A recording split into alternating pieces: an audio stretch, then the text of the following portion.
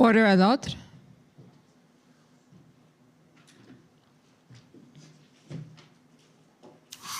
The Public Order Emergency Commission is now in session. La commission sur l'état d'urgence est maintenant ouverte. Good morning, bonjour. Hey, Commission Council this morning.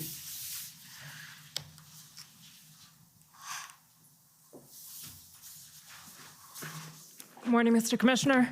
Shantona Chaudhary, Commission Counsel. I'd like to call Ms. Jacqueline Bogdan and Mr. Jeffrey Hutchison to the stand.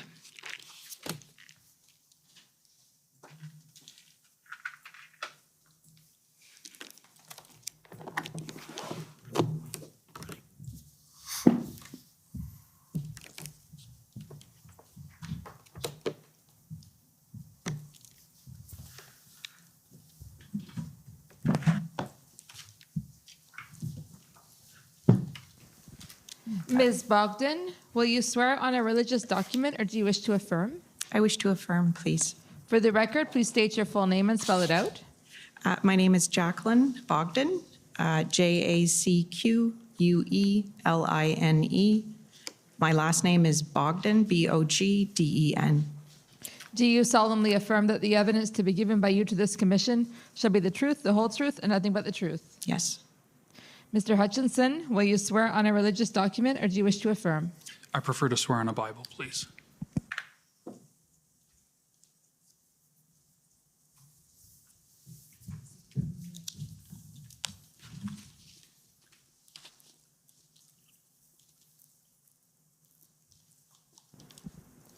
For the record, please state your full name and spell it out.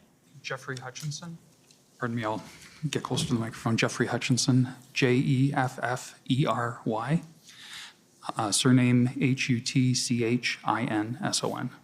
Do you swear that the evidence to be given by you to this commission shall be the truth, the whole truth, and nothing but the truth, so help you God? I so swear. Thank you.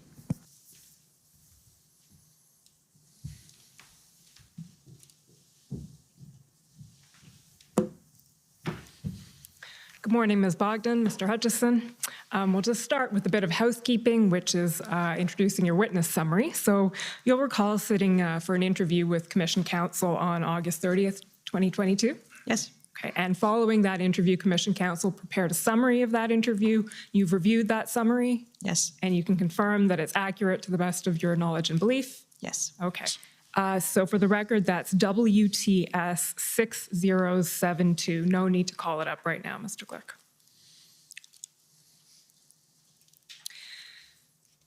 Ms. Bogdan, I understand you were the Deputy Secretary of Emergency Preparedness. Is that correct? Yes, that's correct. Okay. And Mr. Hutchison, your title is? I'm a senior advisor at the Privy Council Office, and I currently have the duties of Assistant Secretary in Emergency Preparedness. Okay. And just so you know, that we're conducting this examination in panel format. I may direct questions to one or the other of you. If I direct it in general, then whoever's best placed to answer is free to answer. And you can also, of course, jump in if someone else has something to say about a point I ask. So the first question is probably from Ms. Bogdan, which is I'll just ask you to briefly explain the structure of the PCO Emergency Preparedness and COVID Response Secretariat. Okay. So we are, the Secretariat is a newly created Secretariat at the Privy Council Office. It is within it reports to the National Security and Intelligence Advisor. She has responsibility for 4 different groups. And so the Emergency Preparedness and COVID Recovery Secretariat is one of those. There's also the Foreign Defense Policy Secretariat, the Security and Intelligence Secretariat, and the Intelligence Assessment Secretariat. Okay, and when you say it was newly created, when was it created and why? So the Secretariat was created in October 2021, thereabouts, and it was created to support the new dedicated role of the Minister of Emergency Preparedness, which is, the Minister is situated in the Privy Council Office, and so our Secretariat was created to support him in his activities. And that would be Minister Bill Blair? Yes, correct. Okay. And as I understand it, Minister Blair is supported both by the Emergency Preparedness Secretariat within PCO and by the Department of Public Safety. Is that right? That's correct. Okay. Can you explain how that interaction works and what each of you do to support the minister? Okay. So from the Privy Council Office perspective, we support the minister in his horizontal responsibilities. When the Prime Minister created this new dedicated role of Minister of Emergency Preparedness, he asked the minister, and this is outlined in his mandate letter that's available on the Prime Minister's website, to exercise a leadership role and coordinate efforts to improve our emergency preparedness and our emergency management capabilities in the government, working, of course, with provinces and territories. In addition to that, he also asked the minister to exercise a convening and coordinating role to support both the Prime Minister and the Cabinet in the acute phases of emergency response. So, for example, this would be one of those situations.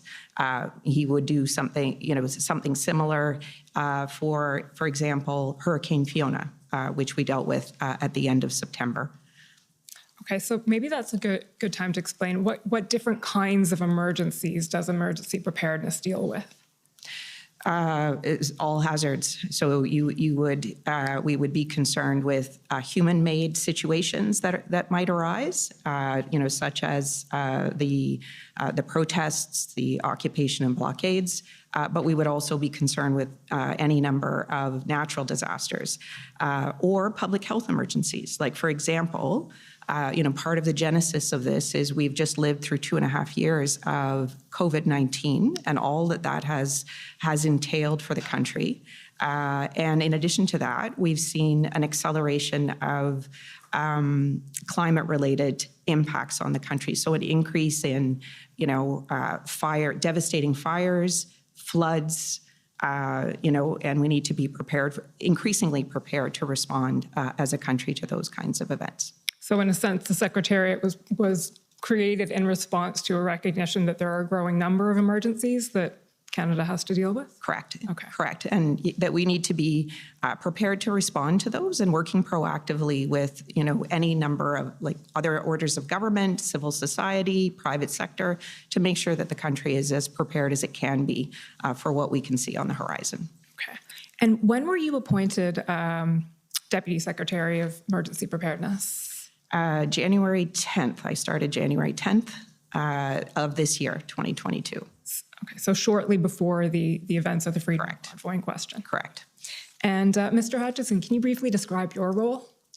Certainly. My principal role is to support the Safety, Security, and Emergency Management Committee, and Minister Blair's the chair of that committee. So I have a small team that ensures that we have membership agendas, appropriate documents that are ready for cabinet consideration, that sort of thing. I also, as part of the functions that Ms. Bogdan was describing, when there is an emergency of one sort or another, then I work with my counterpart at Public Safety. We have a fairly close partnership, and we can pull our counterparts across town together to make sure that we have good information sharing, up-to-date situation reports, that kind of thing. And who would sorry to interrupt, but who would your counterpart at Public Safety be? The Assistant Deputy Minister of Emergency Management Preparedness Branch. His name is Trevor Bubsing. Okay.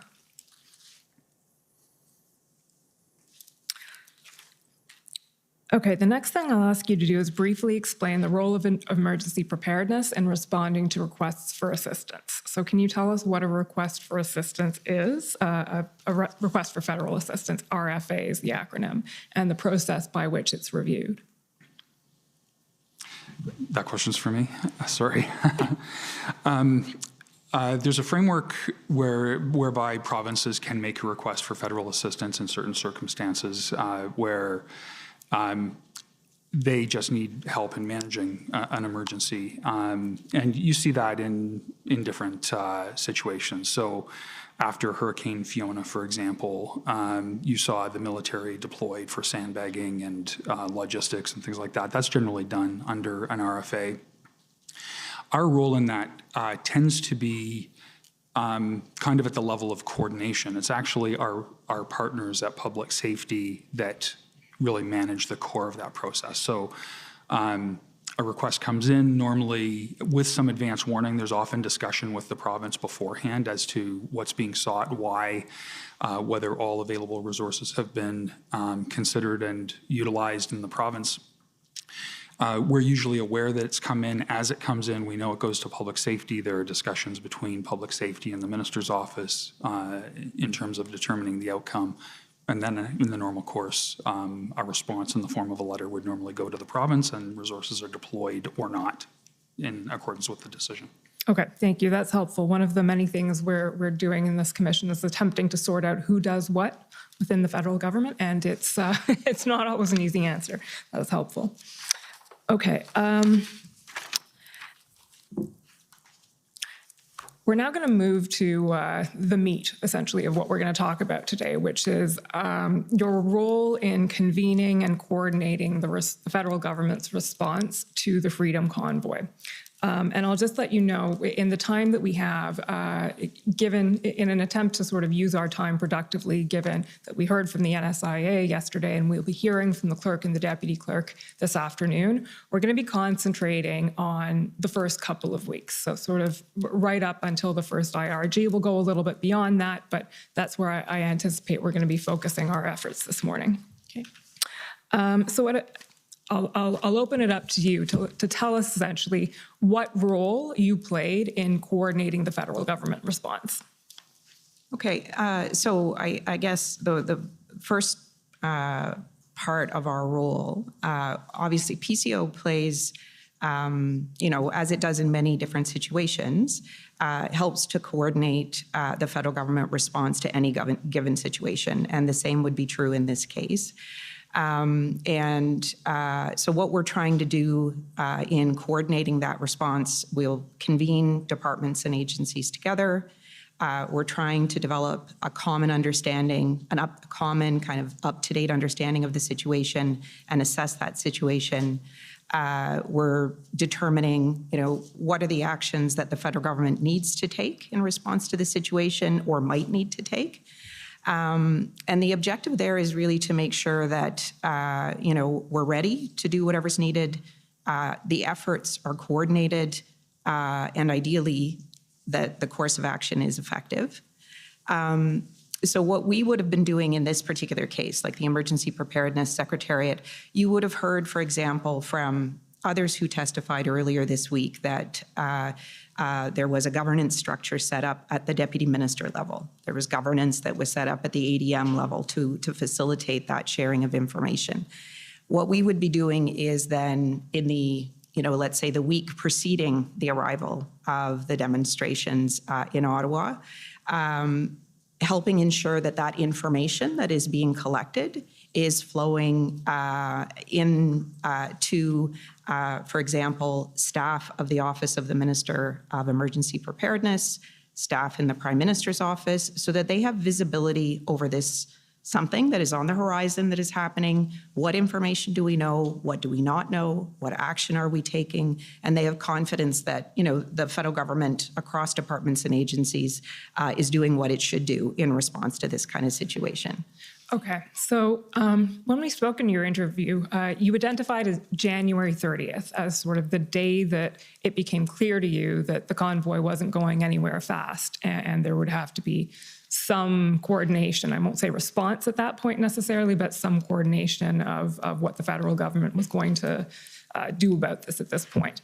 So can you walk us through that first week of the protests and how that unfolded? Okay, so maybe if you'll permit me,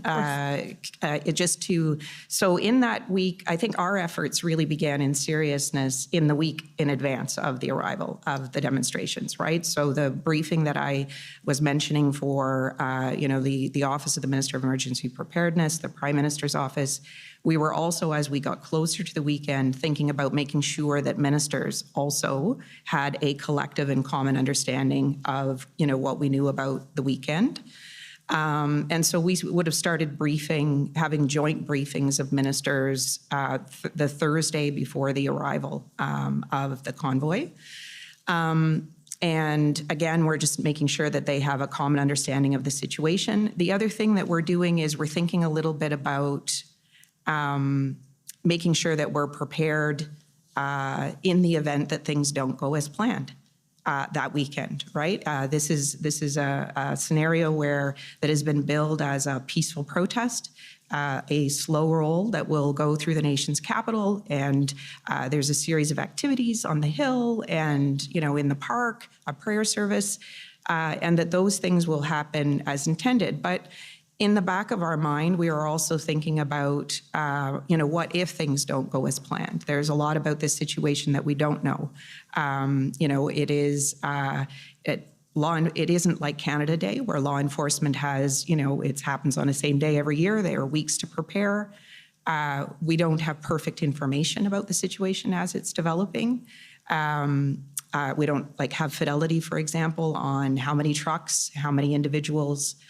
So we're thinking about that. And when you have large groups of people get together, you always need to be foreseeing the possibility that intentionally or otherwise, it could lead to violence and loss of life. And so we're thinking about how do we make sure that the government would be ready and we could bring ministers together if something unfortunate happened over the weekend. And it wasn't a theoretical possibility. Like some of the statements that were being made in the lead up to that weekend, references to the January 6th attack on Capitol Hill. I think the Federal Public Service was well aware of the actual threat of lone actors that could take advantage of the situation. So that's kind of what's going through our mind. On one hand, making sure that everybody understands what's happening. We hope everything is going to go as planned, but we also need to be prepared if things don't transpire as they're presented. So to get to your question, which is about, when did you know that things were, so I think it became clear to us on Sunday that things, I remember watching the news conference that was held by the organizers of the convoy, where it was made clear that they were staying. And so then we're starting to give some thought to, Parliament is scheduled to return on the Monday. We're still in hybrid format, but we know some ministers are going to be, making a decision to return to Ottawa, either flying in on the Sunday evening or the next day. We need, presumably the Prime Minister would like some information about whether it's safe and secure for them to do that. How will they access the Hill? We're also thinking about our own employees in the Federal Public Service, whether that's at PCO or other employees. While we're in a remote work posture, there are still many, including in the security and intelligence sphere, that need to access our buildings. So we need to be thinking about their health and safety.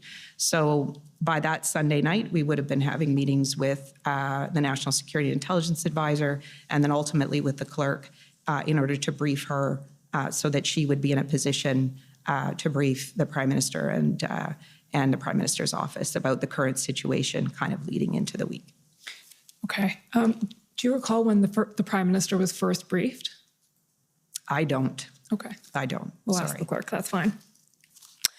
Okay. So essentially, what you've just told us, if I can summarize it, is the initial posture before the convoy arrived was, on the one hand, you have the information you have. On the other hand, it's expect the unexpected. Correct. Okay. And then when the unexpected, let's put it that way, sort of happens on the 30th, what happens from there? How do you respond from there? How does your role kick in? Okay. So, the events have unfolded. We, have the return of Parliament on the Monday for the first 2 days of that week. So that would be January 31st and the 1st. We're continuing, we've been at this point having daily briefings for ministers. And those briefings consist of just so that listeners and the commissioner understand. What we would do with these briefings every day would we would have the commissioner of the RCMP, we would have the director of the Canadian Security and Intelligence Service, and at a certain point, or we would have had the Deputy Minister of Public Safety and a few others providing real-time live updates of the situation as it's developing. And at this point, we have a situation not just in Ottawa, we also have a situation in Coutts, which is developing. And so, we have two different situations to be alive to.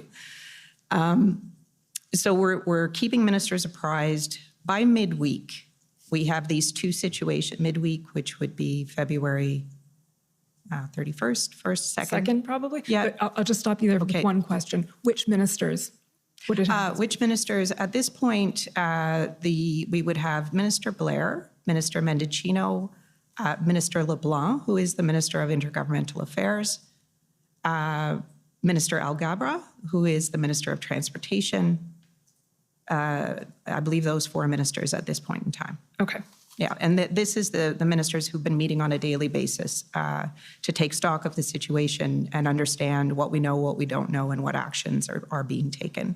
So by midweek, around Wednesday, we have the situation. There's not clear signs that the situation is going to be resolved, or we don't have confidence of any signs that it's going to be resolved. We're also starting to hear a lot of reports that, there will be additional protest activity over the weekend, both in Ottawa and in Alberta. And so, starting to be concerned that, not only is the situation not resolving, but the situation could get worse.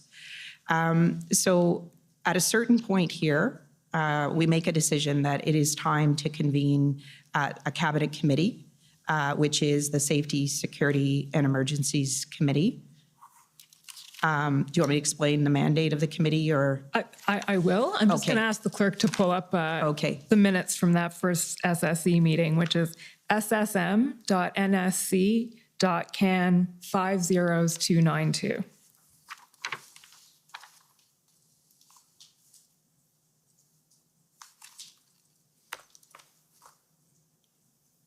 So you can continue with the benefit of the minutes.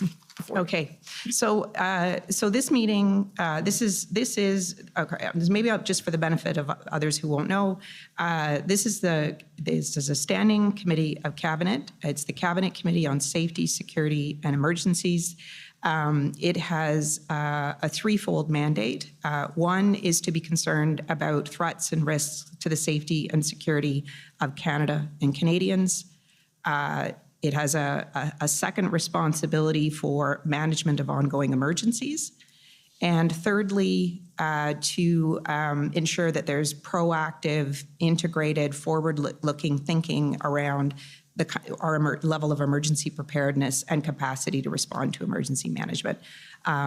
So that's the intent and purpose of the committee. It's a standing committee that will meet on a fixed schedule, but it also, like other cabinet committees, has the ability to meet on an ad hoc basis. And that's exactly what we would have done at this situation, is decided, okay, I think it's time to bring together and support a conversation amongst the standing cabinet committee. And so the meeting would have proceeded in two ways, as you'll see reflected in the minutes, asking key heads of different institutions to report on the situation. So the commissioner of the RCMP, I think that the director of the Canadian Security and Intelligence Service also provided an update, probably Deputy Minister Rob Stewart. And the idea there, just like the ministerial briefings, is to give everybody a common understanding of this situation, how it's evolving, what we know, what we don't know. And then the second part of the discussion is to start to talk about a little bit more about what more the federal government might want to do to try to support the resolution of this situation. So you will see, I think, in the minutes, there is a placemat that puts together a quick snapshot of some different range of options that the government could consider. And it wasn't perfect, but it was there to kind of stimulate conversation on the range of options within federal jurisdiction of things that ministers and departments might be able to think about. Okay, Mr. Clerk, can you just scroll down to page 8, I believe? Is this the placemat you were talking about? Yeah. Okay, so can you just walk us through, obviously not all of it, but the general ideas that are expressed and Yeah, sure. So, like I said, you're thinking about all of the things that are in area of federal responsibility. So you're thinking about what authorities do you have, what influence do you have, what resources do you have, what are the kinds of things that you could do. So you see on the left-hand side of this document, the convening and engagement the convening and engagement sort of influence that the government could bring to bear. So, for example, is there more that we should be doing with provinces and territories that we're not already doing? And that could be, ministers. Ministers at this point had already been doing some engagement. Should there be more? Should we be thinking about a call between the Prime Minister and premiers or anything? Just thinking about all of those things. Engagement, with the City of Ottawa directly. Should we be doing more? And, what form should that take? Making sure that we're determining whether additional assistance should be provided to the Ottawa Police Service, right? In terms of sort of increasing their ability to respond to this situation. so that I think falls under policing agreements. What agreements are in place between the OPP and the OPS? What agreements are in place with RCMP and OPS? So would it be correct to say that that reflects the federal government sort of attempting to sort out, or the committee rather, sorting out what the jurisdictional issues are there? I don't know if it's attempting to sort out the jurisdiction, because I think jurisdiction is clear. Okay. In my mind. Like, what we're trying to do there is to ask ourselves, what support does the city need? What support does, the Ottawa Police Service need? And how can we be helpful? And it might be people, it might be equipment, it might be bollards. We didn't do that kind of thing at that point, but later in the, you're sort of thinking about those kinds of things. So to put it a slightly different way, what can we do within our jurisdiction? Totally, okay. Totally. To help bring this to a resolution. Okay. Is there anything else you'd like to say about this particular document, or should we move to the next? No, I think that's good. It just essentially sets out, like, there's any number of ways, right, that we can bring influence to the situation, provide direct support, being creative about it. But this was a start of a more formal conversation that we need to be thinking about supporting the resolution of what's happening. Okay. And then, so how does that lead into the next meeting of the SSE, which I believe was February 6th? Yeah. As we expected that weekend, there was an increase in protest activity. We not only saw an increase in protest activity in Ottawa and in Coutts, you saw the situation expand into BC, Manitoba now, in central Canada. We're seeing similar slow roll protests in Toronto and in Quebec City. Fortunately, those two jurisdictions learned a little bit about the experience in Ottawa and were able to manage those situations differently, and it didn't result in what we were seeing happen in Ottawa. So we see an increase in protest activity over that weekend.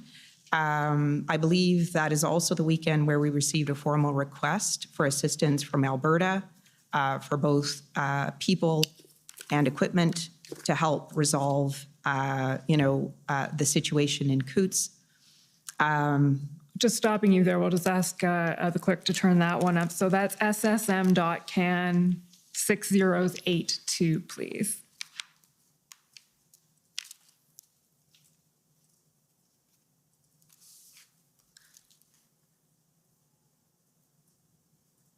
This is the request from Alberta that you were... Correct. Okay, so can you just walk us through that from your perspective and what was done with that request? Sure. So this is the request that was received from Alberta, and I think you need to scroll down to actually get to the essence of the request. Yeah. Looking for federal assistance that includes the provision of equipment and personnel to move approximately 70 semi-truck trailers and approximately 75 personal and recreational vehicles from the area, and looking, essentially for assistance from the government to deal with that. So the request would have come into directly to the minister's office. It would have also went in directly to Public Safety and Emergency, the Department of Public Safety and Emergency, for them to work on. For us, in receipt of this request, I probably received the copy from the minister's office. What I would have been wanting to do at that particular moment in time is to make sure that my colleague that looks after intergovernmental affairs is aware. There's probably a record in the collection that I would have shared it with Michael Vandergrift, who is the Deputy Minister for Intergovernmental Affairs at the Privy Council office, and also wanting to make sure, that the National Security and Intelligence Advisor is aware, and that the clerk and the deputy clerk are also aware that we've received this request from Alberta that will need to be. And as Jeff explained, slow down a bit for the interpreters. I'm very please. sorry, sir. My counsel was reminding me, and I knew that you've warned others. Sometimes I can speak very quickly. I will try. I get excited. Sorry about that, sir. And it's an exciting inquiry. All right, I will try to breathe. Okay, so I would have made sure that those who needed to know inside PCO at a senior level, were aware. And then, as Jeff had explained earlier, or Mr. Hutchinson had explained earlier, public safety would have done what they do to sort of look at the request and how the government would want to respond to that. And eventually, skipping ahead, I don't know if Mr. Hutchinson, you have anything to add on that, but it was determined that this was not a request that could be fulfilled as intended. That's correct. Okay. Sorry to have interrupted you. So we're on February 6th now, and Yep. So we're on February 5th. We received this request. And I'm not entirely certain if we knew then or we knew on Sunday, but we were anticipating an additional request for assistance from the City of Ottawa, looking for additional resources to help the Ottawa Police Service. So by Saturday, we had decided, okay, we need to bring ministers together again on Sunday night. So we began the preparations for that discussion on Sunday night. okay. So we'll just go to the minutes for the February 6th SSE, which is ssm.nsc.can 50293.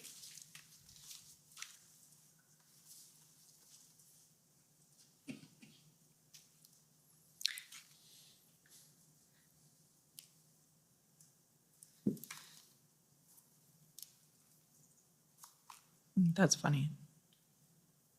Sorry? It says Postal Station B, but it wasn't. It was a virtual meeting. Oh, well, very good memory. Okay, so yes, can you situate us for this meeting, how it took place and what was discussed? So, this meeting was, similar to the meeting that we had on Tuesday night in that it sort of was transacted in two ways. One was to update ministers on the situation as we knew it at that point in the afternoon, and those briefings would have been delivered as they were on the Thursday night, by the Commissioner of the RCMP, the Director of CSIS, and others to make sure that ministers had an up-to-date situational awareness. And then there would have been a follow-up discussion about, we've seen an escalation of protest activity over the weekend.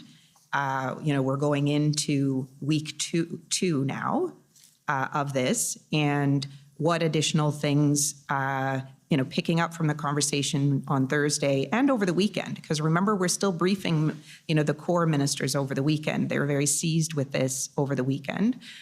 What more should we consider doing heading into hitting into the week. So, as an example, one of the ideas that was talked about was, should we seek to bring together the representatives of the Ontario government with the Government of Canada and Ottawa, which is what became known as the tripartite discussion or tripartite table. And so that was, one of the, that is, one example of something that would have, tangible action that would have flowed from that meeting. I would have been asked the next day to organize that meeting and get that started. Okay, so this is February 6th. So this is the day that the City of Ottawa declares a state of emergency. Correct. Okay, and was that part of the discussion at this meeting, if you recall, or was? If we knew it at that time, I can't remember the timing. I'm sorry, I didn't go back and double check the timing. This meeting was at 2:00 in the afternoon, so I don't remember that the minutes reflect that. But if we knew that at the time, it would have been something that would have been And in discussed. any event, as you said, a decision was taken that it was time to convene a trilateral. Yeah, that would have been one of the things. Yeah. Okay, so can you take us through that a little bit? You said you were tasked with setting up the next day. Sure. So, I would have, sought to organize that the next day. I think the meeting would have been, maybe at 5:00 that day. So we were seeking to invite the Ontario Solicitor General and her Deputy Solicitor General, who is the head, it's Mario Di Tommaso, who you've heard testimony here at the hearings, and then the Mayor of the City of Ottawa, as well as Minister of Public Safety Mendicino and the Minister of Emergency Preparedness, Bill Blair. And you would have had a few individuals from the senior public service. So, for example, I was there. Rob Stewart, the Deputy Minister of Public Safety, would have been there. And the conversation was really, the idea here was, can we get the three orders of government together? There's a situation in Ottawa that there is no line of sight on resolution. How can we help? What more can we do to help? Okay, and so that was convened same day then, February 7th, Correct. 5 p.m. And as we know, Minister Jones did not attend that meeting. Correct. Okay. There was not representation from Ontario. Was Mr. Di Tommaso? Nope. No. Okay, so the first one was Sans Ontario. Can you tell us in general terms sort of what was discussed and what came out of that first meeting? I mean, it was a good conversation just to update on from each party. I'm sure there would have been a recollection, for example, that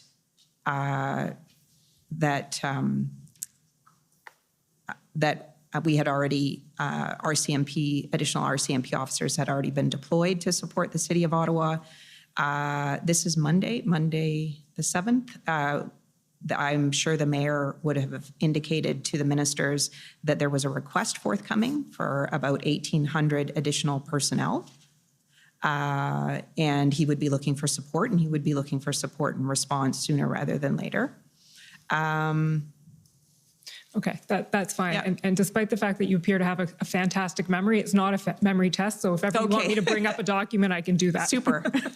Thank you. Okay. So that sort of takes us at this point to, we're in the second week of protests, getting into that, and the third and then final, I believe, SSE. So that was February 8th. The document number is, drum roll please, ssm.nsc.can 50295. Was this one also an ad hoc meeting, or was this a regularly scheduled one? This is a regularly scheduled meeting. And I think, so as I said, there was intention heading into this week to be, intensifying and thinking about what proactively the government could do to support the resolution of the situation.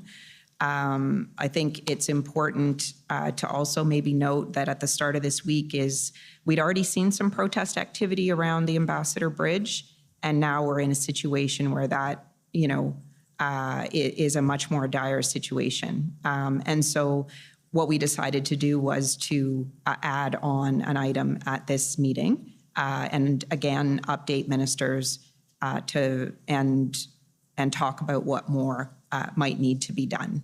And I think, the situation is becoming increasingly concerning. It's getting worse and not getting better. And we don't have line of sight on how these different situations that exist are going to get resolved or get better quickly. And so there's a further conversation about what more ministers or departments and agencies need to be thinking about doing. Okay. And just a clarification here. So the SSE is a cabinet committee with, as I understand it, no decision-making power? Yeah, so this is true for all standing cabinet committees, is that they will deliberate either on policy or other issues and make recommendations to the Prime Minister and cabinet. But they're not a decision-making body. Okay. So coming out of the February 8th SSE then is a decision that it's time to do something more, essentially? Yep. Okay. So what is the more? What happens after that? I think it's important to acknowledge that nobody's been sitting around doing nothing, up until this point, right? But it's leaning in a little bit more. And so what I would say happened next is, for example, very early the next morning, the clerk of the Privy Council office pulled all of the, I shouldn't use the word pull, convened all of the deputy secretaries of the Privy Council office and deputy ministers who were implicated together, and asked us to, pull together in written form all of the options that are available to the federal government to resolve this situation and get that into some kind of a form that we could put it in front of ministers, whether that is another SSE meeting or what, but, to be decided. Okay, so sorry, I'll just interrupt. pb.nsc.can502418. I just want to make sure that this is what we're talking about here.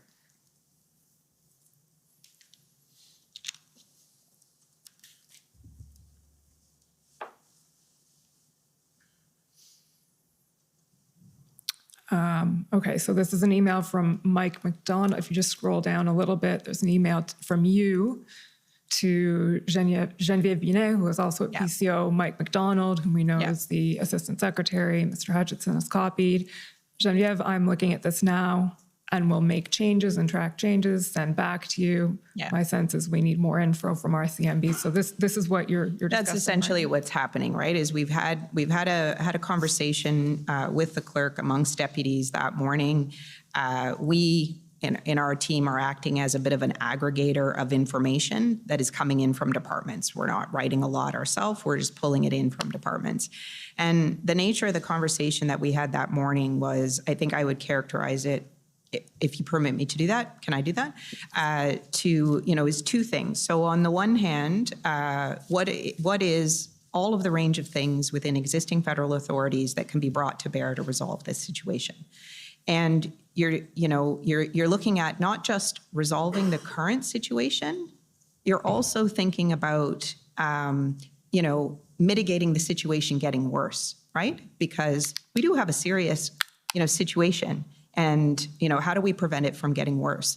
So I think that the commissioner and those who are listening today would have heard in other testimony that was given by other deputy ministers this week, some of the things that we talked about in that meeting that morning, the work that had been underway and getting that on paper. So the kinds of things I'm talking about are, for example, a first order of business is to think about what additional resources does law enforcement need? Whether that is people or it's equipment or, whatever it is that they need in order, money, what is it, in order to be able to enforce the laws and address the situations that we're seeing. Another example is engagement. Do we need to be doing more in terms of engagement with other orders of government or engagement, for example, with the organizers of the protests and the demonstrations? So that's a second line, and I think You maybe had heard that from Deputy Minister Stewart during his testimony earlier this week, that was something that he had been working on. The other examples of things that we were working on, you would have heard from Deputy Minister Keenan about the strategic enforcement strategy, right? How do we, encourage people to consider taking their trucks and leaving? They're engaging in illegal behavior. How, can we help in that way? The tow truck strategy, which I think gave everybody gray hair, just thinking of the millions of ways that we could try to resolve that situation. So that's, and there was other things in that bucket of things that we need to do within our existing authorities, like in the vein of thinking about how do we make sure this situation doesn't become worse.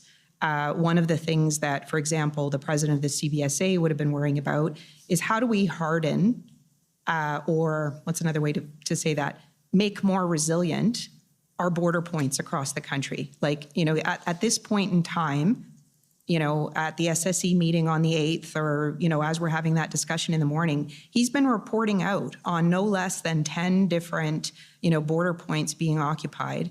Ambassador Bridge is, for all pretents and purposes, blocked. He's having difficulty redirecting that critical traffic to Sarnia.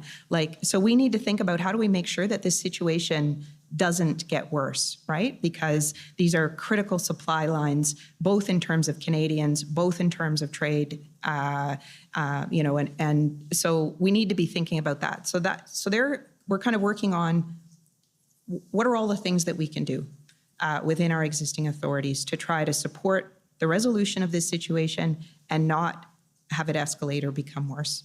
Okay, I think if we just scroll down a little bit in this document, Mr. Clerk, find essentially that list that you just described. Yeah. Enforcement. Oh, perfect. Okay. Sorry. I should have allowed you to do that. That would give you sort of the kind of lines of effort that we were thinking about. So enforcement, engagement, finance refers to thinking about, I talked a little bit about the trucks. One of the other policy problems that we had was the fundraising. And what do we do about the fact that there is a significant amount of money that is being raised that is going to support illegal activity, and what do we do about that?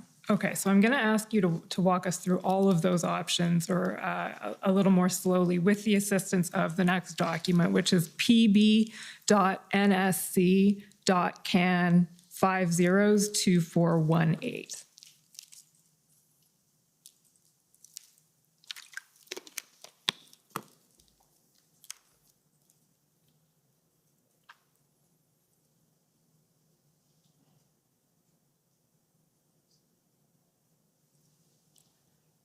Oh, sorry, 2419.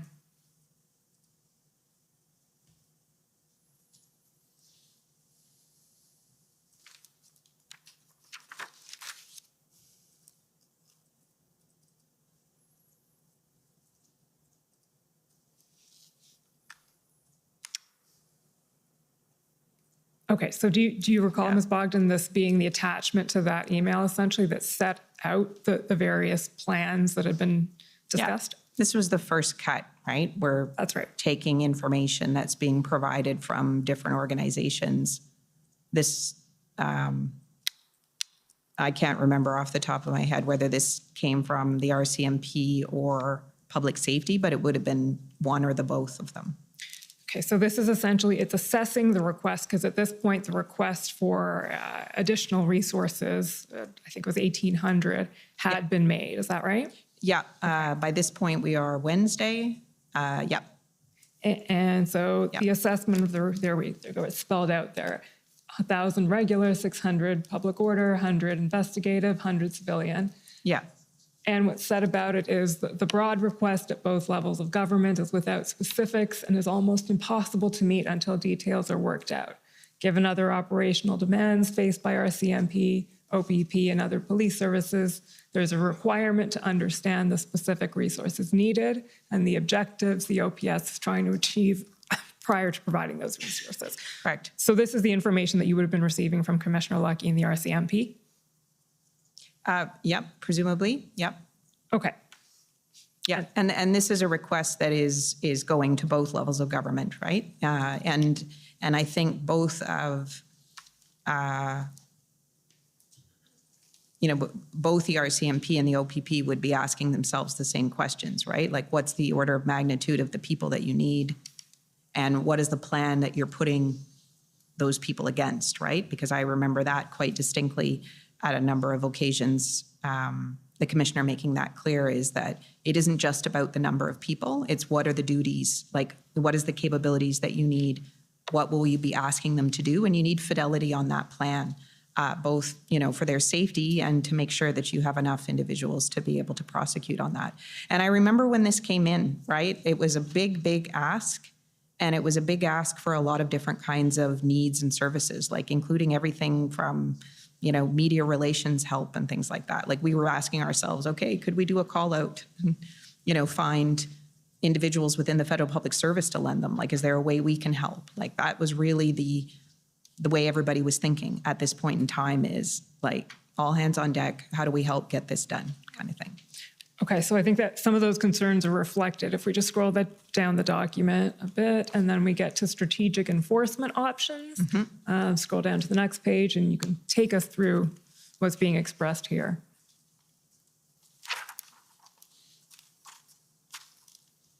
I believe this is what you were referring to when you were saying that. Yeah, this is a short form kind of articulation of what you heard from Deputy Minister Keenan a little bit earlier in the week about the strategic enforcement strategy. Is how do we, show that there are consequences or, economic consequences or other consequences, both through the police and law enforcement, but also is there a way to work with provincial transportation authorities and looking at, for example, the Ontario Highway Traffic Act.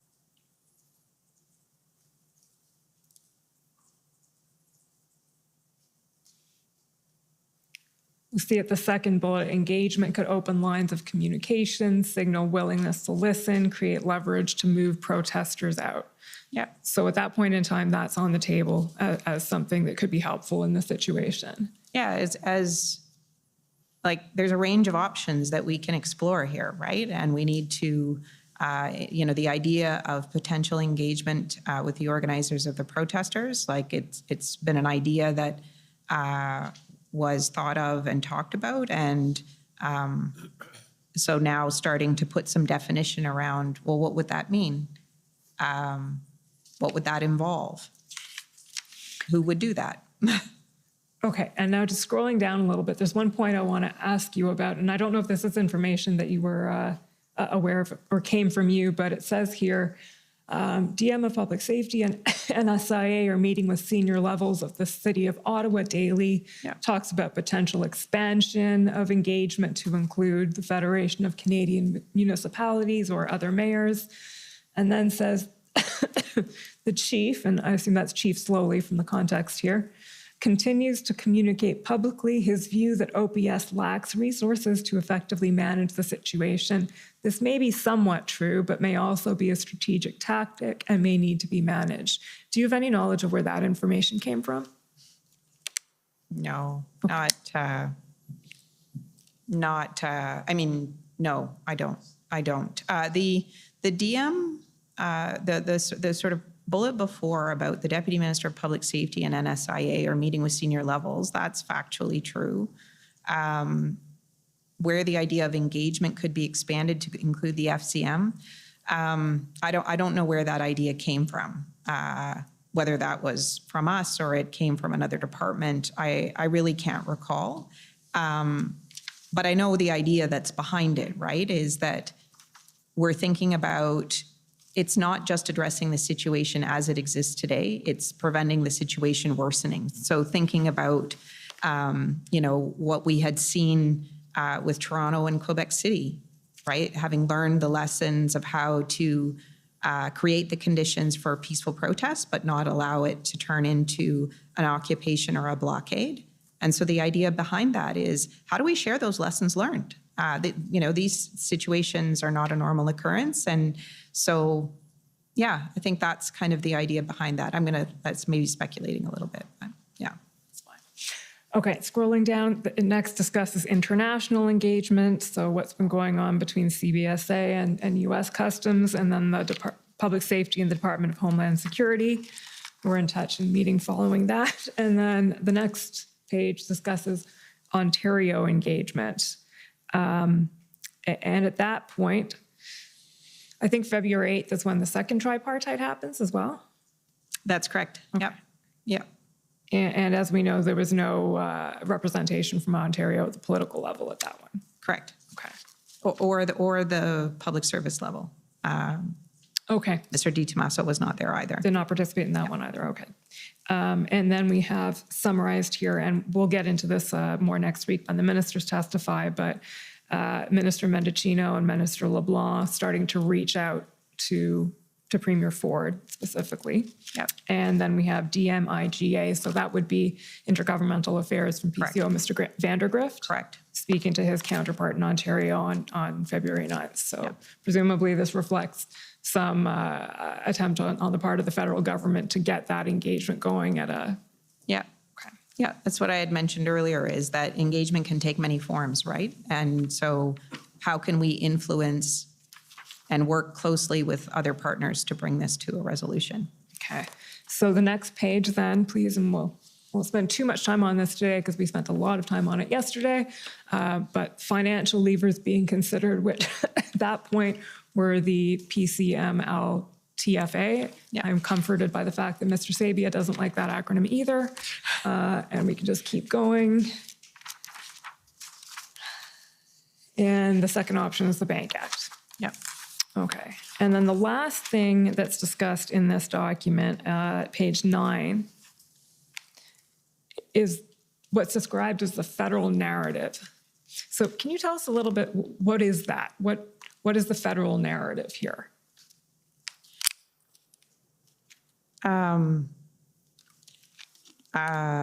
what's the purpose of putting this on paper? And I think it's just to help. is it a communication strategy? Is it a... Yeah, it's part of the communication strategy. I mean, in these kinds of situations, it's important to have clarity and consistency on your communications about the initiative. And I think at this point, where are we? We're the 9th. We do, like, the federal government wants to make sure that Canadians understand that on the one hand, we understand their frustration with COVID and the world that we have all had to live with up until that point. And I didn't read the narrative again before my testimony, but so it's on the one hand. You can take a minute to read it now if you want, or... Yeah, and then it talking about what is so I'm not that far off. The first is sort of empathy and understanding with the frustration that everyone is feeling with the current situation. And then starting to talk a little bit about what it is that we're doing to support the jurisdictions to resolve the situation, to protect us. This is the work that we've done with provinces and territories to respond to COVID. Okay, if we could keep going down, what we're now seeing is unfortunately a very real demonstration of this frustration and exhaustion. So, expressing understanding, but also making clear that illegal actions are not are not the answer, right?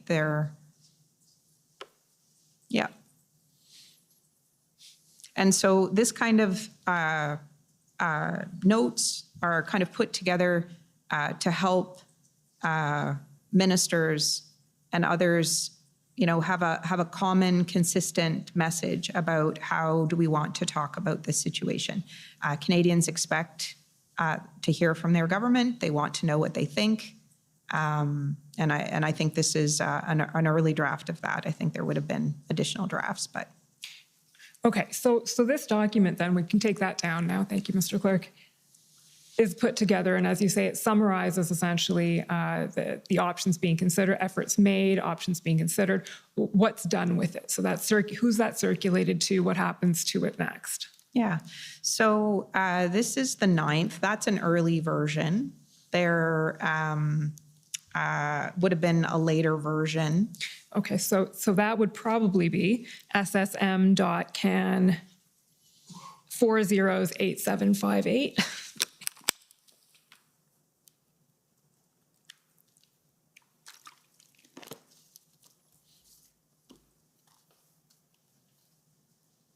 Yeah. This is the February 10th version? Yeah, and there are, we had that this is the February 10th version because it's 3 o'clock in the morning by this point. That's why it's February 10th. But so, the 9th, we had that early conversation with the clerk. People have been working really hard. They're feeding us information, and we're trying to package it into some kind of form that kind of makes sense, right? Or that could help whether it's the, senior leadership in the PCO have, briefings or discussions either with the Prime Minister or the Prime Minister's office, but just, the clerk had asked us to get these ideas together on paper, pull it in from departments and get it on paper. Yeah, and knowing that, the part of our job in the public service is to put together options and advice for ministers to consider what to do. Okay, Mr. Clerk, can you just pull up now ssm.can 408757?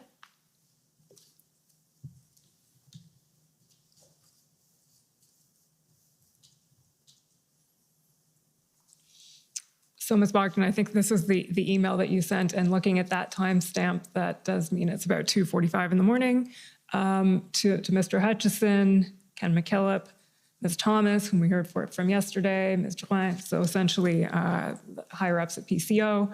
And do you want to walk us through your thinking in this email, what you're conveying about what your efforts have been in putting this together? Okay. So at the top of the email, here I'm just, the document that you had projected earlier was an earlier version, right? Like a first cut. And here I'm just saying to them, so we've done the best we can to not just take the input from the departments, but try to put it together in a way that that might be thoughtful. I think, with the emphasis on enforcement, both in Ottawa and Windsor, and I've kind of put it into, plan A is provide resources, whatever's needed to help resolve. And, if that's not successful, what else do we need to be thinking about? And that's always the world we're in, is what can we do within existing resources? And when that doesn't work, or the situation escalates or deteriorates, however you want to characterize it, you need to be thinking about what is plan B. What other, you can call it plan B or you could call it track 2, but you need to be thinking about what other options that you might need to be thinking about.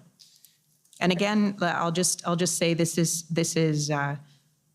part of what we need to do in government, is to be thinking ahead, to make sure that we're ready if the government looks to us and says, what are our options? How can we proceed? We've actually done the homework and we've pulled that information together. We don't wait until we're asked. Okay, so I think you've foreshadowed what I was going to ask, which is Plan A here and Plan B is what eventually then becomes known as Track 1 and Track 2 in the IRG tracker? Yeah. Okay, Track 1 being, as you said, what can we do with existing authorities, and Plan B or Track 2 being what other authorities might be of assistance, whether that is the Emergencies Act or some other type of new legislation or amendment or something. Okay. Yeah. Just a couple more questions on this. We have a tripartite table, you say, booked at 12 p.m. for federal ministers. Hopefully the Ontario Minister and Mayor Watson and officials. I will check in the morning whether the Ontario Minister has accepted the meeting or not. Do you recall whether she did, whether she attended? Still No. not? Okay. No, Ontario wasn't able to participate in any of the meetings. Okay, so this email goes out, and where do things go from there? So the next morning, I believe that the clerk had a conversation with the Prime Minister, and there was a decision taken to convene the incident response group. So that is another cabinet committee. This is its express purpose and is to be called in a crisis or national emergency of some kind. And it includes the Prime Minister, and it will include the sort of most implicated ministers who need to be there to help provide information and advice. So a decision was taken that morning to bring together the incident response group. And the only other thing I would say about that is that cabinet committee is a decision-making body, so it can make decisions. Yeah. Okay, and is that because the Prime Minister, as a matter of procedure, it is a decision-making body because the Prime Minister is there? Okay. Yes. Well, I think we'll be hearing a lot more about the IRGs from the clerk and the deputy clerk this afternoon, so we won't go too much further into that. There's one thing that I'm hoping you can help us with, and that's actually addressed more to Mr. Hutchison probably. It's actually to both of you, but we referred to it before, but the engagement proposal that Mr. Stewart ended up preparing. So, Mr. Clerk, if I can ask you to pull up ssm.can 408759.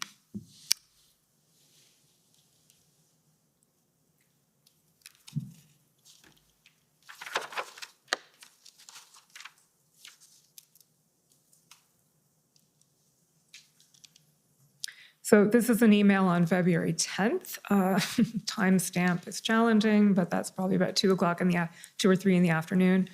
It's an email from Mr. Stewart to both of you and to the NSIA, providing input for our advice on engagement. So can you just summarize for us the context of this email and why Mr. Stewart was sending it? Why to you? How did this come about? So this is the same as other departments were doing the day before that we talked about. Like if you saw in the document, there was kind of a placeholder for more information about the engagement proposal. And so this is what Deputy Minister Stewart was able to send to us the next day to kind of be integrated into the package. And I think he is better placed to discuss the contents of this, but I think it's a reflection of where we were at that point in time. He had begun work on developing some advice on a potential path for engagement, and had been doing that with police, some advice from police experts. And Mr. Hutchison, I gather you were involved in some of those calls, and the police expert was Marcel Bowden. Okay. Can you tell us a little bit about those calls and how that progressed? Certainly, that's correct. I was involved in those calls. So my understanding, and I don't have firsthand knowledge of this part, but Deputy Minister Stewart obtained the name of Marcel Bowden as an expert in PLTs and crowd psychology, those kinds of issues. And Deputy Minister Stewart, intended to speak with Superintendent Bowden, and he called me and asked me or texted, I can't remember how he contacted me, but he asked me if I would be willing to participate. I said, certainly. As Ms. Bogdan mentioned earlier, this was kind of an all-hands-on-deck moment. If you were asked to help, you helped. So you heard Deputy Minister Stewart describe my role as observer, and he just wanted to ensure that PCO had line of sight on the conversations. So we had a phone call with Superintendent Bowden. I agree with Deputy Minister Stewart's characterization that we learned quite a bit about PLTs and engagement and sort of the general approach. I think it was underscored that the utility of this kind of engagement at this point in time would be to see if we could shrink the footprint of the protests, much more so than looking for a resolution or a complete pathway to ending the protests in Ottawa. It was more about that intermediate step of shrinking the footprint. My recollection of the discussion is that there was quite a bit of focus on the idea of leadership. And I know when Superintendent Bowden testified earlier in the inquiry, he used the word juice. And that was a term he used in our phone calls, both on the 10th and the 11th, who has the juice. And by that, he meant we need to find the leaders that have the influence on the ground, so that if they were to enter into any kind of arrangement, that there would be people that would follow them in the execution of that arrangement. My recollection was that while there may have been numbers of leaders thrown around, certainly on the first day, that was very much a question of, we'll need to see, we're still assessing. And then Deputy Minister Stewart started to put the ideas on paper. There was a second call with Superintendent Bowden. There was also discussion about how to keep the different lanes clear. And I think that has been referred to so far in the inquiry as matters of church and state. How do we ensure that the police are operating under their authority? How do we ensure that engagement that might happen by officials or even at a political level are coordinated but not interfering with the police authority? So there was certainly an attentiveness to the coordination element of how this could play out.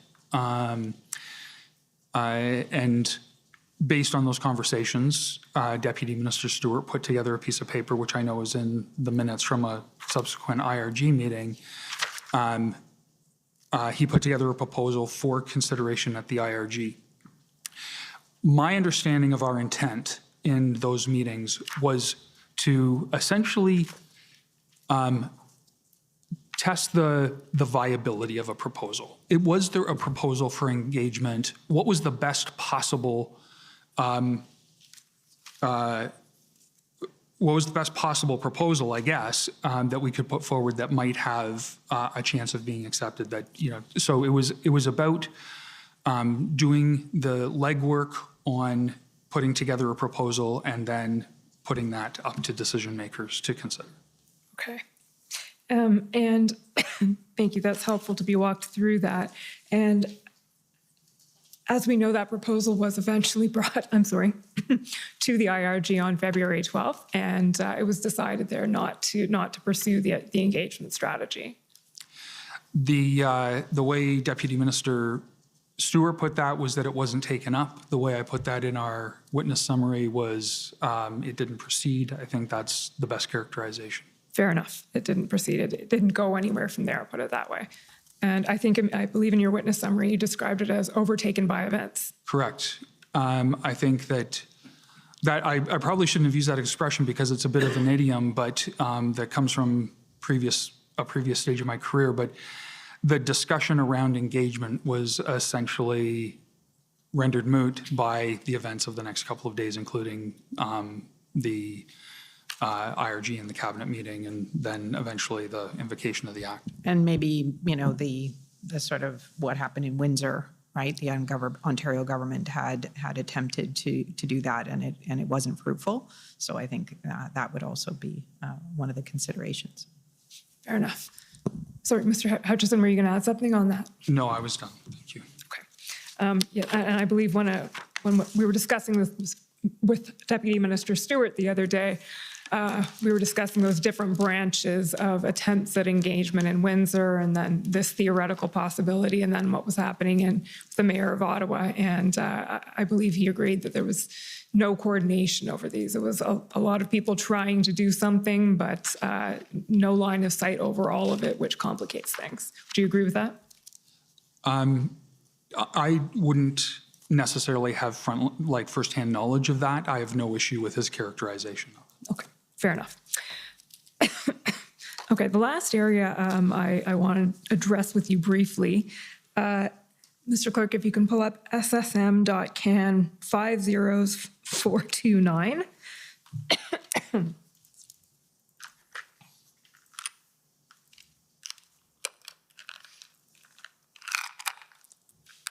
So we're skipping way ahead here. We'll just skip invocation, we'll skip enforcement, and we're going to go to the time of that revocation was being considered. So if we skip down to the end of that email, please.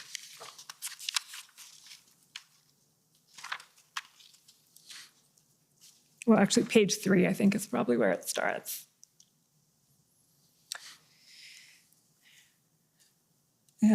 Just a little, so good morning. This is Ms. Thomas saying, good morning, Jeff has put pen to paper. Jeff here would be you, Mr. Hutchison. Correct. And if we scroll down a bit more, and again, so the following couple of pages describe, well, I'll let you tell us what they describe, but this is pen to paper on thresholds of revocation of the Emergencies Act. Is that right? Certainly, yes, it is. It's correct. So as you will flesh out in more detail with other witnesses, after the invocation of the Act, there was fairly careful monitoring of how measures were implemented and the impact they were having, the daily meetings that we had before invocation continued. And as we went into that next weekend, the 20th, I think, was the Sunday, if memory serves, the large police action in Ottawa had taken place and circumstances had evolved at other protest sites across the country, including ports of entry. Earlier in the day, the National Security and Intelligence Advisor had reached out to the deputy community implicated and asked, essentially, what's your assessment of where we're at with the need for the Emergencies Act? And after that step, she turned to me and said, can you put some ideas on paper? Unlike invocation, my understanding of the Act is that it doesn't have specific criteria or a test for revocation. So we were looking to put together policy advice on when revocation was appropriate. It had been part of our narrative for that week that the Emergencies Act would be utilized only as long as necessary, and there were several people who would add to that, not a minute longer. It was really a strong message to us, not a minute longer. And I think in that weekend, the people who really do, as Ms. Bogdan described, the PCO role, they're really charged with looking ahead, what's coming, what's the next step. They knew that we needed to have the criteria in place. My first draft, I would characterize as pretty rough. You can see some of my thinking there, which was influenced by some of the conversations I'd had earlier that day, that what we didn't want to do was keep the orders in place long enough that the emergency, the crisis started to recede, but then revoke the orders at just the moment when everything could go back to the way it was or worse. So you see my reflections on, even if trucks have left downtown Ottawa, are they still positioned to come back? We didn't want to be in a position of having things reestablished quickly. So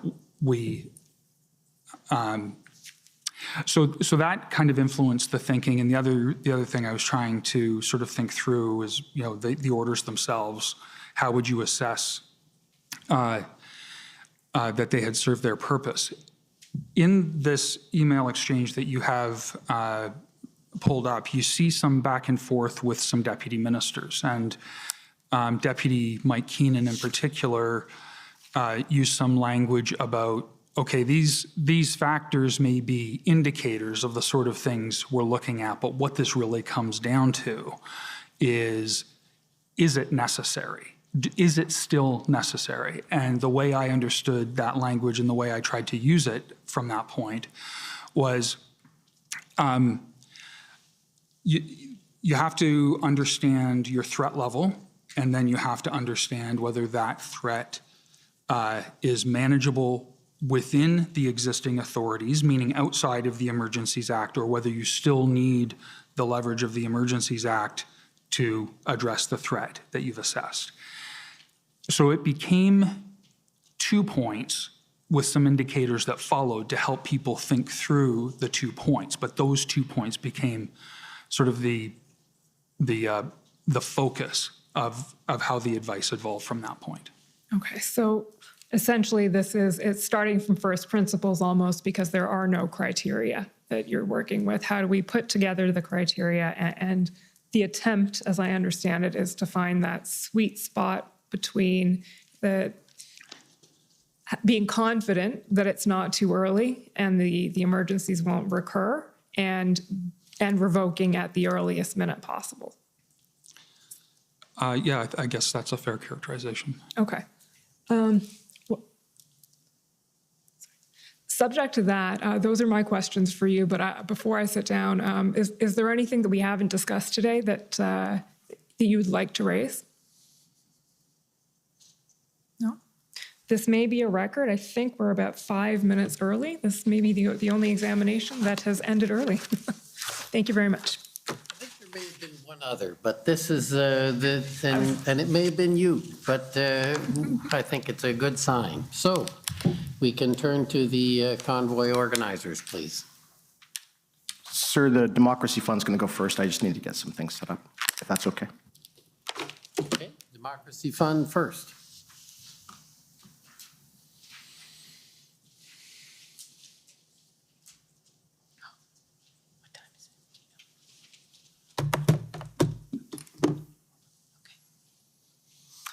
Good morning, Ms. Bogdan. Good morning, Mr. Hutchinson. Good morning. My name is Alan Honor, and I'm a lawyer at the Democracy Fund. I just have a few questions for you. And I apologize, I arrived a little bit late today, and I had to listen to some of your evidence in my car. And so I just want to confirm, at the SSE meetings, the RCMP commissioner and the CSIS director would provide situational updates to ministers such as Minister Blair and Minister Mendicino. They would have been there, yes. They are members of that committee, yeah. Yes, and both of you would have been there as well. Correct. And the president of the CBSA was in attendance, and so was the NSIA. For each of the meetings, to be absolutely certain, it would be good just to check the minutes, because that's part of what has been disclosed, I think. But they were sometimes present. Yeah, you can say that for sure. And later, when the Prime Minister convened the IRG meetings, you were both in attendance. Correct. Okay. And Commission Council didn't concentrate on this area for the sake of time, but I understand you both attended cabinet meetings as well. Not full cabinet, no. You attended the cabinet meeting on February the 13th, though, did you not? Oh, yes, sorry. When you, yes, that is correct. Yes, sorry. I was thinking about the normal, regularly scheduled cabinet meetings as opposed to the one we had on. That's fine. And Mr. Hutchinson, you were there as well, I understand. I believe so, yeah. And that was the last cabinet meeting before the invocation of the Emergencies Act.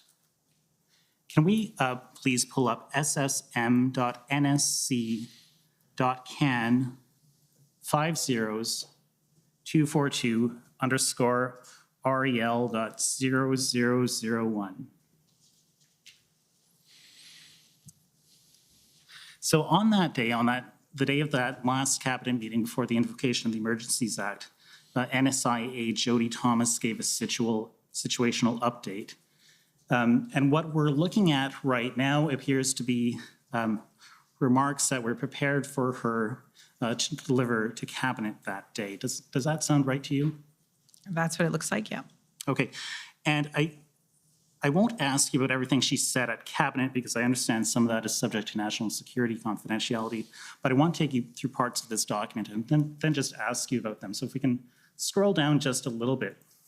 So stop there, please. So first of all, we see this notation about Ottawa, and we have a note that the City of Ottawa announced an agreement with protest leader Tamara Leach that could lead to approximately 70% of trucks and cars leaving residential areas in the downtown over the next 24 hours. And it goes on. And then if we look down just a little bit more, if we can scroll down to Windsor. That's great. Before I go on with Ottawa, at this point, NSIA Jody Thomas did not announce, I understand, the fact that the OPP and the OPS and the RCMP had an operational plan that they were about to put into place, right? You don't recall that, do you?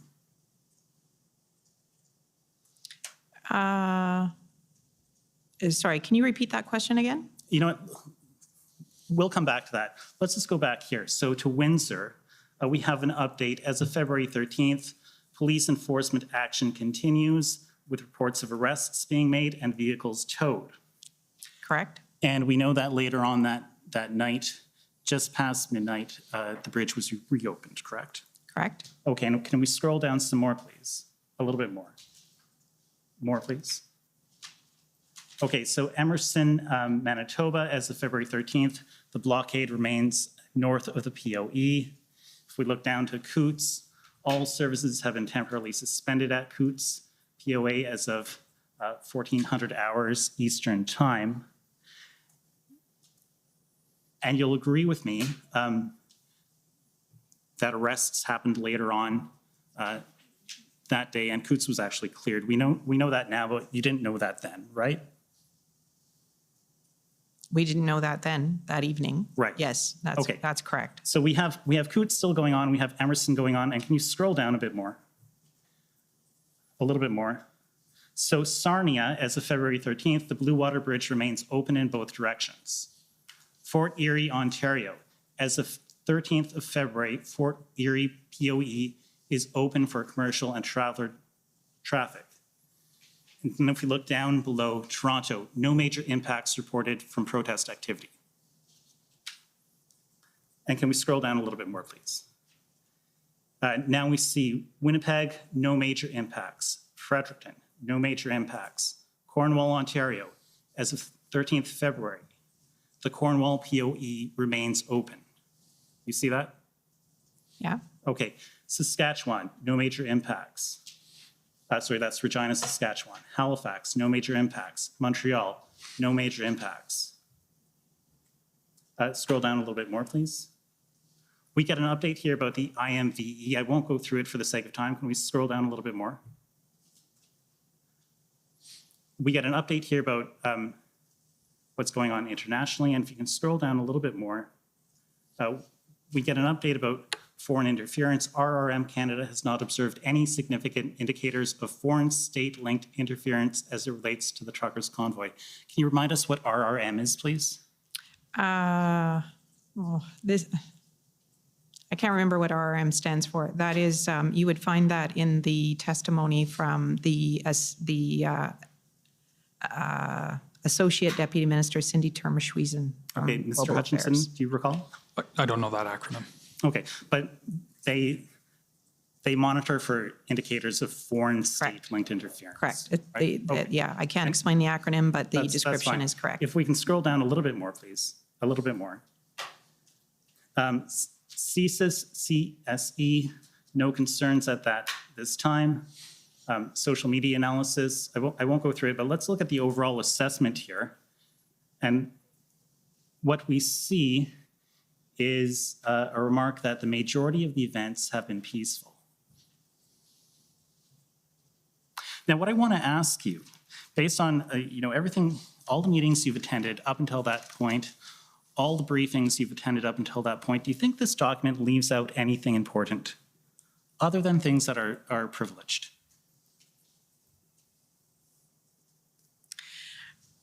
Does it leave out anything important? Anything important that the government would want to know when deciding whether or not to invoke the Emergencies Act? Does this sort of show a totality of the circumstances across the country? So I guess, first off, I need to say I'm not the author of the document. Fair enough. There is a team that pulls this information together to support the National Security and Intelligence Advisor when she would be relying on these talking points. I'm just asking you about what you would know based on all the briefings you've attended Right. up until that time. So, not being able to go through each kind of individual situation, I think I remember where I was on that Sunday night. and what I was worried about and the situation that we were seeing. So you referred early in the document to, the situation in Windsor at the Ambassador Bridge was being resolved. That is true, and the point of it, the port of entry was being opened, but I think at that point in time, we were also concerned about keeping it open and what it would require in order to keep that border point open, given what the country had been through for the last 7 days, right? That situation had existed for almost a full week. So you had no fidelity over whether that situation and the need to keep that open. That weekend, like the weekend that we're talking about here, we continued to have other instances of things that were happening across the country. So for example, and I can't remember this, and you're scrolling down, the situation at the Pacific Highway. There were large demonstrations in BC at the Pacific Highway. There was a circumstance where, for example, 4 individuals were charged. Well, let me just stop you for a second. Can we scroll up to where it's going to mention Vancouver here? Just maybe a little bit right there. Okay, so as of February 13th, no delays reported at the Pacific POE by the CBSA. Yep. Okay. So here, okay, that is there. No delays, okay. But we did have an instance, right, where the RCMP has charged 4 individuals who have broken through an RCMP barricade there. I'm sorry, I made you hit your time. No, you did. But it's important because what we're seeing in BC and what we're seeing in Alberta is instances of where law enforcement is, there are an increasing kind of threats. And I think that was something that we were concerned about. So that's there and that's reflected. Okay, and let me just ask you one last question just to follow up on what you said. You mentioned the situation in BC, and was that the situation with the truck, which apparently broke through the blockades? Yeah, it was a military style. That's my recollection. It was a military style vehicle that had tried to break through the blockade. And I believe that made it into the Section 58 explanation that there was a military style vehicle that broke through the blockades. That may be, you could verify that. And you are aware that by military style vehicle, they meant a vehicle that was painted in camouflage? Yeah, that may be. Thank you very much. Those are my questions. Okay. Thank you. And next, the convoy organizers, please.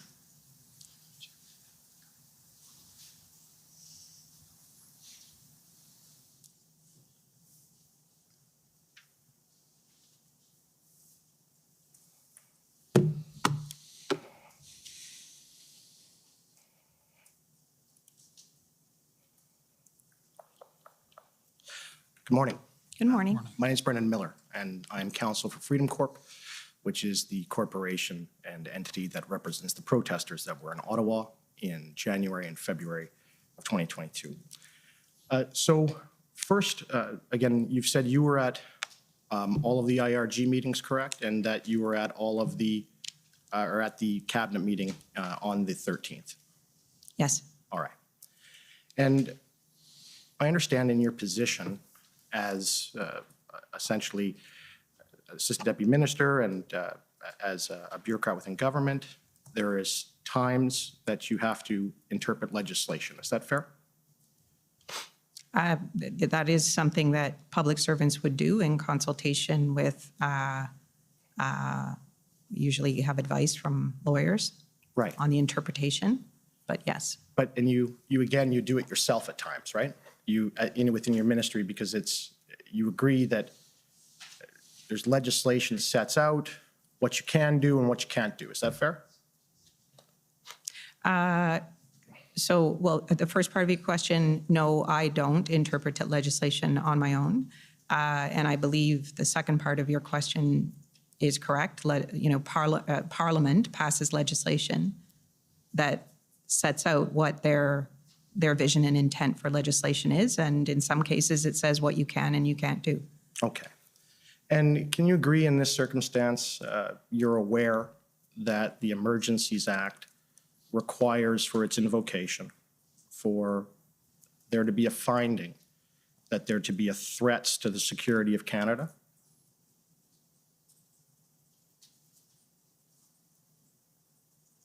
I'm aware of that, yes. Okay.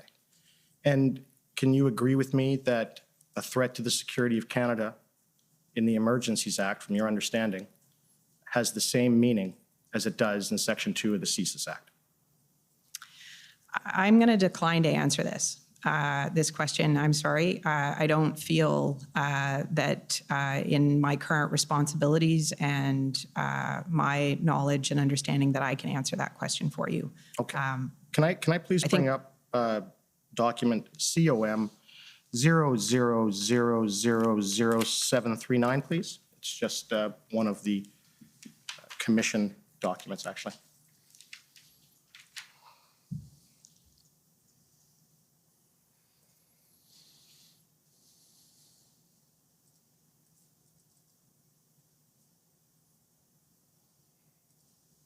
Okay, can we scroll down, please? Scroll down. Scroll down. And scroll down. There we go. Thank you. Okay, this is one of the commission documents, and I just want to know if this is your understanding and was your understanding at the time, okay? This is something that the commissioners wrote. And it says, threats to the security of Canada has the same meaning assigned by Section 2 of the Canadian Security Intelligence Act. Do you have any reason to disagree with that?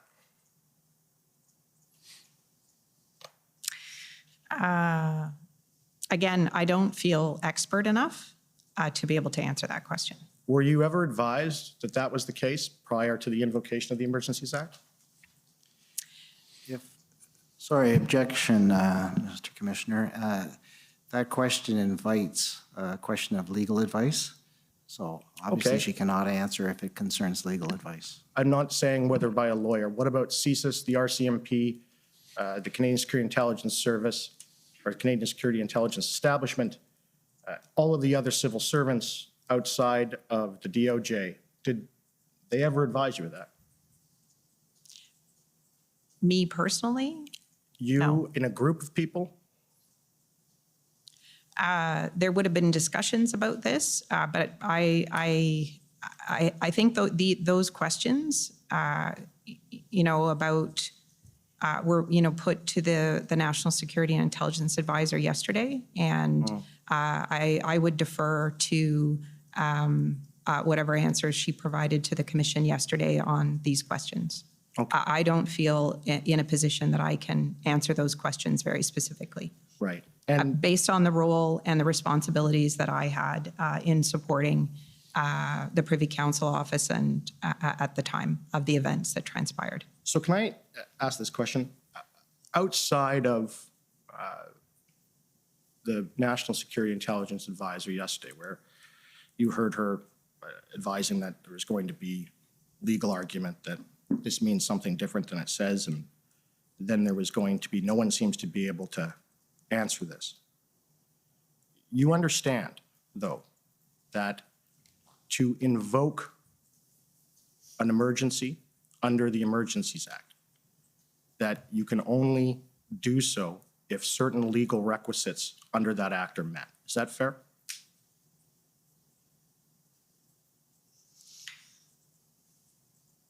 I think I'm going to decline to answer this question. Thank you. Okay.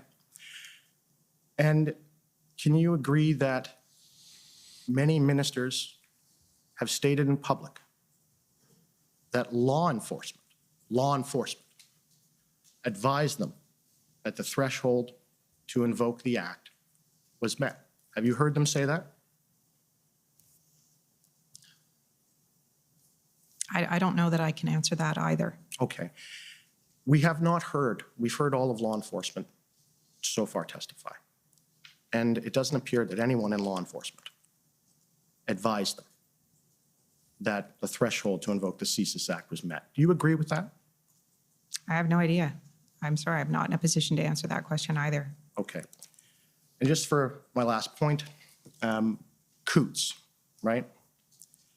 The arrests that were made at Coots, those were done solely by the local, contracted by the province, Alberta RCMP. They weren't done at a national level. Is that fair? That's my understanding, that it was the RCMP. Right. And those arrests at Coots and the operations that they were carrying out in arresting those individuals for conspiracy to commit murder and et cetera, you didn't know about that, and Cabinet didn't know about that until after the act was invoked. Isn't that true? I can't speak to what others would have known, and what who would have known what before the operation was executed. I myself, in the conversations that I was witness to, was aware that there were threats of violence to persons and a worry about the safety of officers, and that was all we knew. And I have to say, in the conversations that I was party to, the commissioner of the RCMP was very careful about operational security. So it's fair to say that the things that you were party to, you didn't know about the undercover operation in Coots or the individuals there, what they were up to? No, I was aware that there was a threat of violence, that there was thought to be firearms involved. Right. And there were threats to the safety of the officers there. Right. And they were proceeding cautiously, and that's the extent of what I would have known about that situation. But no one advised you that it was such a threat as to be serious violence or terrorism or violent extremism that would meet the threshold in the CSIS Act. Is that fair? So I think I've already clarified what I knew. I can't speak to what others knew about the situation. So I think I need to leave it there. Thank you. Those are my questions. And sir, I think I have quite a bit of time left. I would like to cede that time to the province of Alberta. Okay. Again, assuming that's doable, I will call on maybe we'll take the morning break. It may be the appropriate time, and we can come back in 15 minutes. The commission is in recess for 15 minutes. La commission est levée pour 15 minutes.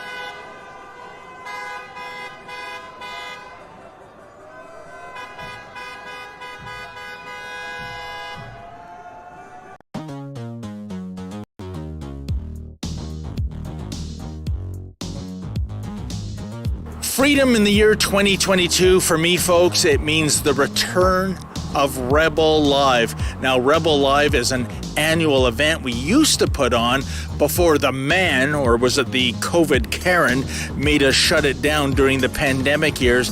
It is a freedom fun fest, if you will. All the freedom fighters you've grown to know and love over the years, they're going to be speaking at the Toronto and Calgary events. The Toronto event is on November 19th. That's a Saturday, and it will feature the likes of Dr. Julie Panesi, Archer Pawlowski, Tamara Leach, and all your favorite rebels, including including yours truly. I'll be the MC that day. Sheila Gunn Reid, and of course, the big boss man himself, Ezra Levant. Now Saturday, November the 26th, we're bringing Rebel Live to Calgary, and those aforementioned speakers will be there, and Sheila will be the MC for that event.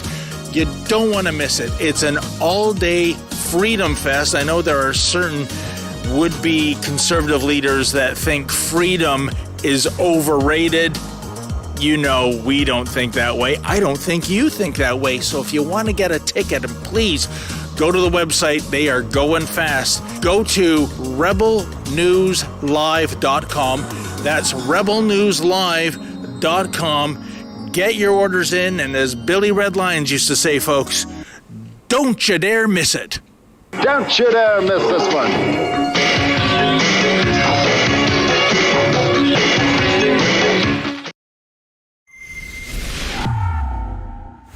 Stewart, you admitted that the Emergencies Act was the wrong decision. In hindsight, what would have been the right decision?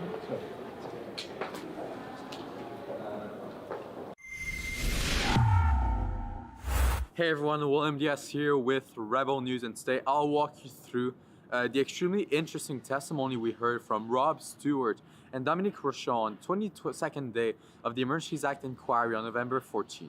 Before we begin, let's remember that the inquiry is taking place because Justin Trudeau invoked a never-seen-before anti-terrorism law on peaceful protesters who gathered in Ottawa from all across the country to protest his own COVID-19 mandate during Freedom Convoy 2022. You can see and support our independent coverage of this inquiry taking place here once again in Ottawa at truckercommission.com. The witnesses who appeared in front of the commission were Rob Stewart, Deputy Minister of Public Safety at the federal level, and one of his colleagues, Dominique Rochon, Senior Assistant Deputy Minister from the National and Cybersecurity Branch with Public Safety Canada. Now, Rob Stewart was working closely with the Liberal Cabinet and Marco Mendicino during the Freedom Convoy. Rob Stewart, his name appeared often since the beginning of the inquiry, but we finally had a chance to hear what he had to say in front of the commission. Before we began, Rob Stewart was the one who informed Marcel Baudin, the head of police liaison with the Ontario Provincial Police, the OPP, on February 13th, that the government would not meet with the protesters, even though Baudin strongly suggested that they do so. Baudin was the one who concocted a plan suggesting that the Liberal cabinet meet with the protesters, part of the Freedom Convoy, and that plan was presented to them, to the cabinet, the day prior to the invocation of the Emergencies Act. Then, remember this? Did you know that that meeting was at 3:30 p.m. and that it was with cabinet and it was the incident response group of the political executive meeting, and that your proposal was provided to them? No. Okay. It was. I can tell you that. And then they invoked the Emergencies Act. Thank you. Now, Stewart and Rochon were grilled by Freedom Convoy lawyer Brendan Miller when undergoing cross-examination. Take a look at how this went. That at no point did the service, being CSIS, assess the protests in Ottawa or elsewhere, those referred to as the Freedom Convoy and related protests and blockades in January and February 2022, constituted a threat to the security of Canada as defined in Section 2 of the CSIS Act, and that CSIS cannot investigate activities constituting lawful protests. CSIS assessed there was no indication of foreign state interference occurring in the course of the protest. CSIS did not assess that any foreign state supported the protest through funding, that foreign states deployed covert or overt disinformation techniques, or that any foreign state actors attempted to enter into Canada to support the protest. There, Director Venu states that he learned that the EA referenced the threat definition set out in Section 2 of the CSIS Act once the federal government began to seriously consider invoking the EA between February 10th and 13th. He requested that the service prepare a threat assessment on the risks associated with the invocation of the EA. He felt an obligation to clearly convey the service's position that there did not exist a threat to the security of Canada as defined by the service's legal mandate. The threat assessment prepared by the service was that the invocation of the emergencies legislation risked further inflaming IMV rhetoric and individuals holding accelerationist or anti-government views. You were told that, is that correct? That is correct. This cross-examination by Miller shows that Stewart, Rochon, and their teams completely disregarded crucial CSIS intel in order to invoke the Emergencies Act. CSIS's opinion was that invoking the Act would radicalize protesters, and they didn't indicate it was crucial to do so. Stewart was unable to point to a reasonable authority that stated that the threshold under Section 2 of the CSIS Act was met. Here's the moment from Miller's cross-examination of the panel of 2 witnesses that completes this assessment. Okay, so what intelligence bureau or agency or law enforcement agency told the government, here's the evidence of reasonable and probable grounds, or reasonable grounds, of a Section 2 CSIS Act threat? And you know, I take it now, because it's advised to you, that that's required to invoke the Emergencies Act. It's in the documents. You were advised of that. Yes. Right. So what agency gave you the evidence and the intelligence that said, hey, we have reasonable grounds of a Section 2 CSIS Act threat? There wasn't one, was there? So let me explain. Nobody bringing advice to the table other than CSIS is assessing that against that threat. Nobody advising the cabinet. The cabinet is making that decision. And their interpretation of the law is what governs here and the advice they get. And their decision was, evidently, that the threshold was met. Later, the Counsel for the Justice Center for Constitutional Freedom, the GCCF, got his chance to cross-examine Stewart and Rochon, and it was very revealing and relevant as well. Take a look. Numerous witnesses from the OPP and the OPS have testified that the invocation of the Act may have been helpful, but it was not necessary to clear the protests. Would you agree with them on that point? I believe that the invocation of the Act provided very useful tools to law enforcement. Useful tools, but not necessary tools. Well, I'm not in a position to render an opinion on that. I don't think. I would only observe, as I've observed already, that upon the invocation of the Act and the use of those tools, the protests diminished and stopped. And that goes beyond useful. Now, the Liberal Research Bureau is an interesting taxpayer-funded entity. We'll talk more about it another time. But here it shows that prior to the Emergencies Act being voted on, the New Democrats were already going to vote in favor of it. However, Stewart claimed that he only learned about the NDP's support of the Act, quote-unquote, upon the vote. Finally, another noteworthy moment from his testimony was when Stewart explained that the Emergencies Act is only a tool of last resort and that there were, quote-unquote, many other tools as well. But specifically with respect to the Emergencies Act, would you, based on your understanding of the discussions that took place around that, in your view, would the Emergencies Act have been an appropriate tool to deal with the situation in Ottawa had it not been for those other events? The Emergencies Act is generally considered to be a tool of last resort under very exigent circumstances, urgent, time-limited. So there were many other tools in the toolkit. Indeed, Ontario used one, and it was not used until quite a bit later in time. So I would say, we were all conscious of it as being a tool, but in the minds of those who were, discussing it with counterparts, there were other tools as well. My colleague Celine Gallus also asked a question to Stewart. Check it out right after his testimony. Mr. Stewart, you admitted that the Emergencies Act was the wrong decision. In hindsight, what would have been the right decision? Well, there you have it, folks. Here's everything that you need to know about what went on during this extremely interesting and very revealing day. Make sure to stay tuned because, well, I'm telling you, the remaining testimonies will be as interesting as this one. And we'll make sure to bring you the best coverage that we can. For Rebel News, this is William Diaz. Support our independent coverage of the Emergencies Act inquiry. There's 2 weeks left. If you want to support us, you can go to chuckercommission.com and make a donation. Our vision is safe, secure, and prosperous Canada through trusted intelligence and advice. That's our slogan. That's what is written on the CSIS website. And in the past few weeks, you've most probably heard us talk about CSIS in relation to the Freedom Convoy and more. But what is CSIS?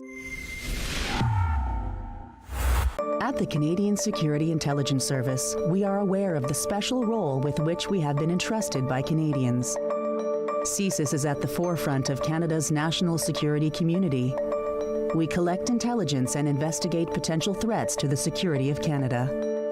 Our work informs government policy and decision makers, helps police disrupt terrorist plots, reduces the proliferation of weapons of mass destruction, and counters espionage threats. CSIS is Canada's anti-terrorism and intelligence agency as it manages Canada's national security system. It collects data and information to better understand the risks of foreign and domestic terrorism. They inform the police and the government to assist them, notably in their counter-terrorism operations. CSIS itself also conducts operations with Canada and abroad as well. CSIS was a major player when it came to gathering intelligence during the Freedom Convoy. It had a large amount of information on the protesters, their behavior, their plans, and a lot more. Ongoing for the past 3 to 4 weeks, I'd say, has been the Emergencies Act inquiry organized by the Public Order Emergency Commission here in Ottawa for the purpose of investigating Prime Minister Justin Trudeau's use of the Emergency Measures Act, a never-seen-before anti-terrorism law on protesters, part of the Freedom Convoy, to euthanize 4 weeks of peaceful protests in Canada's national capital, protesting the remaining COVID-19 mandates.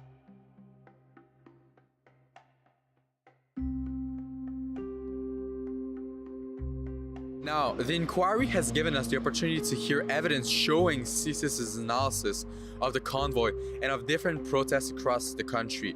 Indeed, in direct relation to the Emergency Measures Act, CSIS has warned that invoking it might quote-unquote radicalize protesters and push them to violence.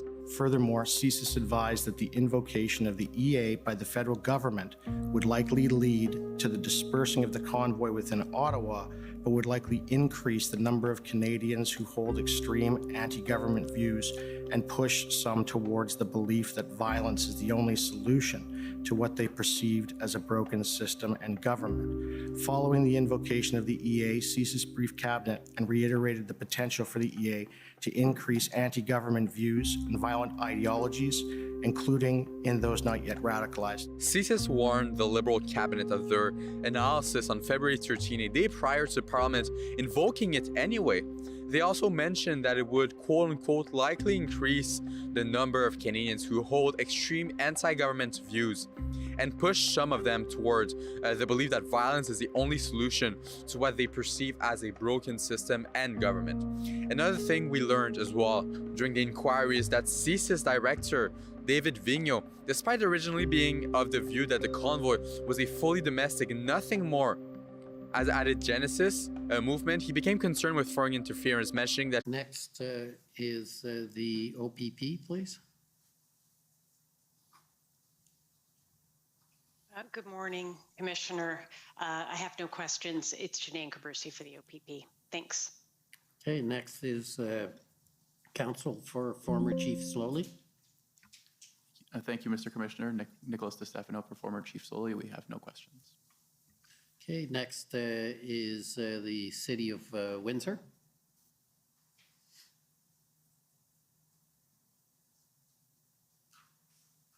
Good morning. I had to check the time to see if it was still the morning. Good morning, Ms. Bogdan and Mr. Hutchinson. My name is Jennifer King.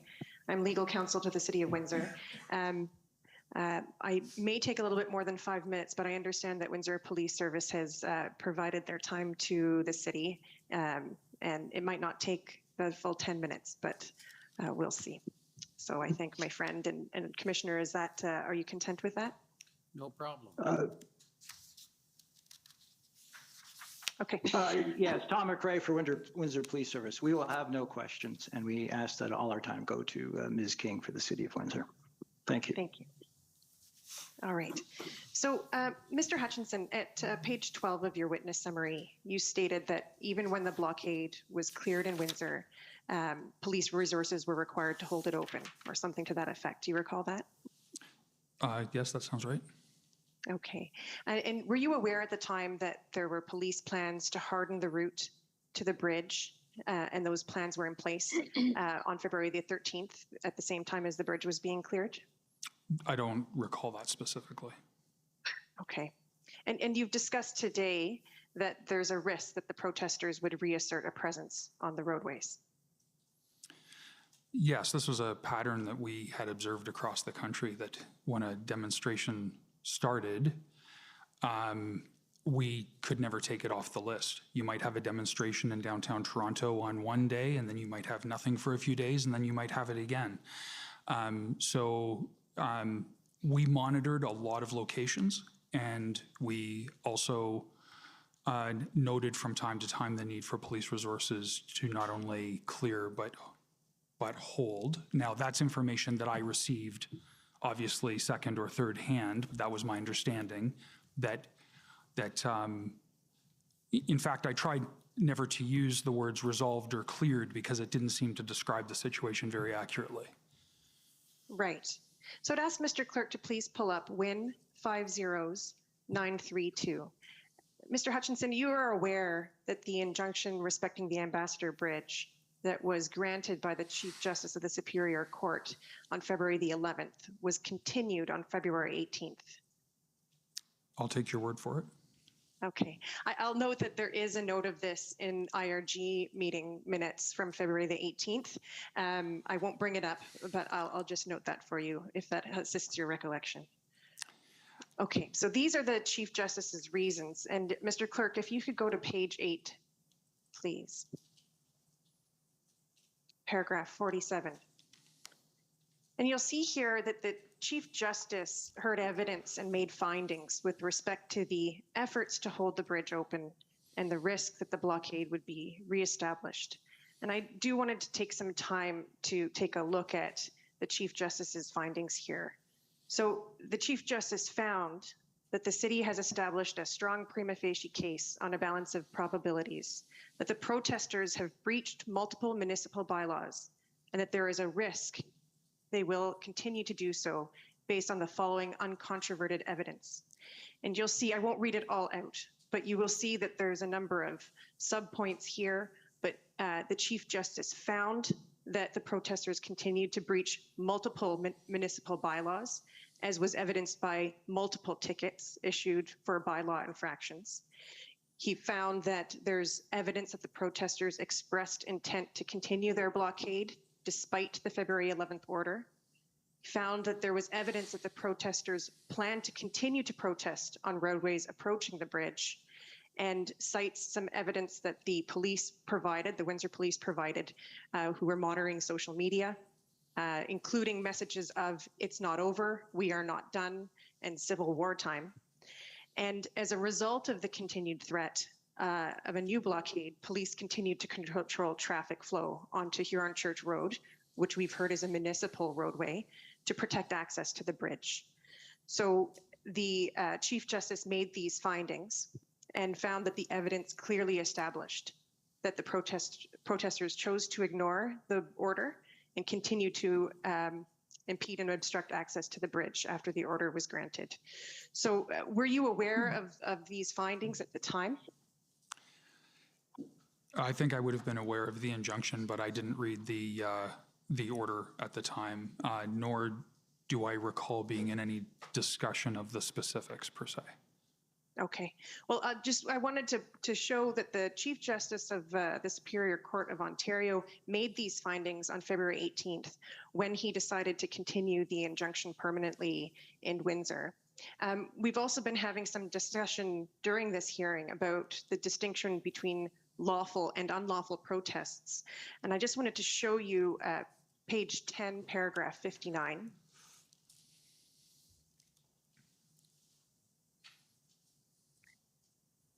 And you'll see here the Chief Justice refers to the rule of law and states that the rule of law requires that everyone obey the law. Significant, organized, deliberate, and persistent defiance of the law and court orders is a serious threat to the rule of law, which is one of the foundations of a functioning democracy. The protesters are obliged, as is every Canadian citizen, to follow the law and not breach municipal bylaws or court orders that prohibit unlawful conduct. So I wanted to, I'm not sure if you have any comments on that, or if you were asked any questions about the distinction between lawful and unlawful protests. But again, the Chief Justice did make findings that the protests were unlawful in Windsor. Nothing that you've raised contradicts the information that I was privy to at the time. Thank you. So I do have some questions. At the end of your witness summary, you do make some recommendations, or you point out gaps in the legislation, and recommend that critical infrastructure protection legislation will require collaboration across federal, provincial, municipal, and private sectors. Do you recall that? Yes, I do. Okay. Do you have anything further that you could add to that? I know we've talked about perhaps some gaps in the legislation. We've been asking some questions about the need for emergency management and planning. Is that something that you would also recommend? Some changes or updates to emergency planning? So in the PCO Secretariat, we get involved, as Ms. Bogdan said, in all types of different hazards and discussions about all types of different hazards. And our perception of emergency legislation is as much about what are the tools to help and what enables help, as that's kind of our focus more than anything else. I was pretty struck during the summer when the UK could declare a national emergency over heat and take steps to protect their citizens under national legislation. And to my knowledge, and I'm learning on the job, as Deputy Stewart referred to the other day, to my knowledge, we don't have that kind of a framework. We have a little bit more of a patchwork. Now, you can say that that's due to confederation versus a unitary order of government, system of government. But I do think that there's room. And I think that I would take it one step further and say that if we could strengthen the tools and the frameworks around protecting critical infrastructure, we could actually, by doing that, we'd be protecting the space for legal and safe demonstration in our democracy, because the rules would be clear and the protection of what impacts people the most would be well protected.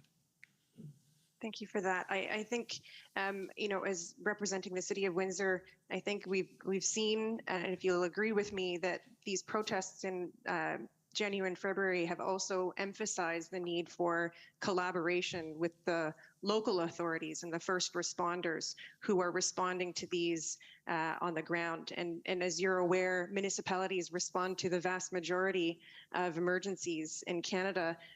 Would you agree with me that it's important to have the local level engaged in this planning and any discussion around updating legislation and frameworks around emergency planning? Yes, so taking the comment in a very general sense, like not commenting on this situation specifically, we're well aware from all of the situations that we manage that municipalities tend to be, and communities tend to be the first responders, and we have to have the systems of support in place. Not that I'm suggesting in any way, shape, or form that the federal government should be out of its lane. That's not what I'm suggesting. But the lines of support, the lines of communication, the shared planning where necessary, the collaborative planning, those would all support each level or order of government being able to fulfill its function to the fullest. Thank you. Those are my questions. Thank you. Thank you.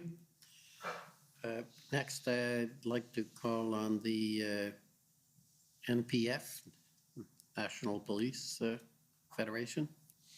Thank you. Lauren Pierce for the National Police Federation. We have no further questions for these witnesses. Thank you. Okay, next for the Government of Saskatchewan, please.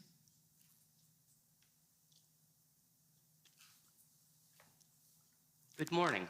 Morning. I'm Mitch McAdam, one of the lawyers for the Government of Saskatchewan, and I have a few questions for you this morning, Ms. Bogdan. During your testimony this morning, you mentioned a meeting that was called by the Clerk of the Privy Council on the morning of February the 9th, at which she directed deputy ministers and staff at the Privy Council office to examine all possible options for resolution of the blockades and protests. You recall that? Yes. And then later this morning, you talked to Commission Counsel at some length about a document that emanated out of that meeting dealing with things like the enforcement plan and the engagement plan. And those things were all based on existing legal authorities, correct? Correct. Yeah. And Ms. Bogdan, when the incident response group began meeting on February the 10th, is it fair to say that that document and what was contained in it really became the genesis for what was referred to as Track 1? Yes, that's correct. I think we confirmed that with Commission Counsel this morning. Yeah. Okay, thank you. Now, Ms. Bogdan, when the Clerk of the Privy Council was discussing with deputy ministers and staff from your office on the morning of February 9th about all possible options to resolve the blockades and protests, one of those options would have been the invocation of the Emergencies Act, or what came to be referred to as Track 2. Is that correct? That would be an option, yes. Either the Emergency Act or special purpose emergency legislation, right? Like there's a couple of different ways you could do that. Yeah. Okay. And so those things were discussed at that meeting on the morning of February the 9th?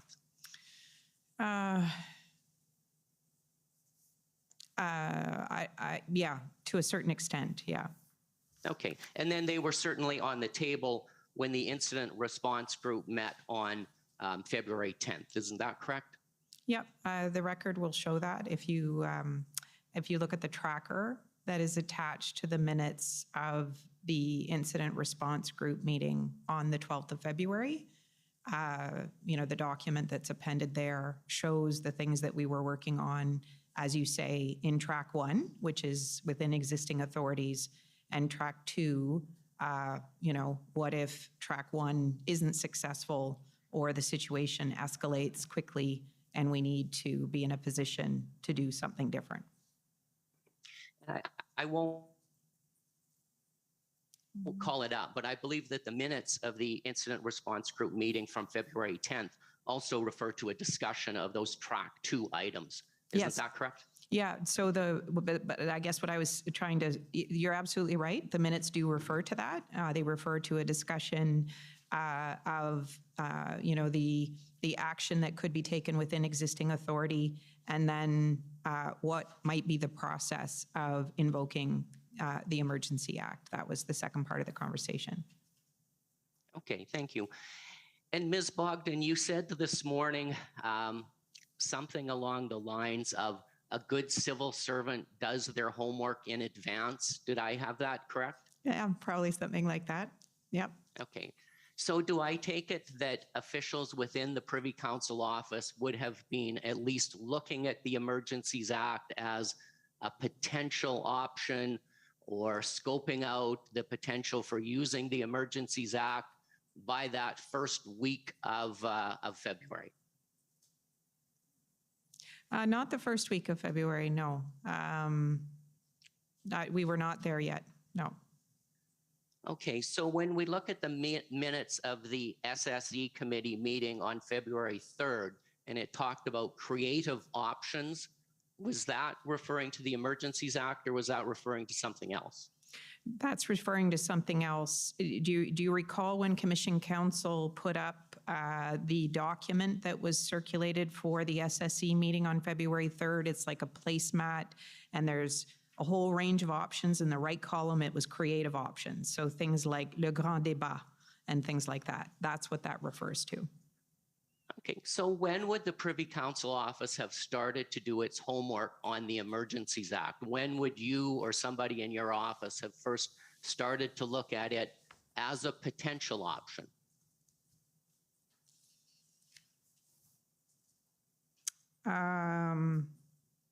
It would have probably been on or around the 9th. Okay, so it would have been only a day before the first meeting of the incident response group when it was being discussed there. Yep, I think And that's right. no work was done on the Emergencies Act before that. So I can't say that definitively. Work would have been being done by a lot of different people on an anticipatory basis making sure, as I said, that we've done our homework and we would be in a position to answer questions, right? Like if the government turned to the public servants and said, what's involved with invocation of the Act? You need to be able to answer all kinds of first order questions, right? Everything from the threshold that's to be met to what's the parliamentary process, what kinds of considerations do you want to be thinking about? So I can't say definitively who was working on what. I wasn't directing that work. So I'm not being evasive. I'm just trying to understand it was all hands on deck at that point, and I can't speak to every part of the public service. Do you know if that work was being done within the Privy Council, or was it within the Privy Council office, or was it in a different department? I can't say definitively. I know there was work being done in the Privy Council office. As to how other departments would have been implicated, I can't speak to that. Okay, thank you very much. Those are all of my questions. Okay, thank you. Okay, thank you. Next, if I can call on the Government of Alberta, please. Good morning. My name is Stephanie Bose. I'm counsel for the province of Alberta. Just a couple of quick questions about the RFA process. Whose responsibility is it generally to send a formal response to an RFA received from a province? Sure. The normal process would be for the response to be sent from public safety, and we usually speak about the official side or the political side, or MINO, which is an acronym for Minister's Office. Normally, the signed letter from the minister would be sent by officials in public safety. Okay, thank you. Are you aware that a response was drafted and approved by Minister Blair to Alberta's RFA, but does not appear to have been sent to Alberta prior to the invocation of the Emergencies Act? That's my understanding. Okay, do you know why it was not sent? I can't answer that question definitively. What I can tell you is that I have been personally involved in trying to determine where the letter ended up, and I have all indications to me at this point are that it didn't get sent simply due to human error. There was a belief on the public service side that this was being done exceptionally from the minister's office, but the minister's office had no reason to believe it wasn't being done through the usual process on the public service side. So there were people who had the letter, signed letter, but to my knowledge, I can't find any record of it having been sent. All right, thank you very much. Those are my only questions today. Okay, thank you. I guess nobody's taken up the offer. This is, okay, so we're finishing a lot sooner so far. Government of Canada, please.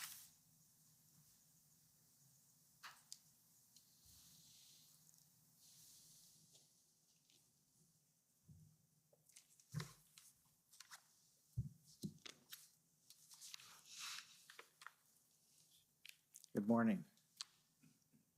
The document I'd first like to take you to is one. Could you just, for the record, identify yourself, please? Sorry. Robert McKinnon, Government of Canada. If I take you to a document that Council for Democracy Fund took you to, ssmnsc.can, number of zeros 242. It was the NSIA remarks. So if you scroll down just a little bit, So at that time, can you just confirm that Ottawa wasn't cleared, the enforcement action hadn't even been taken at the time of the invocation, is that correct? That's correct. Right. And you've also heard concerning the Ambassador Bridge, if you go down a little bit further,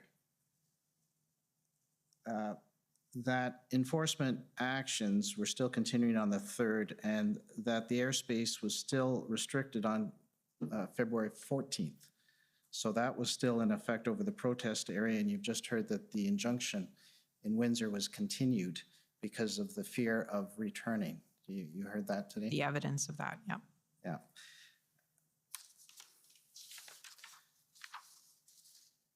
So in your mind, or those with whom you're consulting, was there a fear that the protesters would return to the Windsor site?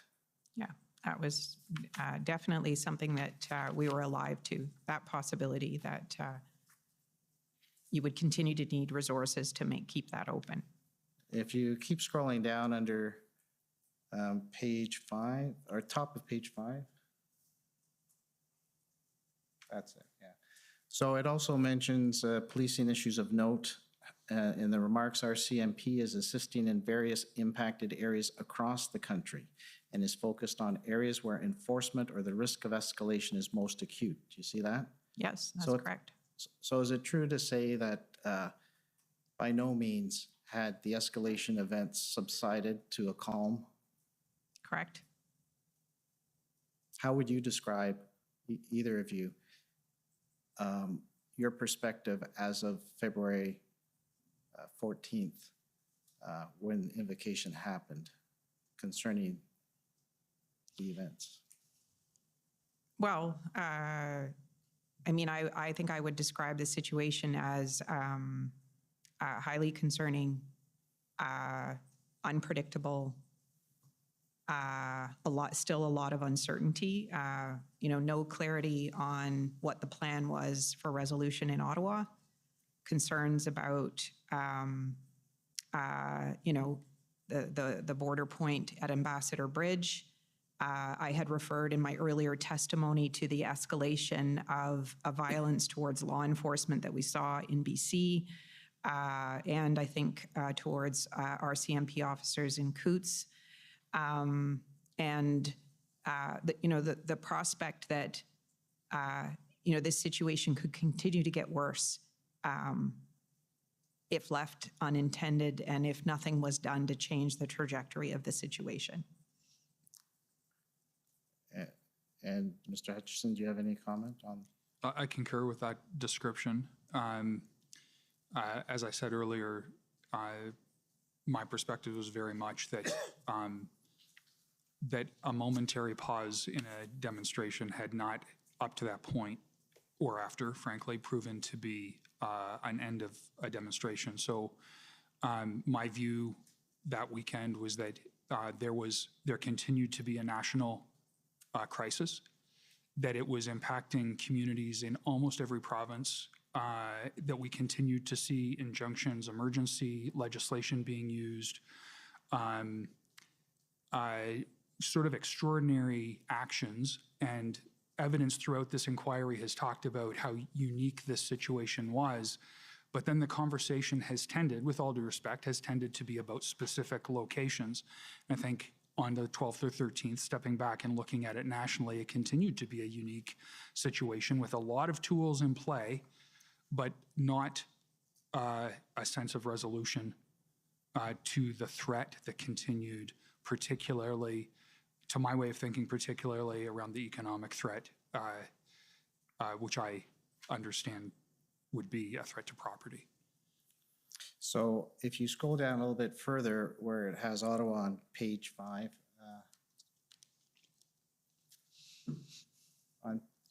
so you'll see on the last bullet point on the day, well, on February 12th, it mentions police say protesters overwhelmed officers on Friday night. So there are still lots of events, especially happening in Ottawa during that time. Is that correct? Yeah, that's correct. Like at each of the places, over that weekend, like if you review, for example, the IRG minutes from that weekend, you'll see reports from the Commissioner of the RCMP and others about continued and growing protest activity across the country. And I've already referred to a few of them, and the same was happening here in Ottawa.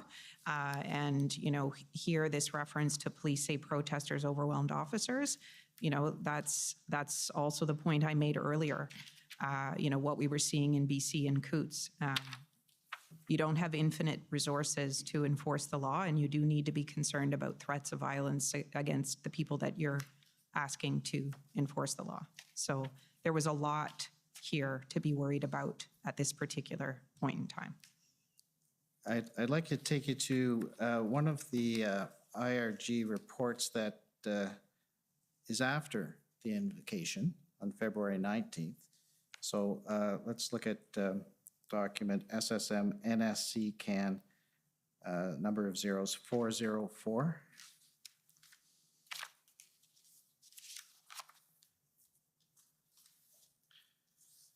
So this is a day after enforcement action had begun in Ottawa. This is February 19th. And if you could go to page 5.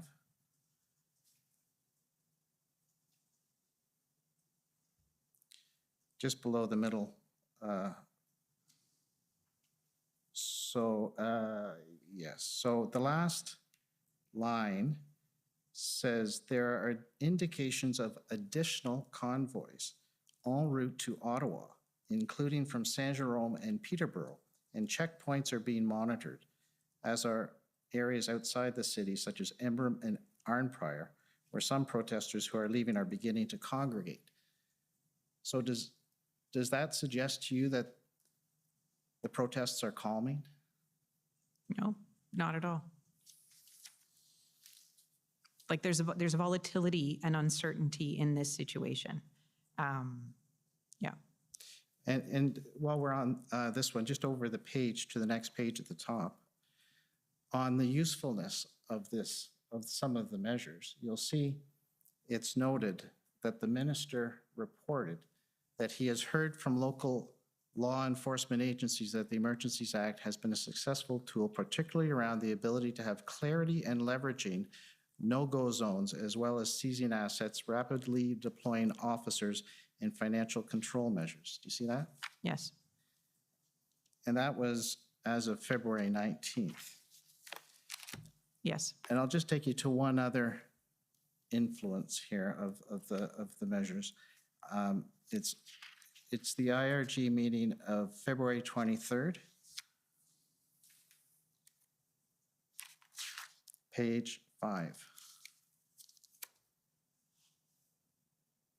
And that's SSM NSC CAN, number of zeros 408.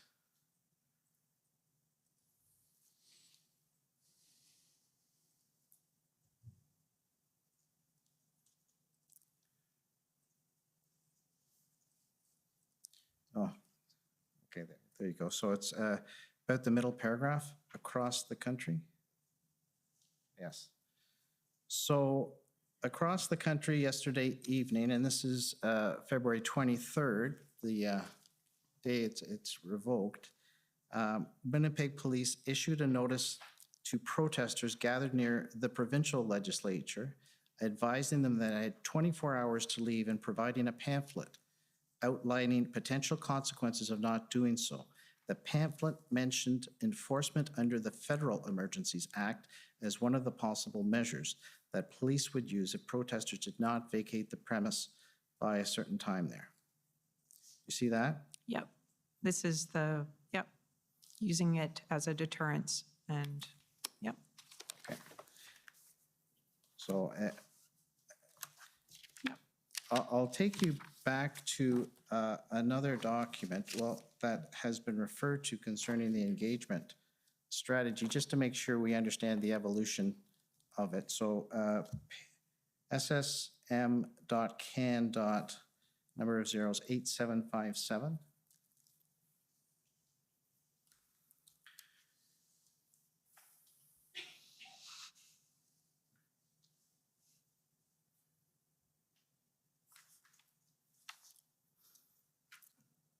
All right, and if you scroll down just a little bit, okay. So as I understand it, this is the second sort of cut on this draft, correct? Correct.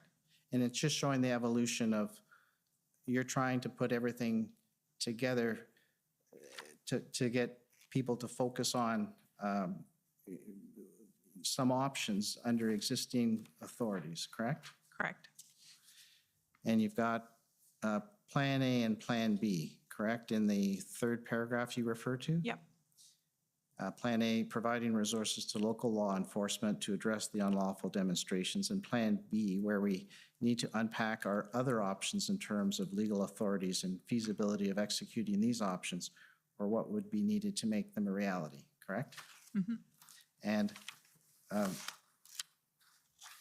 if you go to the attachment, which is the next number, which is 8758,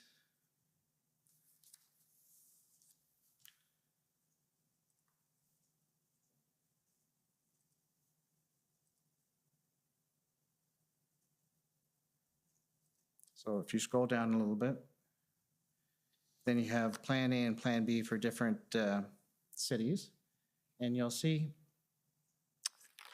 was it your intention here to put as much before the ministers and officials for consideration as possible, because this is an evolving situation and you're thinking ahead. Is that right? Yeah, I think that's right. As I was explaining when we were just talking about this with Commission Council, first and foremost, at this moment in time, and as we have been for a number of days now, right, really focused on how do we bring to bear a range of options within existing authorities in order to help bring this matter to a peaceful and timely kind of resolution. But at the same time, you also have to be prepared that Plan A or Track 1 isn't going to be successful. Or not just that, I think you also need to be ready for the possibility, and it was not a theoretical risk, that the situation could escalate quickly or deteriorate, and that the government would need to be prepared to intervene and respond in some way. It's important. And if you look at Plan A and Plan B here, you'll see a second option. Could the government make use of the Emergencies Act, correct? Yep. So this was all putting together everything you could think of that would be useful for those who have to make a decision, make the right decision. Yeah, it's a culmination of conversations over the days leading up, the 9th, a few additional meetings over the course of the 9th, and just trying to put this together in a way that would help support a conversation. And this evolved into what's been referred to as Track 1 and Track 2. Yep. That is appended to the IRG minutes of February 12th. Correct. Which was discussed, at the first incident response group. What you find in the minutes of the meeting of the 12th is actually a reflection of what was discussed on the 10th, which is, So just so I can make sure, I'm not going to go over your testimony from before, but just to confirm that your role in your position is to ask the questions, what if, and figure out scenarios looking ahead. Is that correct? Yeah, is to encourage that. It's a collective responsibility, right? That PCO would have, and actually departments would have in this instance, is to make sure, as I said, that we're ready to advise the government in a range of different scenarios that might materialize. Like remembering where we are. We're in an unprecedented situation that is vacillating day by day, hour by hour, with new information, imperfect information, and so we need to be ready. And you said that from early on, even before the convoy reached Ottawa, you were asking these questions. Is that correct? Absolutely. It's part of emergency preparedness, is that you have to maximize the time you have before it turns from being a situation into actually an emergency. And that kind of philosophy is very acute when you're looking at saving lives in terms of, we have a hurricane that's coming, like the first 24 or 48 hours really matter. So in emergency preparedness, you're trying to maximize the time you have to get ready and think about a couple potential outcomes that might happen and make sure that we've done our analysis and that we're ready to support the government. And is it your responsibility and others at PCO to make sure to convene the right committees or groups in order to deal with these situations? Correct. Correct. And so you mentioned that you've first started with these questions that you asked after the first weekend, and you got together with, there were certain ministers, you mentioned 4? Yes. Right? Ministers to discuss on a daily basis, is that right? We were organizing situational updates on the situation, so they had the latest information, because of course ministers are having their own discussion with provincial colleagues. They need the latest information and talking about actions that are being taken. And then that moved into another phase of the SSE meetings, is that right? Correct, where we're convening a larger group of ministers. And it moved there because of what reason? Well, like I think as I said in my testimony earlier, when we convened the first cabinet committee meeting on safety, security, and emergencies, we're midway through the next week after the weekend in Ottawa. We have a situation, a blockade in Coutts and an occupation in Ottawa, and we have no fidelity over how this situation is going to get resolved. So, there's a need to support ministers in coming together and having a conversation about that and what, are the range of things that the government might want to do or to think about to help bring the situation to a resolution. All right, so it went from late January, from looking ahead with scenarios to meetings with 4 ministers, to February 3rd, to the 8th with SSE meetings. Correct. And then what was the reason to move from the SSE meetings to the IRG meetings on the 10th, 12th, and 13th?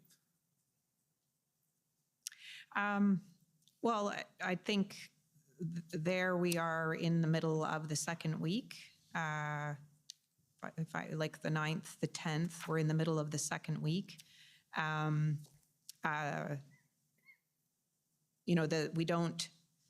situation has gotten worse. There's uncertainty about how it will be resolved, and need to begin engaging and providing advice to the Prime Minister and others about the range of options that the government could consider at that point in time. I'll just take you to one last document, and that's the IRG meeting of February 12th, and your tracker is attached to that. So that's SSMNSC.can, a number of zeros, 214.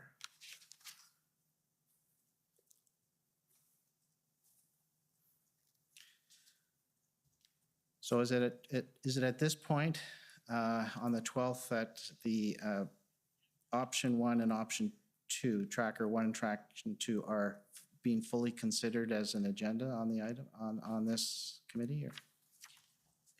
So I think it's actually in the meeting on the 10th, if I may.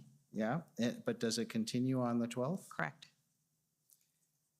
And it describes in these minutes on the first page, if you scroll down to the page 5, open, if you go down a little bit further, yes. It talks about the situations that exist here with tactics being used to take children to the site to prevent police activity, as well as schools walking out to join the protest. Yeah. It mentions a concern about some extremists within the group and the concern about lone wolf attacks. Yeah. Do you see all that? Yes. And is that accurate? Yes. And then if you go down close to the bottom of that one, it mentions the escalation in activity in Ottawa, and the role of social media, and in that its role in the communication and organizers of protesters across the country. Was that very much of a concern at this point on the 12th? Yeah. Yeah. All right. And I won't read them through all, but in the minutes, it mentions Windsor, Cornwall, Ottawa, Emerson, among other areas that were of concern. Yeah, I was just going to say that actually, if you scroll down, you will see that the commissioner of the RCMP that weekend, this is the 12th that we're talking about. Right. She's describing in that meeting, new and different, either situations that have gotten worse or additional situations like Cornwall, I think, is there a reference to North Bay and the situations that we're seeing over that weekend. Yeah. And there's also a reference on page 9 to an update on the potential engagement with the leaders of the blockades, right? And there was consideration given to a potential engagement strategy at one point that was never pursued, right? Correct. And do you know the kind of questions that were asked in order to, decide that issue or not decide that issue? Are there any questions that weren't answered concerning whether to engage with the protesters or not? I don't know that I can answer that. Okay.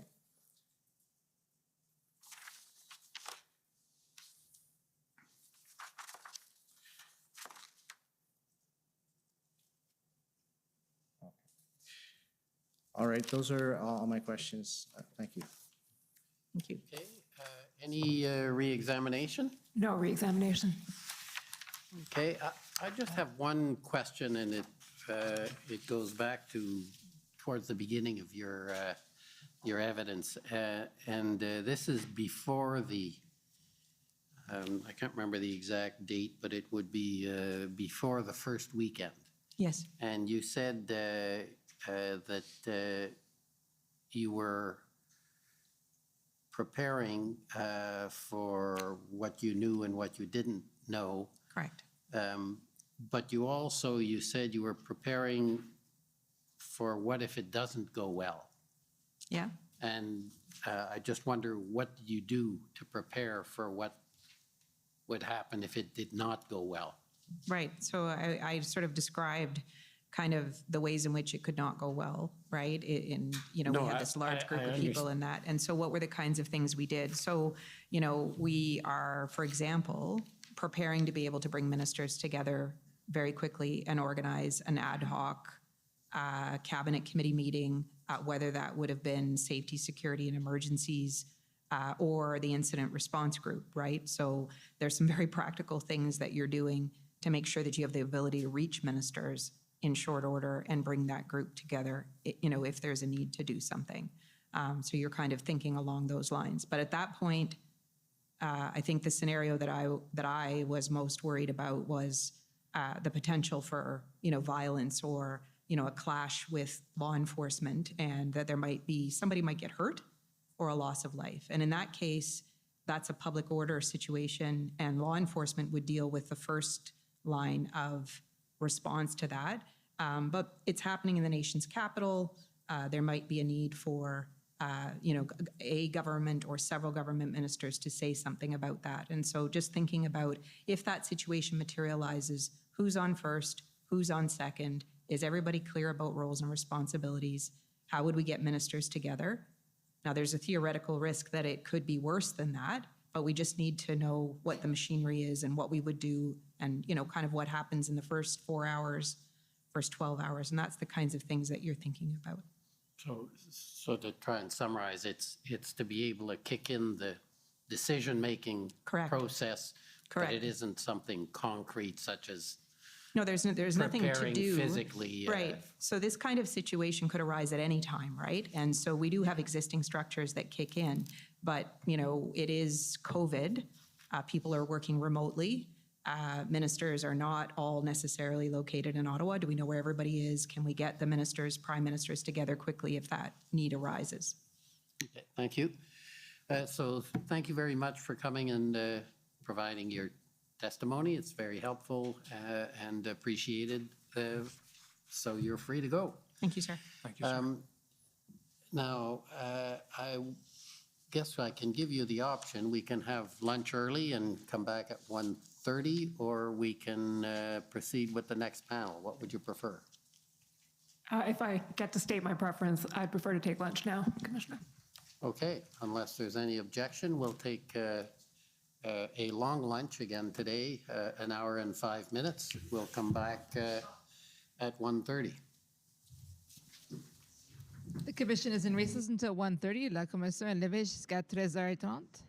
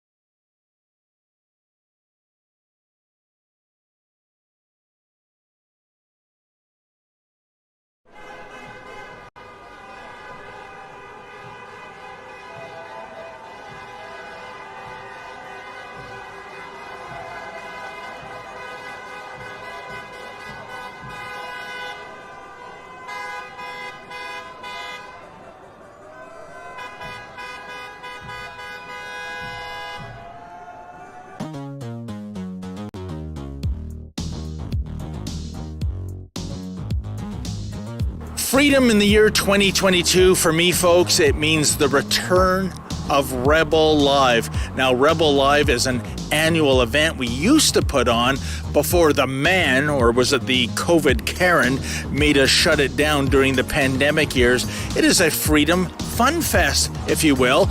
All the freedom fighters you've grown to know and love over the years, they're going to be speaking at the Toronto and Calgary events. The Toronto event is on November 19th. That's a Saturday, and it will feature the likes of Dr. Julie Panesi, Archer Pawlowski, Tamara Leach, and all your favorite rebels, including yours truly. I'll be the MC that day, Sheila Gunn Reid, and of course, the big boss man himself, Ezra Levant. Now Saturday, November the 26th, we're bringing Rebel Live to Calgary, and those aforementioned speakers will be there, and Sheila will be the MC for that event. You don't want to miss it. It's an all-day freedom fest. I know there are certain would-be conservative leaders that think freedom is overrated. You know we don't think that way. I don't think you think that way. So if you want to get a ticket, please go to the website. They are going fast. Go to rebelnewslive.com. That's rebelnewslive.com. Get your orders in, and as Billy Red Lions used to say, folks, don't you dare miss it. Don't you dare miss this one.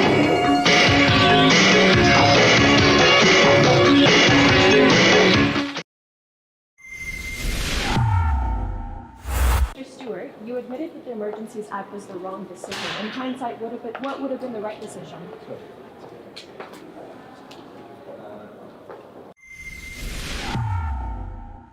Hey everyone, Will MDS here with Rebel News, and today I'll walk you through the extremely interesting testimony we heard from Rob Stewart and Dominique Rochon on 22nd day of the Emergencies Act inquiry on November 14th. Before we begin, let's remember that the inquiry is taking place because Justin Trudeau invoked a never-seen-before anti-terrorism law on peaceful protesters who gathered in Ottawa from all across the country to protest his own COVID-19 mandate during Freedom Convoy 2022. You can see and support our independent coverage of this inquiry taking place here once again in Ottawa at truckercommission.com. The witnesses who appeared in front of the commission were Rob Stewart, Deputy Minister of Public Safety at the federal level, and one of his colleagues, Dominique Rochon, Senior Assistant Deputy Minister from the National and Cybersecurity Branch with Public Safety Canada. Now, Rob Stewart was working closely with the Liberal Cabinet and Marco Mendicino during the Freedom Convoy. Rob Stewart, his name appeared often since the beginning of the inquiry, but we finally had a chance to hear what he had to say in front of the commission. Before we began, Rob Stewart was the one who informed Marcel Baudin, the head of police liaison with the Ontario Provincial Police, the OPP, on February 13th, that the government would not meet with the protesters, even though Baudin strongly suggested that they do so. Baudin was the one who concocted a plan suggesting that the Liberal cabinet meet with the protesters, part of the Freedom Convoy. And that plan was presented to them, to the cabinet, the day prior to the invocation of the Emergencies Act. Then, remember this? Did you know that that meeting was at 3:30 p.m. and that it was with cabinet and it was the incident response group of the political executive meeting and that your proposal was provided to them? No. Okay. It was. I can tell you that. And then they invoked the Emergencies Act. Thank you. Now, Stewart and Rochon were grilled by Freedom Convoy lawyer Brendan Miller when undergoing cross-examination. Take a look at how this went. That at no point did the service, being CSIS, assess the protests in Ottawa or elsewhere, those referred to as the Freedom Convoy and related protests and blockades in January and February 2022, constituted a threat to the security of Canada as defined in Section 2 of the CSIS Act, and that CSIS cannot investigate activities constituting lawful protests. CSIS assessed there was no indication of foreign state interference occurring in the course of the protest. CSIS did not assess that any foreign state supported the protest through funding, that foreign states deployed covert or overt disinformation techniques, or that any foreign state actors attempted to enter into Canada to support the protest. There, Director Venu states that he learned that the EA referenced the threat definition set out in Section 2 of the CSIS Act once the federal government began to seriously consider invoking the EA between February 10th and 13th. He requested that the service prepare a threat assessment on the risks associated with the invocation of the EA. He felt an obligation to clearly convey the service's position that there did not exist a threat to the security of Canada as defined by the service's legal mandate. The threat assessment prepared by the service was that the invocation of the emergencies legislation risked further inflaming IMV rhetoric and individuals holding accelerationist or anti-government views. You were told that, is that correct? That is correct. This cross-examination by Miller shows that Stewart, Rochon, and their teams completely disregarded crucial CSIS intel in order to invoke the Emergencies Act. CSIS's opinion was that invoking the Act would radicalize protesters, and they didn't indicate it was crucial to do so. Stewart was unable to point to a reasonable authority that stated that the threshold under Section 2 of the CSIS Act was met. Here's the moment from Miller's cross-examination of the panel of two witnesses that completes this assessment. Okay, so what intelligence bureau or agency or law enforcement agency told the government, here's the evidence of reasonable and probable grounds, or reasonable grounds, of a Section 2 CSIS Act threat? And you know, I take it now, because it's advised to you, that that's required to invoke the Emergencies Act. It's in the documents. You were advised of that. Yes. Right. So what agency gave you the evidence and the intelligence that said, hey, we have reasonable grounds of a Section 2 CSIS Act threat? There wasn't one, was there? So let me explain. Nobody bringing advice to the table other than CSIS is assessing that against that threat. Nobody advising the cabinet. The cabinet is making that decision. And their interpretation of the law is what governs here and the advice they get. And their decision was, evidently, that the threshold was met. Later, the Council for the Justice Center for Constitutional Freedom, the GCCF, got his chance to cross-examine Stewart and Rochon, and it was very revealing and relevant as well. Take a look. Numerous witnesses from the OPP and the OPS have testified that the invocation of the Act may have been helpful, but it was not necessary to clear the protests. Would you agree with them on that point? I believe that the invocation of the Act provided very useful tools to law enforcement. Useful tools, but not necessary tools. Well, I'm not in a position to render an opinion on that. I don't think. I would only observe, as I've observed already, that upon the invocation of the Act and the use of those tools, the protests diminished and stopped. And that goes beyond useful. Now, the Liberal Research Bureau is an interesting taxpayer-funded entity. We'll talk more about it another time, but here it shows that prior to the Emergencies Act being voted on, the New Democrats were already going to vote in favor of it. However, Stewart claimed that he only learned about the NDP's support of the Act, quote-unquote, upon the vote. Finally, another noteworthy moment from his testimony was when Stewart explained that the Emergencies Act is only a tool of last resort and that there were, quote-unquote, many other tools as well. But specifically with respect to the Emergencies Act, would you, based on your understanding of the discussions that took place around that, in your view, would the Emergencies Act have been an appropriate tool to deal with the situation in Ottawa had it not been for those other events? The Emergencies Act is generally considered to be a tool of last resort under very exigent circumstances, urgent, time-limited. So there were many other tools in the toolkit. Indeed, Ontario used one, and it was not used until quite a bit later in time. So I would say, we were all conscious of it as being a tool, but in the minds of those who were, discussing it with counterparts, there were other tools as well. My colleague Celine Gallus also asked a question to Stewart. Check it out right after his testimony. Mr. Stewart, you admitted that the Emergencies Act was the wrong decision. In hindsight, what would have been the right decision?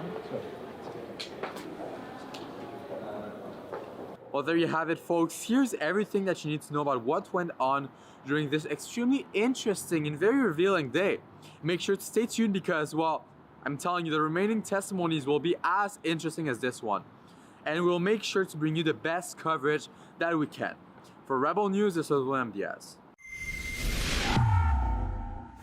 Support our independent coverage of the Emergencies Act inquiry. There's 2 weeks left. If you want to support us, you can go to chuckercommission.com and make a donation. Our vision is safe, secure, and prosperous Canada through trusted intelligence and advice. That's our slogan. That's what is written on the CSIS website. And in the past few weeks, you've most probably heard us talk about CSIS in relation to the Freedom Convoy and more. But what is CSIS? At the Canadian Security Intelligence Service, we are aware of the special role with which we have been entrusted by Canadians. CSIS is at the forefront of Canada's national security community. We collect intelligence and investigate potential threats to the security of Canada. Our work informs government policy and decision makers, helps police disrupt terrorist plots, reduces the proliferation of weapons of mass destruction, and counters espionage threats. CSIS is Canada's anti-terrorism and intelligence agency as it manages Canada's national security system. It collects data and information to better understand the risks of foreign and domestic terrorism. They inform the police and the government to assist them, notably in their counter-terrorism operations. CSIS itself also conducts operations with Canada and abroad as well. CSIS was a major player when it came to gathering intelligence during the Freedom Convoy. It had a large amount of information on the protesters, their behavior, their plans, and a lot more. Ongoing for the past 3 to 4 weeks, I'd say, has been the Emergencies Act inquiry organized by the Public Order Emergency Commission here in Ottawa for the purpose of investigating Prime Minister Justin Trudeau's use of the Emergency Measures Act, a never-seen-before anti-terrorism law on protesters, part of the Freedom Convoy, to euthanize 4 weeks of peaceful protests in Canada's national capital, protesting the remaining COVID-19 mandates.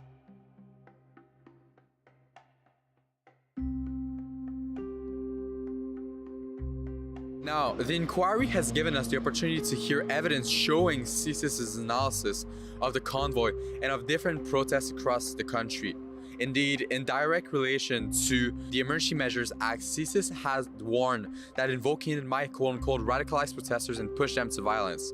Furthermore, CSIS advised that the invocation of the EA by the federal government would likely lead to the dispersing of the convoy within Ottawa, but would likely increase the number of Canadians who hold extreme anti-government views and push some towards the belief that violence is the only solution to what they perceived as a broken system and government. Following the invocation of the EA, CSIS briefed Cabinet and reiterated the potential for the EA to increase anti-government views and violence violent ideologies, including in those not yet radicalized. CSIS warned the Liberal cabinet of their analysis on February 13, a day prior to Parliament invoking it anyway.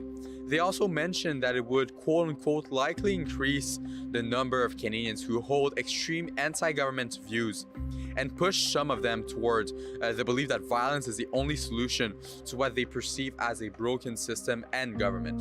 Another thing we learned as well during the inquiry is that CSIS director David Vigneault, despite originally being of the view that the convoy was a fully domestic, nothing more, as added Genesis movement, he became concerned with foreign interference, mentioning that he thought the convoy had been infiltrated by other elements from causes who would likely use violence. Now, CSIS is set to testify next week between November 14 and November 18. And while this testimony will be important because we will hear high-level and highly relevant CSIS officials testify and give more details as to whether or not this anti-terrorism organization in charge of Canada's national security had concrete evidence that the convoy was a domestic terrorist movement. CSIS will also be granted at least 3 hours of closed testimony where the public will not be allowed to follow the proceedings due to, as they claim, a potential threat to national security. The request for an in-camera ex parte hearing made by the Government of Canada was accepted by Commissioner Rouleau. Apart from this, I suggest that you stay tuned and follow along at truckercommission.com for the latest from CSIS. For Rebel News, this was William Diaz. Alright guys, if you want to stay up to date with everything that is happening here in Ottawa and help us fund our independent journalism from Canada's national capital, head on to truckercommission.com and there you can donate.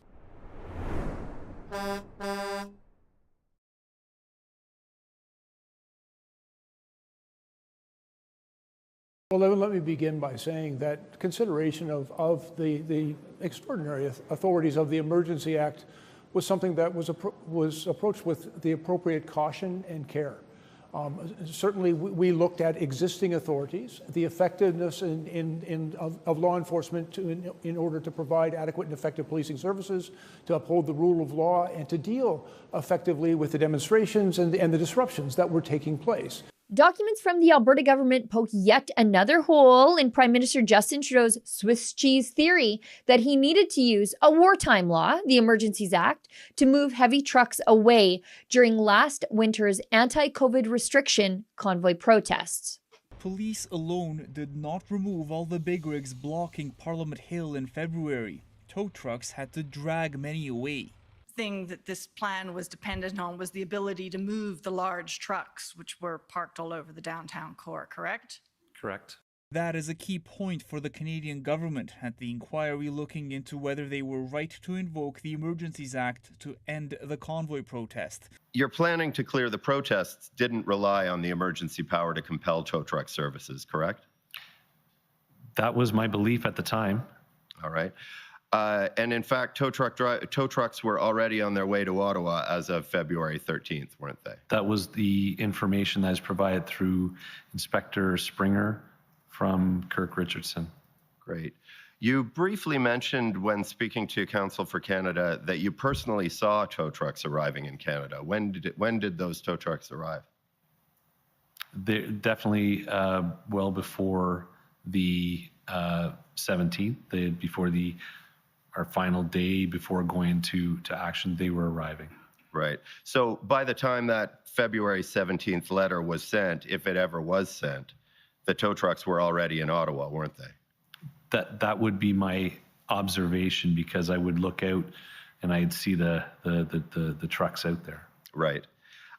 So would you agree that the federal emergency power to compel towing services may have been helpful to police and maybe beneficial to police, but it wasn't necessary to enable police to clear the protests, was it? Yes. The Public Order Emergency Commission is taking place in Ottawa as we speak to examine the actions of Justin Trudeau's federal government in invoking the never-before-used Emergencies Act, a wartime counterterrorism law to put an end to weeks of peaceful anti-COVID mandate protests. Those protests were led by truckers and bolstered by their supporters on the streets of Ottawa, but also at border crossings at Coutts, Alberta, Windsor, Ontario, Emerson, Manitoba, and near Vancouver, BC. To see and support all of our coverage of the Public Order Emergency Commission, please visit truckercommission.com. Now, the federal government has repeated the lie that using a law which suspends civil liberties and gives police and financial institutions extraordinary powers was somehow necessary to get tow trucks to move vehicles off the border and out of residential areas. It's crazy, but here's CBC reporting the federal government's claims unskeptically just a few short weeks ago. A deal with police to secure tow trucks to clear last winter's convoy protest fell through, and the Emergencies Act was needed to commandeer those services. A lawyer acting for the federal government told the Public Order Commission inquiry Wednesday. So prior to the 13th, I would have said we could have used some help with that, but as things materialized on the 13th, I was satisfied that we were good. And you were satisfied that we were good. You're satisfied that the federal emergency power to compel tow trucks wasn't necessary. Correct. Thank you. Now, the province of Alberta completely disputes the federal government's claim that a counter-terrorism law was necessary to commandeer tow trucks in this province. In fact, the Alberta government is currently participating in the Public Order Emergency Commission with full standing. The province is arguing that the Emergencies Act was not necessary, which should tell you just how unreasonable the invocation of the Emergencies Act was, given that Alberta, for a time, had some of the most authoritarian crackdowns on civil liberties during COVID, including on places of worship. The crackdowns were so bad, they led to the ouster of Premier Jason Kenney, who was eventually replaced by a more freedom-oriented Premier Daniel Smith. The Alberta government has said that it received no help from the federal government in dealing with the border blockade at Coutts. The Alberta government could not get tow trucks to come. It's on page 9 of these commission documents. You can see that on February 1st, approximately 50 companies throughout Alberta with heavy haul towing capability and cranes had been contacted. All of them refused to assist. Companies in British Columbia and Saskatchewan either wouldn't or could not get involved either. On page 10, we can even see that the Alberta government reached out to companies in Montana who, likewise, said they were not coming to help. And back on page 9 of these documents, the Alberta government ultimately reached out to Public Safety Canada and the Canadian Armed Forces in Ottawa, because the province wanted to be able to use heavy equipment from CFB Edmonton. But on page 12 of these documents, when Alberta Minister of Municipal Affairs, Rick McIver, a guy I like pretty much, reached out to Bill Blair, the Minister of Public Safety, McIver couldn't get a response. But documents presented to the Public Order Commission by the province of Alberta indicate that even if no private tow companies ever agreed to tow away convoy-related vehicles, there was always another way forward. You see, on February 8th and 9th, the province of Alberta quickly began looking for their own towing equipment, knowing the feds were not going to come through. They even began identifying Alberta sheriffs who possessed a Class 1 driver's license to drive them. By February 11th, the province of Alberta had found the vehicles that they needed on Kijiji and Truck Trader. Honest to goodness, I appreciate their frugality of buying some used bargains. By the 12th, they had purchased the equipment. By the 14th, they had purchased even more, and they had borrowed a heavy wrecker crew from the city of Edmonton to help out. $826,000 in all on 12 pieces of towing and heavy equipment. And I've got to tell you, I think they got a pretty good deal on that Komatsu. Now, according to the documents on page 13, the RCMP didn't even need all the equipment because the border blockade had by then disbanded. Ultimately, they ended up hauling one farm tractor, a semi-trailer, and a gravel truck. Now, on February 21st, text messages exchanged between McIver and Blair show Blair trying to take credit for the resolution of the blockade at Coutts, claiming the Emergencies Act had helped Alberta get those tow trucks. You know, tow trucks they bought themselves prior to the invocation of the Emergencies Act. McIver wrote, "What is true is that Coutts was resolved on the 14th, And we got our own tow trucks. Further, McIver wrote to Blair, "You were too late and did the wrong thing. My point is saying nothing now would have been better than not telling the truth." And then Blair never responded. Naturally. I mean, how could Blair respond? He had already been told to stop lying, and gun owners in Canada know if Bill Blair's talking, then Bill Blair's probably not telling the truth. For Rebel News, I'm Sheila Gunn-Reid. To see and support all of our independent coverage of the Public Order Emergency Commission, please consider making a donation at truckercommission.com. Freedom in 2022 is your right to disagree with me anytime on anything, in your heart, online, or in the public square. Freedom in 2022 is also your right to live your life however you see fit without hurting me or, for that matter, being bothered by me. But freedom in 2022 is in very real danger under constant attack by Justin Trudeau through his censorship bills, his attacks on gun rights, his attacks on farmers, and his attacks on peaceful protesters. These people have even tried to denormalize our flag. At Rebel News, we're not afraid to have dangerous discussions that Justin Trudeau, the media, and big tech censors say we're not allowed to have. And we want to have them with you at our upcoming Rebel Live events, first in Toronto, November 19th, and again in Calgary, Saturday, November 26th. I'll be there with dozens of other Rebels and Rebel-adjacent free thinkers, and I hope that you'll join us. Just go to rebelnewslive.com to get your tickets today, but do not sleep on this, because these tickets are going fast. See you soon.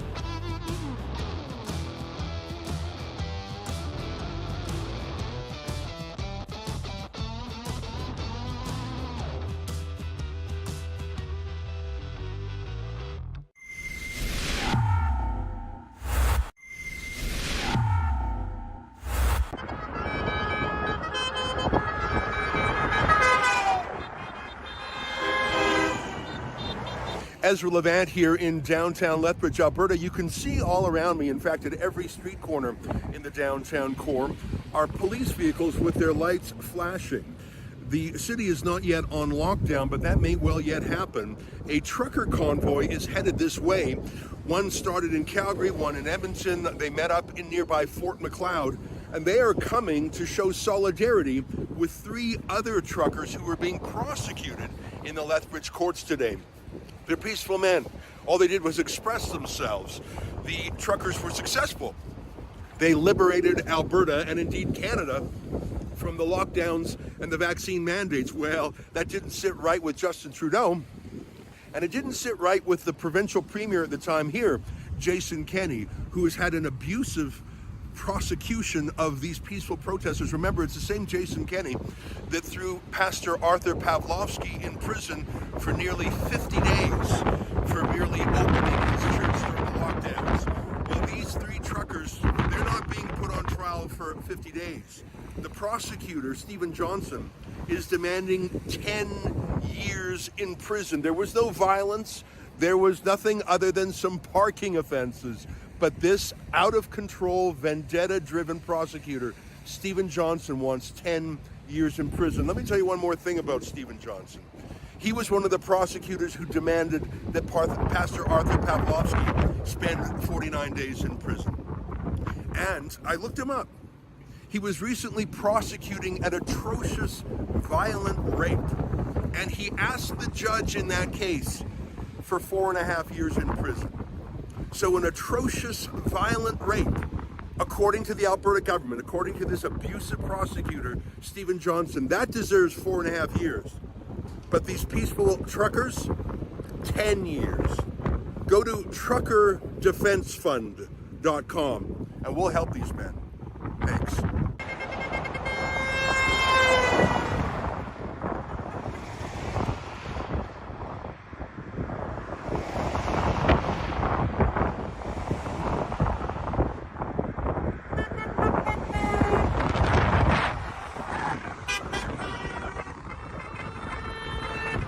After dawn, I'm outside the Lethbridge courthouse. You can see an enormous number of police gathering on the streets around the downtown. In every intersection are police vehicles with their red and blue flashers on. This is all because there are local farmers, truckers, business people, citizens coming to show their support for 3 truckers who are being prosecuted inside this building for peacefully protesting the lockdowns this spring.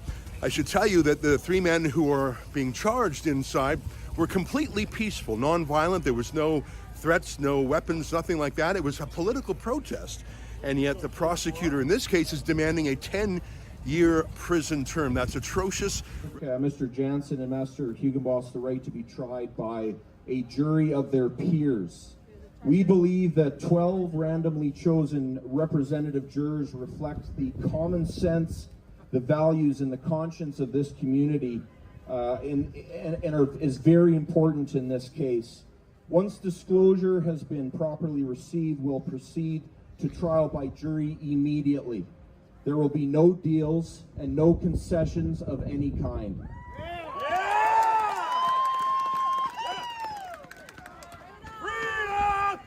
We have another court date, which is a procedural court date scheduled currently for December 12th of this year, and I will be down for that appointment as well.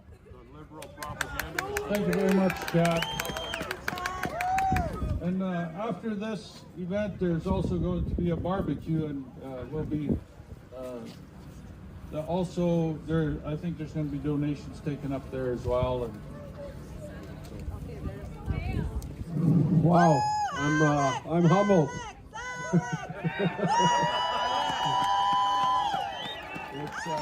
It's amazing to see you guys all here, man. This is what it's all about. People need to stand together and in unity, and with the force of power of the people, we are hoping that they're listening and watching what we're doing, and that we're not standing here alone. We're in this together. And I believe if there was, there's probably a lot of people that couldn't attend that are here in spirit, in mind, supporting us. I know they are. I'll keep it short. Humbled, emotional when I see this thing, when I see all you guys come. We love you, man. Alex pretty much shared what I wanted to share, but a huge heartfelt thank you. A thank you to enforcement as well. They are part of the world we live in, and we may have our disagreements, but I think today went orderly, and I can appreciate that, and I thank them for that as well. Thank Rebel for coming again, but above all, we have to thank God. That's why we're here, right? It's that all glory goes to Him. Tomorrow I leave to Ottawa, so I'm a little stressed out, and don't be. No, it's there's obviously it's a big thing, right? It's not something 10 months ago that I could have ever imagined. This, never mind getting put in front of the country. I'm just a small town Albertan who's raising a family, but keep us in your prayers.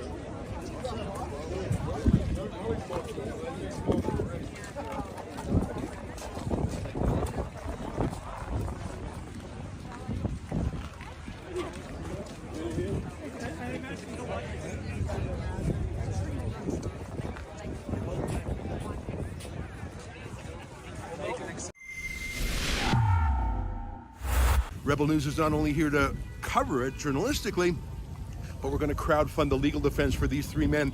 Obviously an extremely expensive process. An abusive prosecutor named Stephen Johnson literally wants these people in jail longer than rapists. in this province. I know that because Johnson recently asked the court for a 4.5-year sentence for a rapist. He thinks these peaceful truckers deserve a 10-year protest. To help us out, go to truckerdefensefund.com and chip in. We've got to help these men.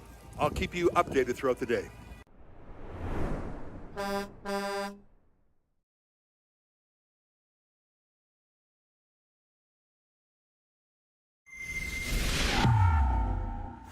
Freedom in 2022 is certainly about being able to make free choices for ourselves and for our family, who we believe are the best.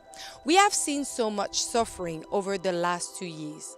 People who die alone in terrible conditions, people losing dream jobs, polarized families, and a society that insult and yell at each other for making a different medical choice. But people have risen, and it will be through them that the future will have an important meaning for all of you, but especially for the next generation. Rebel News has been present at every step of this great challenge, but so many other pioneers whom you could meet and hear at our great conference about freedom for our beautiful country, which is Canada. This conference, which will be held in Calgary and Toronto, will show you the faces of the influence of freedom that you have seen over the past 2 years. You don't want to miss this, so get your ticket now at rebelnewslive.com. And it will be a pleasure to see you there and meet you in large numbers. It's time to drop these masks and let the truth shine.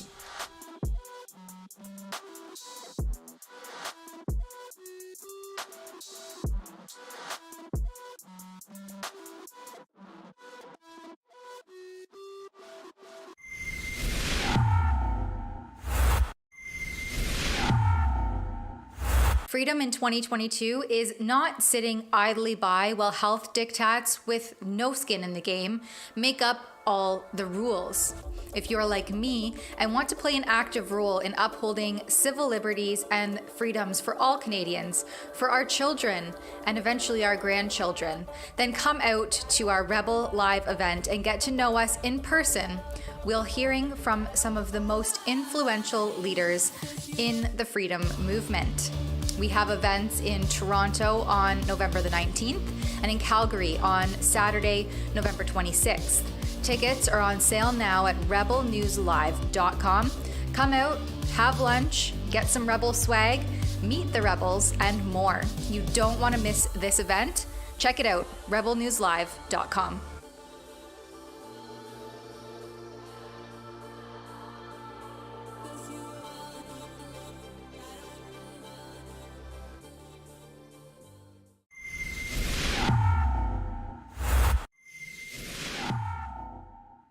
"10 years in prison for a peaceful protest.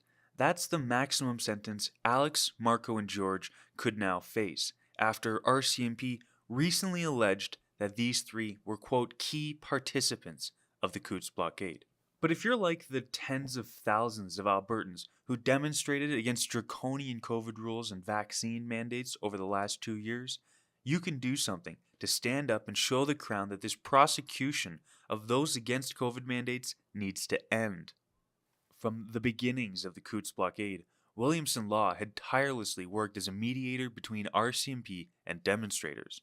Currently, they're assisting with the preparations for a statement of claim for 3 excavators that were sabotaged by RCMP near Coutts, and now, as we've previously reported on, they will be defending these 3 men charged with mischief. But the only way this is possible for Williamson Law to defend these guys is through your support at truckerdefensefund.ca, an initiative we've started at Rebel News to provide free legal defense for those allegedly involved in the Coutts blockade demonstrations. The 3 men are to appear at the Lethbridge Courthouse on November 4th, at which point it will be determined how the court will proceed. It's expected that the Crown will attempt to elect to have these charges tried by indictment, meaning that the max penalty of 10 years in prison, that may well and more likely is going to be pursued than anything else, which means that these 3 who were alleged to be key participants, they could spend 10 years behind bars for their alleged involvement in the Coutts blockade. I'm going to tell you a lot more about this campaign and all the different things that you can do to help support these guys. But right now, I'm going to share with you a recent interview we did with Chad Williamson of Williamson Law on what's going to happen with these three guys come November 4th. The situation is essentially that they've been charged with mischief over $5,000 for their alleged participation in the Coutts border blockade that happened earlier this year. On October 4th, there was essentially just pleas of not guilty, appearance of counsel, and everything was put off pending some discussions between the Crown and my office. Now, Williamson Law is representing these folks. Now, everything's been put off until November 4th, which is the next court date down in Lethbridge. We expect the Crown to elect to have this tried by indictment rather than summary offense. Now, a lot of the fight the fines, which were COVID tickets, and a lot of the trucker defense files that we've gotten are all summary offenses, which means that they're heard in provincial court. They usually don't carry a very, very serious penalty to them, and they're tried in a different fashion. An indictable offense, those are reserved for what are considered to be more serious offenses that carry potential serious penalties attached to them. So we believe that the Crown will be electing to have these three folks matter heard by indictment. Now, we also understand that the Crown might want to move this out of Lethbridge. We haven't formulated an opinion on that to this point, but it's expected that we want that to stay in Lethbridge. Frankly, I think if there are protests or if there is a high degree of attention that is given to this case, I think that's going to follow them anywhere they decide to move this trial, if that's the court's decision. So November 4th will be interesting. We're also likely going to elect to have this heard by a jury. At least that is the position of the defense. So we'll see where that goes as we move forward to on November 4th. As Chad mentions, if this is in fact tried by indictment, that means this charge of mischief will be considered a serious offense with serious penalties. Again, that brings me back to the 10 years they could spend behind bars for their alleged involvement in a peaceful protest. And as Chad mentions, the prosecutor supposedly wants to move the case out of Lethbridge because of the abundance of local support that we've seen so far.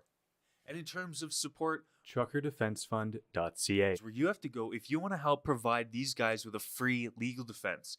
This could get up to the hundreds of thousands of dollars in order to fight for these guys in court.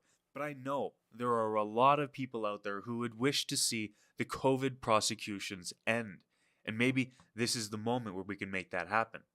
But donations aren't the only way that you can help. There's a multitude of things that everyone can do.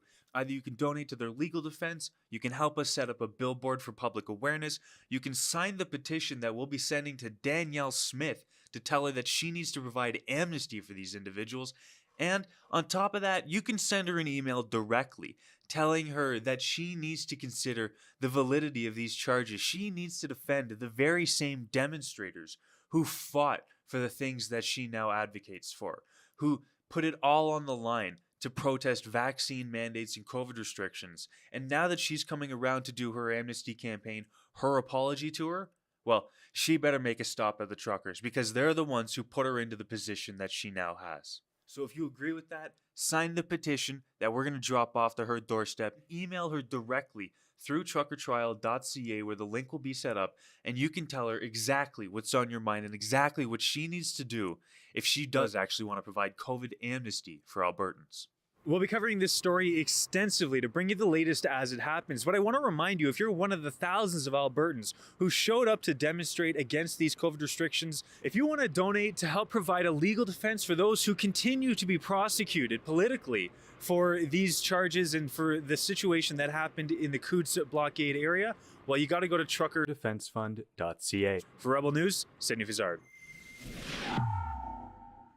Here at Rebel News, we're gearing up to help Williamson Law, and we're providing a free legal defense for these 3 individuals. Now, this could get expensive. This could get up to the hundreds of thousands of dollars. But I think, especially for everybody who was there, the thousands of individuals who stood at the Coutts blockade to show how tired they were of these draconian mandates, that it's damn well worth it. So if you want to help these guys out, you got to go to truckerdefensefund.ca.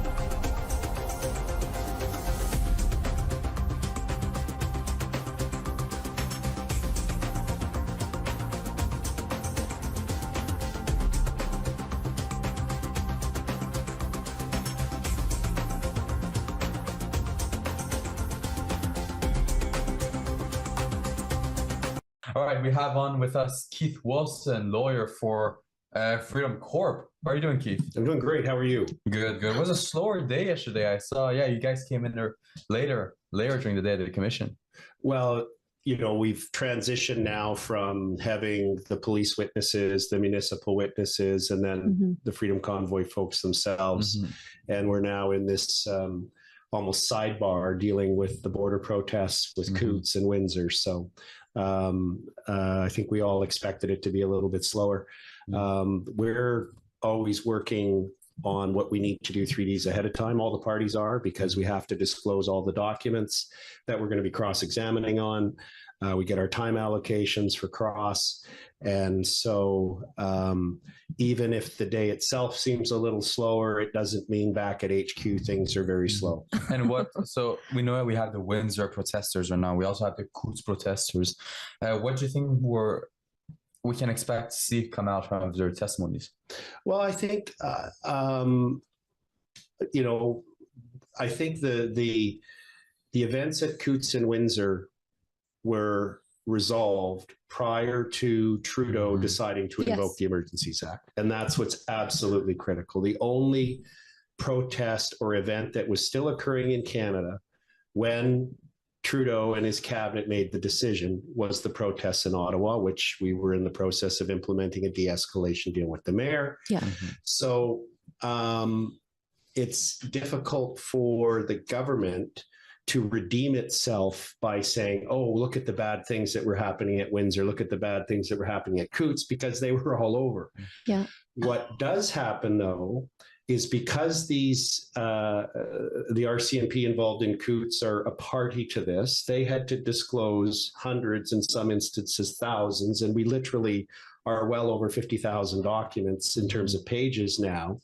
So we data mine through those, and we come across documents, as you saw today, with the CSIS briefing that briefed the cabinet on 3 different instances and basically said, not only should you not be invoking the Emergencies Act, you don't have what it takes, but it's actually a bad idea.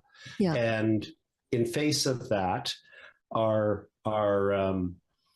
Prime Minister, who has demonstrated very thin skin and an inability to withstand any kind of criticism, decided to proceed with invoking it to give him the excuse to bring in police with sticks and clubs and tear gas and don't forget the right horses. Let's not forget those. And the horses to trample Canadians' rights, both physically and legally.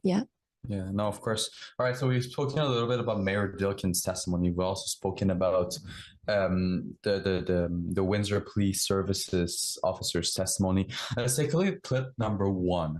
Let's take a look at part of Mayor Dilkin's testimony where he talks about the fact that in his view, the nature of the protests were unprecedented. Take a look at that. But it was the nature and sort of the spirit of the protest. It was unlike anything I've ever seen. You know, I've lived my whole life in the city of Windsor. It's unlike anything I've ever seen during that time. And the posture and the language was, you know, it was almost as if folks wanted some sort of brawl on the streets. You know, they were hoping police would engage in that way so they could have some sort of, you know, brawl on the streets, if I can describe it that way. What did you make of that, Celine? I mean, I tried not to laugh while I heard it in the media room. Like I did my best because again, it's the same, painting them as these violent people. I mean, if hot tubs and bouncy castles they emit the atmosphere of brawl-like or bar fight-ish, whatever is synonymous to feeling the tensions in a room or in a place where you would consider it to be so dangerous that you anticipate a brawl or people are. It just doesn't make sense to me. Again, I was at these places. Like I was at these places. It's enough said for me. No. I mean, I don't think the mayor of Windsor, this mayor could be the mayor of Ottawa if he thinks that this is a huge protest. I mean, Ottawa would get things as big as this often. Windsor wasn't the place where the convoy was at the end of the day. That was Ottawa. So yeah. What are your thoughts on his comments? Well, I've got two thoughts. I mean, the first is one of the concerns at all times while I was here in Ottawa and the lead volunteers here in Ottawa was about the truckers keeping their cool. Mm-hmm. You know, Jordan Peterson talked about the truckers keeping their cool. Tucker Carlson talked about the truckers keeping their cool, and so many others. And that was one of the things that really impressed me about the protesters here in Ottawa, is how they were acutely aware that what the Prime Minister and some of the police wanted was exactly that. Yeah. If they wanted to start a brawl, they would have started a brawl. For sure they could have. It took a lot of energy and effort, and it was remarkable, the absence of any form of violence, the low statistics on crime compared to any other gathering of anything close to this scale or even a fraction of it. For sure. So that's one point. The other point, though, is, and it's a really important one, and it's this.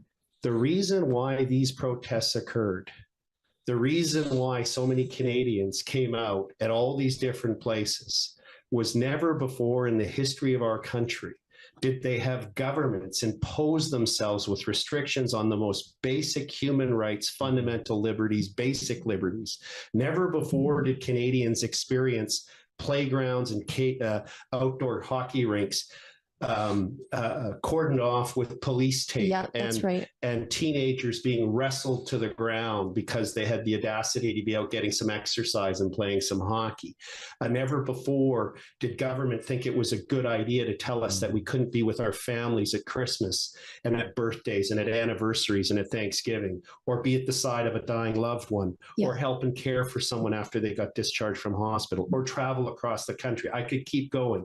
We cannot lose sight of how fundamentally far this government and the provincial governments overstepped and overreacted, and the harm that they've done. And that's why we're here in this inquiry. And it's going to keep coming out.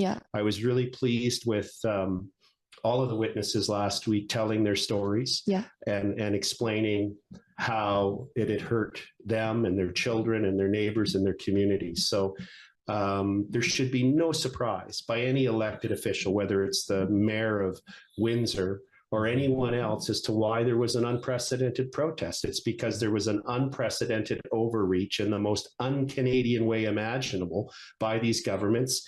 And the last holdout was Justin Trudeau. What a lot of people don't remember is the G7 countries did not have a restriction preventing unvaccinated from traveling within their country.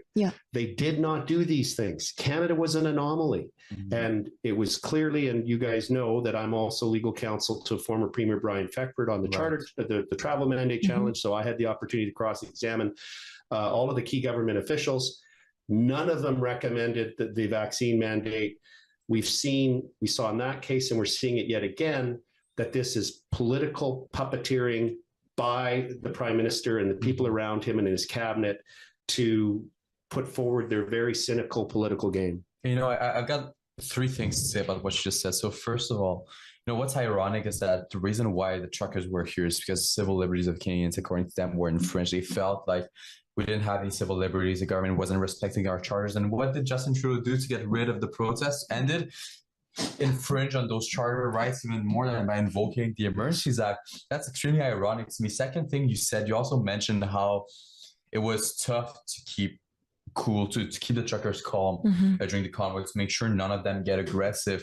But one person who we saw wasn't able to keep his calm was Glenn McGregor, when Tamara Lich got out of the Ottawa courthouse after her bail hearing, and the judge told her she was allowed to get off jail and visit her family once again. Let's take a look at how Glenn McGregor conducted himself back in July. Let's take a look at that.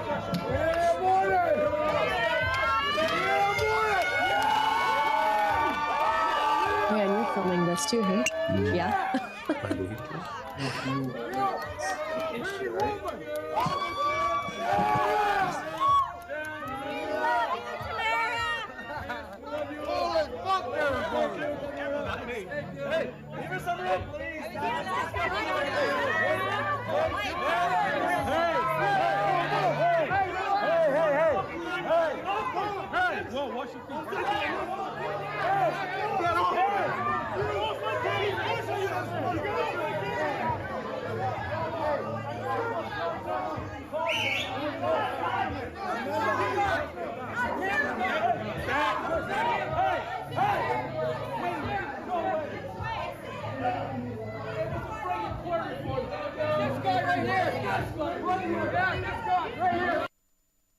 No, that's what I tweeted today, because I saw someone retweeted this tweet from back in July from me.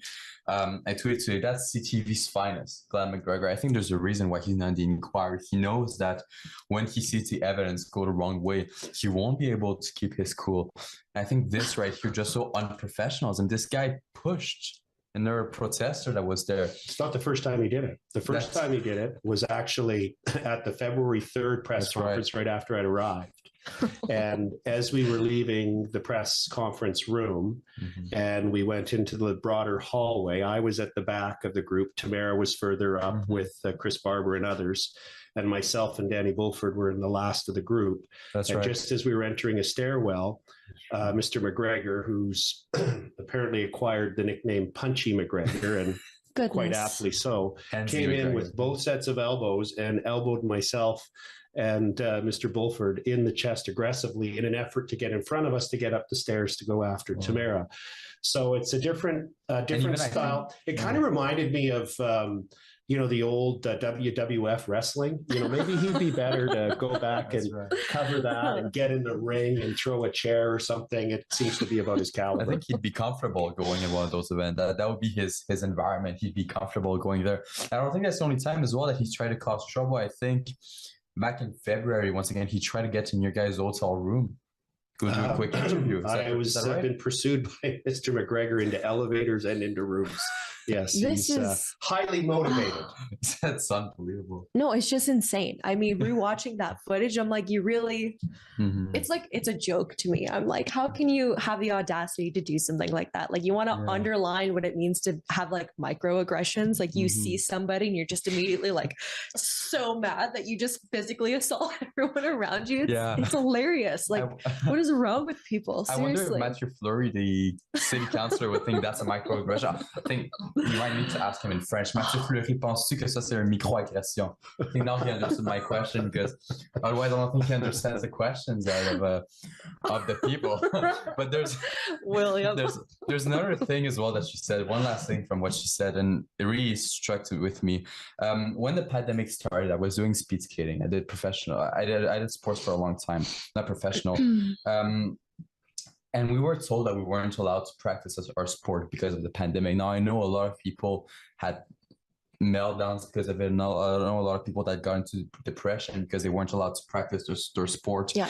And the most idiotic thing that we saw is that as a speed skating club or as a hockey club, we weren't allowed to practice, train in environment that are safe and secure, but they were allowing 50 to 100 people to go on the ice with their parents just to free skate. that's an incoherent regulation that was imposed by the government. Well, I'm sorry, but you also can't forget about the case of Mayor Patrick Brown from That's right. Brampton, I believe, going and playing hockey with his buddies out in the rink while everyone else was absolutely in a lockdown in their house, and was prosecuted if they did anything other. So, No, yeah, that's right. I get you there. Yeah, that That's was right. a But what fantastic all bust by Menzies. Yeah, what I think this all highlights for all of us is that we've probably underestimated and not really appreciated how important being able to pursue your passions, your hobbies, interacting with others is to a normal life. Yeah. And when we deprive kids of their opportunity to participate in whether it's, judo or speed skating or skateboarding, or 4-H if you're on the prairies, or Scouts and Girl Guides, it really has an impact. We're social beings, and this myopic single focus that the health authorities had of save every senior citizen at all costs, no matter how great, socially, developmentally, and economically, was an absolute policy failure. And the ripple effect, and you even saw it mentioned in the CSIS document today, is people have fundamentally lost trust in the institutions that they thought were what makes living in Canada a good thing. Everywhere from the doctors and the public health officials to the educators to the courts to the police. People never thought the police would use. A lot of people never thought the police would use this level of violence on unarmed, peaceful protesters. So the good thing about this inquiry is it's forcing some of these things to come back into the discussion. Yeah. I mean, of course, the legacy media is barely covering it all. They're just trying to keep their paymaster happy and meet payroll, which is unfortunate. And thank goodness for guys like you. Well, I think that's the reason why the convoy was so big, is that people were fed up with these incoherent and authoritarian policies, unjustified policies that were implemented all in the name of science. It was a long time coming, for sure. That was a long 2 years. You got one person. The U.S. was Dr. Fauci. You had one man who was in control of the whole health establishment. You had one person here, Theresa Tam, who was in control of Canadians' life. It's absolutely unbelievable. All right, let's throw to clip number 3, and afterwards we'll go on a little bit more about Justin Trudeau and Doug Ford, because we saw some comments and some decisions that were taken in relation to both these men today. Would it be fair to say that the two parts of this conversation we saw you having with Minister Mendicino, Minister Mendicino was incorrect about whether or not the Chief Mizuno had requested resources, and was also incorrect as to the type of assistance that was offered by CBSA? I think what happened when I received that message from Minister Mendicino and my response was wrong, I called the chief immediately to make sure I understood what was going on. The chief explained to me that in a conversation that she had had with Commissioner Clerk, that at that precise moment in time, they weren't asking for any more because officers were coming in, and she didn't know how many officers were coming in. Understood. Okay. And it was also your understanding then that there was a plan in place as early as February 10th to dismantle this protest. Is that correct? Well, I knew that officers were coming in. I did not know. The chief could not tell me how many officers were coming in, nor was I aware of how long it would take to resolve the issue.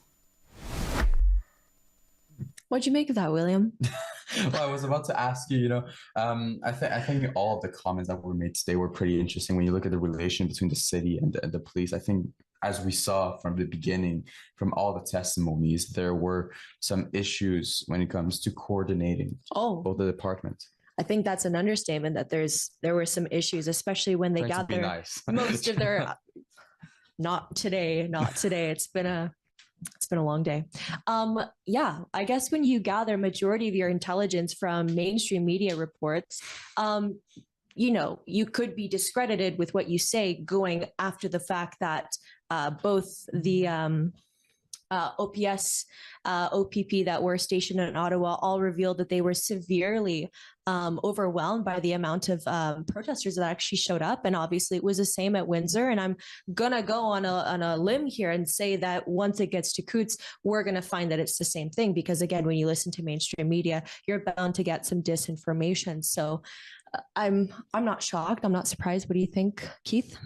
Well, it's more of a pattern, you know, that the level of disorganization, the level of confusion has been remarkable at all levels. I think this has also been a process of revealing how incompetent our governments really are.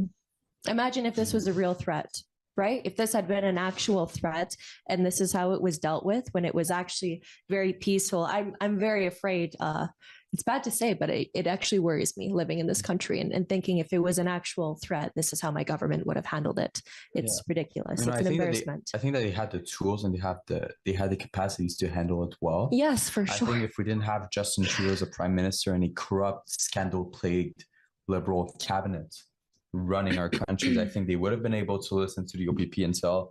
I think they would have been able to open their eyes and say, yeah, let's negotiate with these truckers. There's more than 1,000 of them that came to Ottawa. There must be a reason why they're here.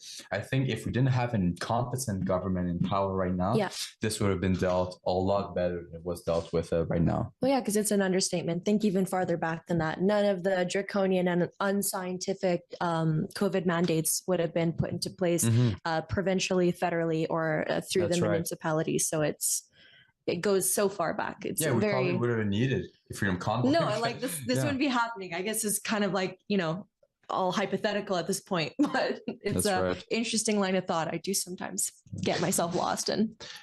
I think what it shows too is that very early on in the Ottawa protests, there were senior officials saying, bring in an intermediary, bring in a mediator, bring in a negotiator. Let's open up a line of communication and dialogue. And that's the Canadian way of doing things. I mean, you guys are too young to remember this, but Canada was once famous for having our blue hat military, which was the peacekeepers, right? They would wear blue helmets, not blue hats, and blue bulletproof vests, and they would go to conflict zones and they would go between the parties who were warring and killing one another, and try and facilitate a peaceful process. That used to be one of the things that Canada stood for. And the bureaucracy and some of the senior officials were calling on that. But at every turn, the prime minister wanted no part of it.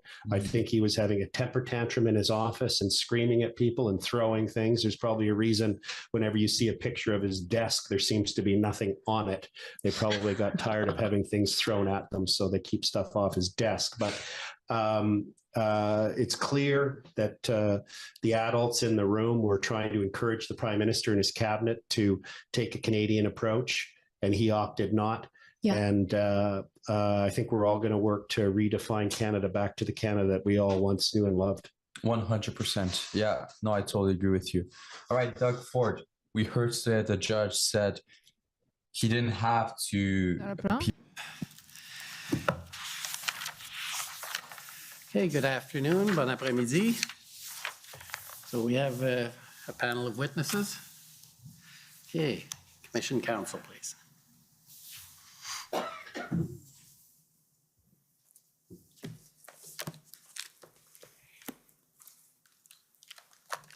Thank you, Mr. Commissioner. For the record, Shantona Chaudhary.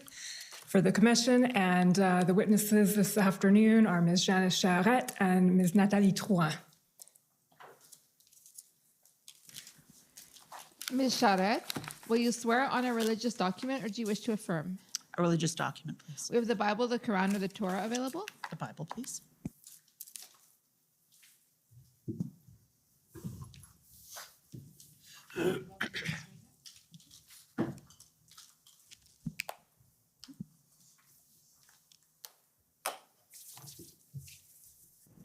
For the record, please state your full name and spell it out.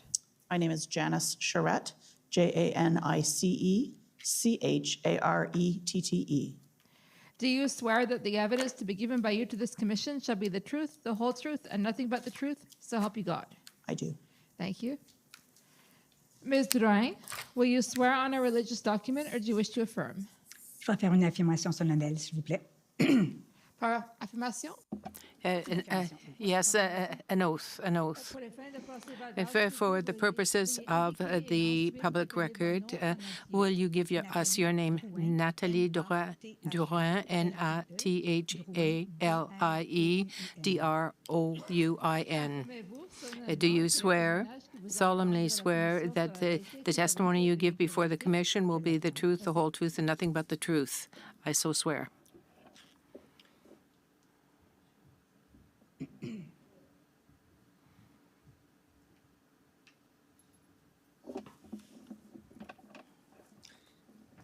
Good afternoon, Ms. Charette, Ms. Drouin. Thank you for being here. We'll just start with some housekeeping, introducing your witness summary. So you'll recall having sat for an interview with Commission Counsel on September 29th, 2022? I do. Okay. Ms. Drouin? I do. Okay.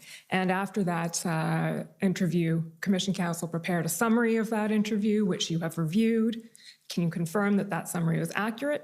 I can. I confirm. Okay. And for the record, that is Mr. Clerk, WTS.6074, but no need to pull it up right now.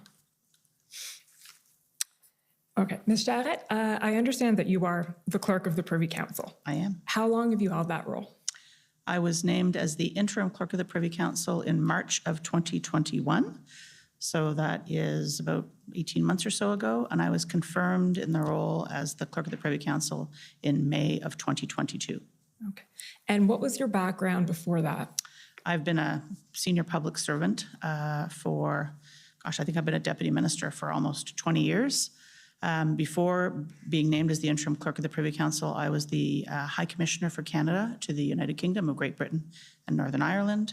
And previous to that, I was actually serving as the Clerk of the Privy Council. I've held roles as the Associate Clerk of the Privy Council, Deputy Minister of Intergovernmental, the Deputy Minister of then Human Resources and Skills Development, of Immigration, Refugee, Citizenship, Associate Deputy Minister of Health, and as you can tell, a number of roles over my career. It's a long list. Okay. And Ms. Drouin, you were the Deputy Clerk of the Privy Council. Exactement. And how long have you held that role? J'ai été nommée sous-greffière. I was appointed in August 2021, and before that, I was Deputy Minister of Justice Canada, and 2016, I was Minister of Justice in Quebec. Are you wishing to testify in French, or I'm going to do the same thing. Sometimes I will answer in English, sometimes I will answer in French. So question, perfect.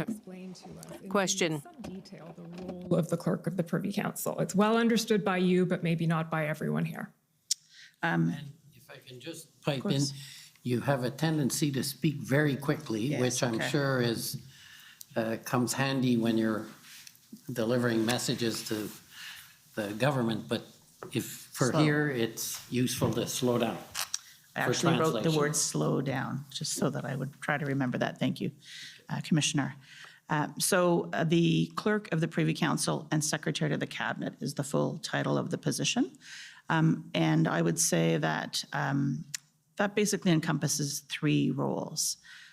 The Privy Council office is the department of the Prime Minister.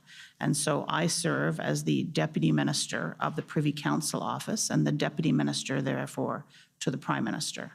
I am the most senior public service advisor to the Prime Minister and to his office.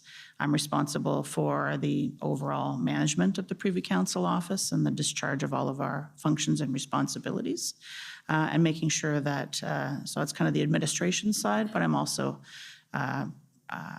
the advisor on all matters that would be before the Prime Minister for his consideration and decision. Second part of the role is the Secretary to the Cabinet.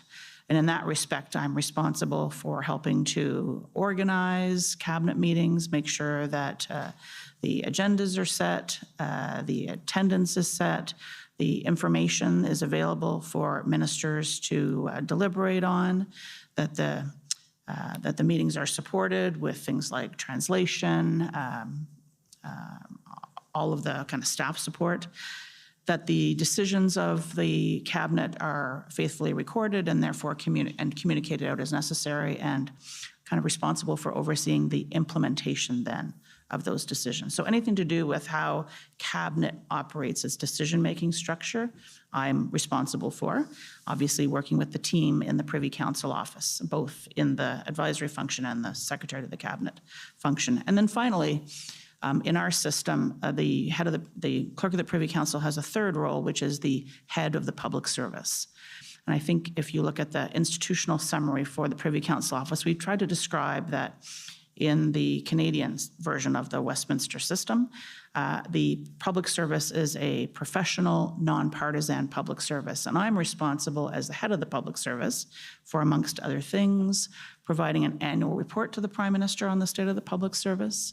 In this respect, I also provide advice to the Prime Minister on the appointment and performance of deputy ministers and other senior officials, and basically for making sure that the public service is ready to be able to serve the needs of the government and of the country today, and also a stewardship role into the future. So those are kind of the three roles. And I would say the other thing that might be relevant as we get into this conversation is the Clerk of the Privy Council is one of a community of deputy ministers. I think in the expression would be primus inter pares. You are one amongst others, and I very much work with the community of deputies in order to be able to discharge those functions. First among equals? That's it. Good. Thanks. Okay, Madame Drouin, we're going to go back to some of that, Ms. Charette, but before we do that, can you explain the role of the Deputy Clerk, Ms. Drouin, and then maybe how the two of you work together? Perfect. So let me start with that. So my first role is really to support the clerk in her role, a little bit like what we call a two-in-the-box model. So on the day-to-day basis, ce que ça veut dire, c'est entre autres assurer un... It means that I have to assume leadership within the department, that is the department of the Privy Council, and assume leadership on horizontal files in the area of policies, ensure that there is consistency and uniformity. Another power I have is to deal with the deputy ministers on issues, and I do that regularly. And I also do crisis management, issue management, as we say, and it is in that case where I was playing a role in the convoy, and that's why I'm here today. And I have leadership also in the area of other matters. Very organic. So my mantra is I go where the needs are in order to support the clerk. More instinctively, I go where I have strength, competencies, and capacities to support her in her main role, advising the Prime Minister and the Cabinet. So this is, how we work.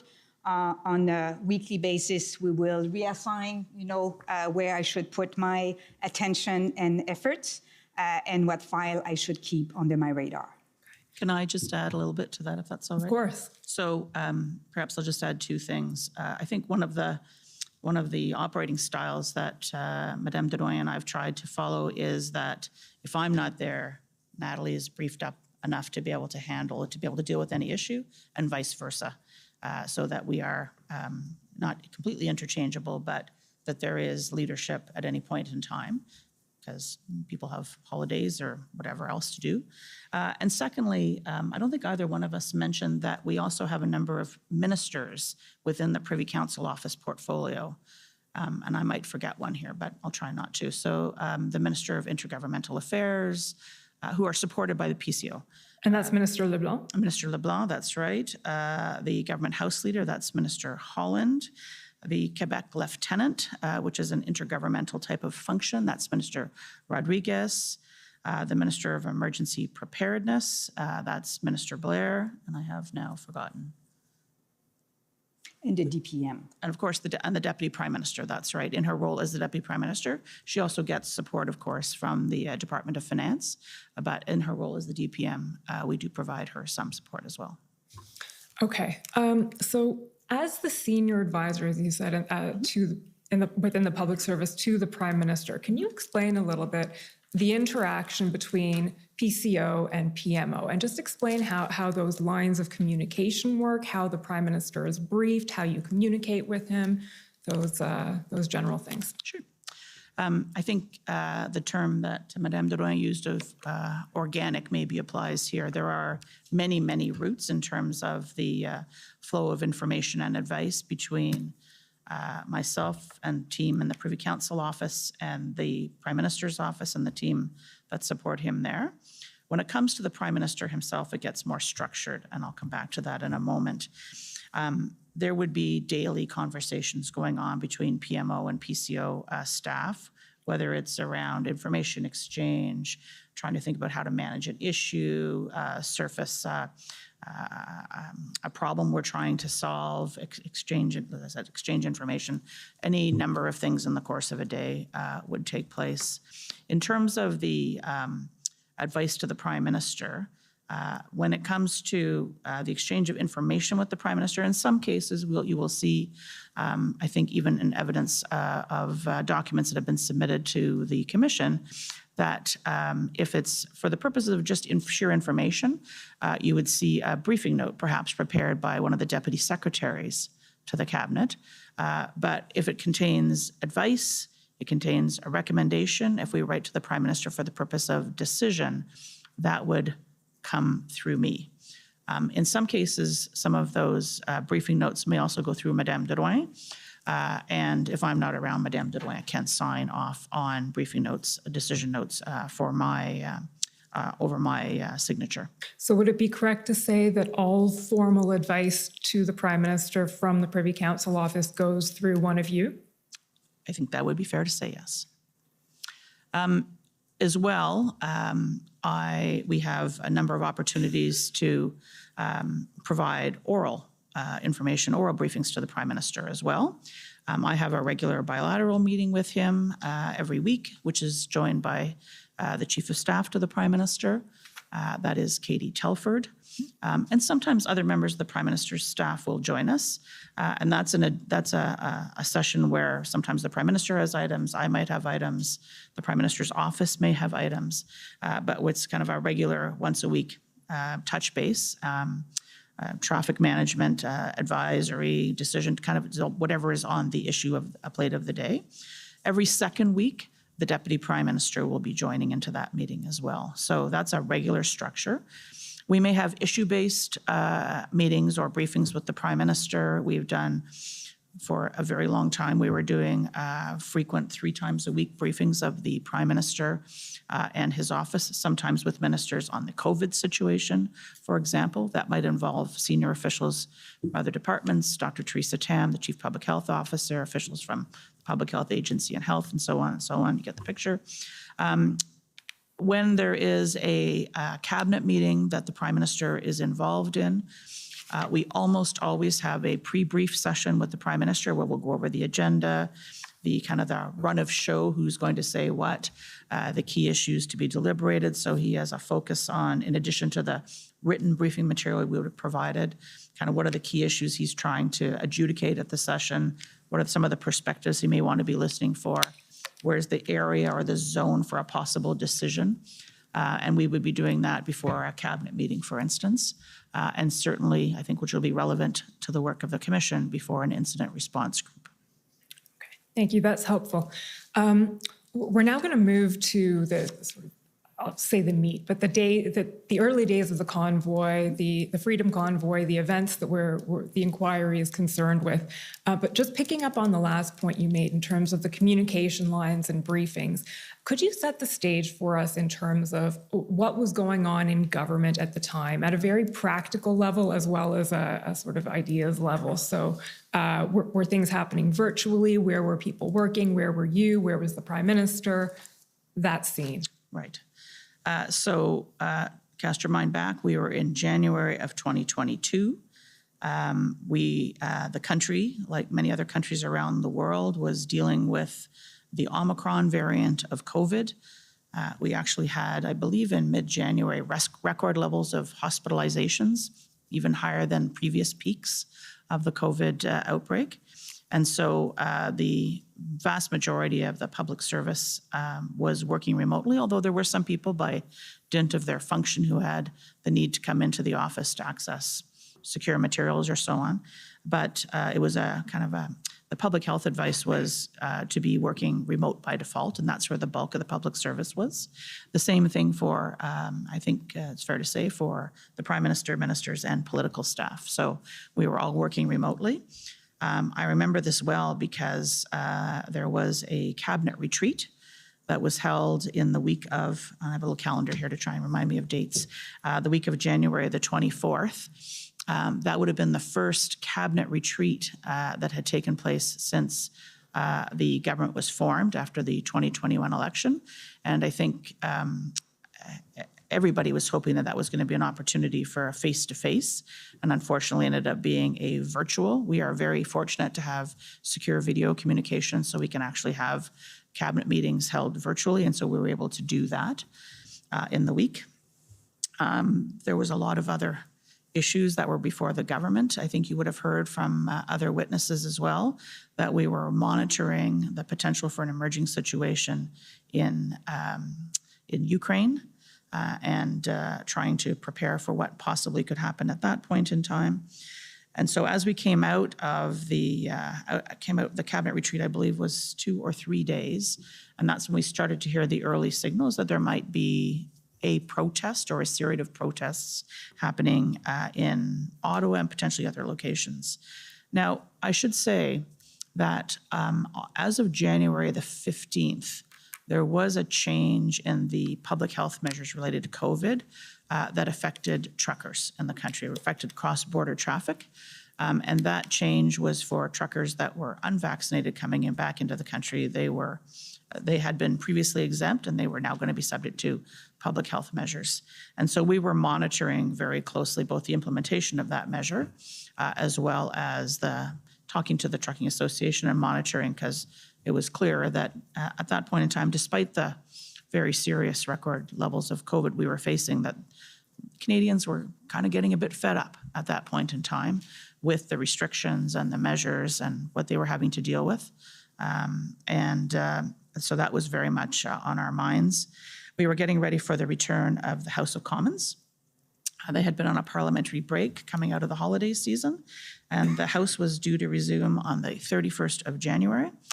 So as we went into what I think others have described as weekend one, the weekend starting Friday, the 28th of January, we were monitoring and waiting for the protest that we had understood was going to be arriving. That's kind of the context at the very beginning, if that's helpful. I'm happy to add to that. That's helpful. That's perfect. So that takes us to my next question, which is, when did you first brief the Prime Minister on what was happening with the convoy? The first briefing I had with the Prime Minister was an oral briefing on the 30th of January. I think you've heard testimony from other Privy Council office colleagues that there were PCO PMO briefings that had been going on in the week before that. There had been daily ministerial briefings going on, starting, I think, on the Thursday before that. So on the Sunday, the 30th, there was a telephone call or an oral briefing with the Prime Minister, including members of his staff, other members of the Privy Council office, to basically kind of give him a situation report. At that point in time, it was Sunday, I believe it was evening, and it was pretty clear that the protesters weren't leaving. So we had a situation in Ottawa, and our thoughts were turning immediately to the House return the next day, and whether there was any issues we had to be thinking our way through in terms of the safe conduct of parliamentarians actually accessing the Parliament buildings. As you may recall, Wellington Street was a bit of a challenging area. As the head of the public service and responsible for a department, I also had to think about what instructions we were giving to public servants, some of whom were still required to be going into the office, about while we were closing buildings or leaving those open. So that was really the first briefing with the Prime Minister, kind of a situation report, what was happening, giving him information. We were able to tell him that there had been ministerial briefings, that there was lots of outreach going on by deputy ministers across, we call it the town, across Ottawa, across departments and agencies. And so that was, I wouldn't say that we sought any decisions from him at that point in time, other than to have a conversation about, were we well connected, for example? Were the right people talking to parliamentary officials, to the Sergeant at Arms, the Parliamentary Protective Service? Were they connected up to law enforcement and security agencies to make sure that, Parliament, the epicenter of our democracy, could function well starting the next day? We've spent a lot of, I don't know if you had a chance to see the testimony of Ms. Bogdan this morning and Mr. Hutchison or the NSIA yesterday. We've heard from many of your deputy minister colleagues, and we've spent a lot of time on the lead up to the convoy and the early days. So I think with you this afternoon, we're going to be focusing mostly now on the beginning of sort of February 9th on, let's put it that way. So I'm going to... Can I just take you back? Yes, you can. I thought that might happen. When you referred to other deputy minister colleagues, I know that yesterday as well you heard from colleagues from the Department of Finance. And so another big preoccupation as we were kind of starting up our work at the end of January was we were in the beginnings of budget preparation for budget 2022.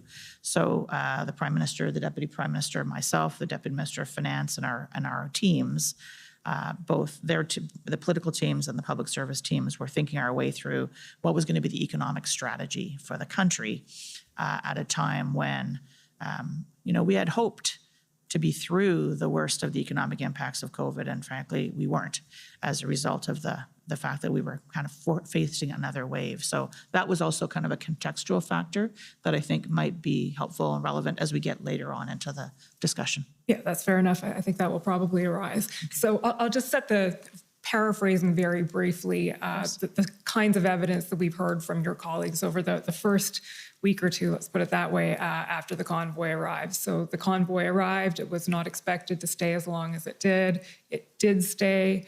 At that point, the federal government was meeting to try and understand what was going on. There were regular DMOCs happening. And I'll just ask then, actually, were either of you in attendance at the DMOCs that were happening? Starting on the 9th, yes. Starting on the 9th there, okay, which is why we're soon going to be skipping to the 9th. I don't know that I attended every DMOC. I attended some of them. So Deputy Minister Operational Committee for the acronyms. I know you've been through them all now. You're an expert, actually, I've heard. But I don't think I was at all of them. I would have, those were chaired by the National Security Intelligence Advisor. I would have been at some key ones where I thought I either needed to give direction or to hear, particularly at points in time, but I wasn't involved in the day-to-day. Okay. So my first DMOC was, like Madame Deroy's, the 9th of February. The 9th, okay. So we're sort of, all roads lead to the 9th here. So we heard about the 3 SSE committee meetings that were held. Ms. Bogdan took us through those, February 3rd, February 6th, February 8th. And we more or less left it off at the end of the day on the 8th. It was decided essentially that maybe it's time for the federal government to consider more intervention in the situation. Would that be fair to say? I would say that I was at the meeting of the Cabinet Committee on Safety, Security and Emergencies, the SSE committee, on the Sunday, the 6th. That's the only one of the 3 meetings that you described that I was at. So I was trying to get a sense, that was at the end of weekend 2, trying to get a sense from ministers and from my colleagues, kind of what the situation was and what the sense was about how this was all going. I got a readout, a debrief from the Cabinet Committee meeting on the 8th of February from my colleagues who were there. And it was certainly clear to me that the level of concern, anxiety, and the situation itself was escalating. And so that was the reason I chose to go to the DMOC meeting on the 9th and to hear out my colleagues in terms of, and to give direction at that point in time. And it was through the course of that day, listening to them, and other meetings that took place during that day, I'm happy to tell you about if you'd like, that I formed the view as we went into the 10th that it was time for me to provide the advice for the Prime Minister to decide as to whether or not he wanted to convene an incident response group meeting. Okay. We're definitely going to come to that. Just before we do, of course, I actually want to take you back to the 8th before we get to the 9th. Mr. Clerk, can you pull up PBNSC CAN 408073?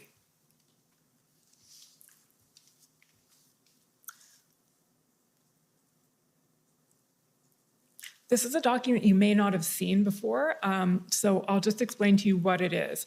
These are the notes of Deputy Commissioner Mike Duhaime. And if we scroll down, Mr. Clerk, to page 41,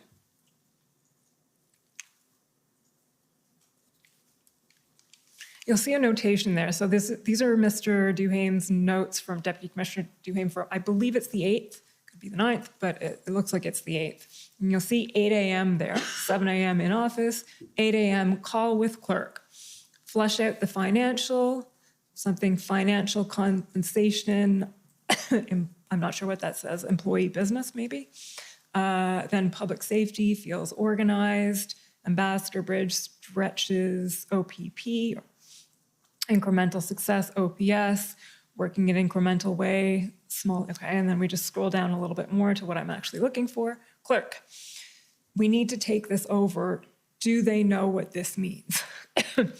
So I understand that during this time you were having regular calls with various colleagues within the federal government. Can you explain to us, do you recall this conversation?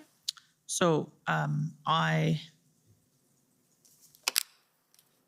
don't know whether Michel Duhaime himself was at the DMOC meeting. I was not speaking to RCMP colleagues or a broad selection of colleagues working in the national security and intelligence public safety space on the 8th. That really started on the morning of the 9th for me after I heard the readout.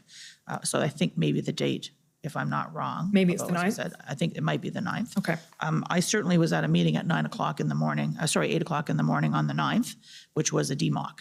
So it's not unreasonable to think that the commissioner of the RCMP, either she was there and brought Mr. Duhaime with her, or he was attending for her. Either one of those two things is possible. So these are probably Mr. Duhaime's notes from the DMOC call. I never had a one-on-one call with Mr. Duhaime. Okay. So it would have been in the context of a broader meeting. And it looks like from what you have read that if PS is in fact the public safety, that was others there as well. Let's talk about what the meeting was about. So having heard the readout from the SSE meeting on the 8th, I should add as well, there was a debate in the House of Commons on the 7th of February, if I'm not wrong, on the convoy situation. Parliamentarians, members of Parliament can trigger a debate if they wish, and I gather the Speaker assented to that, and so there was a debate. So there was rising levels of concern, that was obvious, and we heard this from the SSE committee as well, and so I went to the DMOC meeting, which was taking place at 8 o'clock in the morning on the 9th, and my purpose there was really to do a couple of things. I was there to make sure that I was hearing firsthand from deputy ministers and agency heads who have responsibilities in this area, who had been meeting with the National Security Intelligence Advisor through the days previous to that on their assessment of the situation. And I wanted to provide my direction to them as the senior public servants that, in my view, this was a very serious situation, that we had rising levels of questions from federal ministers who were asking, how is this going to end? What can we do? And so my commentary at the meeting, I think I was at 2 DMOCs on this day, as a matter of fact. Certainly at the first meeting in the morning, my objective, my intention was to try to say to my deputy minister colleagues, we have to leave no stone unturned.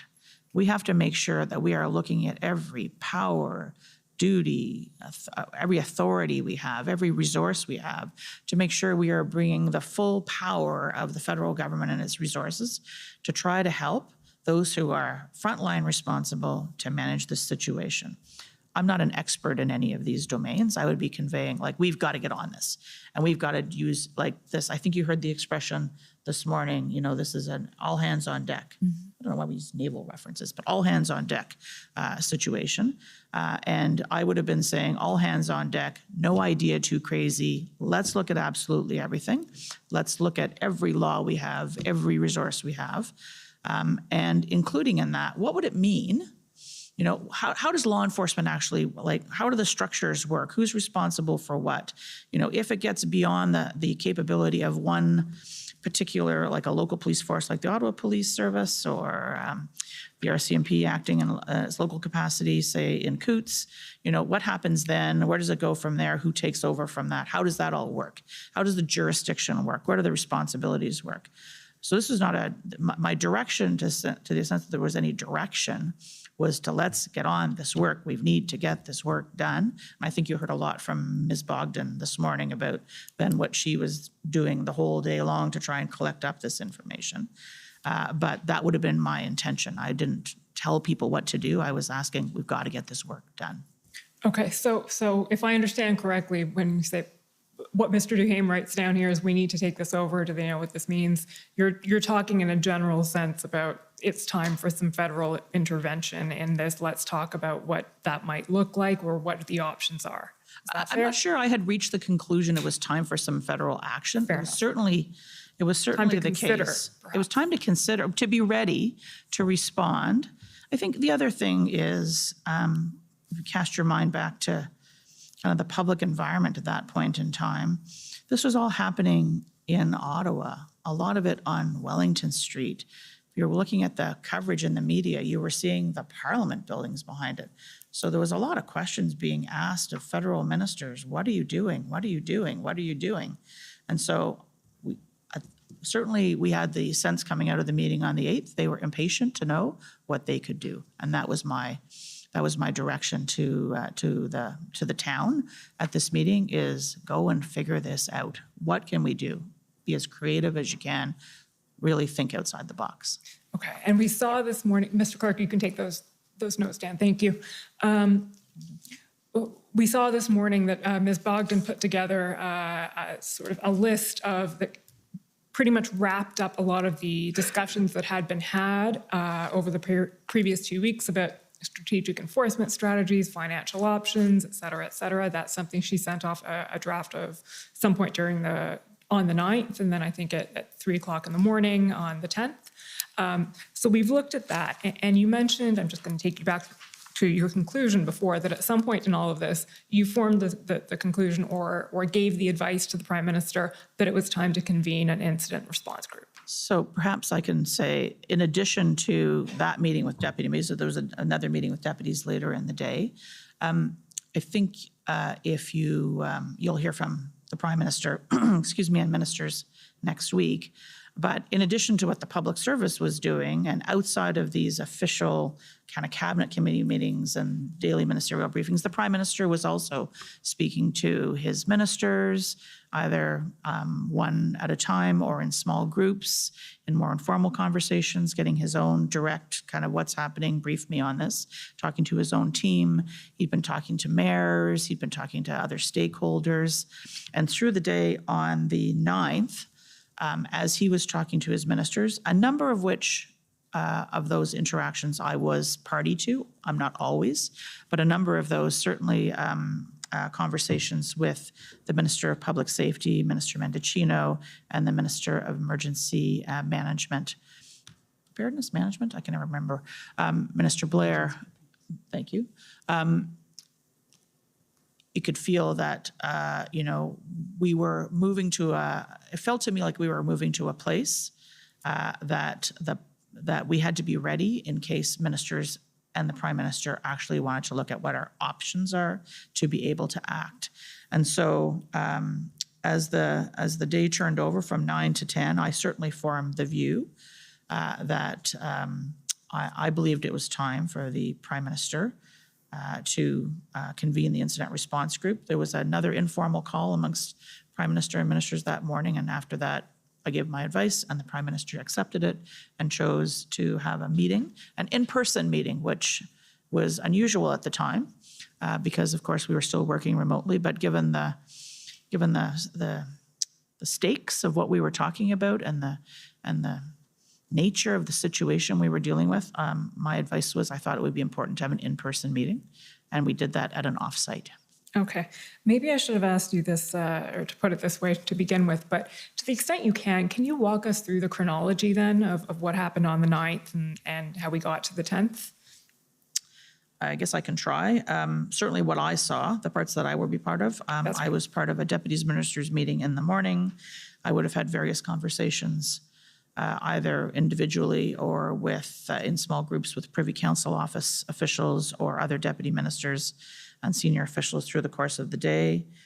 I may have spoken to, I can't remember exactly, the Prime Minister's office. I certainly was part of a meeting that the Prime Minister had, as I said, with Ministers Mendicino and Blair, as well as other members of the PCO and the Prime Minister's office, and I believe their staff. I don't know whether there were any other senior officials from outside of PCO in attendance. There was a second meeting of the Deputy Minister's Operational Committee on the 9th. When I came to work or got up for work on the 10th, I was one of the first things I had was a email from Ms. Bogdan with the results of her overnight work. Not a practice we like to encourage in the PCO, but very dedicated, and came up with kind of pulled together everything that basically I had, all the product of the work that I had tasked on the 9th, and we ran the morning of the 10th. There was another informal conversation, and then there was an IRG in the afternoon. Okay. And can you tell us, so the Prime Minister accepted your advice to convene the IRG and then did so. Can you tell us about that first IRG meeting? And I'll just, sorry, was there something to, Madame Drouin, si jamais vous voulez ajouter quelque chose? Did you want to add something, Madame Drouin? Well, maybe I think the clerk can talk about that. I think also the Prime Minister had a call with Premier Ford on the 9th. I can't remember whether it was the 9th or the 10th. I'm sorry. That's I will defer to Madame Drouin's memory on this one. So maybe to check that. And maybe just to go back to the takeover conversation. I think the clerk talked a little bit about the fact that, a lot of images from, the Parliament, but it was also an international bridge. It was also port of entries. It was also the federal vaccine mandate. So all the indicators were towards, it is, the federal government is owning the situation. And yet on the ground, RCMP, for example, didn't have jurisdiction on Wellington Street. We don't have jurisdiction on routes that brings you to the bridge. So it feels that we owned it publicly, but we didn't have jurisdiction to address the situation. So asking ourselves, what can we do to have jurisdiction and really to support? On top of, supporting municipalities, supporting provinces, but that was also the type of questions we were asking ourselves.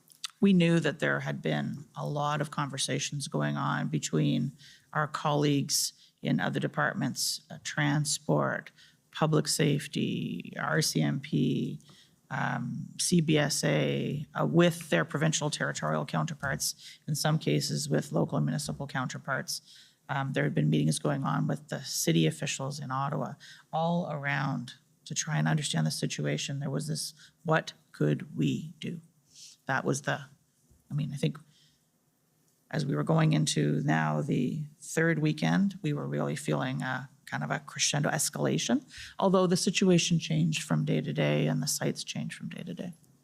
That's fair. And yet we've heard a lot of evidence this week about exactly that, sort of what the conversations that have been going on between counterparts in various levels of government, et cetera. So we're pretty well caught up on that.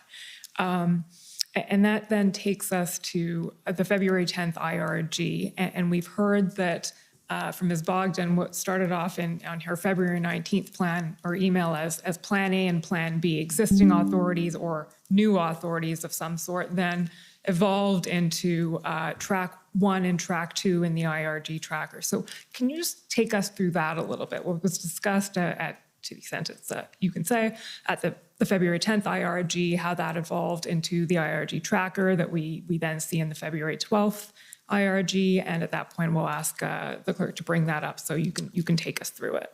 Okay. Would it be helpful for me to just, I don't know whether you talked about what the incident response group is with Ms. Bogdan this morning. Always helpful to have a reminder. Okay, I'm happy to do that. So the incident response group is a committee of cabinet. It is usually chaired by the Prime Minister, although it can happen without the Prime Minister. These ones did not. They were all chaired by the Prime Minister. They include a collection of ministers that are necessary to deal with either a national crisis, an emergency that could happen in Canada. It could happen outside of Canada, but affect either Canadian interests or Canadians. And so I think you did hear testimony this morning, perhaps from Mr. Hutchison, that the IRGs have been used, for example, with wildfires in British Columbia, for dealing with Hurricane Fiona in Atlantic Canada. It was also used to subsequently to deal with the illegal invasion of Ukraine by Russia and dealing with Canadian interests and Canadians as a result of that. So it could be a crisis that emerges domestically that affects Canada or a Canadian crisis.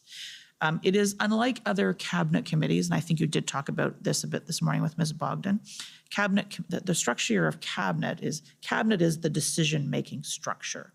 Cabinet committees make recommendations which are ultimately ratified by cabinet. So it's kind of how the work gets divvied up amongst cabinet ministers. There's because there's a lot of decisions that get taken, kind of more thorough deliberation, and then they come to cabinet for final deliberation and decision-making. The incident response group, the IRG, is unlike those other cabinet committees because it is about the management of a crisis or an emergency. It has decision-making powers with the Prime Minister and the chair. Okay, that's helpful. So it was such a long explanation. Now I've forgotten your question. So have I. No, that's helpful. Okay, so it's a decision. What kinds, actually, I just want to explore that a little bit. What kinds of decisions can the IRG take? The IRG can make decisions like, okay, we think we need to ask a minister to do something, to make a telephone call, to go on a visit. It could be we need to make sure that these resources are actually being allocated to a particular situation.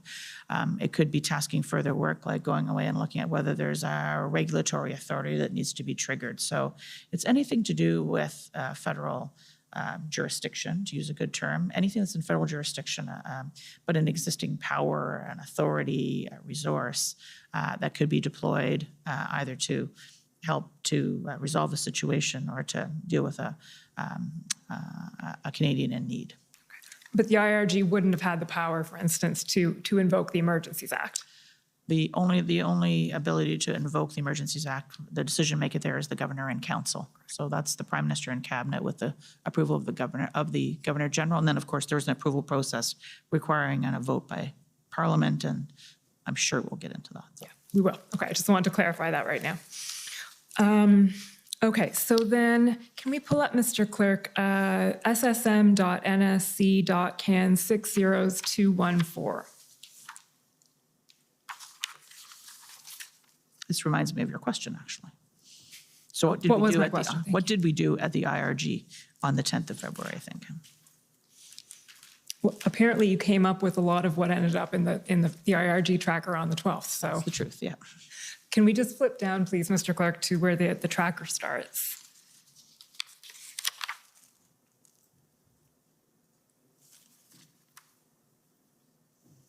There we go.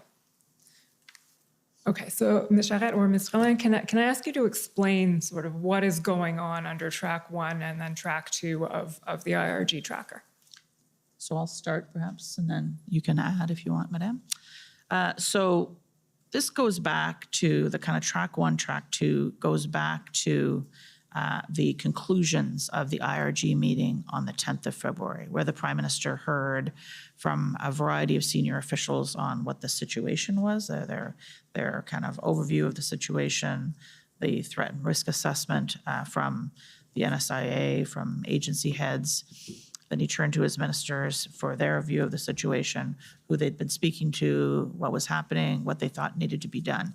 And coming out of the meeting on the 10th, in the way the conclusions of the meeting and the tasking coming out of that meeting was, there was 2 tracks of work to be done.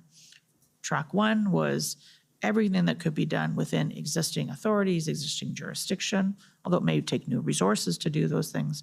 What's everything that we could do within the existing set of powers, duties, and functions under the law? And then track 2 was, are there new instruments that we might need? Are there new legal authorities that we might need? So this looks to me like what we would have tabled. I think this is true. This is what we would have tabled as a supporting document, an input to the deliberations of the IRG as the results of the work that had been done since the meeting on the 10th. And so it goes item by item, and it describes, well, what were we doing under item 1, and a bit more description of it. Who was the lead on that? If any supporting departments, what the status of it was, if there were any documents, and if you go to number 3, you'll see that there are some supporting documents and any other notes. So we were able to, on an ongoing basis, be in a position to provide ministers with an update on all the work that was underway across all the departments, across both track 1 and track 2. Okay, and if we just That's perfect. Maybe just one thing to add, and I think Jackie covered that a little bit this morning, but those options or suggestions or area of work, were at different stage of their analysis. Some were at the really early stage, and then we found out that, for example, blocking the cell towers. I think you see that elsewhere in the IRG. That was something that we look at, was just not feasible. We stopped that initiative. So we look at many things, but here you don't really see how in-depth is the analysis on each of one. Okay, so it's not clear from looking at this document what stage the analysis is at for these various It can be an idea, or it can be something that is very fruitful. Yeah, and they're all of different sizes. I mean, establish a leadership table. That's a relatively simple thing to do. And you see daily DMOC schedules. Some of the others are a lot more complex, complicated, and involve a lot more parties to do. Mr. Clerk, if we can just scroll down a little bit, see what else is on this. Okay, we see the famous action. The tow truck strategy. We've heard a lot about tow trucks. We've heard a lot about tow trucks, more about tow trucks than we ever thought we'd know. We also see there, and I'll just get you to comment on this briefly because we did canvass it with Ms. Thomas, but item number 4 there says, identify immediate measures to close the intelligence gap. Is there anything you'd like to, well, I suppose you didn't necessarily hear all of the NSIA's evidence, but she spoke at some length of the social media intelligence gap and the difficulty of the federal government in collecting the kind of information that may have been of assistance in this situation to it. Is that something that you've personally observed as well? Would that apply to you as well? I would say that, again, context matters here. We were the 12th of February, and as this tracker was being put together, we had a situation that was moving very quickly. There was a lot of inputs of information. We had very organized ways to get information through some of the agencies, and a lot of that fed in through the National Security Intelligence Advisor, through organizations like the Integrated Threat Assessment Center, which operates as part of CSIS. What it felt to us at the time, and I think as the time went on, we both found out some things that told us we didn't have a gap. Some people knew things, it's just we didn't have necessarily a way of sharing all the information. So I would say, as you read here, the intelligence gap, and it goes on to specify open source, non-criminal, non-terrorist. So we thought we knew law enforcement was collecting up intelligence, wasn't necessarily sharing it with us, nor necessarily should they have, because it was operational information. Terrorists, that would have been specific agencies that were collecting that. But it felt to us when it came to open source, and that there were things happening, particularly in the online space and through earned media, that perhaps we didn't really have a full 360-degree view on. And I would comment here that one of my observations is that on the public service side, we don't tend to be tend to be as skilled and as literate. I'm making a huge generalization here, but stick with me. We don't tend to be as skilled or as literate in the use of social media as the team that supports ministers and the Prime Minister on the political side. That's very much kind of in their wheelhouse, and we don't tend to do as much of that. And so even going back before convoys and back to kind of through the election and afterwards, I would find myself on occasion hearing the Prime Minister's office staff, Ms. Telford and others, talking about things that they were seeing on social media that I wasn't seeing and I wasn't necessarily hearing or picking up. Those wouldn't have been the same places I would get information. They would be the normal kind of inputs that I would receive. And so as we sat, and this is one of the interesting things about the incident response group, unlike other cabinet committees, ministers, the Prime Minister at the table, but senior officials are also at the table, able to participate in the conversation. Normally in cabinet or cabinet committees, officials are there and we're called on to speak. We don't kind of participate in the conversation. But given the situation we were faced with, everybody was kind of trying to workshop this together. What could we do? And it became clear in the conversation, which is why you see this in the tracker, that there was things happening in the open source in the social media environment that we just didn't have a very good handle on. And so that was one of the things, like, how could we close that gap? How could we figure that out better? And I think you see products later that we have attempted to actually try to figure this out.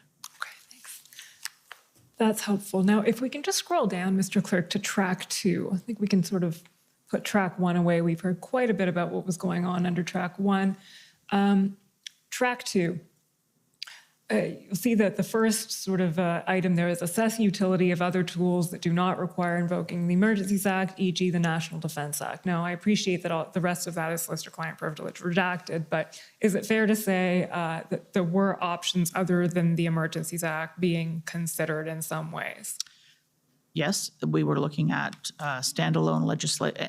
We were looking at authorities under other legislation, standalone legislation that could have been done in the financial area. I think, for example, you may have heard some of that yesterday from the Department of Finance, Mr. Sabia, and the Department of Finance colleagues, or the Emergency Act, which is really a legislation of last resort. So were there other things that could be done, other legislative steps that could have been taken?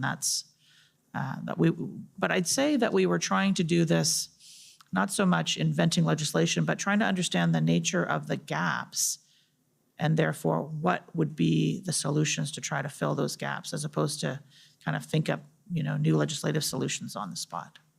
Okay, so the gaps drove the solution. Yeah, exactly. Okay. Right. I can give you maybe another example. I'm sure you have seen in our documents that at some point we were looking at the definition of trade corridor. Yes. So that's one of the things we were looking at. Do we have regulation powers somewhere where we can come and define what is a trading corridor and then have jurisdiction in trying to do something? So those were the type of things we were looking at under this rubric. And I think it was found that there was nothing available, is that right? That could allow sort of the designation of a trade corridor? In Windsor, we had Bridges and Tunnels Act allowed us to actually control or had jurisdiction over the bridge, but the plaza, the roads going into it, well, that's a bit more complex of a story. So was there a way to look at that piece of critical infrastructure and say, okay, this whole trade corridor, the roads leading into it, the plaza, is there a way for us to get jurisdiction over that so that we could manage? It wasn't just the blockade, as you recall. The film footage on this is fabulous in a not very good way, but it shows you just like, it wasn't just the bridge, right? There was 10 kilometers, of trucks backed way up. So the problem wasn't just what was happening on the bridge, it was the entire trade corridor. And the Ambassador Bridge is a pretty important piece of our trade infrastructure. Okay.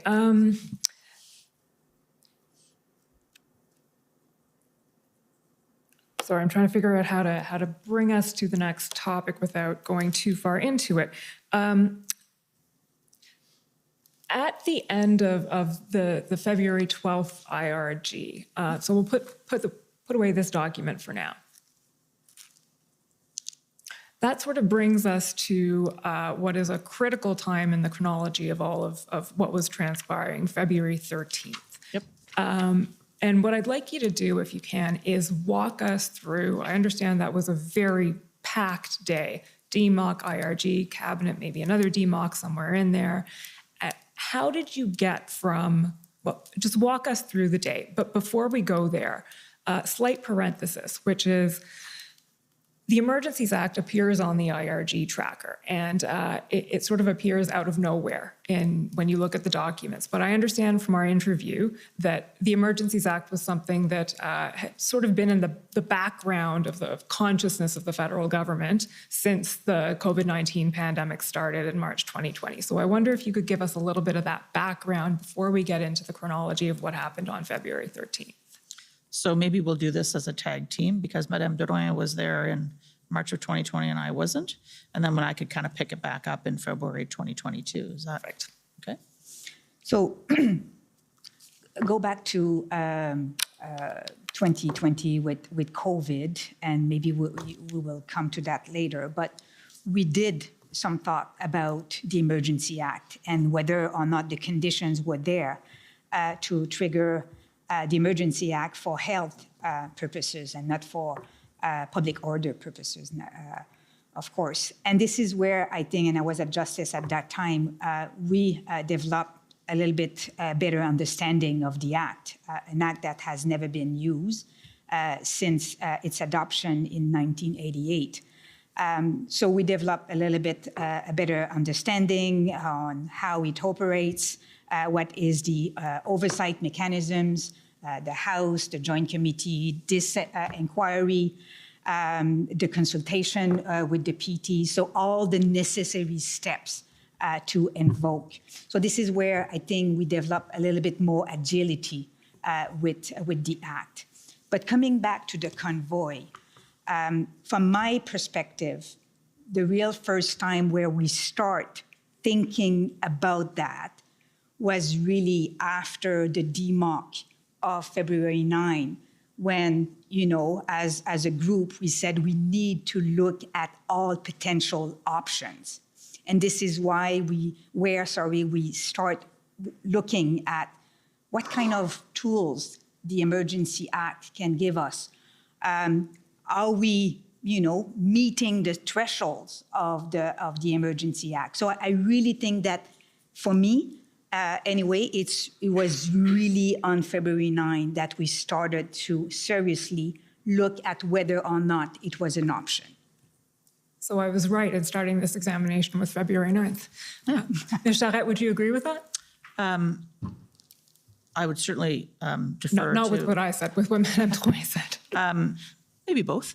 I would defer to Madame Drouin on the early stages of the public health, but certainly as it came to be February the 9th and we were looking at what could we do, the potential of the Emergency Act, which I'll underline had not been used since 1988, also contributed to, when I thought about my advice to the Prime Minister, if ministers were actually going to consider options put before them by officials, including the possibility of triggering the Emergency Act that required an incident response group.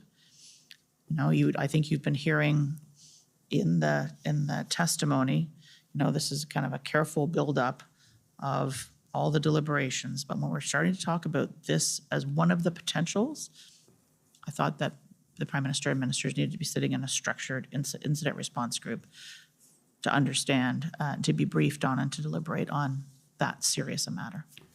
Thank you, that's helpful. So now I'll just ask you again to walk us through the chronology of the 13th of February. Okay, the chronology of the 13th. So there was a lot going. It was a Sunday. It was a Sunday, that's right. Also day 17 at the end of the third weekend. I think you've heard testimony from other colleagues and others about kind of what was going on in terms of the protests, what was happening we had all been when we weren't working and on calls, we'd been watching the law enforcement action that had been taking place in Windsor, for example. We were watching what was happening in Ottawa on our television screens, but there were calls and meetings that took place that day, which are the focus, I believe, of your question. I don't recall myself participating in a DMOC that day. I may have, I just can't remember, to be honest with you. My focus was really on getting ready for the IRG meeting. At that point, just given the escalation that had taken place, the fact that we were in the third, we were coming to the end of the third weekend. I think the IRG was in the afternoon on the 13th, if I recall correctly. So we were getting ready for that, making sure the materials were ready and so on, collecting up all of the latest inputs. We were at the end of the third weekend. Ottawa was still a significant site of what I think was generally considered at that point to be an illegal protest. Make no mistake, there were people who were there for a lawful protest, but at that point, the totality of the situation in Ottawa was an illegal protest, an illegal blockade, and what was going on in Windsor. And we saw the size of the effort that was required to bring Windsor under control and the duration of the effort that was required. That took days to de-escalate and to eliminate, to get to a point where that situation was settled and the port of entry was able to open, but we didn't know how long that was going to be sustained. So all to say, it was a serious set of circumstances. Other ports of entry were kind of on and off. The situation was quite volatile. So at any point in time, there were lots of different inputs. We went into the incident response group in the afternoon of the 13th of February, and through conversations that we had internally, the proposed agenda for the IRG was a bit different than it was on the 10th of the 12th. And if you look carefully at it, you'll see that we have switched the order of items. The first item is not what you would normally expect as a situational overview and update. Ministers and the Prime Minister had been meeting on the 12th, they'd been meeting on the 10th, they'd been getting this constant feed of information. So the advice to the Prime Minister was to turn at that point immediately to, given we were at the end of the third weekend, we still had a very challenging and I believe the conclusions we had were a dangerous situation, complex, volatile situation. What were the options? What were the decisions available to ministers? And then after a long series of deliberations, then there was is there anything new to add? And so an upside down flip of the traditional agenda. The conclusion coming out of that incident response group was the Prime Minister was convening the cabinet on the evening of the 13th of February, a virtual cabinet call. Luckily, we had that secure video capacity to do that, to consult with his cabinet on the overall response. And at that point, I think I'm allowed to say, of course, including the invocation of the Emergency Act as one of the decisions, the potential decisions to be considered by cabinet. Okay, so the outcome of the IRG in the afternoon was it's time to convene cabinet to consider options, including potentially invoking the Emergencies Act. That's correct. Okay, and then that evening is when that cabinet meeting took place. That's correct. There's a few questions we want to ask you about what information cabinet had at hand in that at the end of that day, if I can put it that way. So there's some specific questions, and we'll go through them one at a time. They're items that have come up in the last 2 weeks of hearings, or the last maybe more than 2 weeks of hearings. Mr. Clerk, can you pull up OPS 3014566?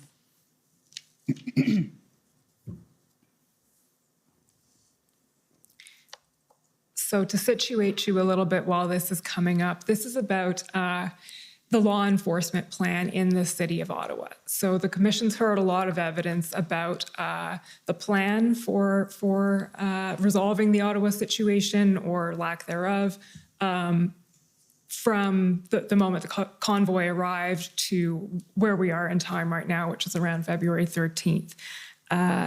And the question we have, if you can just scroll down, Mr. Clerk, to where you see Lucky did not get Prime Minister. It's on page 2. There we go.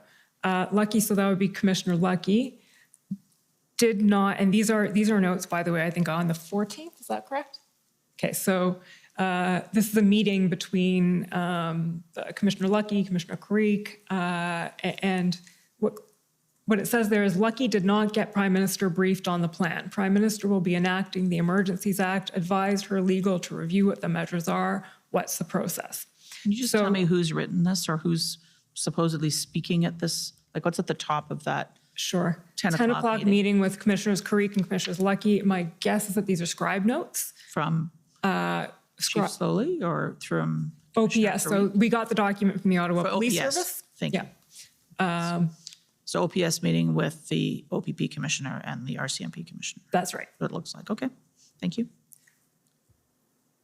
So the statement there is Lucky did not get Prime Minister briefed on the plan. Prime Minister will be enacting the Emergencies Act and then advise her legal to review what the measures are, what's the process. So the question we have for you is coming out of the 13th of February between the IRG and the Cabinet, was the Prime Minister, was Cabinet / the Prime Minister briefed on the state of the plan for law enforcement in Ottawa, and specifically that there was a plan coming together? So I wasn't at this meeting. I don't know how accurate Absolutely fair. these notes are. And I will tell you for a fact that one of the things that's written here is not accurate, because at 10 o'clock in the morning on the 14th, no decision had been taken about enacting the Emergency Measures Act, which is not the name of the legislation anyways. So with that out of the way, what happened at the IRG and the Cabinet meeting in terms of the materials, the inputs to the deliberations before the Prime Minister and Cabinet, I think is the essence of your question. And so I would differentiate between how IRGs work and Cabinet. I think I said this a bit earlier. An IRG meeting, it's really kind of everybody around the table trying to provide a contribution with the Prime Minister and the Chair, kind of deciding who gets to speak what and running the meeting, as you would expect.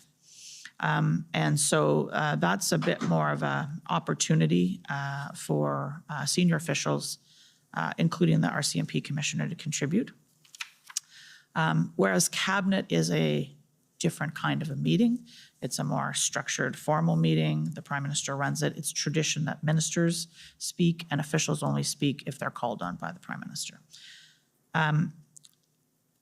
So a couple of things about this. Commissioner Lucky was a participant in the IRG, and she was an attendee, I would say, at Cabinet. She was a participant as I was a participant at the IRG, and an attendee and the secretary at the Cabinet meeting.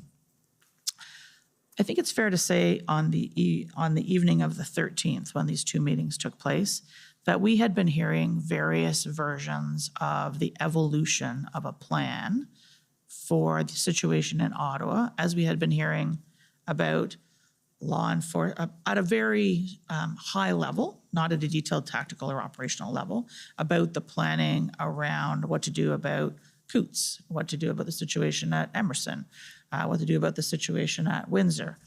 And so we'd been hearing about the evolution of the Ottawa plan. We'd been hearing about the conversation around the setting up of a integrated command center so that RCMP and OPP resources, along with OPS resources, could be organized and share information and so on. But we'd heard a lot, we'd heard often about a plan. What we hadn't seen at the end of the third weekend was anything happening on the plan. And so the plan, which there had been various conversations about the Ottawa plan. There was no, to the best of my recollection, Commissioner did not speak in detail at the IRG about the operational plan, but there were conversations about the fact that police were working together to have a plan to resolve the situation in Ottawa, as you would expect them to. We had a horrific situation in Ottawa going on. You would have expected law enforcement at all levels were trying to figure out what to do about it. When we came to Cabinet, as I said, that's a different structure. The National Security and Intelligence Advisor provided an integrated brief to the cabinet, which takes as inputs information that is provided through the colleagues who would be represented, for example, on the DMOC. And that would include the information that would have been fed in by the RCMP, by Transport, by CBSA, by CSIS, by PCO, by Global Affairs across, again, and then the National Security Intelligence Advisor would provide that integrated view. The RCMP commissioner, as any agency head or deputy minister, has a minister who's also a member of the cabinet, and we have obligations as deputies to make sure when our ministers are going to a cabinet meeting, they're briefed and they have our perspectives. And so my expectation would have been she would have also been briefing her minister, Minister Mendicino, if she had things that she thought were relevant to the conversation. And so there was no explicit conversation either at the IRG, to the best of my memory, in detail about the plan, but there had been many conversations leading up to that, as well as at the cabinet meeting would have been the integrated view from the National Security Advisor, which has been the practice, I would say, without getting beyond the cabinet confidence waiver that you have from the Prime Minister. It's fair to say that that has been the practice on other issues on which the cabinet has been confronted. Situation in Ukraine, for example, the NSIA, the National Security Intelligence Advisor, provides an integrated brief to the cabinet, pulling together all the information, just part of its time management and one integrated brief. I guess the last thing I would say is that Commissioner Lucky, as the head of the RCMP, I recognized as the clerk of the Privy Council that as the person who is in charge of the RCMP, there might be times when the RCMP commissioner may have information that she did not want to provide in front of a large room of people, whether that's ministers or officials, for whatever reason, sensitive information. And so I think it's part of my responsibility to make sure the RCMP commissioner knows that if there's anything that she thinks that I need to know, that she has an open door to me. And also that if she thought the Prime Minister needed information, that I would facilitate that. And I don't know whether there, I don't think there's any case in which the RCMP commissioner has reached out to me to provide information that I have not had a chance to have that engagement with her. So we'll come to the conversation about what would have changed, if anything, if we'd known about it. In my view, just to give you the kind of the Cole's Notes version of where we're going, it was one factor, one site, one moment in a complex situation. Okay, that's helpful. So if I can, and just sort of resume, summarize Cabinet's state of knowledge as to what was going on in Ottawa, it would have been at the end of the day on the 13th, there is some sort of plan being developed, but nothing particularly earth-shattering about what stage that plan was at. I'm not sure I would say earth-shattering, but that there had been evolutions of the plan with law enforcement, with OPP and the RCMP working together with the OPS, but I didn't have a detailed level of, Cabinet was not provided with any detailed level of knowledge about the contents of that plan, how it was going to work, when it was going to work.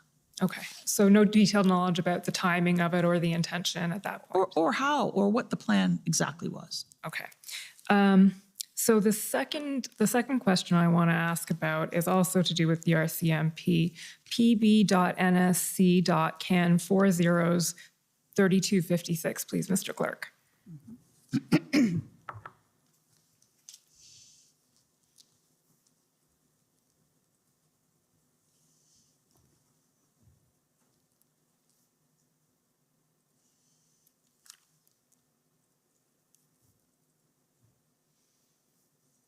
So to situate you, this is an email from Commissioner Lucky to Mike Jones, Chief of Staff of the Minister of Public Safety. The timestamp on it it's the Greenwich Mean Time thing, so it's midnight minus 5 hours. Okay. So 7:47, shortly before the cabinet meeting that took place, I think at 8 o'clock or 8:30 on the evening of the 13th, 8:30, I believe. Okay. And if we just scroll down So she's putting together what's called her EM list, emergency measures list. And then if we scroll down to the very end of the email. Can you back up for just one moment, please? Yeah, of course. Sorry, just to remember, I want to remember something. Okay, thank you. Okay, we scroll down to the very end of it. Sorry, just there, Mr. Clerk. This said, I am of the view that we have not yet exhausted all available tools that are already available through the existing legislation. And then she says there are instances where charges could be laid under existing authorities, and then the Ontario Provincial Emergencies Act just enacted. I think that had been enacted on Friday. the 11th. Yeah. That's right. Will also help in providing additional deterrent tools to our existing toolbox. So my question for you was that something that was conveyed at either the IRG or more importantly, the cabinet meeting that evening, that the RCMP had flagged that there, in their view, in Commissioner Lucky's view, there were still available tools? I think in the conversation around the management of the situation, including the invocation of the Emergency Act, it's fair to say that Cabinet was briefed that there were tools and authorities in many organizations that had not been fully deployed, including in the RCMP.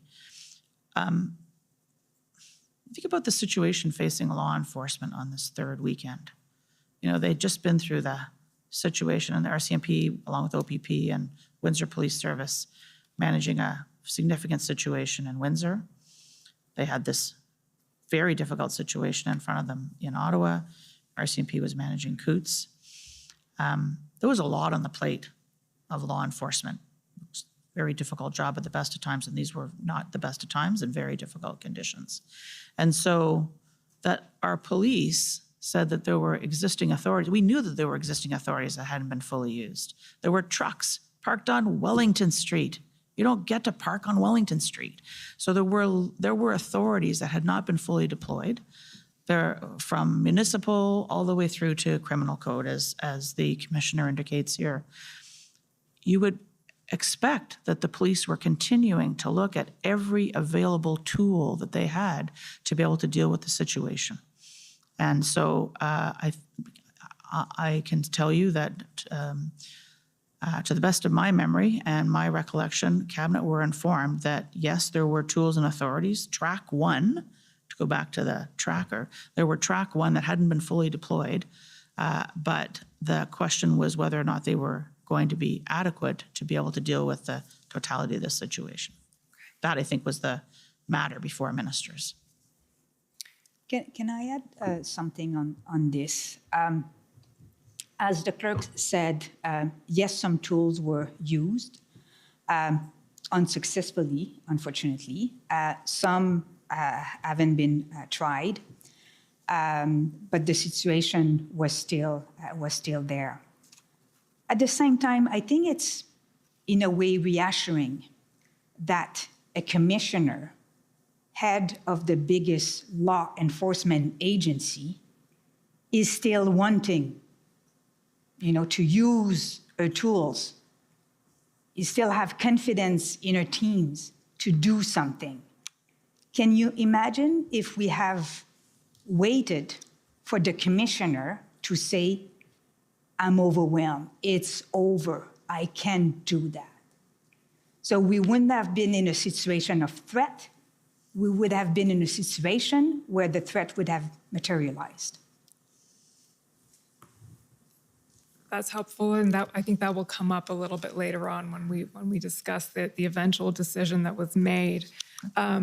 So, Ms. Charette, you pointed out that at the end of the 13th, no decision had been made, you said, to invoke the Emergencies Act. That is correct. The decision was for the Prime Minister to convene First Ministers meetings to consult the leaders of the provinces and territories on the situation, to brief them and to discuss with them the possible invocation of the Emergency Act. Okay. There are actually two more bits of information that I want to ask you about briefly, but I think they will go pretty quickly, and there may be others who take up these points as well. But the first one is, I don't think I need a reference for this one, but was Cabinet aware that CSIS had assessed that there was no threat to the security of Canada under Section 2 of the CSIS Act coming out of the protests? Let make sure I've got this straight, how I explain this. Cabinet was aware that CSIS had not assessed a threat to the security of Canada necessary to trigger their authorities under the CSIS Act. To the best of my knowledge, to this day, there was no CSIS investigation of the protest, which is what Section 2 of the CSIS Act is about. It is about triggering CSIS to use their authorities. They see a threat to national security by a person or a group that would cause them to seek a mandate to actually launch intelligence gathering activities. Okay, that was not the case. Okay, and we'll come back to that in some detail. Again, I just wanted to make sure that the fact that David Vigneault had expressed that view that you just articulated was before Cabinet. The CSIS assessment. The CSIS assessment and that legal assessment was before Cabinet. Okay. And then maybe just to add, the CSIS assessment in order to trigger powers under the CSIS Act. So their assessment for the purpose of CSIS Act, not their assessment for the purpose of the Emergency Act. Yes. Okay, that's fair. And we'll come to that.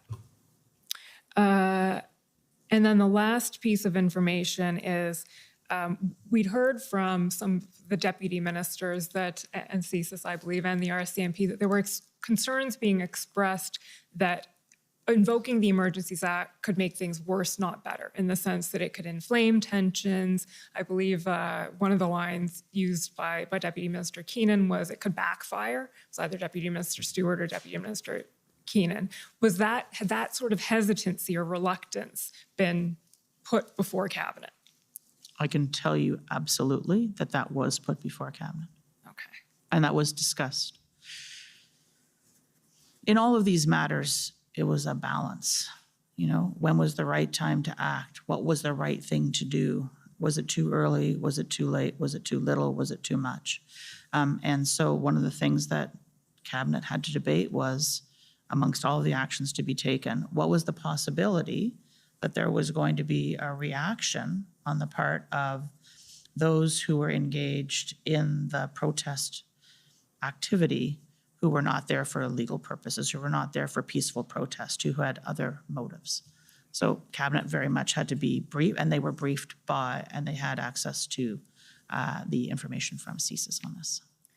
Okay, so that brings us to the end of the meeting, and as you say, a decision was made to convene a First Minister's meeting the following day. How was that convened? So I believe there may have been other conversations that happened that night between the Prime Minister and his parliamentary caucus, but Public Service is not part of that. So there we go. Sometime between the evening of the 6th and the morning of the 7th, my colleagues in the Intergovernmental Affairs team and the Privy Council office, which is led by Deputy Minister Michael Vandergrift, would have sent a message out to the offices of provincial and territorial leaders that the Prime Minister was convening a teleconference of provincial and territorial leaders. I think it was taking place at 10 o'clock in the morning, which is a little bit early if you're in British Columbia, I suspect. But the objective was, I'm not even sure that the subject matter was communicated. I think it was an FPT conference call. I don't actually remember whether that happened late in the night of the 13th or whether that happened in the morning of the 14th, but sometime between those things. As well, I have come to understand as a result of reading the institutional report of the Prime Minister's office, there was other conversations going on between the Prime Minister's office and the office of other premiers across the country. So it could have been that they got a heads up earlier. I don't know the answer to that. But the official communication around convening this call happened sometime between when Cabinet concluded on the 13th and 10 o'clock the next morning. I don't think it was a lot of notice, it's fair to say. Okay, and I saw, Madame Drouin, you were shaking your head at So the subject matter was not conveyed to the premiers that evening. Is that correct? That's correct. So the First Minister's meeting was called, but the premiers weren't advised that this is about potentially invoking the Federal Emergencies Act. So that was not mentioned in the invite. It's fair to say there had been a lot of FPT leaders meetings, First Minister's meetings going on through COVID, an unprecedented, I would argue, number of FMM meetings that have been going on since the beginning of COVID, but this was not of the same ilk. Okay. And you mentioned that there may have been some conversations happening at the political level that evening that we may get into next week when we hear from the ministers, may or may not. We also did hear some evidence from Deputy Minister Stewart that he had a call with Deputy Solicitor General Di Tommaso the evening of the 13th, and it was mentioned on that call that the Emergencies Act was being considered. To your knowledge, was there any other communication at the officials level? So to our knowledge, no. I've checked that with Deputy Minister Michael Vandergriff, and to our knowledge, no. What I can add, though, is if you look at that Sunday, Minister Blair did a lot of media relation where he said everything was on the table, including the Emergency Act. The reality is that provinces, when we started the conversation on the 14th, they were not surprised that the conversation was about consultation under the Emergency Act. Okay, so that takes us right to the events of the 14th. So the First Minister's meeting is convened at what time? Do you recall when it took place? I believe it was 10 o'clock in the morning. Okay, and we'll hear some detail when I get to the next part about what occurred at that meeting. Maybe I'll just ask you to walk us through the chronology of what happened on the 14th from your recollection. Okay, another action-packed day. My notes remind me that there was the First Minister's meeting. There was an incident response group meeting again on the 14th. The Privy Council office was busy working following the First Minister's meeting to pull together a decision note for the Prime Minister in terms of whether or not to actually proceed to invoke the Emergency Act. That all culminated kind of mid-afternoon, sometime after 3 o'clock. So collecting up inputs to be able to pull that together. Then the Prime Minister and I believe other ministers together made a public announcement that they were proceeding to invoke the Emergency Act. Meanwhile, kind of in the situation that was still evolving, that morning, we had seen the RCMP taking action in Coutts, and in Coutts, Alberta, the port of entry at the southern part of Alberta. Coutts has never been so famous. We had been advised by the Commissioner of the RCMP at IRG meetings previous to that without getting into detail, there was a reason to believe that there were weapons at Coutts.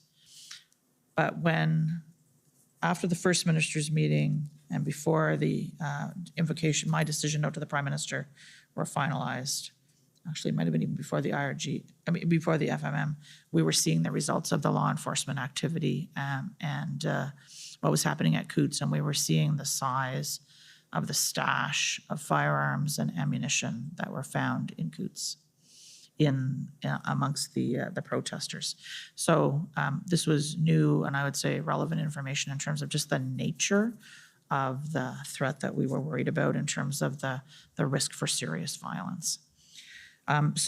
FMM, IRG, the invocation decision, I signed the note to the Prime Minister representing the culmination of the advice to the Prime Minister. That was communicated to him. He responded to me and indicated that he was approving the invocation. The news conference was held. The Prime Minister made that announcement publicly. At the same time, kind of behind the scenes, I think it's fair to say you would have seen kind of gears shifting. The public service was trying to be ready without getting ahead of the Prime Minister, the Cabinet, or the Governor and Council, because if we were going to, if the Governor and Council was going to choose to invoke the Emergency Act, there was a need to be able to move quickly. So we were moving from, like, this is a matter of days, the 10th and the 12th, we were still in track 1, track 2, option this, option that. Could we find tow truck drivers in the public service? To, you know, the evening of the 13th, we might be invoking the Governor and Council might be invoking the Emergency Act.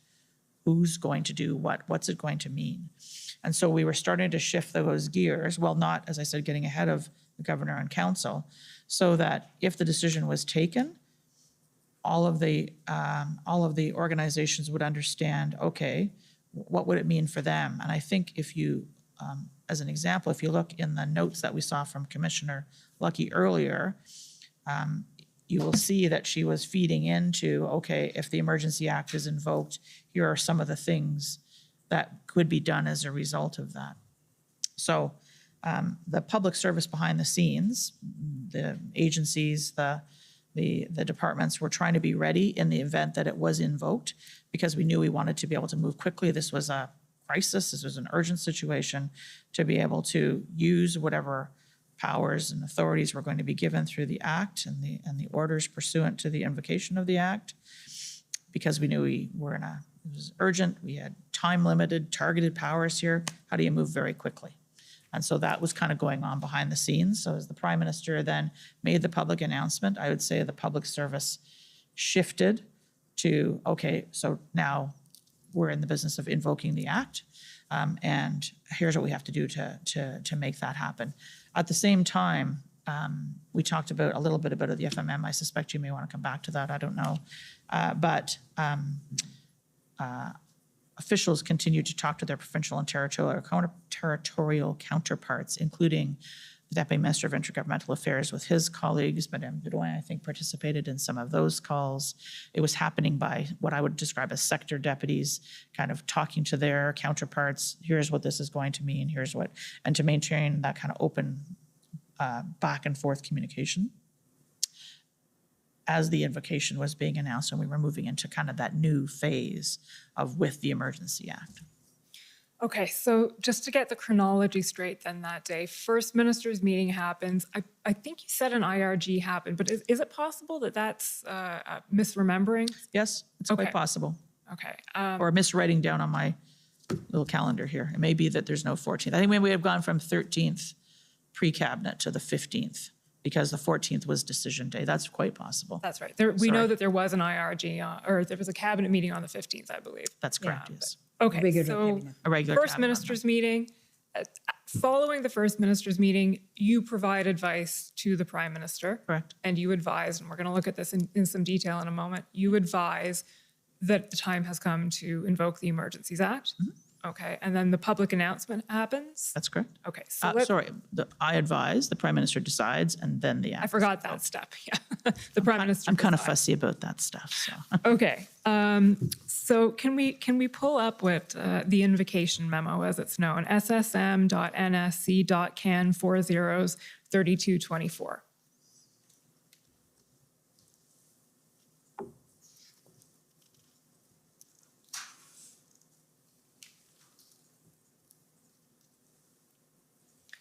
So the first question, Ms. Charette, is when was this memo prepared? I signed this memo sometime, as I said, after 3 o'clock in the afternoon of the 14th. I remember that because we had been, there was some importance to try and get this moving once it looked like that's the direction things were going to be moving in. We wanted to be able to move quickly. And the Prime Minister, he will tell you his own story about this. He was eager to make the decision and to move forward. So we were moving on. We were trying to move quickly. The actual memorandum, which goes to many pages and has tabs associated with it, was being worked on, and pieces were being pulled together even as we came out of Cabinet the night of the 13th. And through the day on the 14th, and pieces being added to it. the kind of the conclusions of the FMM, for example. There's a paragraph in this decision note. This is the kind of decision note we would send to the Prime Minister. I would send to the Prime Minister, kind of capturing all of what we thought was necessary, pulling it all together in one spot, the culmination, as I would describe it, of the public service advice to the Prime Minister on the decision as to whether or not to invoke this legislation.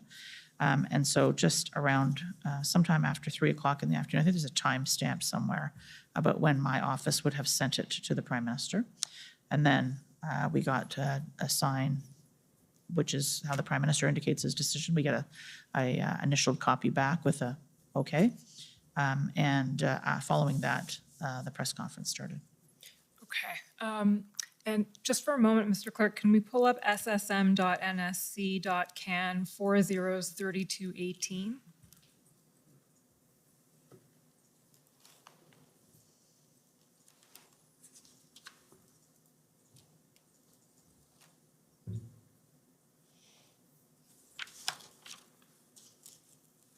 There you go.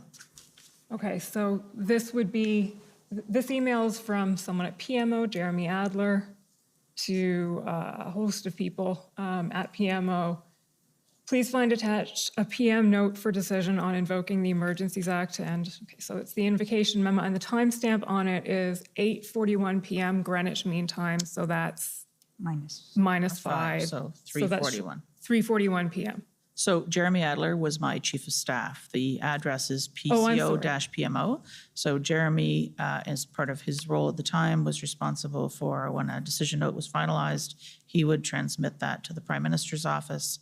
And then the catcher's mitt on the other side is a combination of officials in the Prime Minister's office, including I see there, the head of his executive office, somebody from the policy team, 2 members of the Office of the Chief of Staff, and the head of the policy team. Okay, so the important part, which I missed, is that it's actually from PCO. Yeah, it's from your my chief of staff. That's to correct. PMO. That's right. Go. Okay, thank you. Mr. Clerk, you can take that down and pull up the invocation memo again, ssm.nsc.can 403224. We were operating virtually at this time. Today, there would be a paper version of that note, which I would physically sign, and then my chief of staff would transmit that. Okay. So there's a lot to unpack in the invocation memo. I see it's 3 o'clock. I may have to borrow back those 5 minutes with interest that I gave up this morning, Mr. Commissioner. Too much trading going on. Let's see how far we can get. I think it's worthwhile spending the time, I think. I think so too.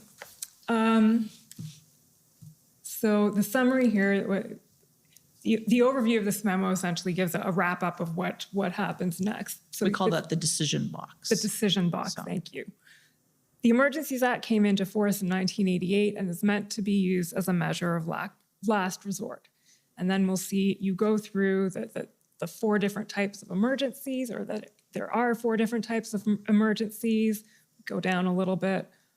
All measures taken under the Act must be exercised in accordance with the Canadian Charter of Rights and Freedoms, should be carefully circumscribed.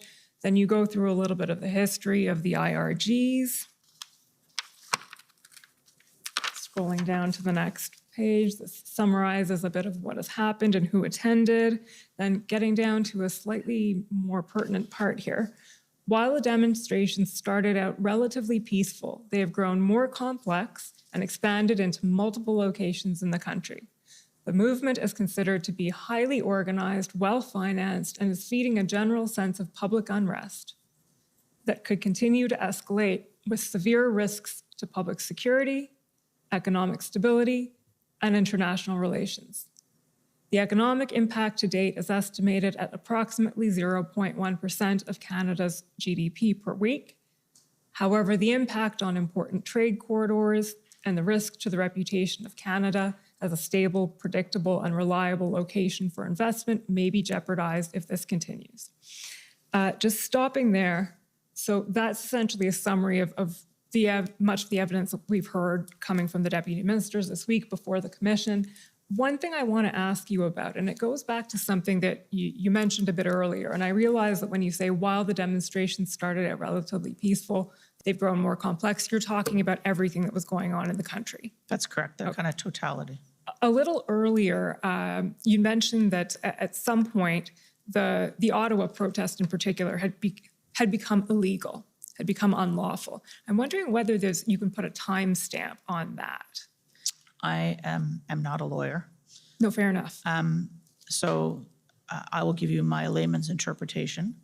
But Wellington Street is a main thoroughfare. It happens to be right outside my office. Large trucks being parked on Wellington Street for protracted periods of time. I think, Ottawa is I think it's been described as a protest city. Protests happen in Ottawa. It is the seat of government. People come to Ottawa if they want to lawfully protest. And so I think there was we don't manage those kind of regular protests, lawful protests. Those are local authorities that do that. By the time we had gotten to Sunday night, and it was very clear, the RCMP commissioner gave us advice at that point in time that the best of her information, at a minimum, the protesters weren't going anywhere that week, although numbers did go up and down a little bit. Even if you could kind of ignore the fact that there were, from the minute those trucks parked in the middle of Wellington Street, let's say they were allowed to do that, say that they were sent there or allowed to park there. There's a point at which the protracted existence or parking of those trucks and the activities going on those trucks represented illegal activity. And I think as we got to the end of the first weekend, a reasonable person would say that we had gone beyond a legal protest and we were into an illegal protest, which isn't to say that everybody involved was involved in illegal activity. There was illegal activity, including things like bylaw violations. There may still well have been people who were there to peacefully protest, but there was a level of illegal activity going on in Ottawa. I would say, layman's view, at a minimum. Some would say from the get-go, but I would say at the end of the first weekend, it's reasonable. My assessment would have been it had become an illegal protest, an occupation almost. That's what it felt like and was being described by the citizens of Ottawa.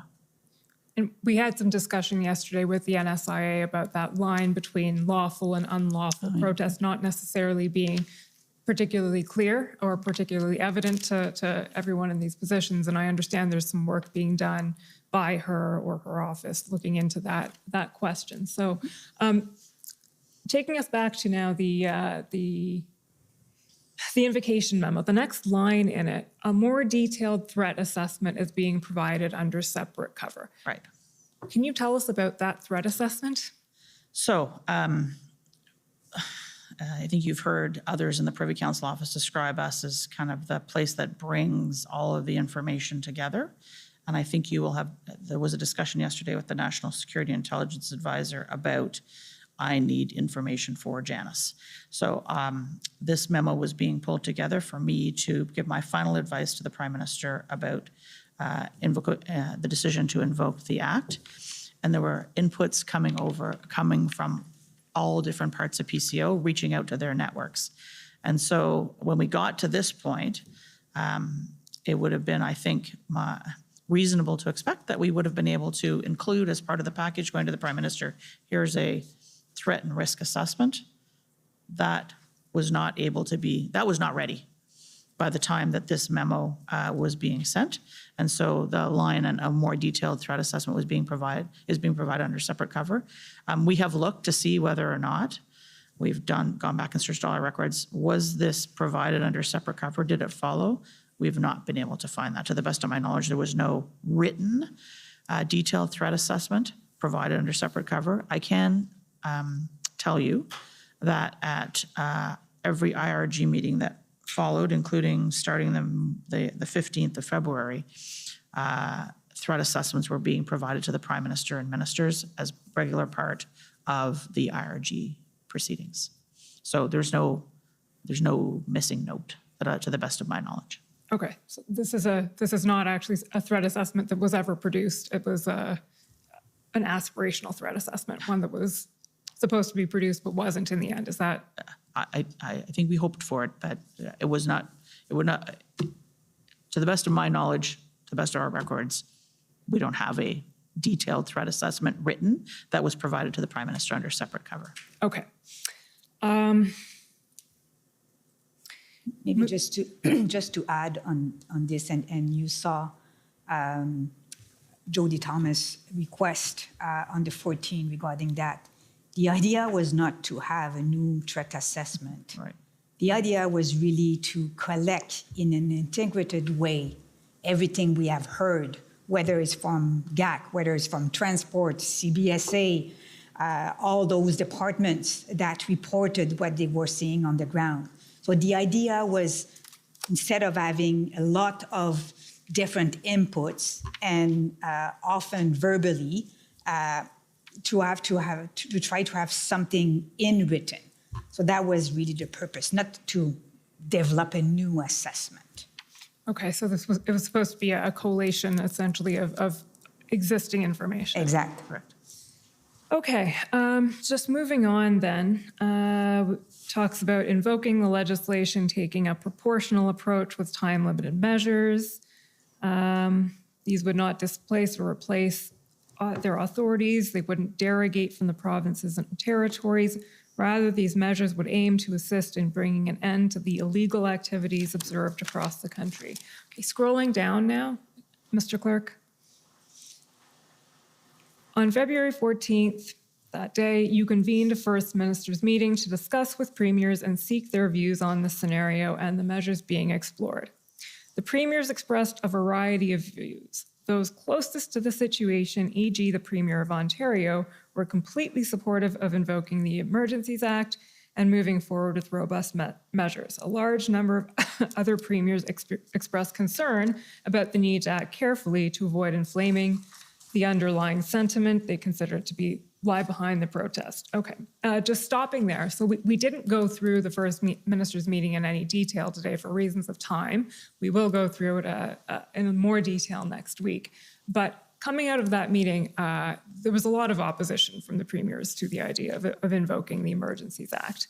The Premier of Ontario was fully supportive, as is recorded here, and I believe the other premier, you can correct me if my recollection is faulty, the Premier of Newfoundland expressed support.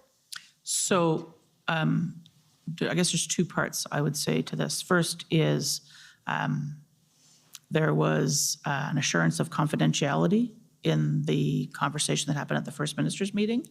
A number of provincial premiers and or political leaders made public statements afterwards as to their position. So to be honest with you, I can't remember who was public and who was not. So I don't want to go too far in terms of saying who said what around the table. It's fair to say the Premier of Ontario was public. Other premiers were public in terms of their opposition. That's pretty clear. But Newfoundland, Labrador, British Columbia, I think I know the answer to that, but I just don't want to betray any confidences. Maybe Madame Drouin. Yeah. I mean, it is in the consultation report, but I put the provinces and territories in three baskets. So you have the supporters, strongly or maybe lucky warm, and that's Newfoundland, that's Ontario, and that's BC. And then you have provinces that, especially the one from the Maritimes, who have expressed concerns, and the same concerns as we've heard from some of our intelligence agencies, that there is a risk that invoking the Emergency Act can inflammate the situation. And then you have provinces that were very against, and those are the Prairies and Quebec. Okay, thank you. That's helpful. So the only thing I wanted to sorry, if we can scroll back up, Mr. Clerk, I don't know if quibble with, but raise is this the wording here, those closest to the situation, e.g. the Premier of Ontario, were completely supportive. So if we're talking about support from Ontario, but then from Newfoundland and potentially BC, neither Newfoundland nor BC were particularly close to the situation at all. It was really just Ontario that was supportive because they were close. Yeah, I think hindsight is 20/20. The Prime Minister had been leading the First Minister's conversation that morning. I had been participating in it, others had been participating in it. I may not have spent enough time focused on these words myself to make sure they were perfect. There was a lot going on in a short period of time. We were working virtually. And so this is on me if it's not sufficiently clear. Can we just scroll down again to the next page? It's true, though, the Premier of Ontario, when you think about it through the lens of sheer numbers, probably the biggest impact was the combination of what was happening in Windsor and Ottawa, Bluewater, Sarnia, all those ports of entry, slow rolls in and around Pearson, the rail, like that was a very big hotspot. It is also fair to say that Newfoundland and Labrador probably didn't feel the same way. You're absolutely correct. Just to add, though, that BC was facing volatile situation in Surrey, however. Yes, that's right. There was the developing the Pacific Rim blockade, Surrey. Yes, that's fair. Okay, the next, the sentence I want to point out here is, after describing the First Minister's meeting, you advise, Ms. Charette, this First Minister's meeting will meet the requirements for consultation with the provinces under the Emergencies Act. How did you come to that conclusion? What was that based on? So I have looking at the Emergency Act, and I had received a range of advice in terms of the conduct of the First Minister's meeting and what the threshold was. The requirement in the Emergency Act is for consultation. And there had been a consultation with the provincial and territorial leaders through this First Minister's meeting. And that, in my view, met the requirement for consultation. So it was the First Minister's meeting specifically, not any of the engagement that happened before that? This sentence does not encompass all of the activity that had been going on.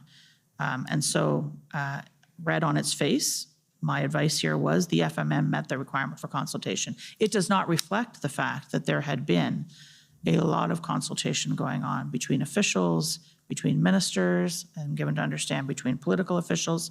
I'm not sure it's fair to say, though, that all of that consultation through all of this was focused on the invocation of the Emergency Act.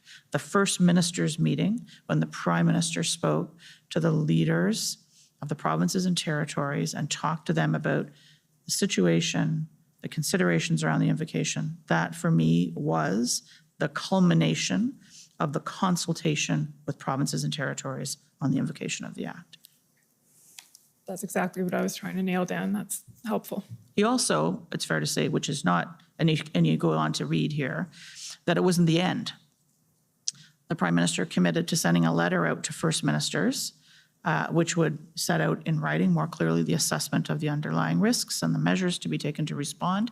And he left the door open, both to himself, to his Minister of Intergovernmental Affairs, as well as to his officials or any other minister who wanted to engage, who premiers might have wanted to engage with in terms of input around the evolving situation.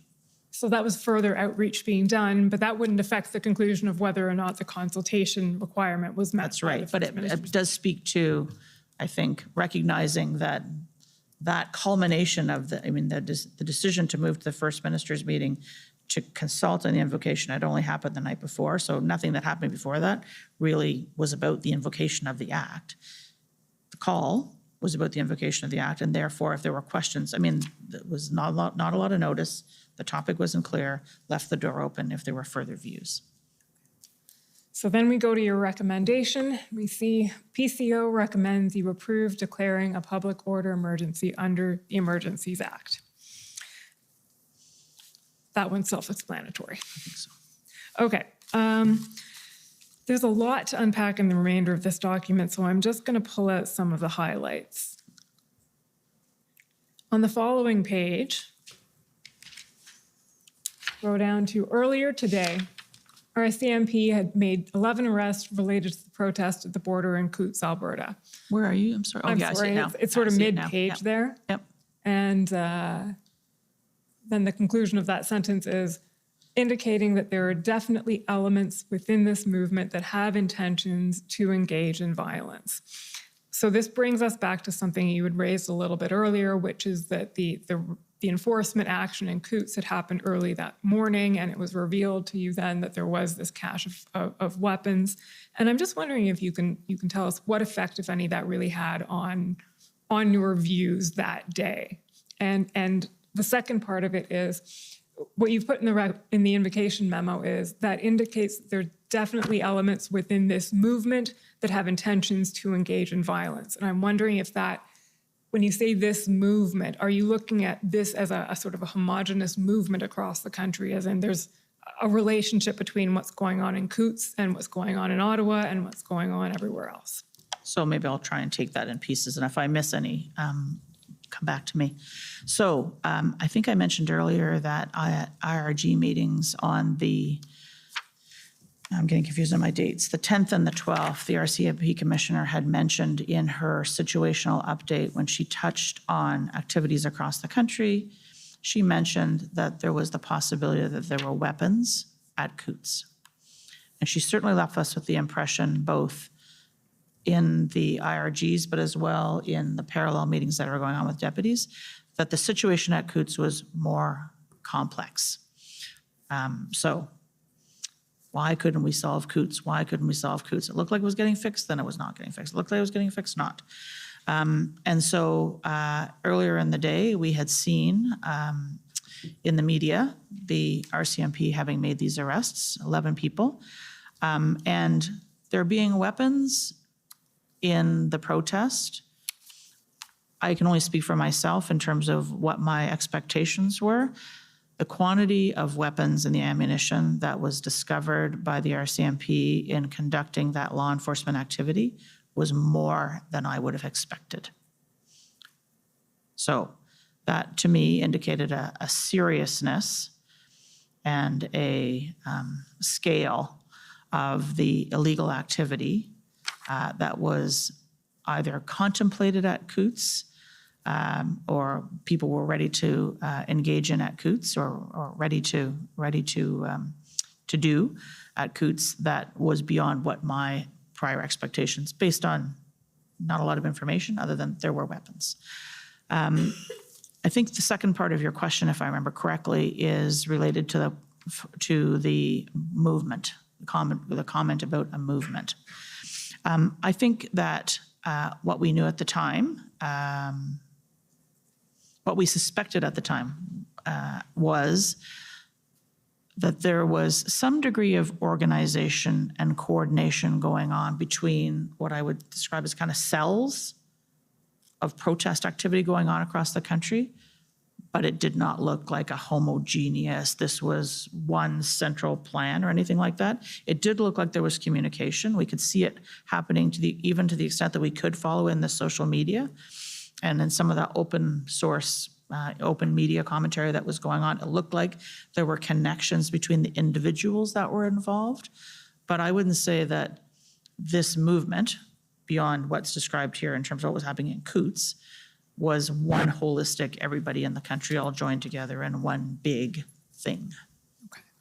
And so that would then apply also to the next sentence, which says the movement has moved beyond a peaceful protest and there's significant evidence of illegal activity underway. Right. So cells of sort of disparate cells as opposed to one organized movement. And there did seem to be different objectives or maybe I could use the term motivations, maybe it's not the right word, but different objectives. Some people were coming to protests because they were opposed to the public health measures, which governments at many levels had put into place. Vaccination mandates, masking mandates, social restrictions. There were some that were coming to protests because they had more, they had different objectives. There was talk about overthrowing the government and installing a different government with a governor general, and that this new government would pass different rules in terms of public health or other rules. So there was definitely anti-public health measures. There was some people who just came because it was a protest and they wanted to join and they wanted to say they were opposed to things the government was doing. But there was this other element, and we couldn't just write it off. We had to take that seriously as well. Okay, we're going to flip through pretty quickly the next parts of the memo. So this is just summarizing municipal and provincial responses. Keep scrolling down, please, Mr. Clerk, until you see, actually keep going. Mentions no involvement of the Canadian Armed Forces. And here we get to the crux of in a sense, the memo, test for declaring a public order emergency. You'll see there, we'll just read it out. In order to declare a public order emergency, the Emergencies Act requires that there be an emergency that arises from threats to the security of Canada that is so serious as to be a national emergency. Threats to the security of Canada does not include lawful advocacy, protest, or dissent unless carried out in conjunction with any of the following activities. And am I right that the following 4 bullet points are pulled from Section 2 of the CSIS Act? I believe that's true. Okay.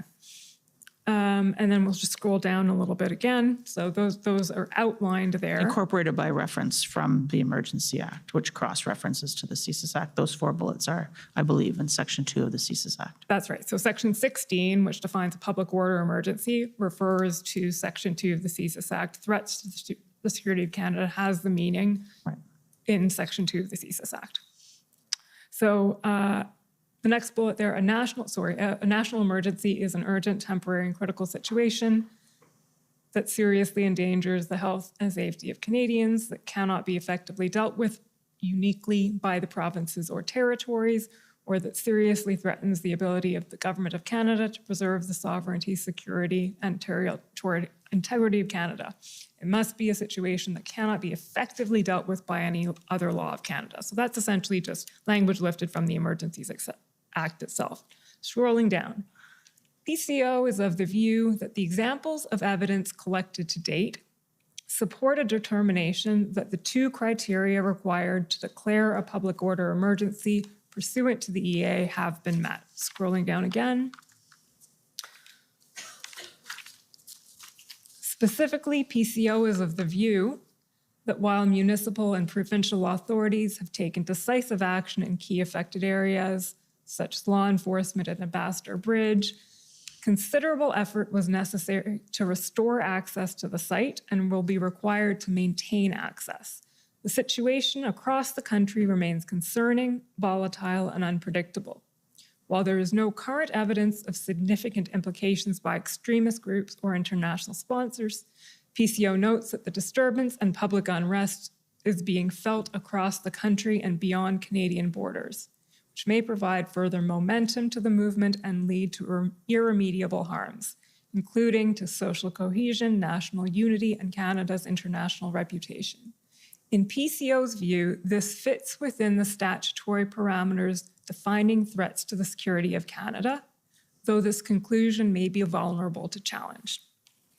Can you explain to us what you meant by the last part of that sentence there? So you explain the threat as you see it, and then you say, in our view, this fits within the statutory parameters of the Emergencies Act, but this conclusion may be vulnerable to challenge.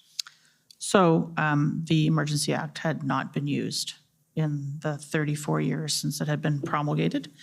And so we were using it for the first time in the case of a public order emergency, a situation across the country. You see the kind of deductive reasoning. I think we go on to explain a bit more of the rationale and the evidence that I relied upon to provide my advice to the Prime Minister.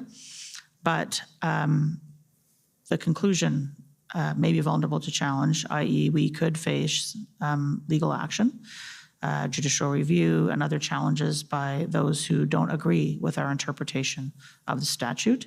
And we have since seen litigation coming on exactly this matter. Okay. So it's essentially expressing some... My view was that it met the tests. Others may not share my view. Okay, so some uncertainty, let's put it that way, as to whether that would Not be by a me. universally accepted... Not by me. Not by you, but if the Act had never been invoked before, there was no sort of case law saying this is what this means. That's a There's good some way to put it. uncertainty. Yeah, Is that that's a good way to a fair way to put it? Yep. Okay. Uncertainty that others will share my view. Pardon me? There may be uncertainty that others will share that view. Okay, so your view is firm. Yep. There may be some uncertainty as to whether everyone agrees with it. Mm-hmm. Fair enough.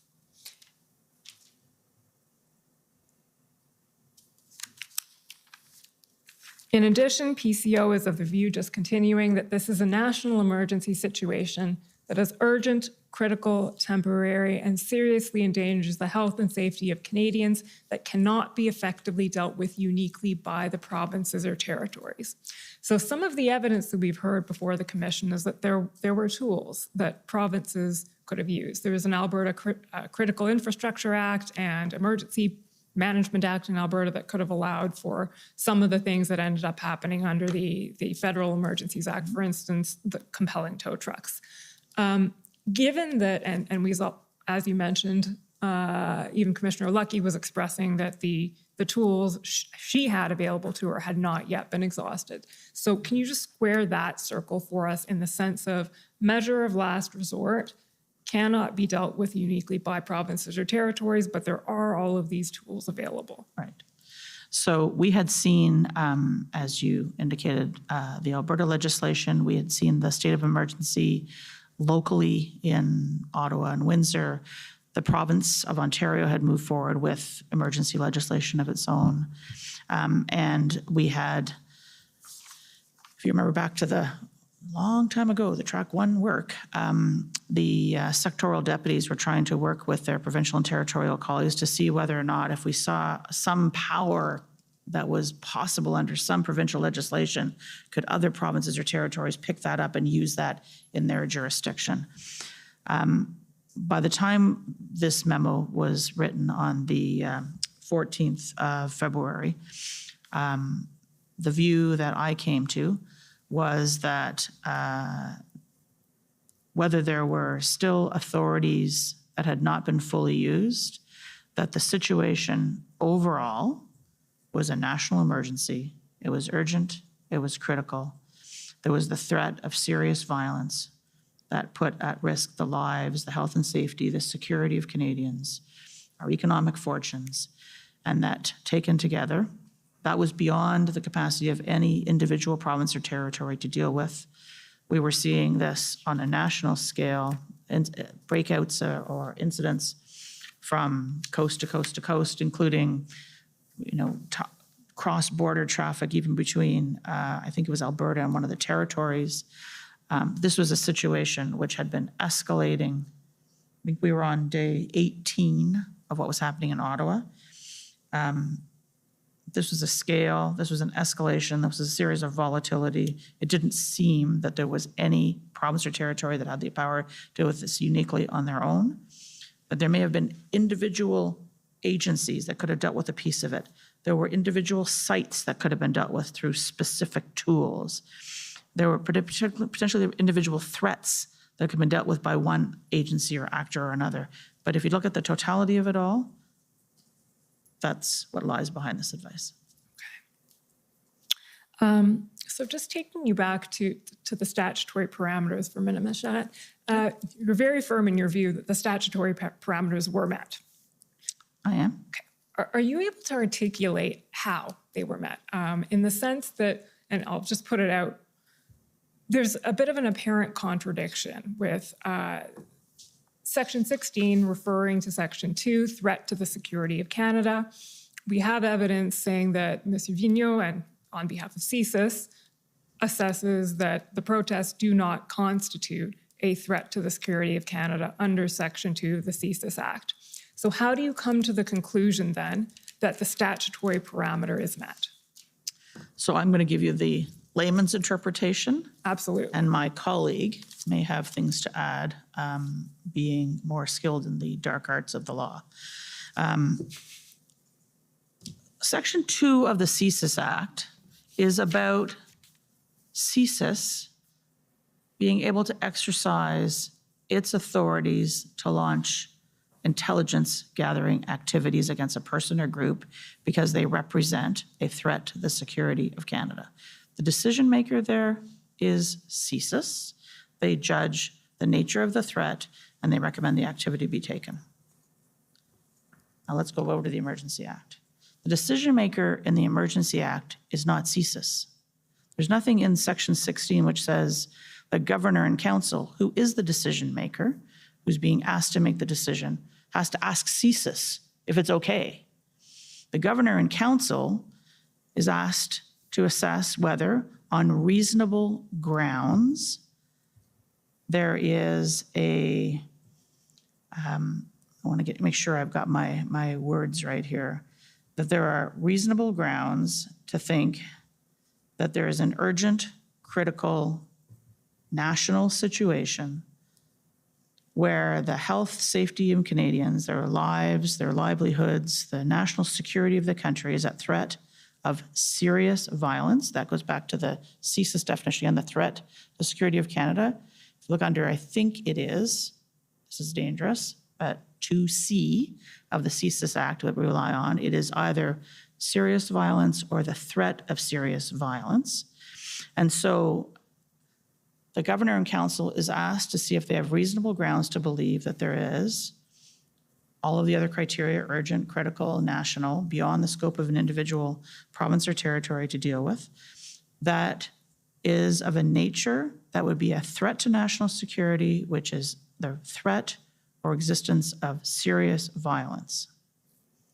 So the Governor and Council is asked to make that, and in my view, given the totality of the evidence that we'd seen about the fact that we had protests happening, Ottawa, Windsor, Coutts, Emerson, Manitoba, we haven't really talked about, probably a dozen other ports of entry. We'd had risks of and threats of blockades of railways, of slow rolls around airports, disturbing that and other critical infrastructure. We had the nature of activity, including we had reported to us that there were IMVE, and ideologically motivated violent extremists, individuals who were seen amongst the protest activities, that there was the risk that they or lone actors inspired by them could, there was the threat from them that they could move to serious violence. We had evidence through both what was being said and in online of incredibly violent rhetoric, of hate speech, anti-Semitic, anti-gay, transphobia, and misogynistic, death threats to elected officials, to senior officials, some of which we didn't even know at the time. We found out afterwards were even worse than we had known at the time of this note being written. We had the threat of weapons, which we had heard about before the 14th, and then we'd seen at Coutts and the size of that cache of weapons and ammunition. We'd heard that there were kids and vulnerable people in some of the trucks that perhaps were being used to try and keep law enforcement away. All of that, and we had a sense that this wasn't a single-headed hydra. There was a sense that there was organization, there was coordination, there was a degree of coordination, I think, amongst this set of activities that was very well financed. And so not only did we have what we had, but we had the risk of, and we'd seen this kind of, it would peter out and then it would escalate, and peter out and escalate.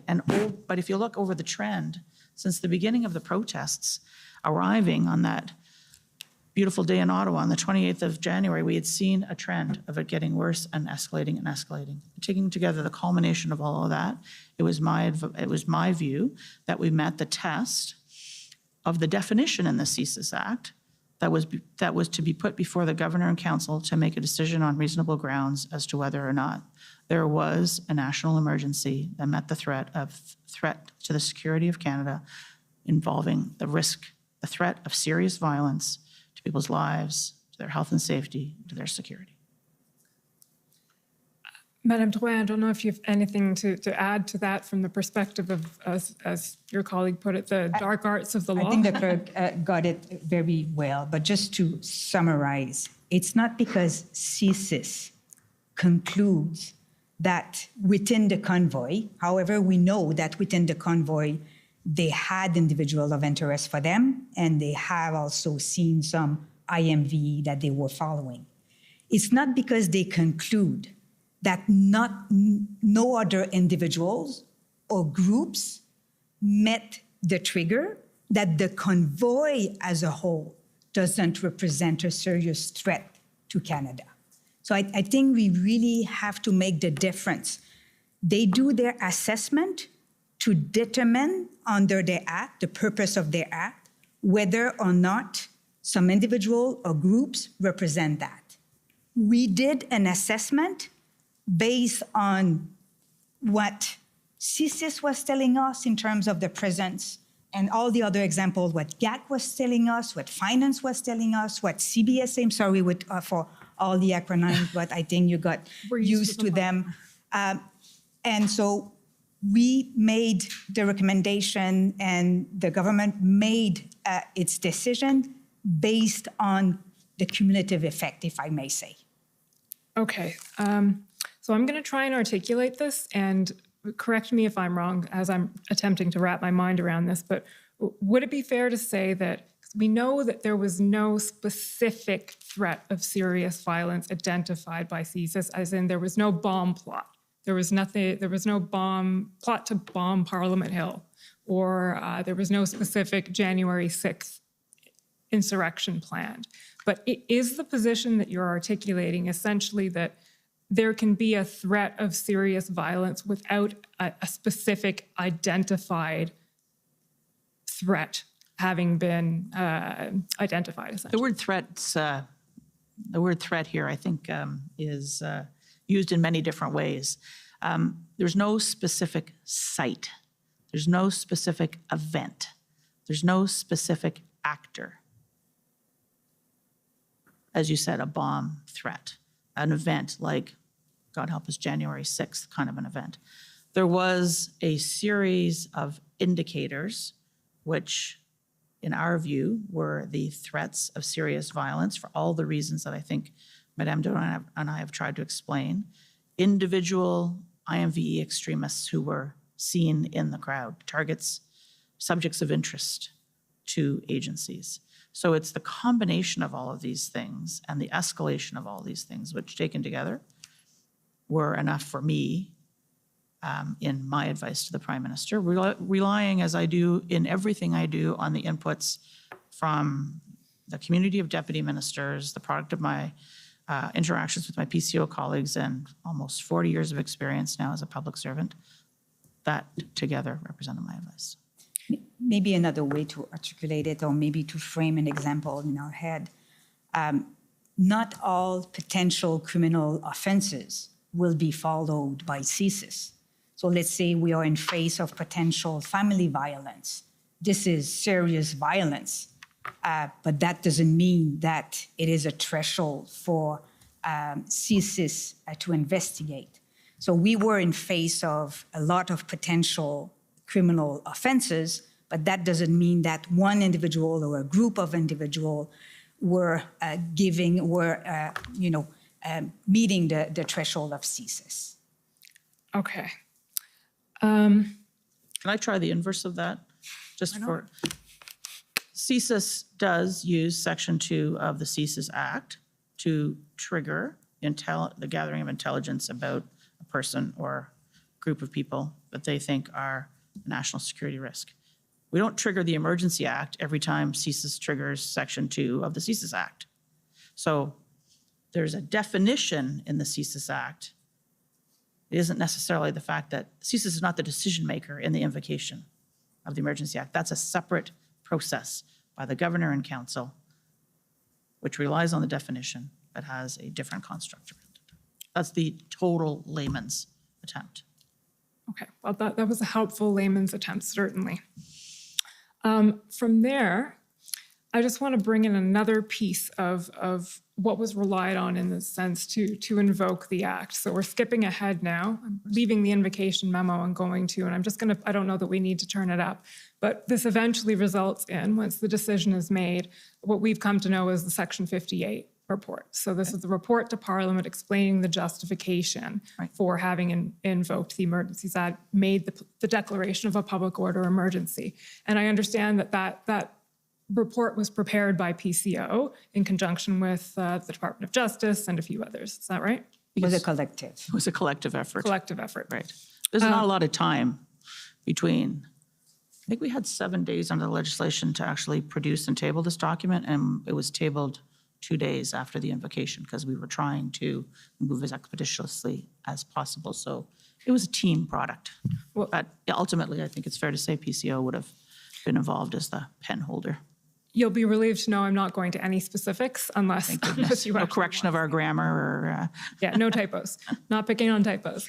What I do want to raise is that a large part of that Section 58 explanation relies on something other than serious violence. It talks about the threat to Canada's economic security. And I think there are at least 3 or 4 points, and we can bring it up if you'd like to see it in front of you, but the talk about the threat to Canada's economic security that has arisen as a result of these various border blockades and everything that we've been talking about over the last couple of weeks, everything Mr. Sabia was discussing and his colleagues were discussing with us yesterday. So how does that factor in this sense?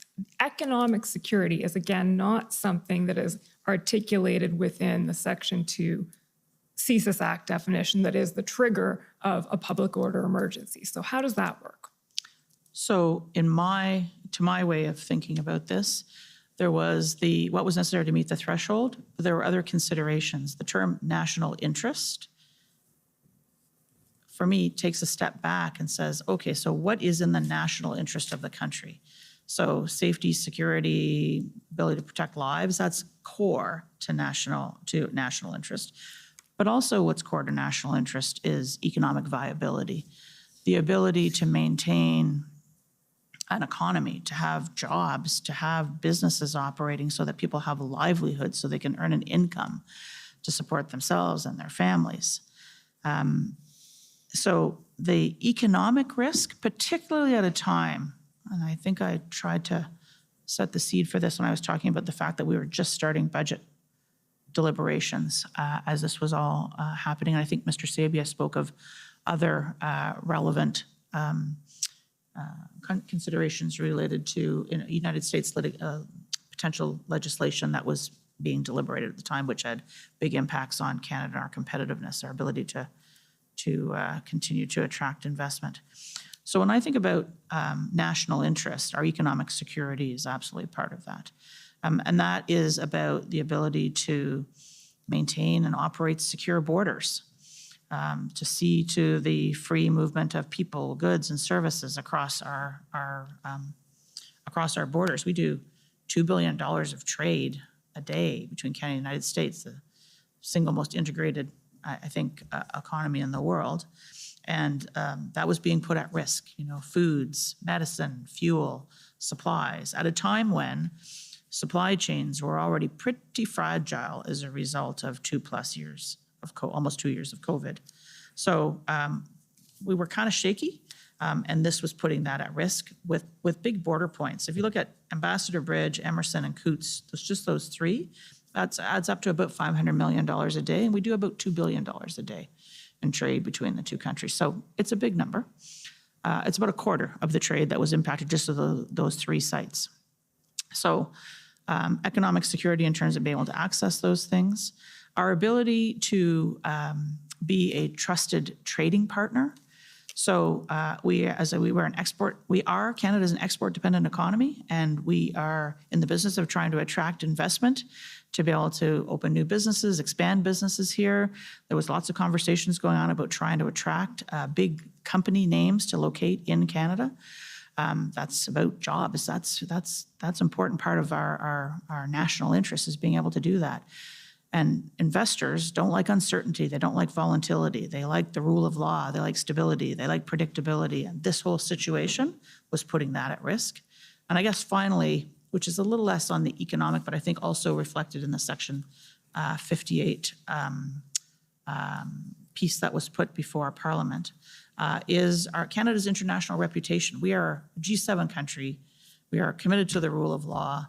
And what was being seen in some other parts of the world were protests. I think we saw them at a minimum in France, in the Netherlands, in New Zealand, if I remember my media coverage right, with trucks with Canadian flags on them. The Prime Minister was getting questions from from international leaders about just what was going on in Canada. So the culmination of all these things are about our national interest. And so in pulling together Section 58, it was about the threshold, but it was also about the other factors that went into the deliberations around the invocation of the Act.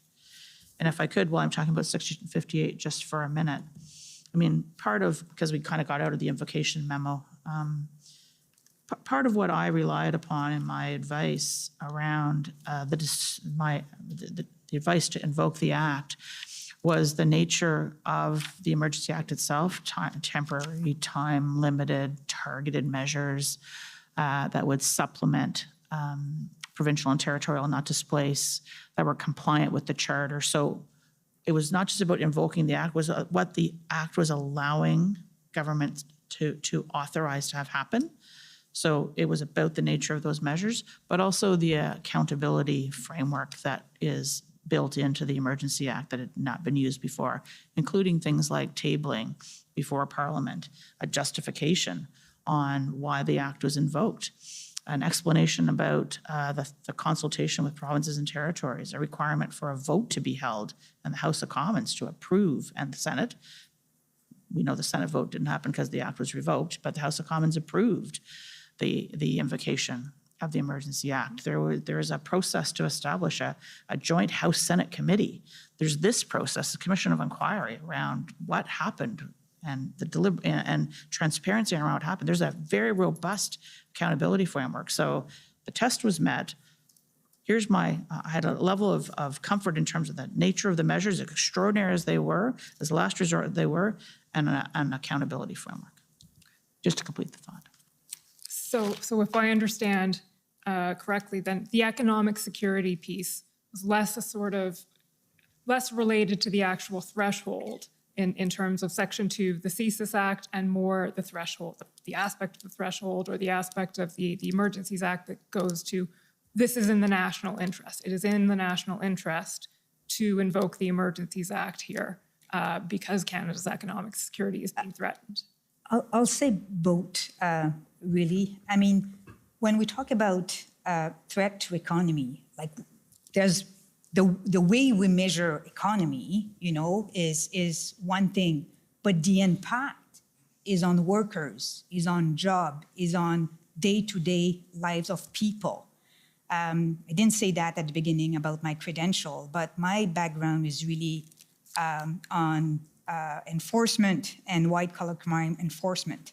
I can tell you that when people are facing financial issues, this is a lot of stress, and this is violent in terms of stress.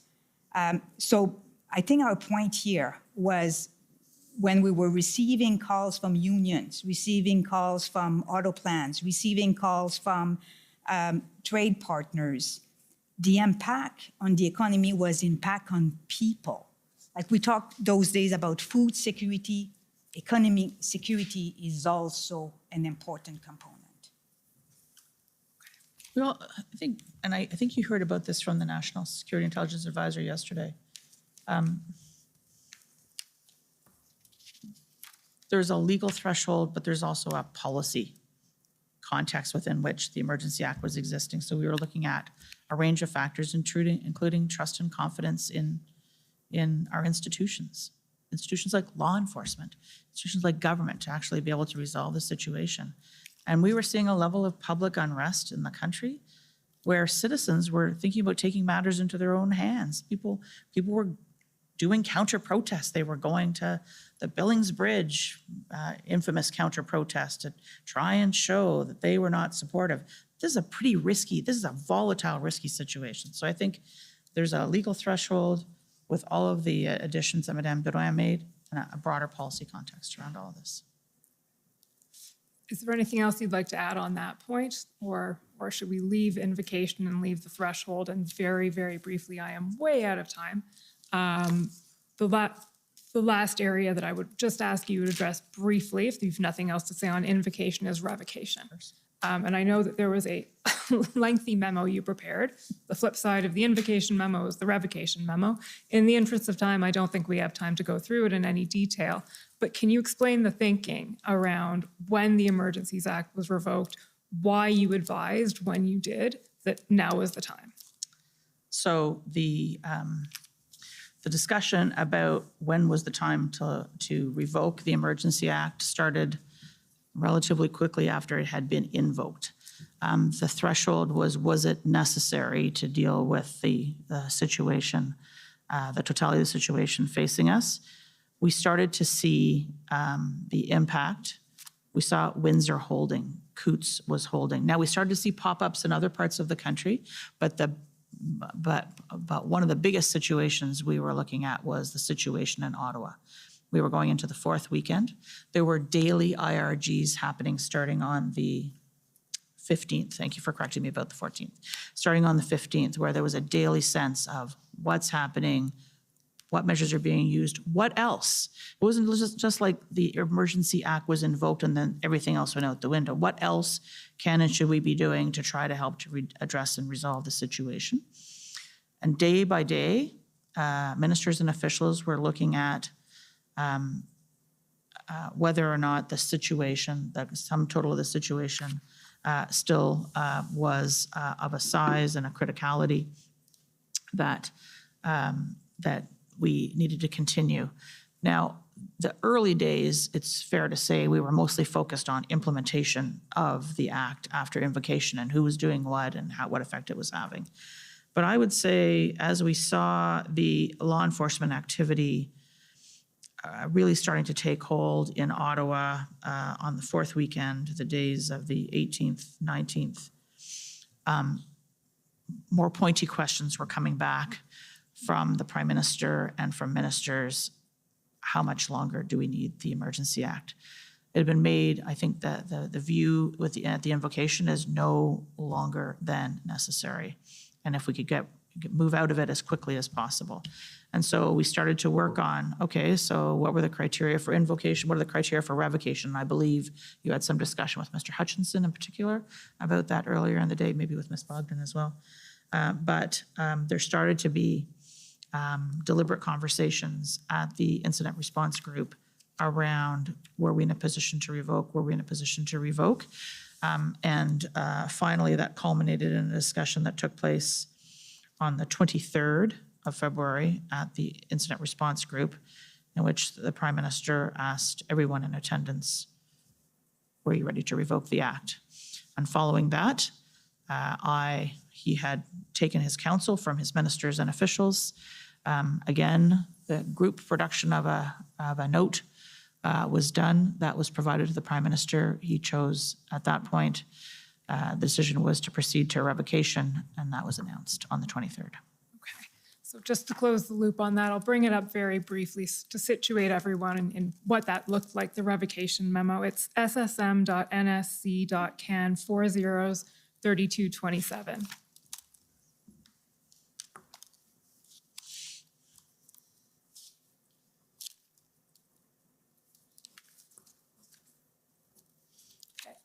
So there we go. Overall, the situation has evolved significantly since February 14th. Is no longer considered urgent and critical or a threat to the security of Canada. If we can just flip down, Mr. Clerk, until page 7. Making sure that that's right. No, I'm sorry, page 6. Okay, so there's a section here starting, since the EA was invoked, the regulations resulted in, and it proceeds to list a number of factors. Or a number of occurrences, let's say. Rapid assembly. Indicators. Pardon me? Indicators. Indicators, okay. Rapid assembly of large police presence, signaling to protesters that trucks would no longer be treated as violations of parking bylaws, but would actually be treated as potentially serious penalties. You say there's been a significant decrease in the number of minors, and it goes on. We don't have time to review them in detail, but essentially, there's a link being drawn here between these indicators that have occurred and the invocation of the Act. So since the Act was invoked, regulations resulted in, or in any event, these things have happened. And then if we go on to the next page, page 7, that describes the operational status. And so as we see, all the ports of entry are currently open, operating normally. Movement of truck convoys continues to be monitored. Just scrolling down a little bit there, Mr. Clerk. An operational plan is in place, has been established to maintain security in Ottawa. Then it says, to date, approximately 30 individuals have attempted to enter Canada for the purpose of participating in illegal protest and blockades. And I think we know now from, and it says there from Mr. Sofsky, 2 individuals were turned back using the Emergencies Act authorities. The remainder were turned back because they didn't meet entry requirements one way or the other, vaccination requirements that are under the Quarantine Act. It then refers to an unknown number of protesters remaining in Ottawa. It's difficult to assess the potential of that group to engage in illegal protest, but then it refers also to, since the end of the occupation, small numbers, and it says here 20 to 30, have gathered at the War Museum to protest. So far, these gatherings have been orderly, non-violent, and legal. So there was some lawful protest continuing, at least at the War Museum, going on. Freezing of counts has been assessed as having had a deterrent effect. And I'm losing my own place now. Okay, and then we go down a little bit more. Let's go to page 10. This all culminates in PCO comment. PCO is of the view that the public emergency order pursuant to the EA invoked on February 14th is no longer required. And so you advise the Prime Minister that the time has come then to revoke the Emergencies Act. Correct. Okay. I did. That brings us to way past the time that we were supposed to go. But I will ask before I sit down and turn this over, is there anything else any key points that haven't been raised today that you want to raise?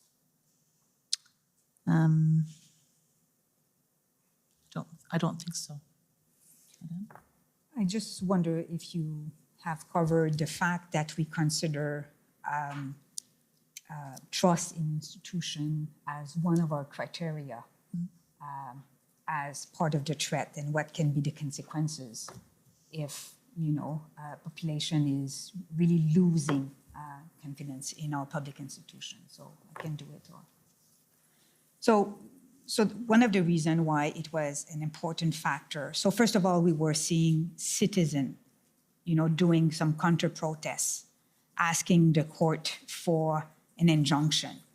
So when you see the population trying to se rendre justice because they are not comfortable that law enforcement or government will do, that is for us like a beginning of a symptom that something worse can happen. We know what's going on in countries when the populations do not have confidence in our public institutions. That brings some anarchy and a lot of uncivilities. So this is why it was an important element for us, the taking into account the erosion in public institution and making sure that we can address that as soon as possible to avoid the worst, if I may say.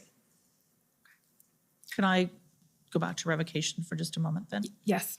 I think when we arrived at the 23rd of February, it wasn't like it was peace and calm across the land, totally. But the assessment, which is represented in this note, is that we had arrived at a point where the Emergency Act was no longer necessary. Those extraordinary powers that came with the Emergency Act were no longer necessary, that we could rely on the existing tools, resources, and authorities to be able to deal with, to the degree that there was any illegal activity going on. But also, we knew as the protest was being taken down, the blockade was being taken down, occupation in Ottawa, that some trucks were going to other sites. They were going to Van Cleek Hill and amongst other places. And maybe there was other activity going on, but it wasn't of a scale, of an intensity, with the threat of serious violence that we faced at the time of the invocation of the Act. So it's not like everything was unicorns and rainbows is my expression, but probably not appropriate here.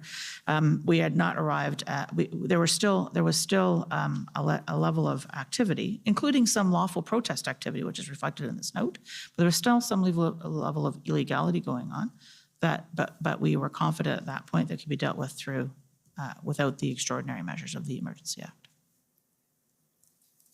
Mr. Commissioner, those are my questions. Okay, well, our schedule has gone out the window, which is probably bad news for our panel.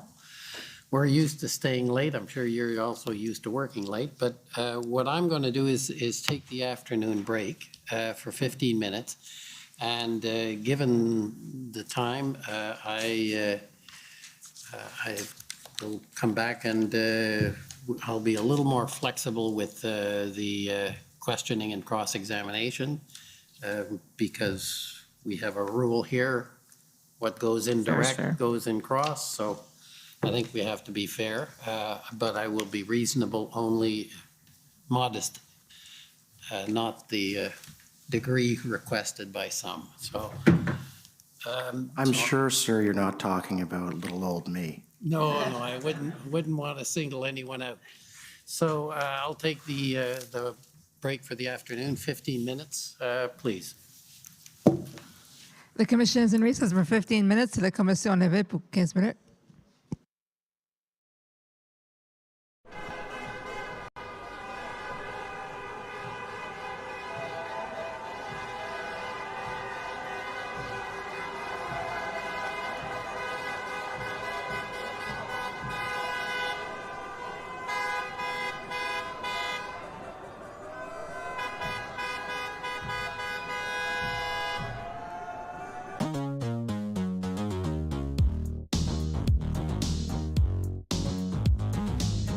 Freedom in the year 2022, for me, folks, it means the return of Rebel Live. Now, Rebel Live is an annual event we used to put on before the man, or was it the COVID Karen, made us shut it down during the pandemic years. It is a freedom fun fest, if you will. All the freedom fighters you've grown to know and love over the years, they're going to be speaking at the Toronto and Calgary events. The Toronto event is on November 19th. That's a Saturday. And it will feature the likes of Dr. Julie Ponesse, Archer Pawlowski, Tamara Leach, and all your favorite rebels, including yours truly. I'll be the MC that day, Sheila Gunn Reid, and of course, the big boss man himself, Ezra Levant. Now Saturday, November the 26th, we're bringing Rebel Live to Calgary, and those aforementioned speakers will be there, and Sheila will be the MC for that event. You don't want to miss it. It's an all-day freedom fest. I know there are certain would-be conservative leaders that think freedom is overrated. You know, we don't think that way. I don't think you think that way. So if you want to get a ticket, please go to the website. They are going fast. Go to rebelnewslive.com. That's rebelnewslive.com. Get your orders in, and as Billy Red Lions used to say, folks, don't you dare miss it. Don't you dare miss this one.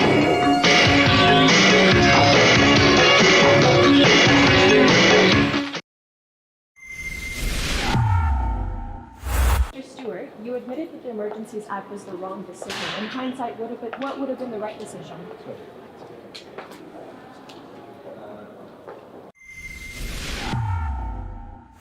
Hey everyone, Will MDS here with Rebel News, and today I'll walk you through the extremely interesting testimony we heard from Rob Stewart and Dominique Rochon on 22nd day of the Emergencies Act inquiry on November 14th.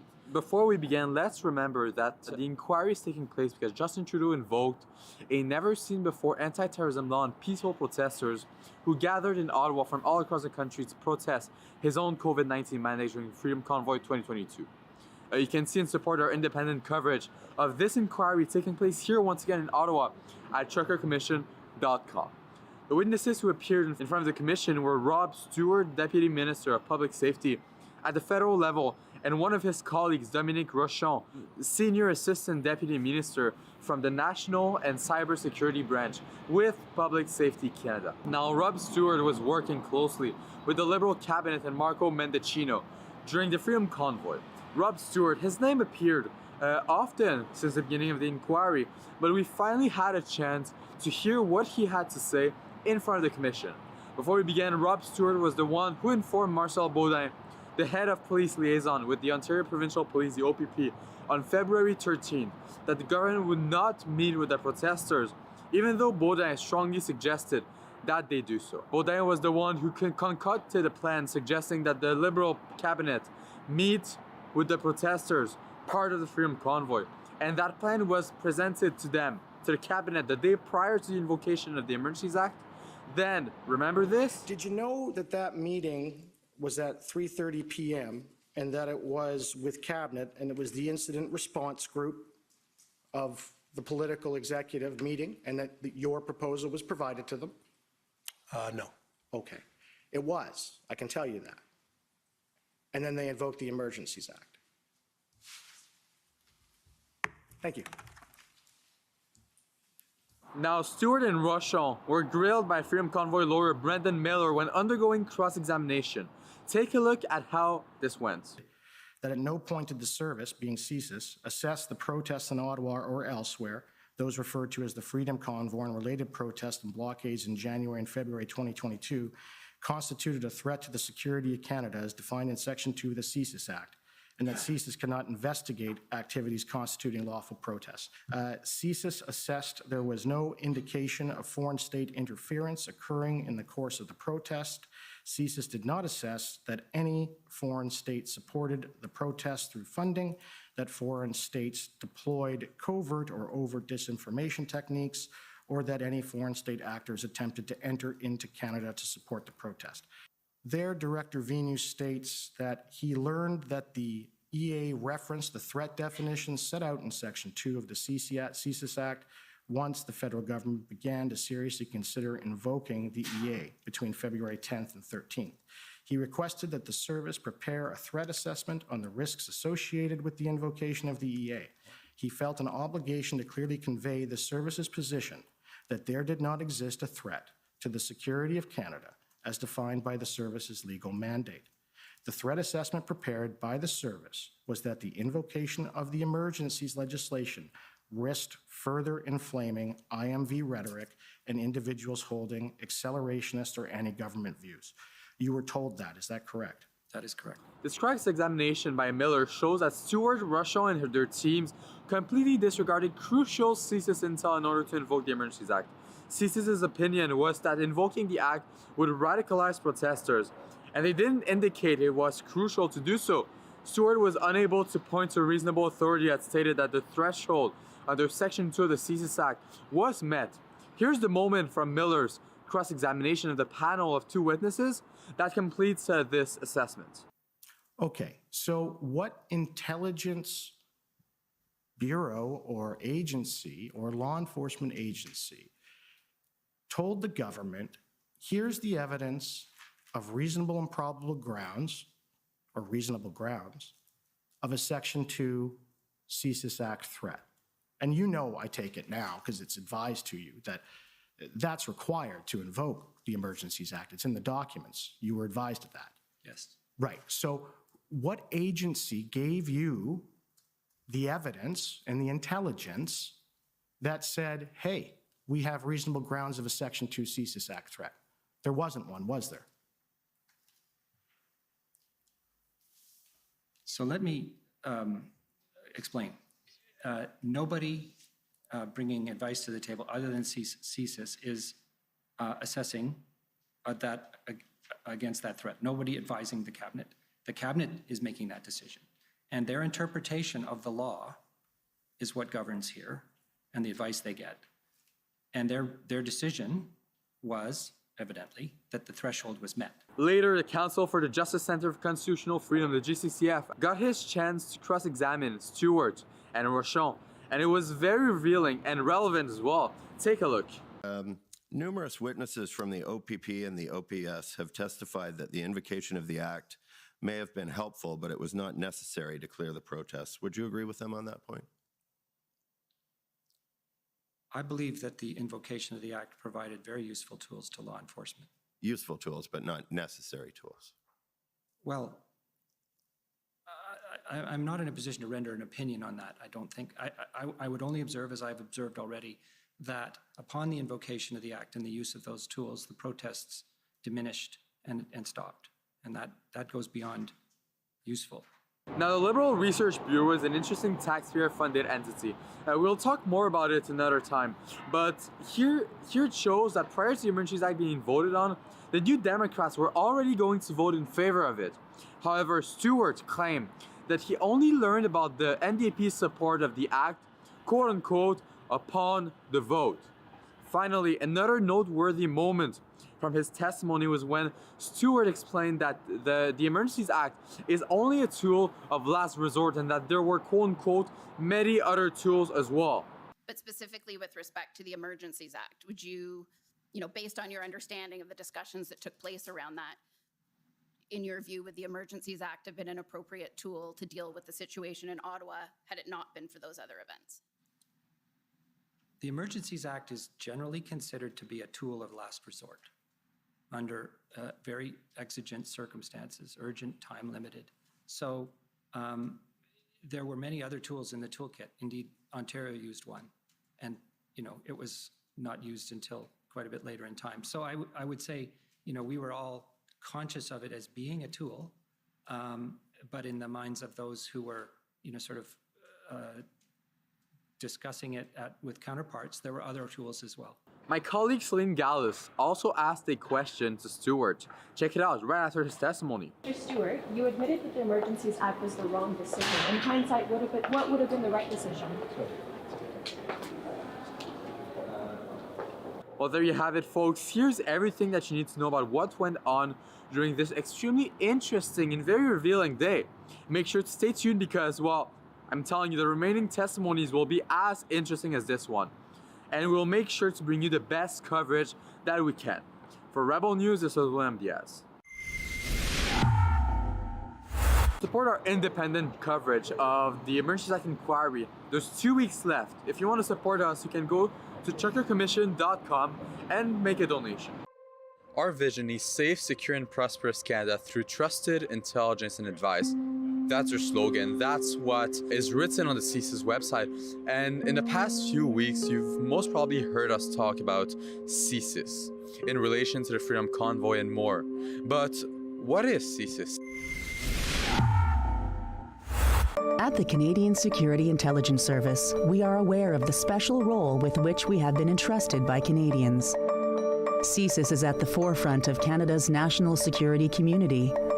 We collect intelligence and investigate potential threats to the security of Canada. Our work informs government policy and decision makers, helps police disrupt terrorist plots, reduces the proliferation of weapons of mass destruction, and counters espionage threats. CSIS is Canada's anti-terrorism and intelligence agency as it manages Canada's national security system. It collects data and information to better understand the risks of foreign and domestic terrorism. They inform the police and the government to assist them, notably in their counter-terrorism operations. CSIS itself also conducts operations with Canada and abroad as well. CSIS was a major player when it came to gathering intelligence during the Freedom Convoy. It had a large amount of information on the protesters, their behavior, their plans, and a lot more. Ongoing for the past 3 to 4 weeks, I'd say, has been the Emergencies Act inquiry organized by the Public Order Emergency Commission here in Ottawa for the purpose of investigating Prime Minister Justin Trudeau's use of the Emergency Measures Act, a never-seen-before anti-terrorism law on protesters, part of the Freedom Convoy, to euthanize 4 weeks of peaceful protests in Canada's national capital, protesting the remaining COVID-19 mandates.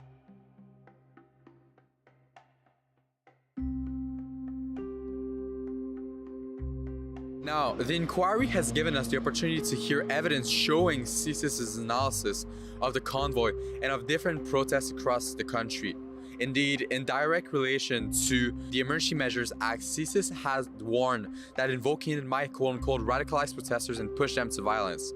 Furthermore, CSIS advised that the invocation of the EA by the federal government would likely lead to the dispersing of the convoy within Ottawa, but would likely increase the number of Canadians who hold extreme anti-government views and push some towards the belief that violence is the only solution to what they perceived as a broken system and government. Following the invocation of the EA, CSIS briefed Cabinet and reiterated the potential for the EA to increase anti-government views and violent ideologies, including in those not yet radicalized. CSIS warned the Liberal cabinet of their analysis on February 13, a day prior to Parliament invoking it anyway. They also mentioned that it would, quote-unquote, likely increase the number of Canadians who hold extreme anti-government views and push some of them towards the belief that violence is the only solution to what they perceive as a broken system and government. Another thing we learned as well during the inquiry is that CSIS director David Vigneault, despite originally being of the view that the convoy was a fully domestic and nothing more, as added Genesis movement, he became concerned with foreign interference, mentioning that he thought the convoy had been infiltrated by other elements from causes who would likely use violence. Now, CSIS is set to testify next week between November 14 and November 18. And while this testimony will be important because we will hear high-level and highly relevant CSIS officials testify and give more details as to whether or not this anti-terrorism organization in charge of Canada's national security had concrete evidence that the convoy was a domestic terrorist movement. CSIS will also be granted at least 3 hours of closed testimony where the public will not be allowed to follow the proceedings due to, as they claim, a potential threat to national security. The request for an in-camera ex parte. The commission is reconvened. La commission reprend. Okay, so we're ready to proceed? Of course, yes. Okay. The convoy organizers, please.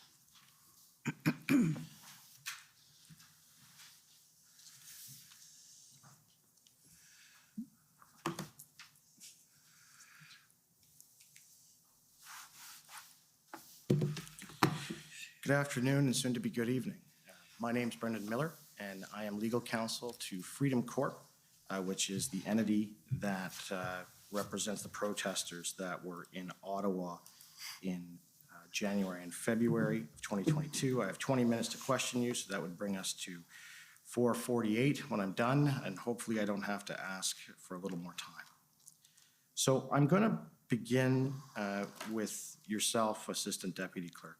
Ms. Druin, and I better, if you'd like to answer in French, I can get one of the things from my friend, but I'll ask these, and if you're going to answer in French, please let me know, and I will put on the translation equipment, because unfortunately I am sans bilingual at this time, but I'm working on it. Thank you. So, Ms. Druin, prior to becoming the Deputy Clerk of the Privy Council, you were the Deputy Minister of Justice and the Deputy Attorney General of Canada, is that correct? Correct. And you're a lawyer? Yes, And you've been a member of the Quebec Bar since 1992? that's correct. And in fact, would you agree you're an award-winning lawyer? Well, I won the prize, yes, and Yeah. à l'avocat de l'entreprise de l'année. Yeah. Right, and so I'm not trying to pump your ego, but in 2009, you were named the Business Legal Advisor of the Year by Le Monde Juridique. Is that correct? That's correct. And did I pronounce it correctly? C'est parfait, oui. Okay, good. And in 2012, I understand you were awarded the Lawyer Erasmus, which is hyphenated AD.E, by the Quebec Bar, right? Yeah, that's the Advocatus Emeritus. Right. And from 2012 to 2016, you were the Deputy Minister of Justice and Deputy Attorney General for the Government of Quebec. That's right. And then from 2016 to 2017, you were the Senior Associate Deputy Minister of Justice for the Government of Canada. That's correct. And then from 2017 to 2021, you were the Deputy Minister of Justice and Deputy Attorney General of Canada. So for 4 years. That's correct. And you can agree with me that that position, the Deputy Minister of Justice and Deputy Attorney General of Canada, is the highest ranking position within the Department of Justice. Within the Department of Justice, yes. Right. You answer to the Attorney General of Canada. I answer or I serve the Attorney General. I also respond to the Clerk of the time and to the Prime Minister. Thank you. And now, while you were in that office, you publicly described your role of the Deputy Minister of Justice and Deputy Attorney General of Canada as follows. And I just want to know if you agree with this. I'd like to begin by describing my dual role as the Deputy Minister of Justice and Deputy Attorney General of Canada. I've been in this position since June 2017. In both these roles, I support the Minister of Justice and Attorney General of Canada in fulfilling his or her responsibilities. My duties include giving legal advice and coordinating the legal advice given by the Department of Justice and supporting the development of legislation. That's true. There's also the part of managing litigations. Yeah. Right. So in your role as the Deputy Minister of Justice and Deputy Attorney General of Canada, you advised on how to draft legislation for 4 years. That's correct. Right. And you know from that former role that when you're drafting definitions in legislation, they're very important. That's correct. Okay. And would you agree with the following statement, which, full disclosure, I took from the drafting policy from DOJ? Delimiting definition. A delimiting definition is exhaustive. It is intended to set limits on otherwise ordinary meanings of terms. These definitions normally begin with the word means. Would you agree with that? I agree with that. I just want to say that there is different drafting procedure, if I may say, or techniques. And for example, when I was head of the Justice Department in Quebec, we have eliminated definition. So just to say that there is different ways of drafting legislations. Right, but you can agree with me that in legislative drafting, that where there's a definition and that definition states this means, and then is followed by a set of factors or what it includes, you're aware that that is intended to be exhaustive. That's Parliament's intention. You know that. I know that. If I may, just for the benefit of this commission, we also use a lot in federal legislation the technique of incorporating by reference. Right. So we do that a lot. When I was at Justice, we did a report on how many times we use that techniques, and I must say that it's numbers of time. We also know that when we put a definition within a legislation, it has to be read in the context of this legislation. Mm-hmm. So, and for the purpose of, the legislation we're talking about. So I'm just saying that because meaning can have different meanings at the end, depending in the context in which you are looking at those words. But you know, and you can agree, that the purpose when you're drafting is to try and carry out the intent of Parliament. That's the objective of drafting, yes. Okay. And you know that Section 2 of the CSIS Act, prior to listing what constitutes a threat to the security of Canada, states threats to the security of Canada means, and is then followed by the 4 threats. Fair? You know that. Yeah.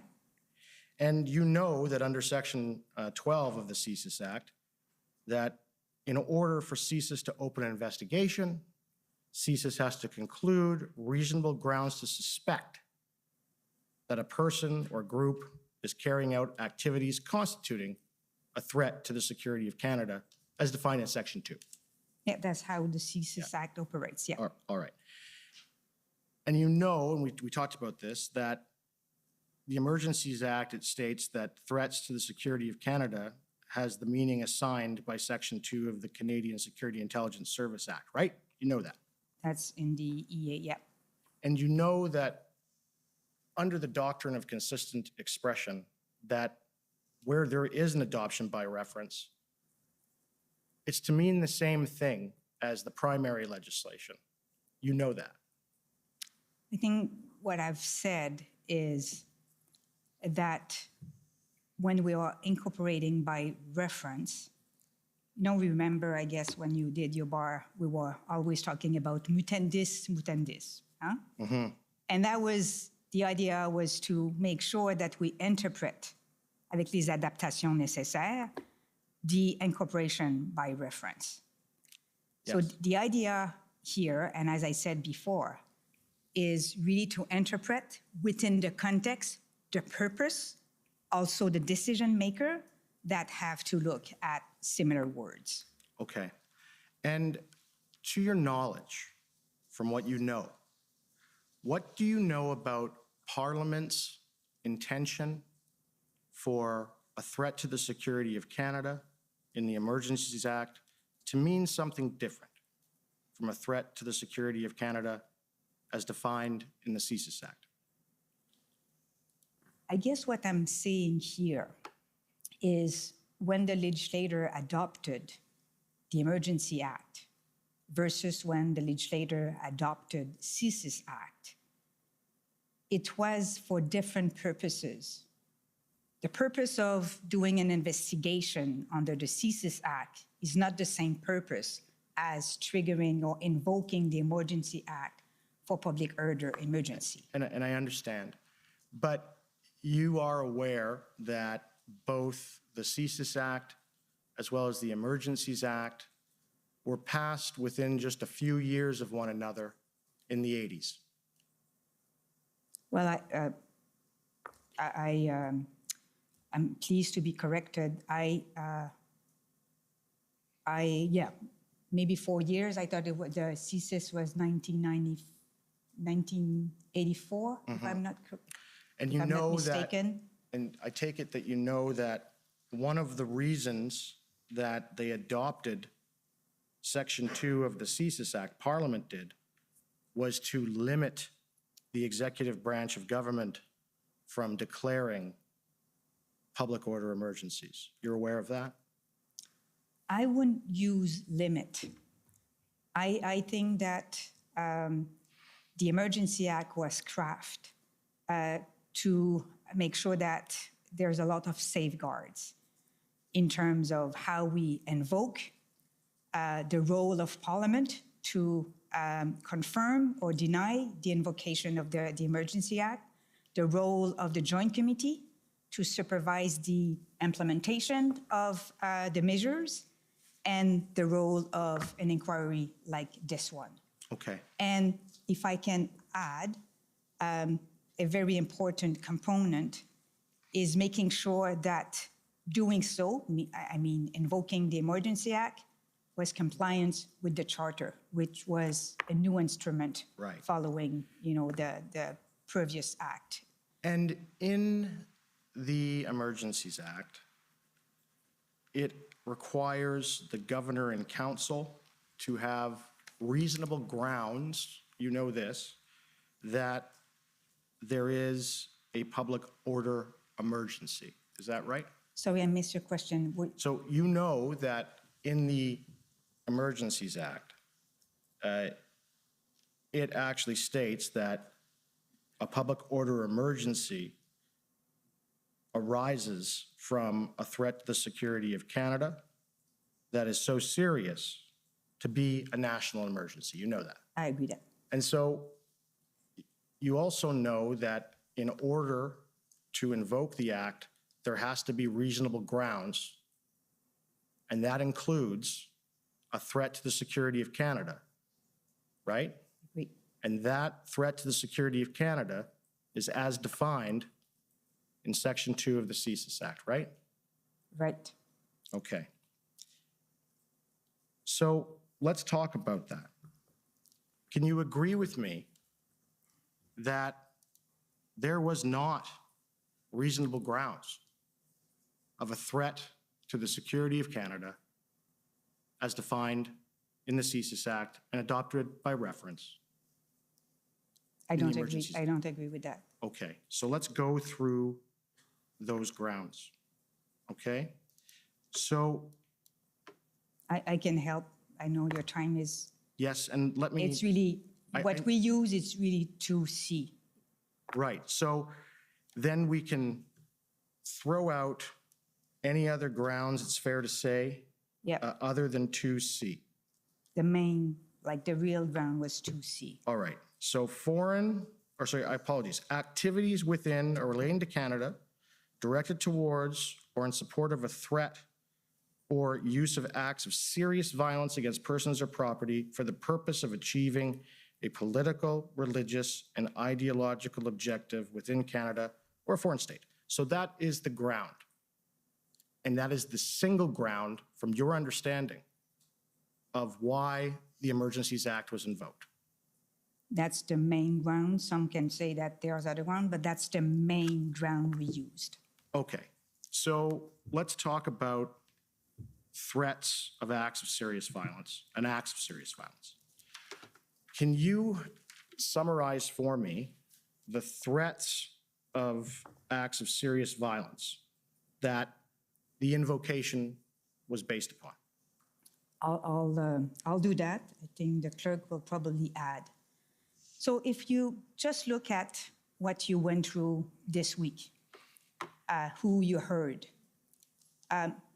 So we heard from CSIS, not CSIS, but we've heard from some players, for example, that IMV were present in some of the protests.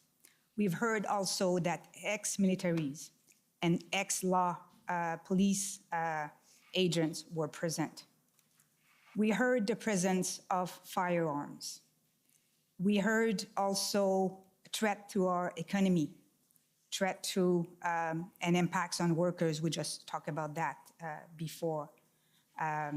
We heard impact on our trade relationship and from GAC. We've heard from CBSA that our port of entry was affected, disrupted, and other port of entries, even after the main war were clear. Okay. So we heard from transport also that some rails can be affected by blockades. Right. So we've heard from not only, you're going to hear from CSIS Monday, and when you look at the composition of DMOC, you've heard about that many, many times over the week. Many departments are part of that DM's committee. Why?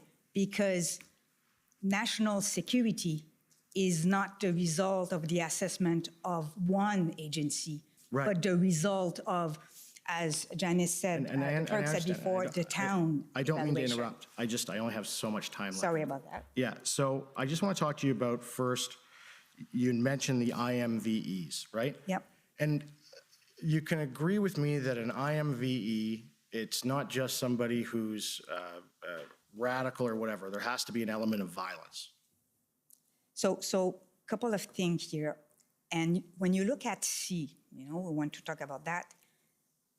Careful about its threat or serious violence. Okay. I guess the or can be an and. Right. It's a threat of or and I understand. So these IMVs that the government went on about, first, we've already established that the government wasn't aware of the individuals in Coots at the time of the invocation that were arrested by the local police department. I think what we were aware in Coots was, first of all, they were about to do enforcement, and then I think it was around the 10th or the 11th of February, we heard that they were slowing down enforcement because of the presence of risk of violence and guns. That's the only thing we knew at our level, because we're not privy to all the operational risk. So that's what we knew at Coots. But of course, Commissioner Lucky and her people, they were aware of what was going on. They just couldn't tell you. Exactly. Right. And you're now aware, I'm sure you've heard the evidence, that they, in fact, as of the February 9th, had 2 undercover officers embedded with these gentlemen. Are you aware of that? I was not aware at that time. You know, when they do uncover operation, this is the, Yeah. we don't know those things. And these gentlemen that they were going after, they were actually local to the Coots area. You know that. I can say I didn't know at that time, no. Can you agree with me that the facts of that were that that issue was dealt with locally by police under provincial mandate via the agreement that Alberta has with the RCMP? You mean the contractual policing arrangement? Correct. It was carried out under that, right? Yep. Yeah, so it was provincially dealt with. You agree it was dealt with well? So I don't know at the end when, you know, they put an end to the blockade, who was doing what. Okay. You know, and whether, you know, I'm sure you have heard about that the police of jurisdiction can ask more resources from the center using the section 9.2 of their arrangement. So I don't know. Okay. And so let's move to Ottawa. Ottawa, IMVs in Ottawa. I understand that CSIS advised that they had no concern with IMVEs in Ottawa. And that's what's in evidence. Is that correct? Well, this is not how I portrayed that. I understood and I've heard that some IMVE and subject of interest of CSIS were present. What I understand from their assessment is that they didn't conclude that they need or they have to open new investigations. Right. And so CSIS did a threat assessment of the convoy, and we saw it yesterday. And I can they did not of the convoy as a whole. Again, well, sorry. Of Ottawa. And let me bring that up. And it is the document ending it's ts.nSC.can.001.0000159_rel_0001.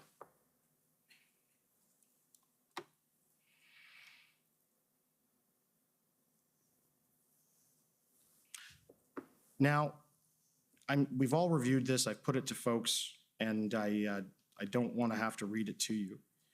But in this assessment, and also in the statement from Director Vignon, they concluded that there was no CSIS threat, reasonable suspicion of a CSIS threat in downtown Ottawa. Is that fair? They concluded, looking at who was there, that they didn't have enough to open investigations on specific individuals or groups. Right. And you know that CSIS only needs to have a suspicion, a reasonable suspicion, to open an investigation. Well, I think the test is reasonable ground, yep. Reasonable grounds of it to suspect. Reasonable grounds to suspect. That's what it says. You know that. Yep.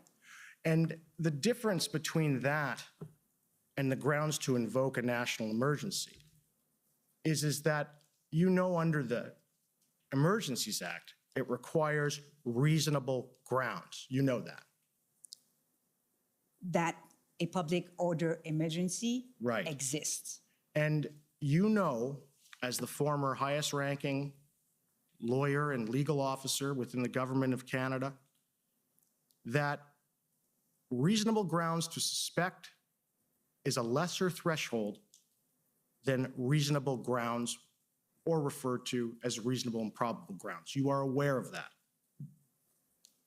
Again, I'm sorry, I think we are mixing here. Reasonable ground to suspect what? And this is the purpose of CSIS Act. Right. So a movement can represent threat to security to Canada. Right. A movement, a situation. An activity. An activity. An activity.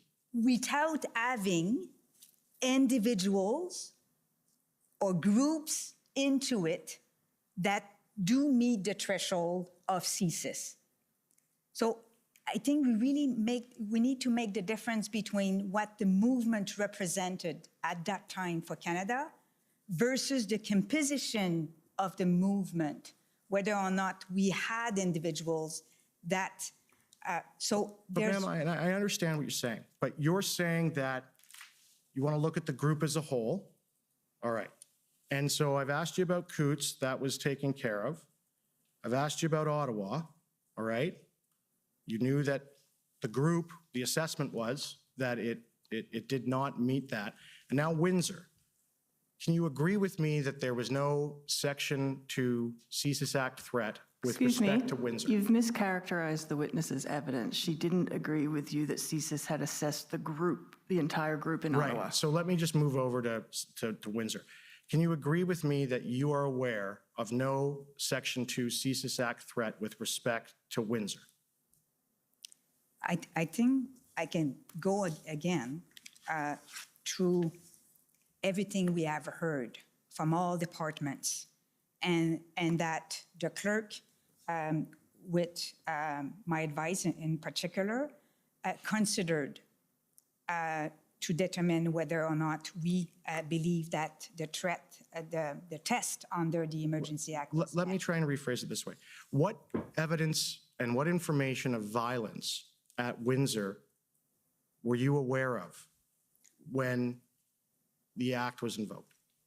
I think it would have been a mistake to do assessment site by site while we were facing a national movement and situation. Thank you for answering my questions. Thank you. Next, I'd like to call on the province of Saskatchewan, please.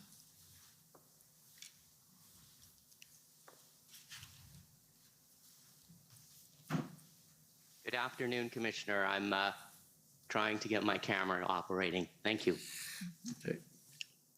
We won't deduct the time. Thank you. Good afternoon. I'm Mitch McAdam. I'm one of the lawyers for the Government of Saskatchewan, and I have a few questions this afternoon for you, Madam Charest. To start with, I understand that one of your responsibilities is that you are the Secretary to the Cabinet, right? That is correct. And that one of your responsibilities as the Secretary is to control the flow of paper to Cabinet? I manage the flow of paper into the Cabinet, that's right. Okay, so all of the paper that goes to Cabinet has to go through your office? No, that's not the case. It goes through the Privy Council office before it will be put in front of Cabinet Minister. Not my office, not the clerk's office necessarily, the totality of the Privy Council office. We have a Cabinet Papers unit that in particular deals with documentation. So it has to go through the Privy Council office? That's correct, sir. Yeah. And you're also responsible, I believe you said this morning, for recording the decisions made by Cabinet? That is correct. I have a few questions for you about the Cabinet meeting that happened on the evening of February 13th, where the Emergencies Act was considered. First, can you confirm for me that there were no papers or documents that were provided to Cabinet ministers in connection with that meeting? That is not correct. Okay, there was paper provided to them? There was a document made available to ministers. I believe I referred to it earlier, which had to do with an input. I believe I can say this. I'm not making sure I can say this. It was a assessment from the from CSIS, which related to considerations on invoking the Emergency Act. But there was no, in the usual course of decision-making by Cabinet, ministers would be considering a memorandum to Cabinet, which would frame a decision for them. There was no such memorandum to Cabinet. Does that help? No, so yes, it does. So there was no memorandum to Cabinet, and that was an unusual situation. That is not correct. The usual course. That is correct. It was an unusual Cabinet, an extraordinary Cabinet, called on the evening of the 13th of February. Okay, and I understand you attended that Cabinet meeting, correct? I did, sir. Okay, and I'm not going to ask you about what the deliberations were at that meeting, But you said a moment ago that one of your responsibilities was to record the decisions made by Cabinet. And can you tell me exactly what the decision was made at Cabinet that evening? I think you said earlier that the decision was to direct the Prime Minister to have a First Minister's meeting or to have a First Minister's meeting the following day. But I just want to make clear in my mind that I understand exactly what was decided that evening. The decision was that the Prime Minister would convene a meeting with First Ministers to consider the invocation of the Emergency Act and to brief them on the situation and consider any other measures necessary to deal with the totality of the situation facing the country. Okay, thank you. Next, I'd like to turn to the events on February the 14th. Sir. And you would agree with me that the invitation for the First Minister's meeting, I think we talked about it a little bit earlier today, or you talked about it a little bit earlier today. It went out on Sunday evening after the Cabinet meeting, correct? Yeah, as I said earlier, Mr. McAdam, I wasn't totally sure. I could check and be happy to, whether it went out Sunday evening or very early Monday morning. I think we would have endeavored to try and get it out as soon as possible after Cabinet. So that would have been, Cabinet was at 8:30, you know, we would have been into probably 10 o'clock Ottawa time, which is still pretty early in Saskatchewan. Yeah, and I believe that you had indicated earlier today that it was a meeting called on short notice, right? Correct. And my understanding from your testimony earlier today is that the invitation didn't indicate what that meeting was all about, did it? I believe between Madame Deroy and myself, that was the information that we provided earlier, yes, sir. And you also indicated that at that meeting, a number of the premiers voiced objections to invoking the act. What I said was a number of premiers shared their responses. I wasn't in a position to tell you because the deliberations were to be confidential, but we saw subsequently a number of premiers making public comments that they had made at the First Minister's meeting. Yes, it's fair to say, I believe Madame Deroy said, there were kind of three kind of general groups of premiers' reactions, including some that did raise objections. Okay, and I understand that that meeting lasted about an hour, is that correct? Oof. I think that's plus or minus. Yes, I think that's probably correct, sir. Okay, so it would have ended about... If I may, sir, when we developed the FMM, one of the advice that we gave to the Prime Minister was to make sure that the timeline was not the issue in terms of the duration of the meeting. So the Prime Minister let all premiers to express themselves and then check the clock, making sure that they will have all the time they needed to make their point. And if I could add to that, because of the fact that there was no, this was called at quite the last minute, there was part of the meeting was briefing. So the Prime Minister it was suggested to him, and he certainly accepted that the meeting would go as long as the meeting wanted, depending on the wishes of premiers and territorial leaders. Clerk, can I ask you to call up document pb.nsc.can 408485, please?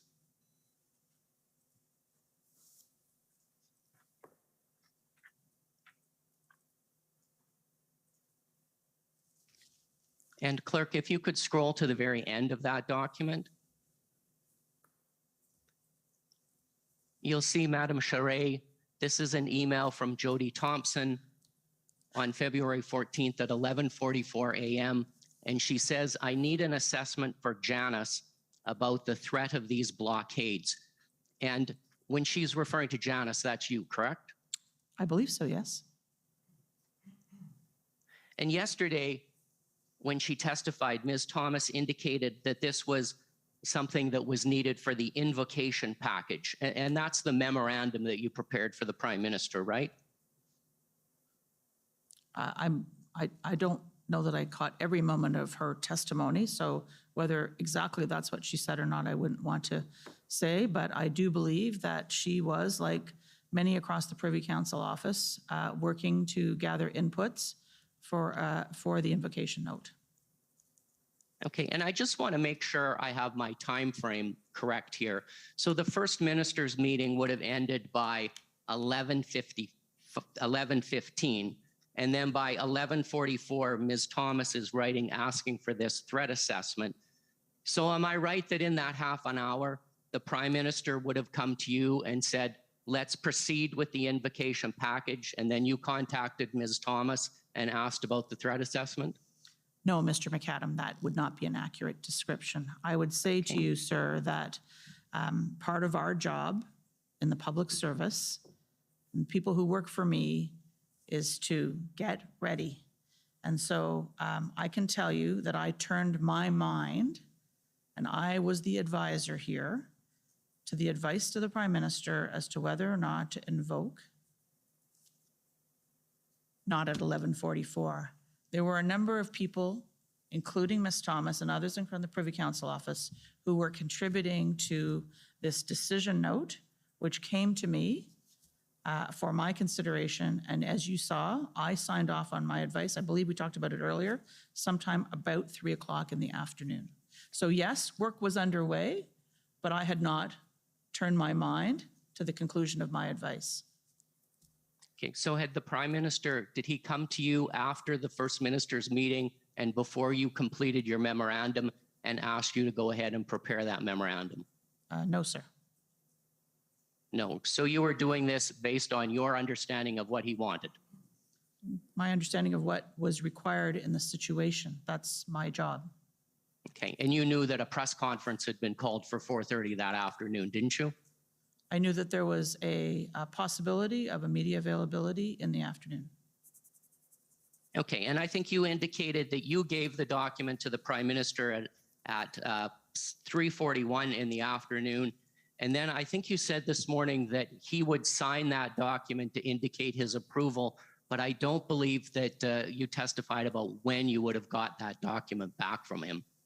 It was, I can't remember the exact time, Mr. McAdam, I apologize, but it was before the media avail. So between 3:41 and 4:30. Okay, that's fair. I don't know exactly what time the media avail started. There may have been a scheduling, it may have been a notice that there was going to be an availability. But I don't know actually what time it started. I'm sure the records would indicate that they don't always run 100% on time, so. And at the media availability, it was announced that the Emergencies Act had been invoked? Was being invoked. Was being invoked. Correct. And so what does was being invoked mean? When exactly did it come into force? When the Governor and Council approved the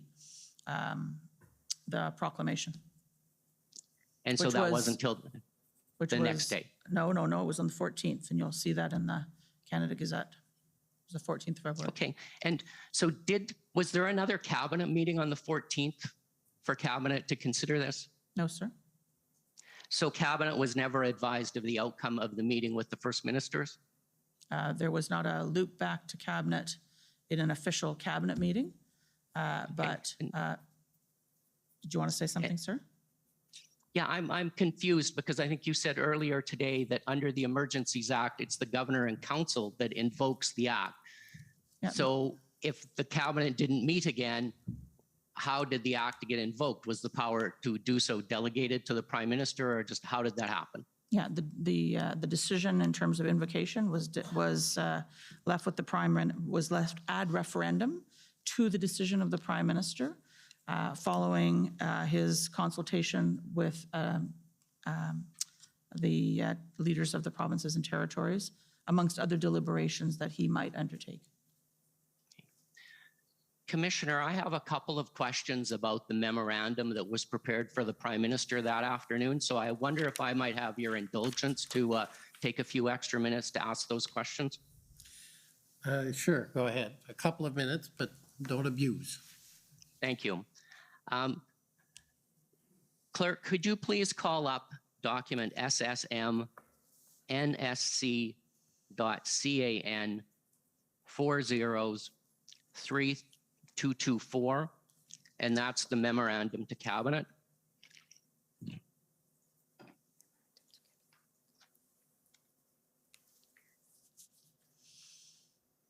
And you'll be glad to know I'm not going to go through in detail and talk about the test for declaring a public order emergency. Darn, I But was if the kind of looking clerk- forward to that again. Are you conceding it? No, not at all, but I'll leave those arguments for another time. Mr. McAdam, can I just correct you? This is not a memorandum to cabinet. This is a decision note to the Prime Minister, just to be clear, sir. Thank you for the correction. Clerk, if you could go to page 8 of that document. And about partway through, just a little bit farther, that's good. And this, well, it says this a couple of times in the document. I'll read those words at the top. It says, in addition, PCO is of the view that this is a national emergency situation that is urgent, critical, temporary, and seriously endangers the health and safety of Canadians and cannot be effectively dealt with uniquely by the provinces or territories. And I wondered what you meant by the word uniquely in that sentence. And I know that you had indicated earlier today that there was some concern that provinces were not fully using the powers and authorities that they had. And is that what you were getting at with that word uniquely? I wouldn't say that there was a concern that provinces and territories were not using all of the authorities available to them. I think it was an observation going back earlier in the deliberations around whether or not there was still some scope to work with provinces and territories using their existing authorities to do more to deal with the protest separate side. In terms of the language here, I believe, again, my layman's interpretation is that what we're trying to get at in the invocation of the Emergency Act is that the powers in the Emergency Act are put in place to deal with a situation which is a threat of serious violence, all of those other criteria that you see there, that can't be dealt with by any province or territory acting individually, uniquely. Perhaps awkwardly worded. I can maybe add, if you allowed me, that the proposed measure here, we're not trumping any provincial or territorial jurisdictions. So while we were adding measures and authorities, we were not displacing provincial jurisdictions. So they were able, as also law enforcement, to continue to exercise their respective authorities. But we came to the view that separately, they were not able to deal with the national situation. Okay, so I'm still a bit confused about the word uniquely, and I just want to clarify, were you suggesting that the provinces could effectively deal with the situation, but there's something unique about what was happening in February that justified invoking the Emergencies Act? No, I think, sorry, Mr. McAdam, I don't believe that was the intention of this language. It was meant to say that the provinces and territories could not deal with the situation on their own. And that is why the Governor and Council would invoke the Emergency Act to deal with a situation which provides extraordinary powers, which supplement those powers and authorities of provinces and territories to deal with the situation, which we, as you see here, we think met the test of a national emergency. Okay, and one final matter, Clerk, if I could get you to go back to page 4 of that document near the top.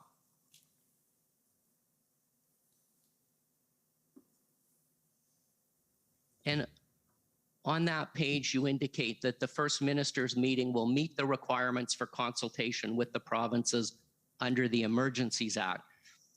So I take it wasn't your position that it was necessary to get the consent of the provinces before invoking the act, was it? I do not believe that that is the requirement in the Emergency Act. And it wasn't even necessary to get the support of the majority of the provinces, was it? That is not, I believe, the requirement in the Emergency Act. And so really, in order to fulfill that consultation requirement in the Emergencies Act, all you needed to do was meet with the provinces. It didn't really matter what their views are or what they had to say about the matter, did it? I don't believe that that is a fair representation, Mr. McAdam. I think it's fair to say that there was a First Minister's meeting in which the Prime Minister and his ministers, or a number of them who were in attendance, set out the situation, set out the proposed course of action, listened and asked questions of provincial and territorial leaders about whether they had plans, intentions, ideas, suggestions, proposals about other things that could be done to address the situation. So it's not, I think you are mischaracterizing it, sir. But you agree that there was a lot of opposition from, I believe you said earlier, or perhaps it was Ms. Drouin, the Prairie provinces, the Maritimes. There was a lot of concerns being raised, right? I believe Madame Drouin said the Prairie provinces and the province of Quebec, sir. And the government of Canada decided to go ahead anyway, correct? The Governor and Council, the government in Canada, chose to invoke the act. That's correct. I think you're now out of time. That's a perfect place to end, Commissioner. Thank you very much. Those are all my questions. Okay, next I'd like to call on the CCF, please.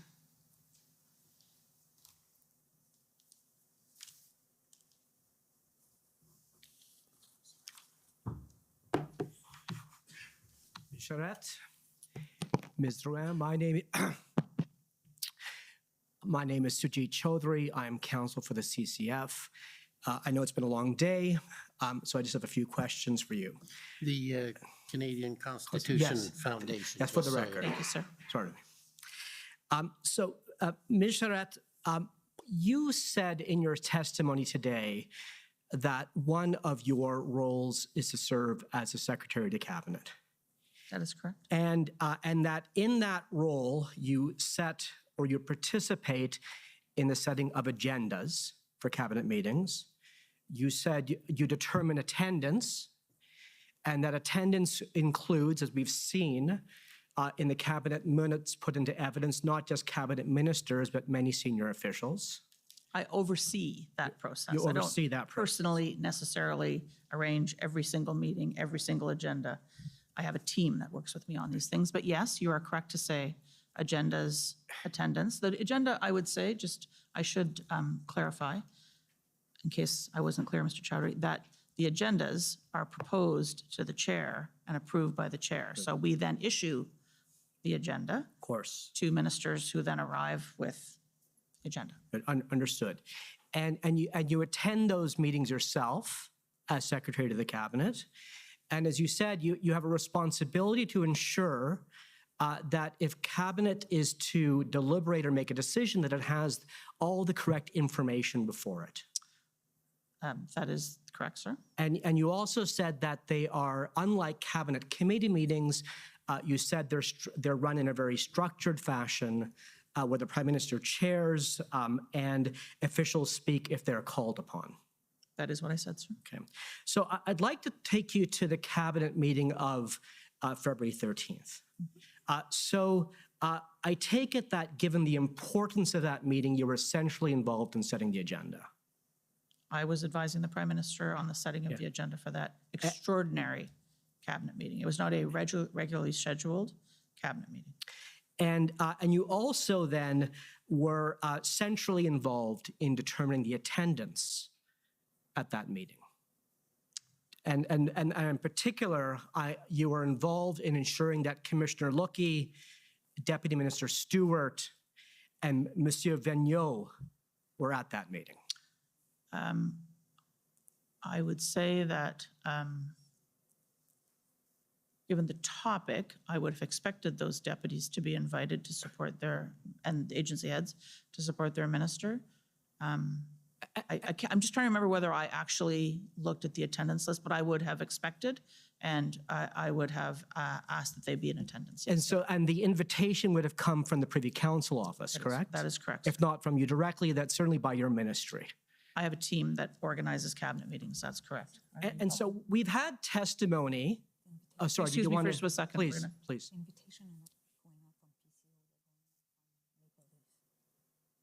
Oh, yeah. My colleague, Madame Doran, is just correcting me that because of the fact we were dealing with virtual meetings as opposed to, it's a technicality, but, you know, to be clear, important, that because we were dealing with a virtual meeting as opposed to an in-person meeting, it is possible that the invitation may have come through a different channel than our normal cabinet papers unit that sends out invitations and organizes meetings. It may have come through a virtual meeting organizer, which we euphemistically refer to as the Maple Leaf. But is the Maple Leaf lodged institutionally in the Privy Council office? For cabinet meetings, I would think so. I believe it's between the Privy Council office and the Prime Minister's office. Okay, fair enough. But at the center? Yes, sir. At the center, okay. And so we've had evidence put to us this week, put to the Commissioner as follows. And have you read the CSIS interview panel interview summary? I have not had a chance to do. Well, with your permission, and with the Commissioner's position, I should say, I'd like to put up on the screen, if we could, witness WTS many zeros 60. This is the CSIS? This is the CSIS. It's Monsieur Vigneault's test evidence, and it's been referred to many times this week. In the interview summary as opposed to his in-camera evidence. Yeah, I take it there's no objection? Yep. Okay. No objection. Okay, go ahead. So if we could pull it up, please. And this is just so it's the public version. Or Yes, this is the unclassified version. Unclassified version. Yes. So if we could just go to page 8.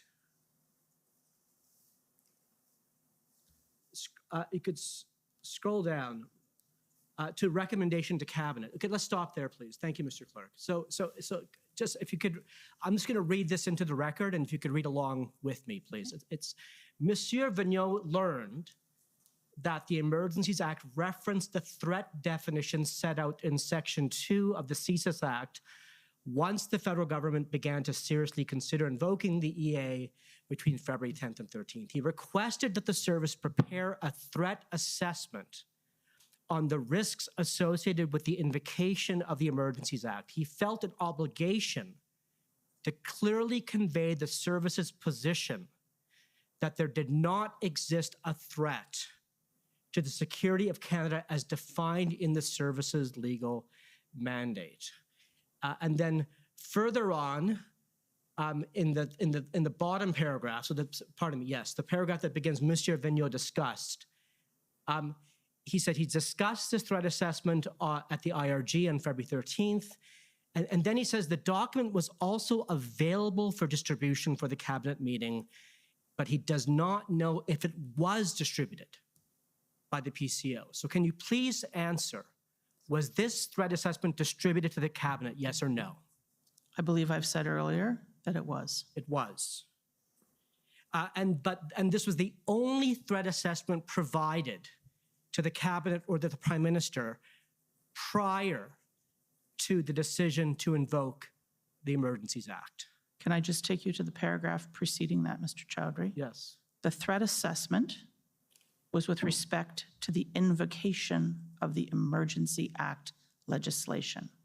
I believe that I have given testimony already that indicates that the invocation of the Emergency Act, as in many things, is a balancing act between are you acting too early, too late, doing too much, too little, and the threat assessment prepared by the service, which was discussed at the IRG, as Mr. Vigneault indicates, and which was available to ministers, was assessing what the risk was of the invocation of the emergency legislation. And the CSIS assessment was that there was a risk that the invocation of the Emergency Act risked further inflaming IMV rhetoric and individuals, holding, and you can read the rest of it, holding accelerationist or anti-government views. As we came to see the next day, or am I getting this right? No, I'm going to stop there. But Ms. Charette, was the service's assessment that that there was no threat to national security, was that shared with the cabinet? That was not the nature of the threat assessment prepared by the service as indicated by Mr. Vigneault in this statement. Well, the threat assessment prepared by the service was that the invocation of emergency legislation risked further inflaming the rhetoric and individuals holding accelerationist or anti-government. If I may add, yes, what I said earlier is that we knew that CSIS assessment for the purpose of the application of CSIS Act was done, and that CSIS concluded that for the purpose of their act, the level of threat was not met. And was that view shared with the cabinet? Yes or no? I mean, I can say that I knew. I think it was shared in previous IRGs, but that was not news for us when we gave the advice. But I'm sorry, just a simple question. Was that assessment shared with the cabinet, yes or no? With the full cabinet as opposed to the... Yes, at the February 13th meeting, was that assessment shared with the cabinet, yes or no? The fact that CSIS didn't feel that there was a national security, that there was a threat, yes, security of Canada required to invoke the CSIS powers and authorities. Was that shared with the cabinet, yes or no, or do you not know? I'm just testing my memory, sir, to make sure I'm giving you the very best information. I believe that Mr. Vigneault did not speak at the cabinet.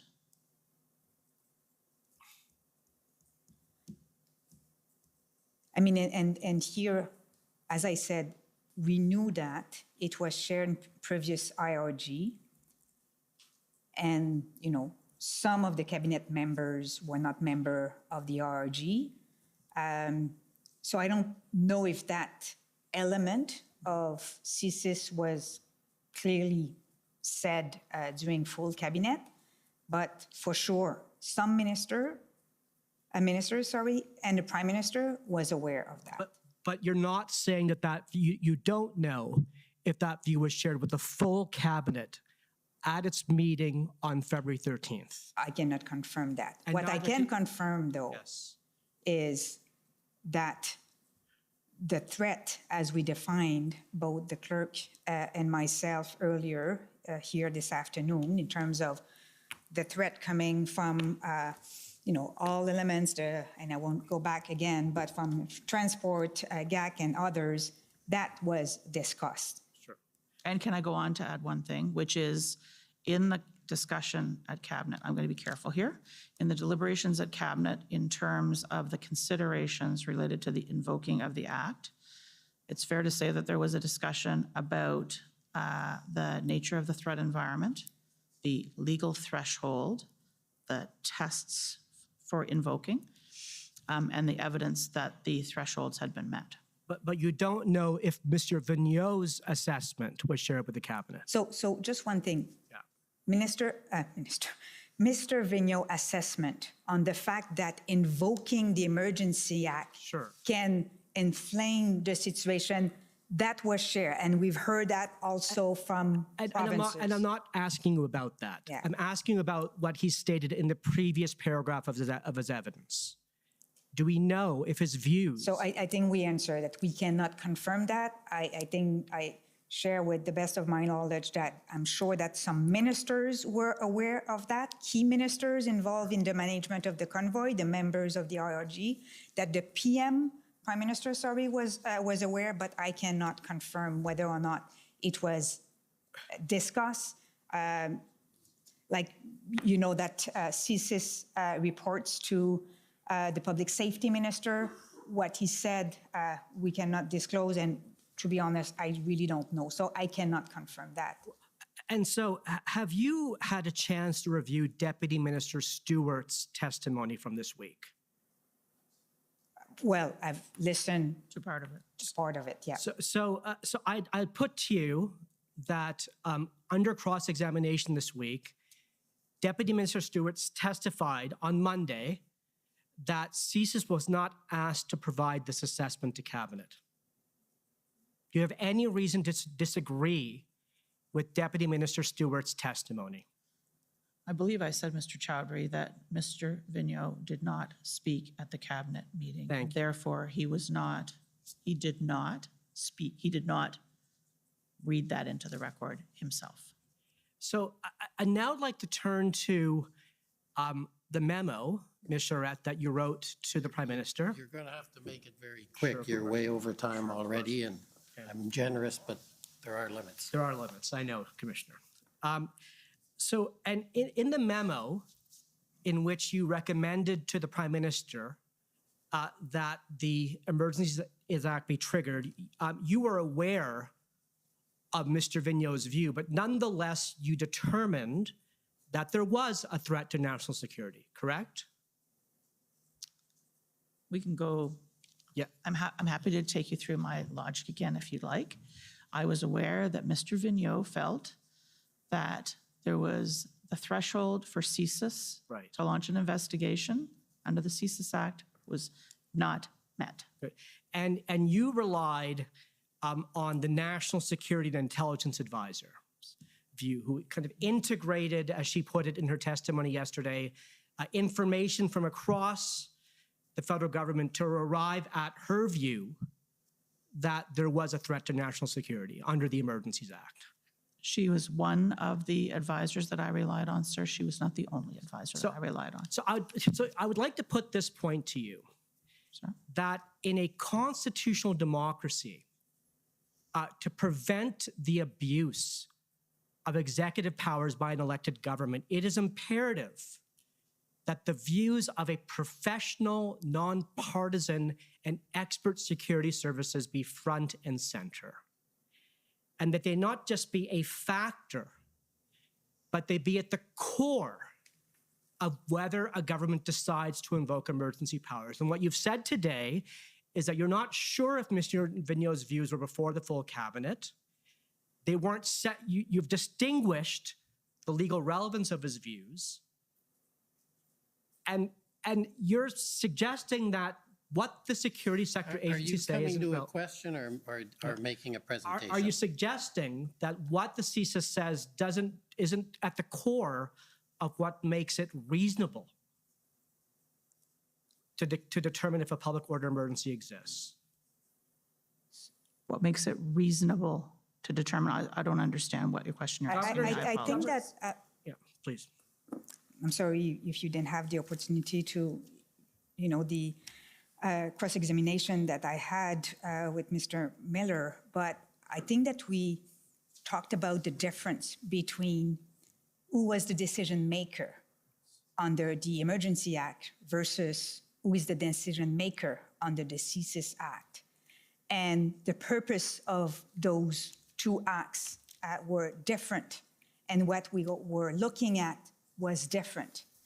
I think that what you said when you talk about Madame Thomas is that she was integrated views, but views were coming from Minister of Transport. Views were coming from public safety. I can go on and on, as I said before. Like we saw threats from port of entry. We saw threats in terms of presence of guns. We saw kids, being used as shield. We saw, harassment on the streets. Like the threats that we were collecting, we saw impacts on our trades. Like the threat we were assessing in order to determine was not only coming from CSIS. CSIS is a very important thing. And CSIS made a decision under the Act to determine whether or not they were able to open new investigation. But you will hear from CSIS about the views of the director, and you should ask him that question. What was the views of the director in terms of the risk of the convoy, even if he didn't, open new investigations? as he had to look at, the situation also. So I think we really have to make a difference here between the role of the director in managing his acts versus the role of the director in terms of the input and the information he can provide to us. Commissioner, I think I'm way past my time, so I'll wrap up. Thank you. Okay, thank you. Next is the Democracy Fund, JCCF.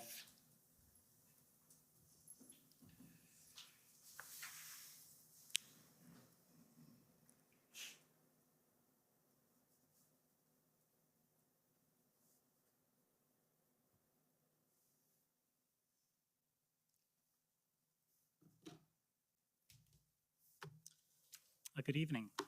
My name is Alan Honor, and I am a lawyer at the Democracy Fund. Just going to put on my timer to make sure I don't go too long here. My friend from the CCF was just asking you about a threat assessment from CSIS. And I think prior to that, he put a statement to you from CSIS, and it is still up here. And I'll just ask the clerk to leave it up.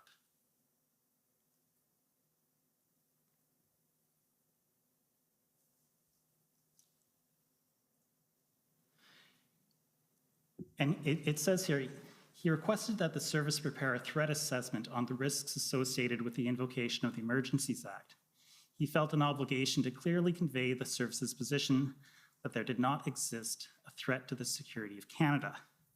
If I can ask the clerk to please pull up ts.nsc.can.001.50.172 _REL .001.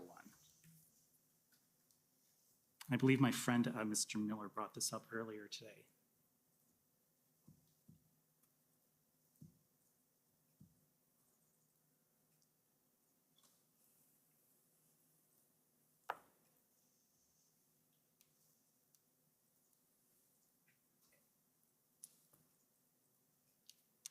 Just while we're waiting for that document,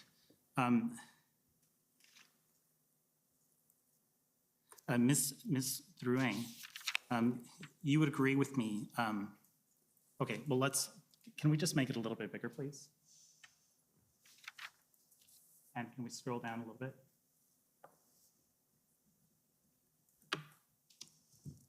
And so in the first paragraph here that's unredacted, we see a reference to the Emergency Act and how it might galvanize broader anti-government narratives.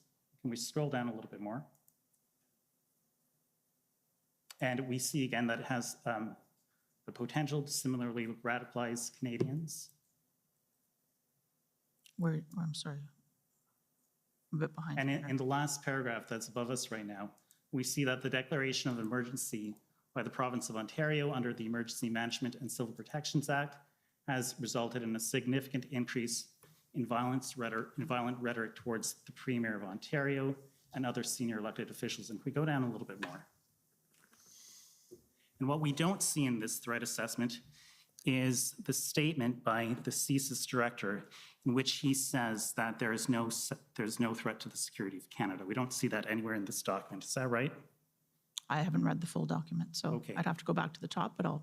But I'm going to put it to you that we don't see that because it's redacted. I'm going to object to that question. It's an... Fine, I'll move on. And this statement was never put by you to the cabinet. I did not address the cabinet at this meeting. Thank you. Ms. Drouin, you would agree with me that CSIS does not investigate family violence because family violence does not constitute a threat to the security of Canada. Agreed? I guess you are referring to my previous response where I wanted to make the difference that potential criminal offenses can bring serious violence without triggering the role of CSIS. That's fine. I'm not asking for an explanation. I'm just asking you if you agree with that statement. Sorry, can you repeat the statement question? I is wanted to that give you the context. CSIS does not investigate family violence because family violence does not constitute a threat to the security of Canada. Do you agree? I agree. Okay, Ms. Charette, you made the point, and just tell me if I'm repeating it correctly. I think you made the point that a CSIS investigation under Section 2 does not always trigger the invocation of the Emergencies Act. Am I repeating that correctly? I believe that's what I said. Okay, and you would agree Has with me? not ever, given that the Emergency Act had not been invoked until February the 14th, Sure. 2022. Sure, and I think you'll agree with me that there are different types of emergencies under the Emergencies Act, but let's just stick with the public order emergency. For that type of emergency to exist, there have to be threats to the security of Canada, but the emergency also has to be so serious as to constitute a national emergency. You agree? Yes. And it's possible that there would be threats to the security of Canada that don't rise to the level of a national emergency. Yes, I believe that's also true. And that would explain why the Governor of Council doesn't invoke the Emergencies Act every time there are threats to the security of Canada. Okay, thank you very much. In your memo to the Prime Minister, I won't pull it up, but on page 11, this is the memorandum dated February 14th. On invocation then, sir? Yeah, I think that the title is Memo to Canada, but whatever it's called. At paragraph 11, you say, when you're discussing communications, that the government could lean on like-minded messaging from external stakeholders and partners to support the need for the measures at this time. What are you referring to? Who are these partners? Who are these stakeholders? Would you, I'm sorry, I know. Yes, I asked for you absolutely. to pull it up. Thank you very much. What is it you want? The Invocation memo, page 11, I believe. The memo, Mr. I believe Connor it is referring ssm.nsc.can 403224. That's correct. And if we can go to page 11, please. Apologies, Mr. Connor. Just I can get the No, please don't apologize. Thank you.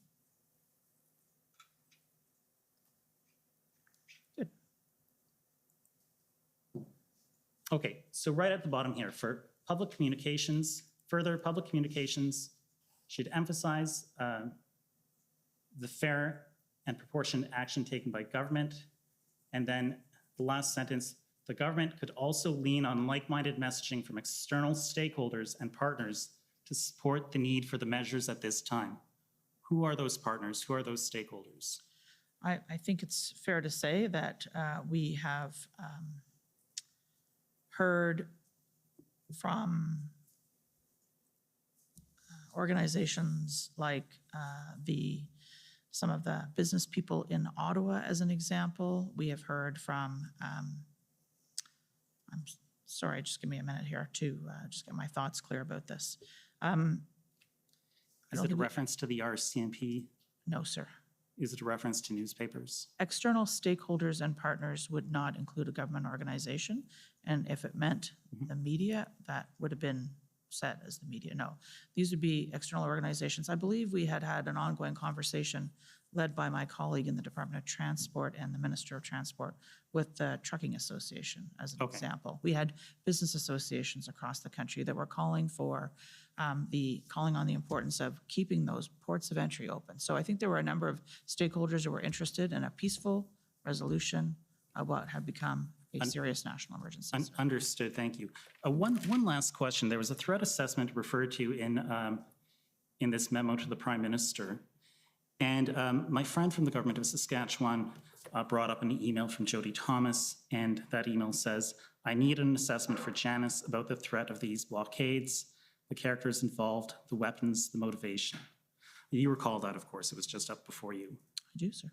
Okay, and I'll ask the clerk to please pull up pb.nsc.can.403462_rel0001. And just while we're waiting for the document to come up, I can tell you that it came up in the examination of Commissioner Brenda Lucky, and it's correspondence from Mike McDonald to Adriana Polas. And Mike McDonald is from the PCO, is that right? Yes, he is. Okay, and it looks like Adriana Polos is from the RCMP. Now from Commissioner Lucky's exam, I think we concluded that Jody Thomas's request for a threat assessment was passed down to Ms. Polas. And if we scroll down a little bit here, a little bit more, please. Just a little bit more. Oh, so I'm sorry, just up a little bit, pardon me, right there. If we look at this email, we see that she identifies 3 groups, and the first group is a group called the 3%ers. The second is called Diagolon, if you scroll down a little bit. And the last one is called Canadians First. Canada First. And I put it to you that these are the only IMVE groups that were identified by the RCMP. Those are the 3 groups that are in this email that Ms. Pelosi sent to the Privy Council office. Did the RCMP identify any other IMVE groups to you?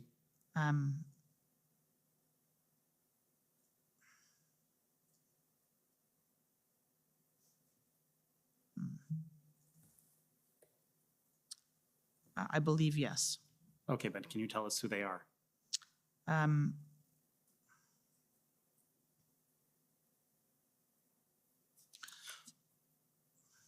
Maybe I'll do it the inverse way, which is, to be clear, as I said, this is an email between someone in the RCMP and someone in the Privy Council office. This information was not contained in the memorandum that went to the Prime Minister, the decision note. I'm not sure that I turn my mind to the details of who the IMVE extremists were, other than to be reported by the RCMP and other security agencies that there were known IMVE, I think they used the word targets, subjects of interest, involved in the protests. I'm sorry, I just didn't hear that last part. Okay. Just the last sentence, please. That I believe that I was told that there were IMVE extremists by the RCMP and other security agencies, but I'm not, the specific identification of those, I can't give you a comprehensive list. Okay, and I'm out of time here, so let me just ask you one last question here.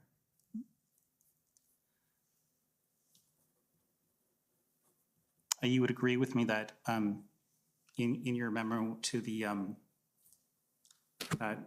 Prime Minister, dated February 14th, you told him there is no current evidence of significant implications by extremist groups or international sponsors. I'll take your word for that. Can I suggest as well, as I said, this is an input, the official record that I would commend to you in terms of the evidence upon which the government based the decision to invoke the Emergency Act is contained in the Section 58 justification, which was tabled before the House of Commons. And I think that's the most reliable place to find the evidence that the government used to rely on to invoke. But the memo contains your advice to the Prime Minister. That is correct, and this is not in my memo, sir. Thank you. Okay, next is the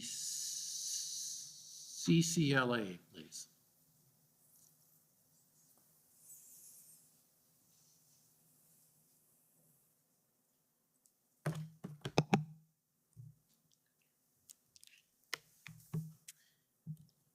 Good evening, Clerk Charette and Madame Drouin. My name is Eva Krajewska, and I'm counsel for the Canadian Civil Liberties Association. So I know we've spent a lot of time on the CSIS part of the thresholds to invoke the Emergencies Act, but with respect to Section 3 of the Emergencies Act itself, there is 2 categories, 3A or 3B.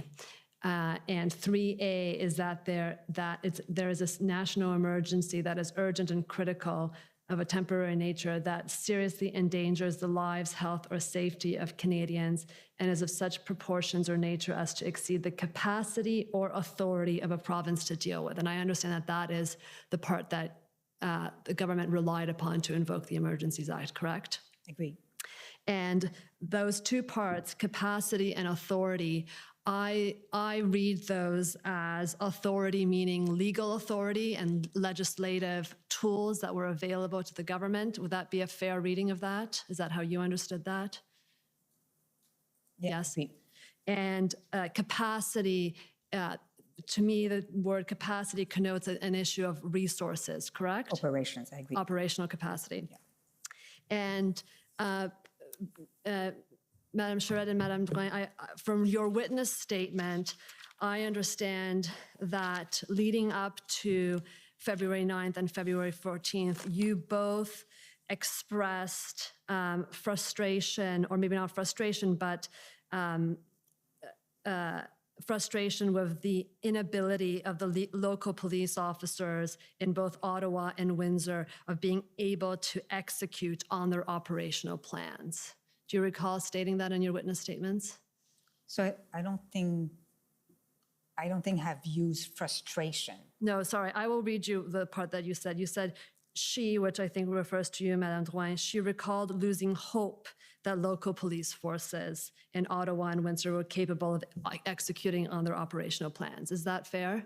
I think that, I don't recall talking about losing hope here. I think that what I've said at the beginning of this is we were facing a situation where all the indicators were towards federal symbols, and that we were being asked to do something, and yet we didn't have jurisdiction to do a lot of things. So we were asking ourselves, and of course we were getting worried, if I may use that word, especially on week 2 and week 3, whether or not we were going to see an outcome or a result, or that the situation will be resolved. But I don't think that we lost, I don't think that I've said that we lost hope. We were worried. We were really worried. And we came to the conclusion that maybe the actual resources, tools, and authorities that provinces were having were not bringing the successes we were looking for, or being used and being inefficient. Okay, and if I can take you to your witness statement, just so that you can recall, because I want to take you to another passage. This is WTS 6074. Yeah. I think Commissioner Lucky, it says that Commissioner Lucky grew frustrated with the lack of action by police agencies. And then it states, if you can go to page 11, please, Mr. Registrar, thank you. This frustration was shared by Ms. Drouin and Ms. Charette, who felt that existing authorities, such as municipal bylaws, for instance, were simply not being used to clear protests. Yeah, I understand the context, yeah. Yes, and then, but at the same time, you appreciated that there was a need to respect police independence and not that neither the public service nor the politicians could direct police officers directly, correct? Correct. Correct. And I put that to you in the context that later on, coming up to the IRG meeting of February 13th, you were taken to this earlier. I think the evidence is that by February 13th, the RCMP, the OPS, and the OPP had signed off on a plan to remove the demonstrators from Ottawa. But I think the evidence we heard from Commissioner Lucky is that she did not express that directly to the IRG on February 13th. And I think, Madame Charette, you confirmed this today, that is not something that you heard at the IRG meeting on February 13th, correct? I believe we heard there was a plan to deal with the protests in Ottawa. I would not characterize it the way you just did, which is to clear entirely. There was, as always, and I think is implicit in the paragraph that I'm trying to read very quickly, and I think we've talked about this, there were authorities, there were bylaws that were not being fully enforced. That was a decision of law enforcement, local and law enforcement, as to whether or not they thought they had the resources to do that safely without impairing officer safety. We saw, for example, that they were trying to enforce restrictions on the movement of fuel in and around the convoy in Ottawa. And we saw cases where police officers who were trying to enforce that were being harassed and intimidated and threatened. We saw protesters filling those cans with water as opposed to gas.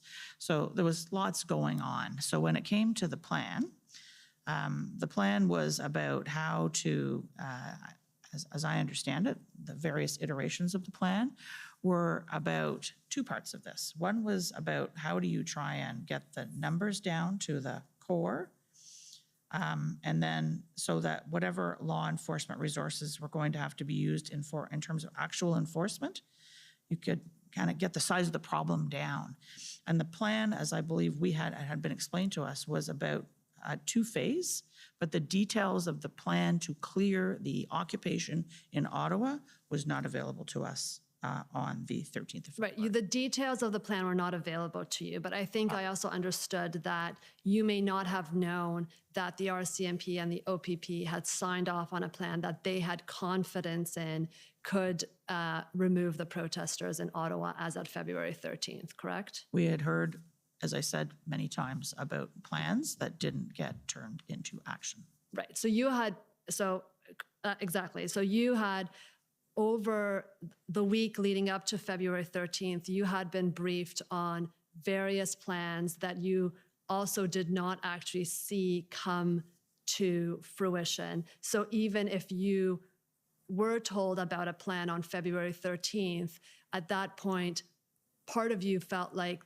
that, as you said earlier today, that was one factor, but maybe not a determinative factor in terms of whether to invoke the EA or not, just based on what had been happening for that week. I don't mean to sound dismissive, and so I worry that what I just said sounds dismissive of the very serious efforts of law enforcement at the local level with the OPP and the RCMP to deal with a various situation. I think they were working as best they could in an extraordinarily difficult situation to deal with the occupation in Ottawa. And I do believe they gave serious effort to trying to figure out how best to do that.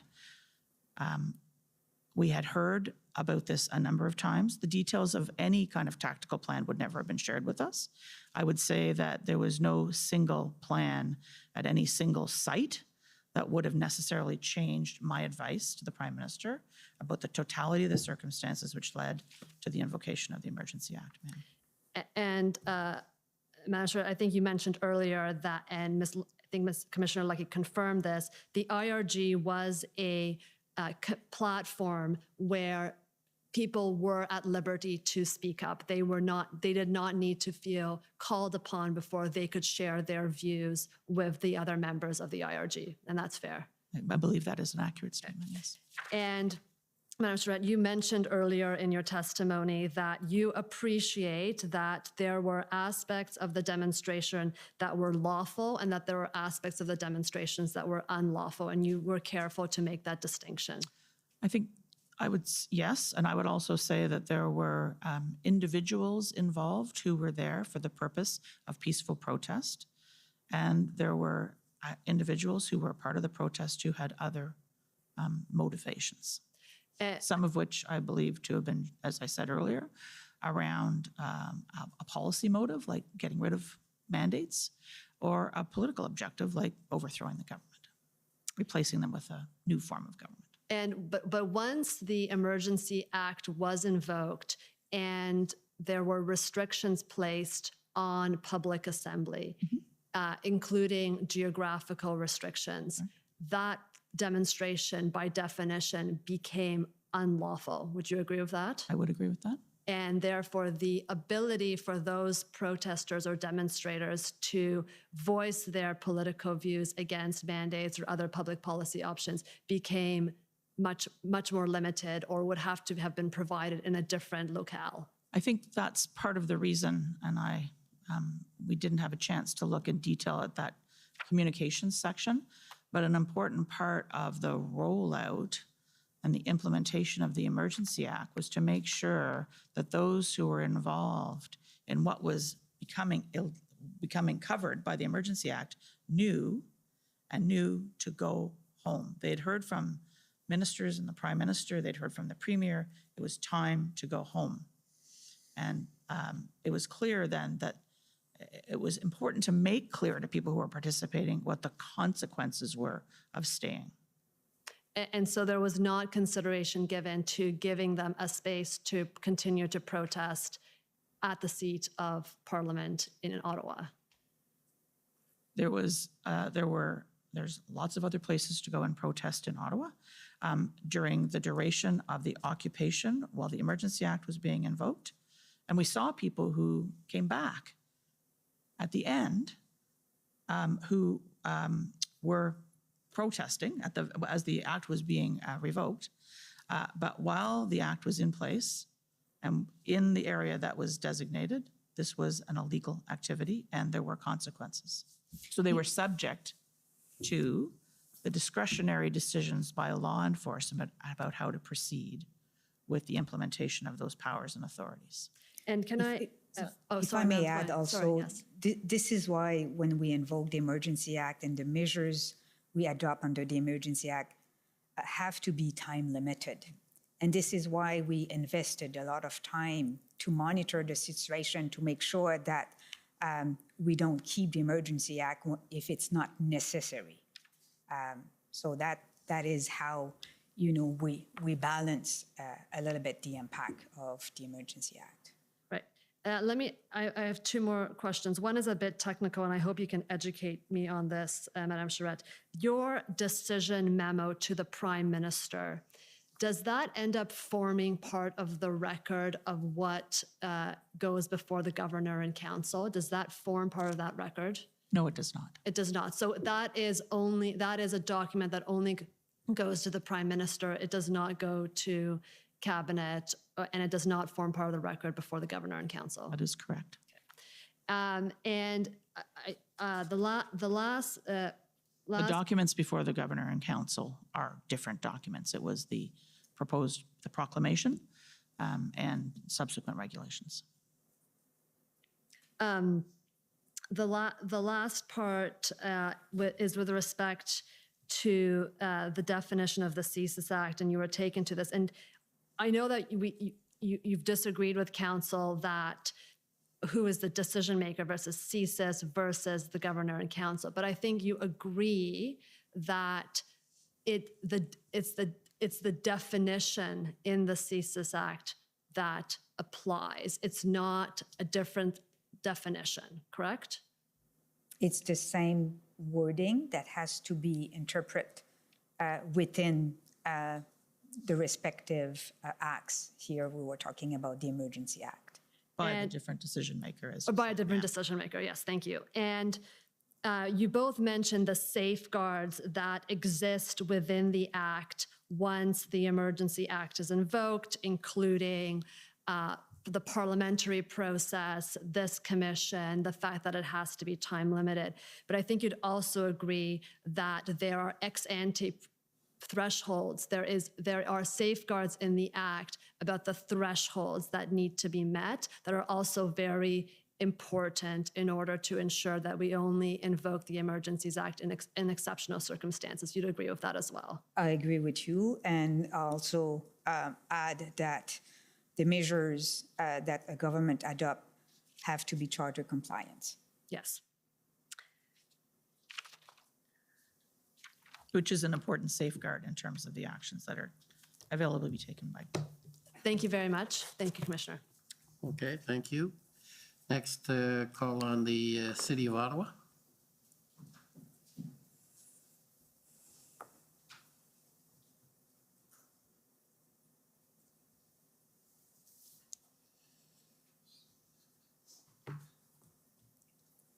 Good afternoon, almost evening. My name's Alyssa Tompkins. I'm one of the lawyers representing the City of Ottawa. I just have one quick question for you today, and it's to the clerk. If our clerk could bring up document SSM. Knew we were going to get in trouble with that at some point. Switch jobs. We've had a lot of commissioners until this point, so now we're getting multiple clerks. So SSM.can.00008508.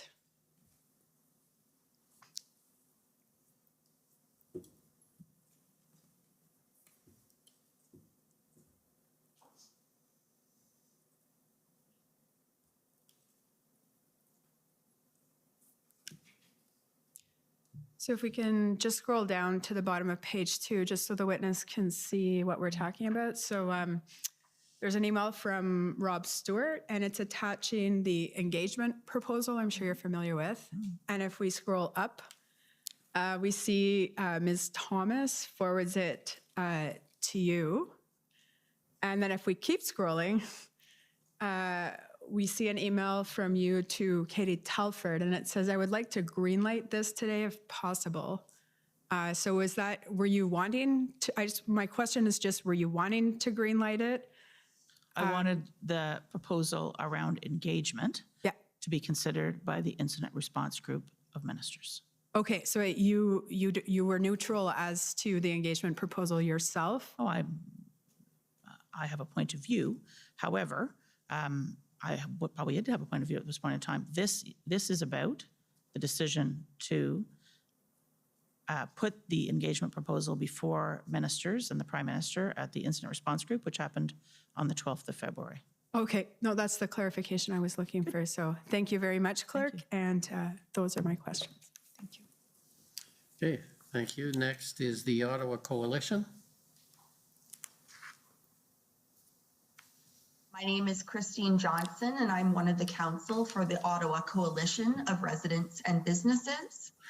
I have some questions for you both, and you can answer whoever feels able to answer. With regards specifically to your assessment of the threat posed by the situation in Ottawa. So I'd like to start off by noting that yesterday we heard Jody Thomas discuss the process of determining the distinction between lawful and unlawful protests and the difficulty sometimes in determining when peaceful protests become violent protests. And with regards to determining whether the protest activity involves the threat or use of serious violence, Ms. Thomas stated that the only measure can't be violence of a nature of January 6th. And I understood her statement to mean it's not only violence that rises to the level of an insurrection. And I would take it from your testimony today that you would agree with that statement? Let's start. No? So can I? Sure, I'm not. I want to say two things, if I could, Ms. Johnson. First is that in the note, the decision note that I sent to the Prime Minister, I did not do a specific assessment of the threat in Ottawa. What I was looking at was the national picture. As for your question about violence, I think was the, or was that the second part of your question? Sorry. Mm-hmm. I think violence has a lot of different meanings.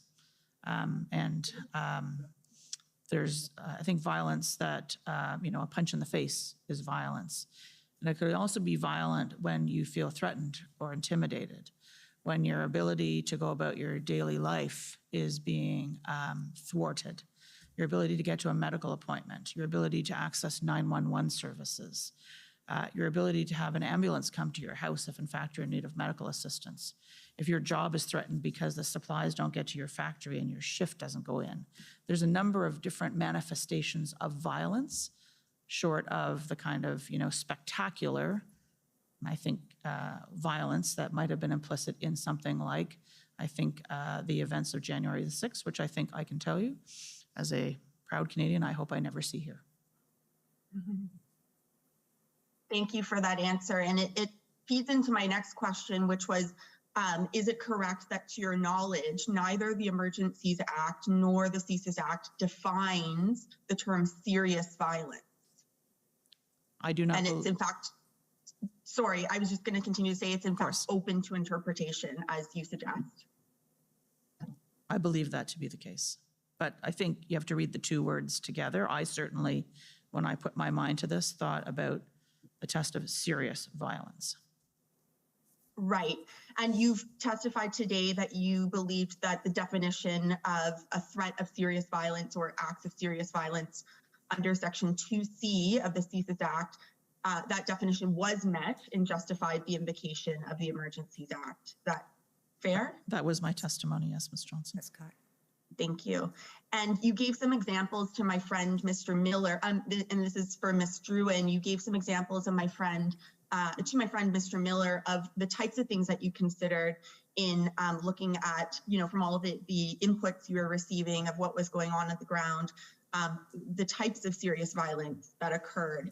And you gave examples of threat to the economy, impact on trade, impacts on workers, disruption at ports of entry, as well as, the on-the-ground harassment, intimidation, these sorts of things, assaultive behavior. So is it fair to say that your understanding and interpretation of serious violence included more than just physical violence, but also economic and psychological violence? I agree. Okay. And just, if I may have just a couple of minutes, Commissioner, just to ask specifically about the situation in Ottawa and how certain things factored into your decision-making. We've heard testimony from both residents and law enforcement about people in Ottawa who experience harassing and assaultive behavior. We've heard that not all of this was reported to police. And in some circumstances, when it was reported to police, it wasn't always followed up on, in part because sometimes the nature of these circumstances were difficult to pinpoint perpetrators and follow up and investigate. Was this something that factored into your consideration of the serious violence that was occurring? I would say that the total picture in terms of what was happening in Ottawa, including, but certainly not specifically, the fact that law enforcement resources were extraordinarily taxed to be able to deal with both the occupation as well as the regular, if I could call it that, regular policing requirements in Ottawa, was a sign of the magnitude of the threat and how the threat had escalated through the piece. And I think that both the kind of the substance of that as well as the dynamic and the escalation were factors in my consideration. And would you consider the fact that residents of Ottawa were subjected to the display of hateful symbols and messages? We've seen flags. Would you accept that people experiencing that kind of conduct, especially in particular minority communities, would consider that sort of conduct a form of violence towards them? They may well, yes. And would you consider that a form of violence? If I was the subject of it, I may well feel that way, but I mean, the groups that you're describing, Ms. Johnson, I think it's fair to say have some form of vulnerability. And so if you're 2SL GBTQI plus individual and you are subjected to a threat against your choice of your sexual preference, your sexuality, you may find that quite intimidating. And similarly, misogyny, anti-Semitism, and so on. So some form of identity being threatened or intimidated or criticized, I think can be quite jarring. And was there consideration, again, in your understanding of whether there was serious violence involved in these protests? What about the situation of swarms of maskless protesters entering into stores and restaurants, posing serious risk potentially of illness to employees, business owners, other patrons? Would that be a form of violence that you considered? I think in my earlier explanation, I indicated kind of public unrest, including the kinds of behavior you describe, with or without the public health dimension, would be a manifestation of a situation which would be part of that broad threat and risk environment. You're well over your time, so if you could wrap up, please. I'll leave it there. That's fine, Commissioner. Thank you very much, panel, for answering my questions. Okay, thank you. Next is the OPP.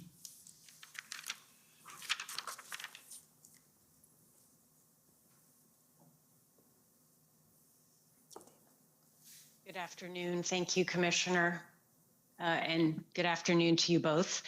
My name is Janine Kabursi, and I'm one of the counsel for the OPP. So I have just a few minutes with you today. So I'd like to ask you just a few short questions and briefly deal about your understanding of what was happening in that weekend leading up to the arrival of the convoy in Ottawa. So if you cast your mind back to that time period, and we have seen some of the documentation, but I'd just like to ask you, did you have any awareness at that point that there were some indications that this convoy of truckers, which was going to number potentially in the hundreds in terms of vehicles heading towards Ottawa, were you aware of that basic fact at that point?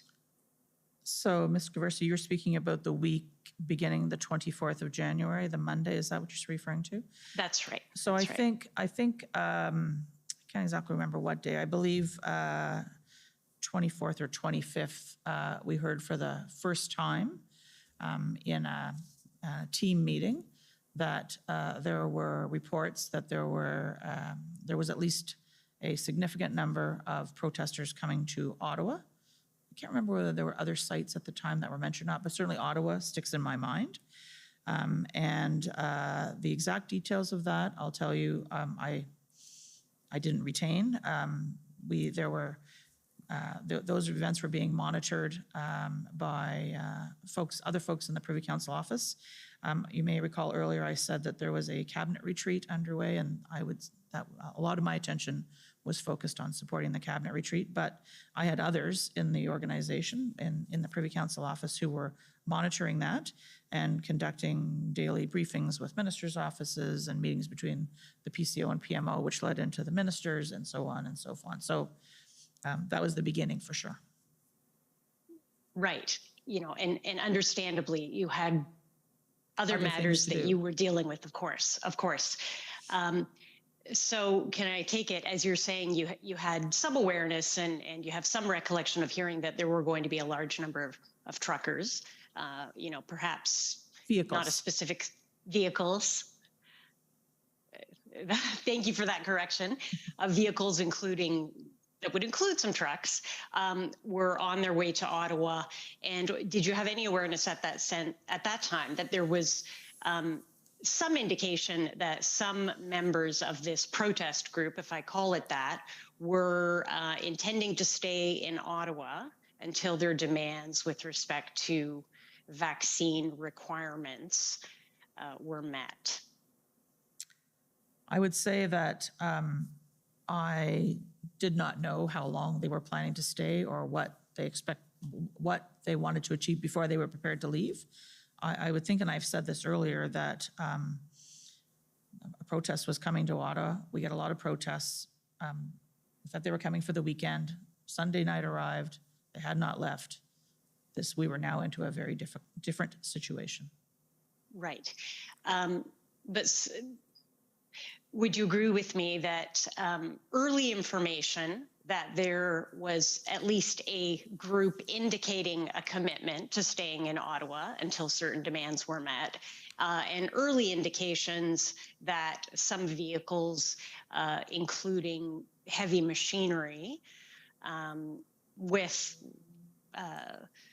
the truck that were on the way to Ottawa, would all be indications that would be at least informative for you and your colleagues in terms of what you might expect?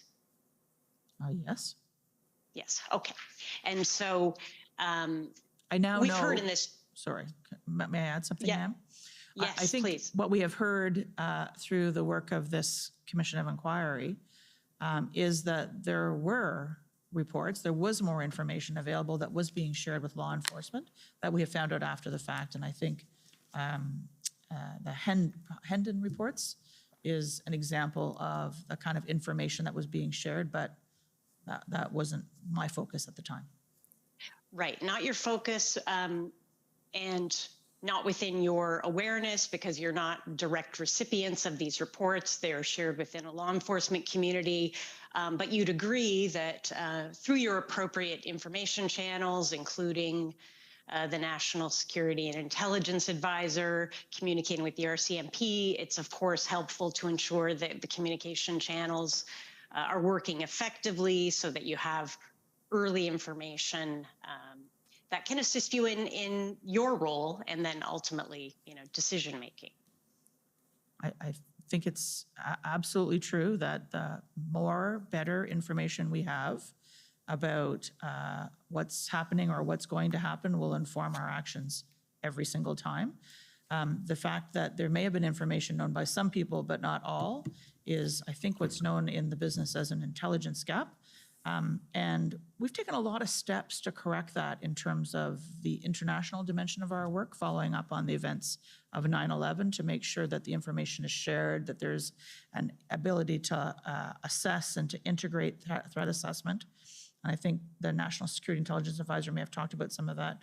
I think earlier I talked about there may have been gaps in what we knew or didn't know in terms of OSINT, open source information, social media information, and there may have been domestic sources of intelligence that maybe we need to do a better job of pulling together and looking across. You're out of time, actually over time, so you're going to have to wrap up.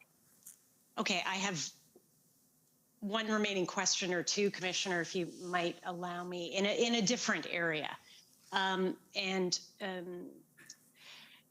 I'll allow one. So Okay. pick the best one. I'll try, Commissioner. Thank you.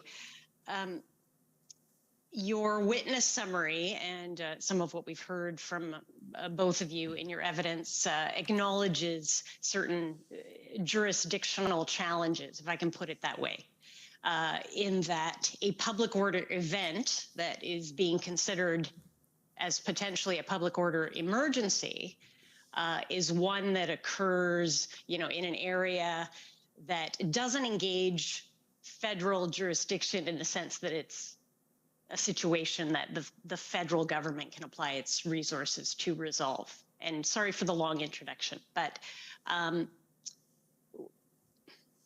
would you find it helpful in such a situation if it were ever to present again, but would it be helpful for you to have a more direct line of communication to certain law enforcement leaders, perhaps, with respect to options, tools, status of the police situation generally, to assist you in being as fully informed as possible? Well, I do believe that, a better coordination, an appropriate flow of information is always helpful. That's for sure. And also, when it comes to Ottawa, for example, you are probably aware that we are working on the future of Wellington, what we call the future of Wellington, to make sure that we understand and we have a better protocol on who does what, when it comes to the parliamentary precinct, for example. So yes, I think that this situation that we went through in February will give rise to a lot of lesson learned. And I think this is one of the purpose of this commission. I would add to that, I think, a more comprehensive look at our critical infrastructure in the country and what the respective responsibilities are of each level of government, authorities, and so on, and the how information is shared so that that could inform, for example, tabletop exercises or other scenario exercises, so that if we have an issue like what happened in Windsor, for instance, we wouldn't have to spend so much time trying to figure out who's got responsibility for the bridge, for the plaza, for the road to the plaza, for the highway off ramps, and all of that. We would have a kind of a plan in a box that would have been exercised with respect to particularly critical infrastructure in the country. So just to add to Madame Drouin's observation around the parliamentary precinct in Ottawa and Wellington Street. Okay, thank you both very much. Thank you, Commissioner. Okay, thank you. Next is counsel for former Chief Slowly. Thank you, Mr. Commissioner. It's Nicholas DeStefano for former Chief Slowly. We have no questions. Okay, next is the City of Windsor. Good evening. My name is Jennifer King. I'm one of the legal counsel for the City of Windsor, and in returning my friend's offer of time from earlier today, I'm going to cede my time to Windsor Police Services. Thank you. Okay, a very equitable arrangement. So the Windsor Police Service, please. Thank you, Mr. Commissioner. My name is Tom McCrae. I am counsel to the Windsor Police Service. Yesterday, we heard evidence from Mr. Sabia, the Deputy Minister of Finance, to the effect that a peaceful resolution to the Ambassador Bridge blockade was better than a non-peaceful resolution to that blockade. Do you agree with that proposition? Yes, I do. Okay. Madame Drouin? I do.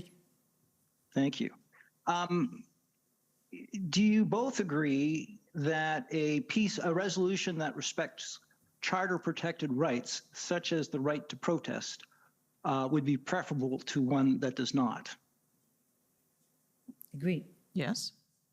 Thank you. Can I ask Mr. Clerk to turn up the witness statement? It's 6074. And while the clerk's doing that, can I ask you, do you know when the Windsor Ambassador Bridge blockade started? Oh, I think there were blockades that started in the week of, let me just get my dates here, right? Excuse me for a moment, Mr. McCrae. Take your time, take your time. I think we were seeing kind of on and off in and around the 5th, 6th. There was kind of slow down, slow rolls, up, down, and then the kind of the crescendo, if you want to call it that, happened around the 9th, 8th, 9th, into the 10th. Is that fair, I sir? think it was the 7th. I think it was the 7th, actually, when a truck just stopped in the middle of the road there. Oh, there you go. If I could take you, please, to the top of page 7 of Witness Statement 74. Sorry, I guess I got it wrong. Oh, I'm sorry, it's the top of page 8. My apologies.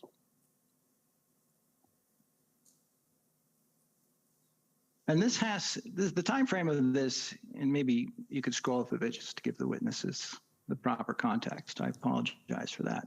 There's a heading at the top of that. It's about the invocation of the Emergencies Act. If you could go back to the top of page 8. Now, if, and this is really a question for Madame Drouin, because as I read this statement, Ms. Drouin recalled that PCO considered options as varied as shutting down cell towers, shutting down gas stations, and even deploying federal employees with commercial licenses to remove trucks entrenched in Ottawa. This is the part I want to focus on. She recalled losing hope that local police forces in Ottawa and Windsor were capable of executing their operational plans as time went on and no concrete police actions materialized. Madame Drouin, when is it that you lost that hope? Well, first of all, I think that we saw a crescendo in terms of the movements all across Canada.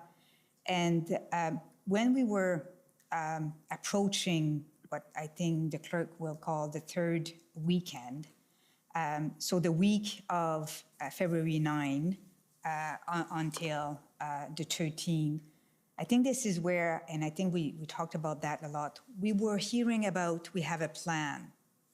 And then the plan was not being executed. And that was true for the different sites across Canada. And I guess this is where we started to wonder whether or not provinces, law enforcement agencies were enough equipped to face the situation. I'm sorry, just so I'm clear, you understood during the week of February 7th that Windsor had a plan and it had not executed on it? So what I'm saying is that, and I'm not putting a date for Windsor.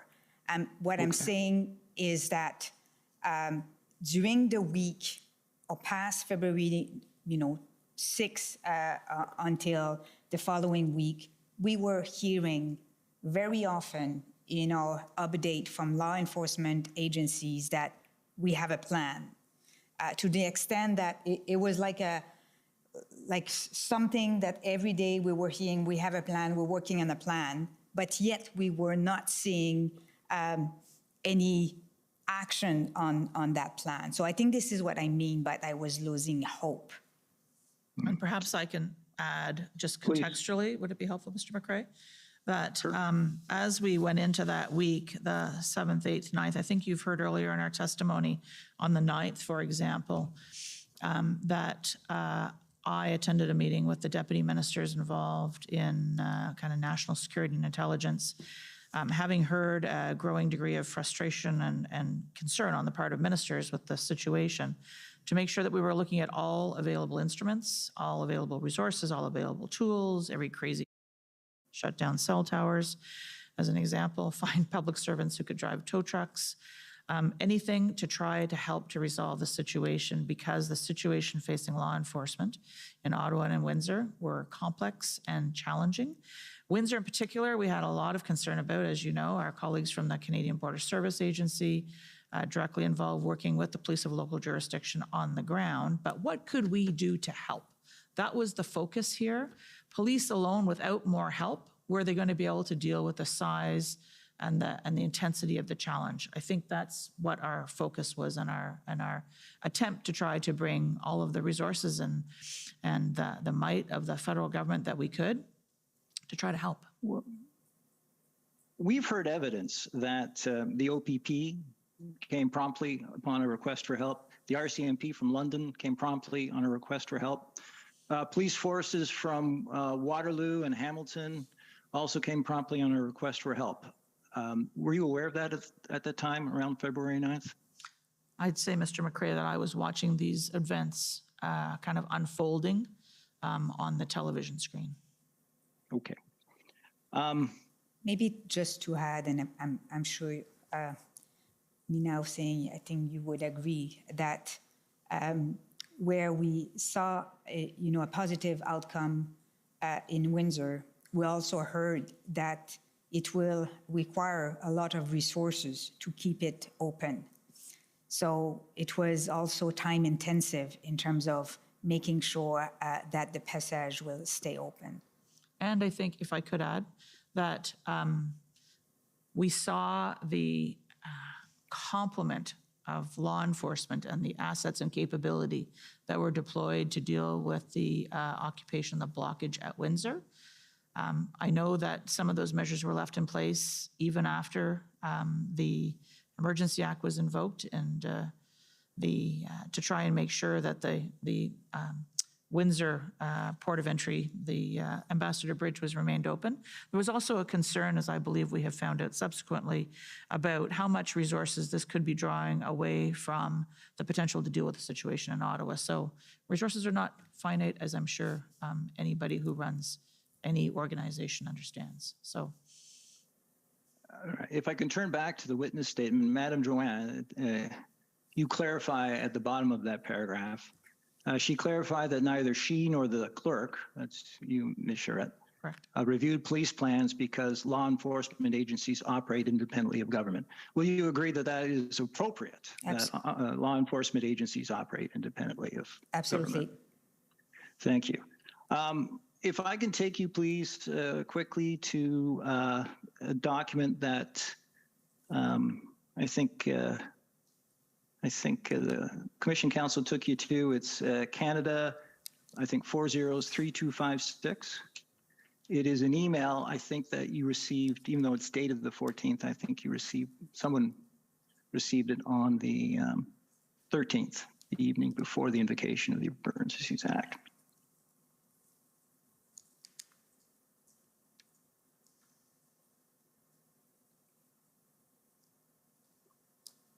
It's from Brenda Leckie. In this email, as I understand it, when it was taken to you, and I think it was you, Ms. Charette, it mentions, if you scroll down a bit, where she talks about, this is from Brenda Leckie, she talks about arrests. Could you please keep going? This said, I'm in the view that we have not exhausted all available tools. And I believe in that context, Ms. Charette, you suggested that there hadn't been enough arrests yet, or any arrests. Was my recollection of your evidence correct? I do not believe that would be correct because we had seen a lot of law enforcement happening in Windsor. And so, but there, as I said, this was about not just a single site, not just a single threat, not just a single event. All right. And in fact, is it your recollection that Windsor was cleared up on February 13th and the bridge was reopened just after midnight on the 14th? I believe that is correct. And I also know that federal ministers were focused on what it was going to take to keep that absolutely critical trade corridor open, sir. Thank you. We heard from, this is my second last question, we heard from the Deputy Minister, Mr. Sabia, yesterday, and in questions from my friend Mr. Aylward for Canada, who asked just how quickly had they had to act. What timescale did Mr. Sabia have in mind? Was it an issue of days or weeks, or what was the time frame? Mr. Sabia's evidence, and this is in the transcript, but I don't know how to call it up, but it's the one that's publicly available, was that they varied the length by where they were in the country, but these disruptions had already gone on for a reasonable period of time, so reasonably lengthy period of time. So our objective here was we were thinking about this in a period of several days or a week or a bit more than a week. So do you agree with Mr. Sabia, at least as I read his evidence, that a week to resolve a protest is a reasonable period of time? I don't think I can really answer that question, Mr. McCrae. How big of a protest? What kind of a protest? Where is the protest? I think that's... let's focus on the Ambassador Bridge blockade. Do you think a week to resolve the Ambassador Bridge blockade was a reasonable period of time? I think it depends who you are. If you are a manufacturer operating a large car assembly plant in Southern Ontario, depending on just-in-time delivery of critical supplies to run that plant and keep your production line going, I don't think a week is necessarily going to be fast enough. If you are worried about the transport of food or fuels or medicine, which are coming across that critical supply point, I think you may have a different measurement, sir. If you're keeping in mind, please continue. If I can add, after Windsor Bridge was clear, we had also threat about other port of entries. And I think, I don't want to put words in Deputy Minister Sabia's mouth, but he was also looking at the whole situation, making sure that, not other supply chain will be affected. So the timely resolution that Michael Sabia, from what I understood yesterday or the day before, it was yesterday morning. Yesterday was a long day for you. I know. Was really like a global resolution. And I'm, Ms. Charest, I guess this is focused at you. I'll rephrase the question. If you are looking for a peaceful resolution that respects people's charter rights, do you think, or do you agree with how I read Mr. Sabia's evidence, that 1 week is a reasonable period for that to happen in?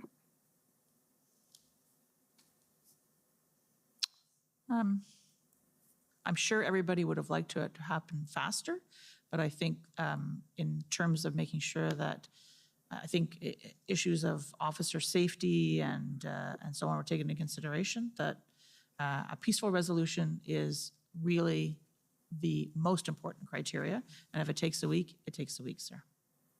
Thank you. I'm just tying up something you said earlier, and then I'll be done.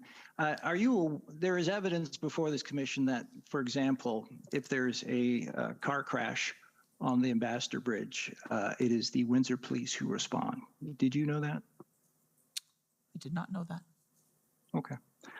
Those are my questions. Thank you very much for your time, and have a good evening. Thank you.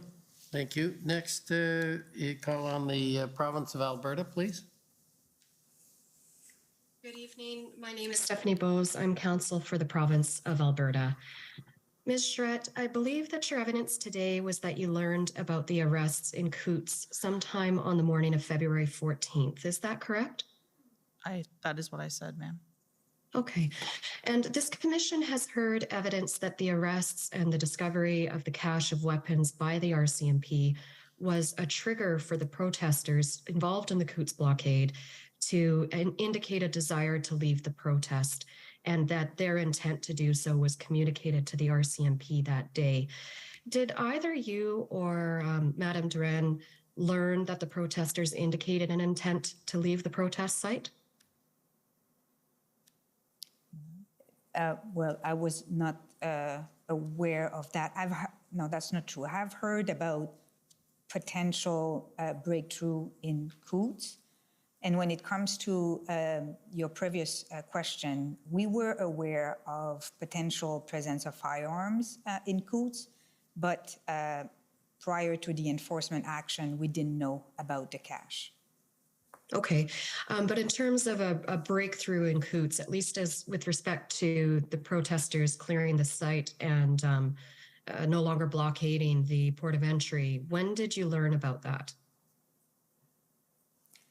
So what I do recall during the FMM meeting is Alberta being afraid that invoking the Emergency Act can put, potential breakthrough in danger in Coots. So we were aware that it was imminent. Okay, thank you. Now, in your decision document for the Prime Minister, which for the record is ssm.nsc.can.403224, we've looked at it a number of times today. I don't intend to bring it back up, but was invoking the Emergencies Act the only option presented to the Prime Minister in that document? It was the decision that was sought in this document. Okay. But just to be clear, and I think that if you look at the many IRG trackers, many other options have been looked at. And the Prime Minister was present during the conversations when we looked at the different options. So fair to say then, this was a decision note about a specific decision that was being sought, and there were other activities underway with the Prime Minister's full knowledge. Okay, so at that time, the only option was Emergencies Act, yes or no? No, ma'am, that was not what I said. It's not No, the option in the note, excuse me, I should be. Yes, that's sorry. what I'll clarify, that's what I mean in the decision document. The Prime Minister can decide to invoke, he could decide not to invoke, he could decide to ask for more information, he could call for a meeting. I mean, he has a number of options available to him. To invoke, not to invoke would be two very obvious ones, to be fair, Ms. Bose. But the Prime Minister can write us back and say no, or call and say, there are alternative courses I'd like to pursue here. And did any of that happen? We got an affirmative decision to invoke the Emergency Act and to proceed with the implementation. All right, thank you. And Madame Duran, I believe your evidence today was that Canada first started thinking about the Emergencies Act in the context of these protests after the demock on February 9th. Is that correct? That's what I said, yeah. Okay, and then the two-track process where the Emergencies Act was identified as track 2 was started on February 12th? Well, no? I think we also talk about, the predecessor of the two tracks document, which was a document developed by Jackie Bogdan, I think the following night. So we started the two tracks at the beginning. I think we were talking about Plan A and Plan B.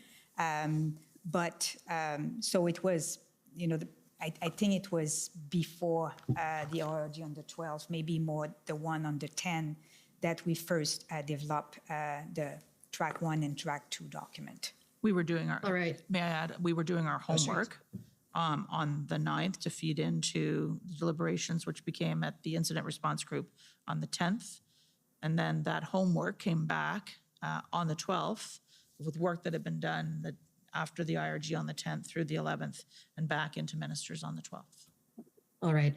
And there's nothing in the Emergencies Act that prevented the Government of Canada from beginning consultation with the First Ministers on February 9th, correct? So on February 9, not the decision, but the path of using the Emergency Act was not sufficiently developed to consult. Like it was one of the options we were working on, but we were not in a position at that time because it was not serious enough as an option to start the consultation. I'd like also to add something. I received a question earlier this afternoon about, another consultation we did on the Emergency Act in relation with COVID. And the situation was quite different. Remember that we also discussed today that the moment we talk about the Emergency Act, that can trigger some reactions. And that was the CSIS assessment on the risk of triggering or invoking the Emergency Act. So we were quite aware that the moment we talk publicly about the Emergency Act, the timeline to take a decision is very short. It can be a go or no go, but you cannot wait. You cannot put that in the domain without taking a decision. And what we were afraid happened very rapidly. The moment we hang off the call on the FMM, it was already out there that we were thinking about the Emergency Act. So this is why, we were very concerned and pas concerned, conscient that talking about the Emergency Act will request a very rapid decision, a no or a yes, but a rapid decision. Okay, so there was a concern there, but certainly no limit on the ability of the Government of Canada to start the consultation process. I think what I've said is that, contrary to the virus, you can talk about publicly that you're thinking about using the Emergency Act. You can develop, language. You can put in writing proposal to provinces, receive their comment, and that will not change how the virus behave. If you engage in a more lengthy process when it comes to protests, that can change how the protest will evolve and how protesters will behave. So this is why we were conscious that the time limit to make a decision was very, very short the moment it was public and out there that we were considering invoking the Emergency Act. And then you would agree that that concern, which limited the amount of time that you felt could be given to the First Ministers before they were consulted, meant that the First Ministers weren't able to prepare for that meeting and have briefing from within their public service, from the experts who understand the legislation, the powers that exist in the province, the resources that exist in the province, and what the police of jurisdiction in the province might need if the Emergencies Act were going to be invoked. I think this is why, after the FMM, first of all the conversations, all the FPT engagement prior to the formal consultation on the 14th really support and feed also our decision and our assessment on whether or not a single province can deal with the situation. But this is why after the FMM, we maintained open channel with provinces. We offered briefing and we were also if I may say, comfortable with the fact that the Emergency Act was time limited, that we were not displacing any provincial jurisdiction, that any law enforcement was not also displaced. They were able to continue to exercise their authorities. So we also find comfort with that. And also, as I said, we maintained the channel open, and we were also offering possibility, for example, to amend the two measures that we were proposing. All right, thank you. Those are my only questions tonight. Okay.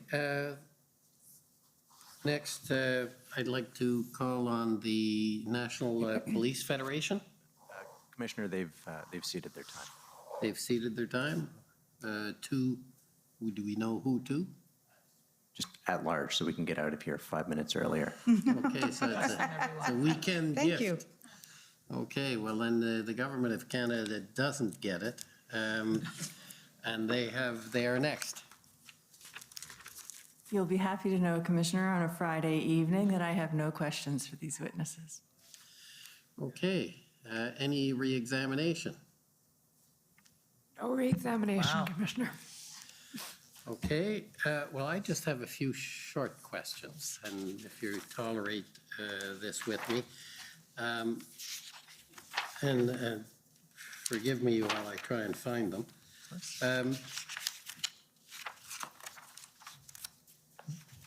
In your drafting of a proposal and the timing for the decision by the Prime Minister, did you consider the appropriateness or desirability of scheduling a debate in Parliament, not a vote, just a debate to consult, because the Emergencies Act is a delegation from the legislative to the executive.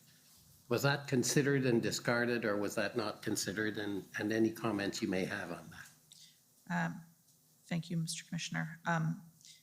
I believe I mentioned earlier that there had been a debate in the House of Commons on February the 7th, which would have been, I think, in the form of a take note debate on the situation overall. It wasn't specifically, of course, on the Emergency Act. I think as with respect to the role of Parliament and the consideration of the role of Parliament, in the invocation note, I think I indicated to the Prime Minister the broad outlines of the role of Parliament, but I haven't gone into detail, and there was subsequent advice that was provided to him around that. I think it does come back to the point that Madame Deroyan was making. The sequence of events from the IRG on the afternoon of the 13th into Cabinet the night of the 13th, into the FMM the next day, the Prime Minister's time and space for final deliberations, mine to give my advice.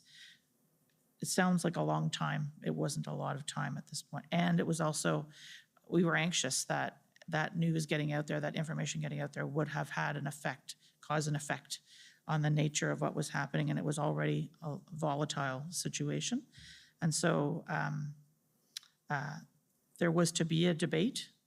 There was in the House of Commons. There was to be a vote in the House of Commons. And I would say that we thought that was the parliamentary process to be followed in this case. I was going to say something else. I believe the Prime Minister had a consultation with the leaders of the opposition. In addition, I believe Ms. Thomas, the National Security Intelligence Advisor, referred to this on the evening of the 10th. So after the first IRG meeting, I believe the Prime Minister had a conversation with the leaders of the official opposition, including Ms. May at the time, to talk to them about the situation. So there was a parliamentary debate on the 7th. There was that telephone call consultation, not on the EA against her, to be clear, but on the general situation. And then we were into the invocation process.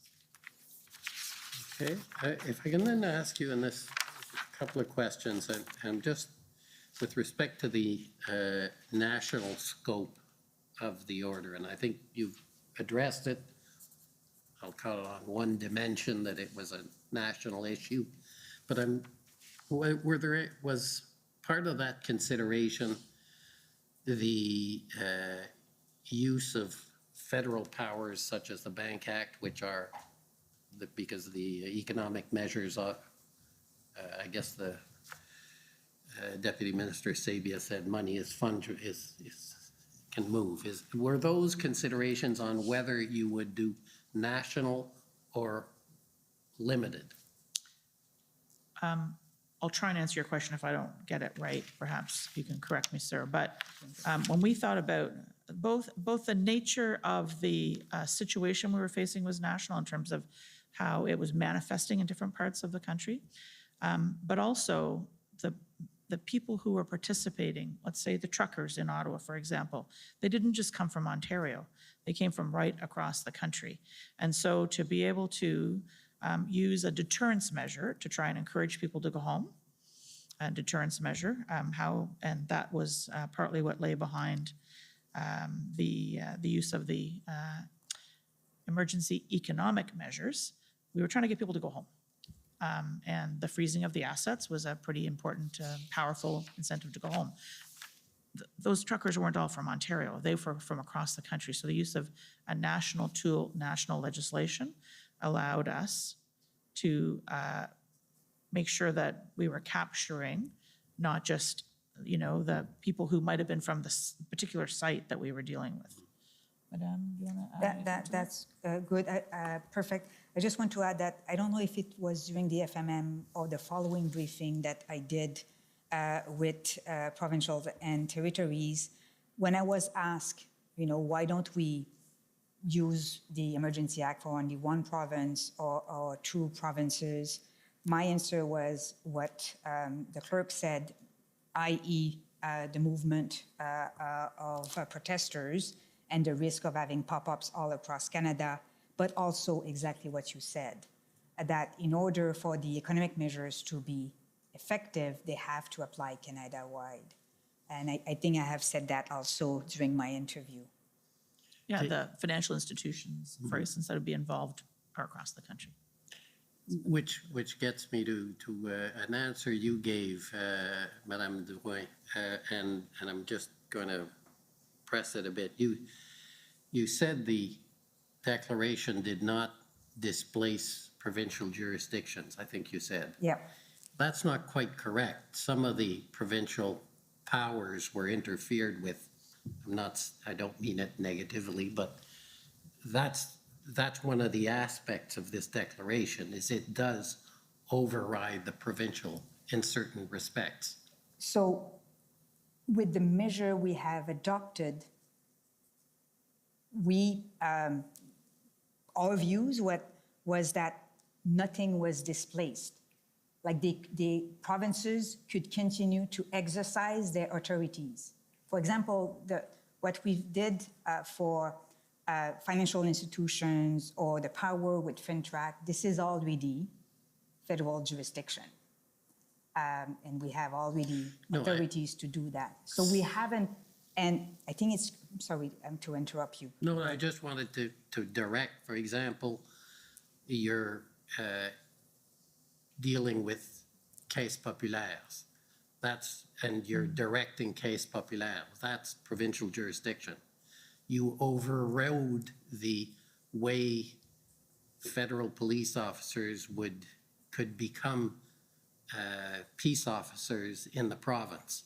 So there were, I don't know, I mean, I'm not giving you legal advice. Yeah, but I'm raising those points and saying. I would submit, for example, that Desjardins est déjà assujetti à FinTrack. Yeah, but He's already subjected to FinTrack. Mais on peut avoir des, par exemple, on peut avoir des autorités. Yes, but we can have authorities or federal regulators that give orders to financial institutions like Caisse Populaire. So it's possible for a federal entity to submit to some orders or regulations, or it's possible for Desjardins and other financial cooperatives to be subjected to federal orders. Yes, but the question is, how do you get there? And if there is any displacement. And the other example that I gave is the fact that the RCMP could come without going through the provincial process to become peace officers. So I don't know, but I'm asking the question. It's only to understand the scope of the order concerning the sharing of powers. Well, it may be a matter of wording. Submit factums, but I think when I say displace means that what we are offering was in addition of what provinces and law enforcement agencies can do. Like, this is what I mean by not displacing. It was supplementing and not reducing. Yeah, I understand the intention, and maybe it's a quibble, but I was just wanted to raise it because I think the issue of federal provincial is simply what I have wanted to raise with you. Commissioner, could I take up the matter of the RCMP point? And no doubt our fantastic legal advisors will correct me if I'm wrong in their eventual information they'll file before you. But I believe what we were trying to achieve there was a facilitation tool that was available to be taken up, not something that was being forced on. So it was discretionary as opposed to obligatory, as that's. Is that so? Maybe I'm not trying to quibble either. I'm trying to.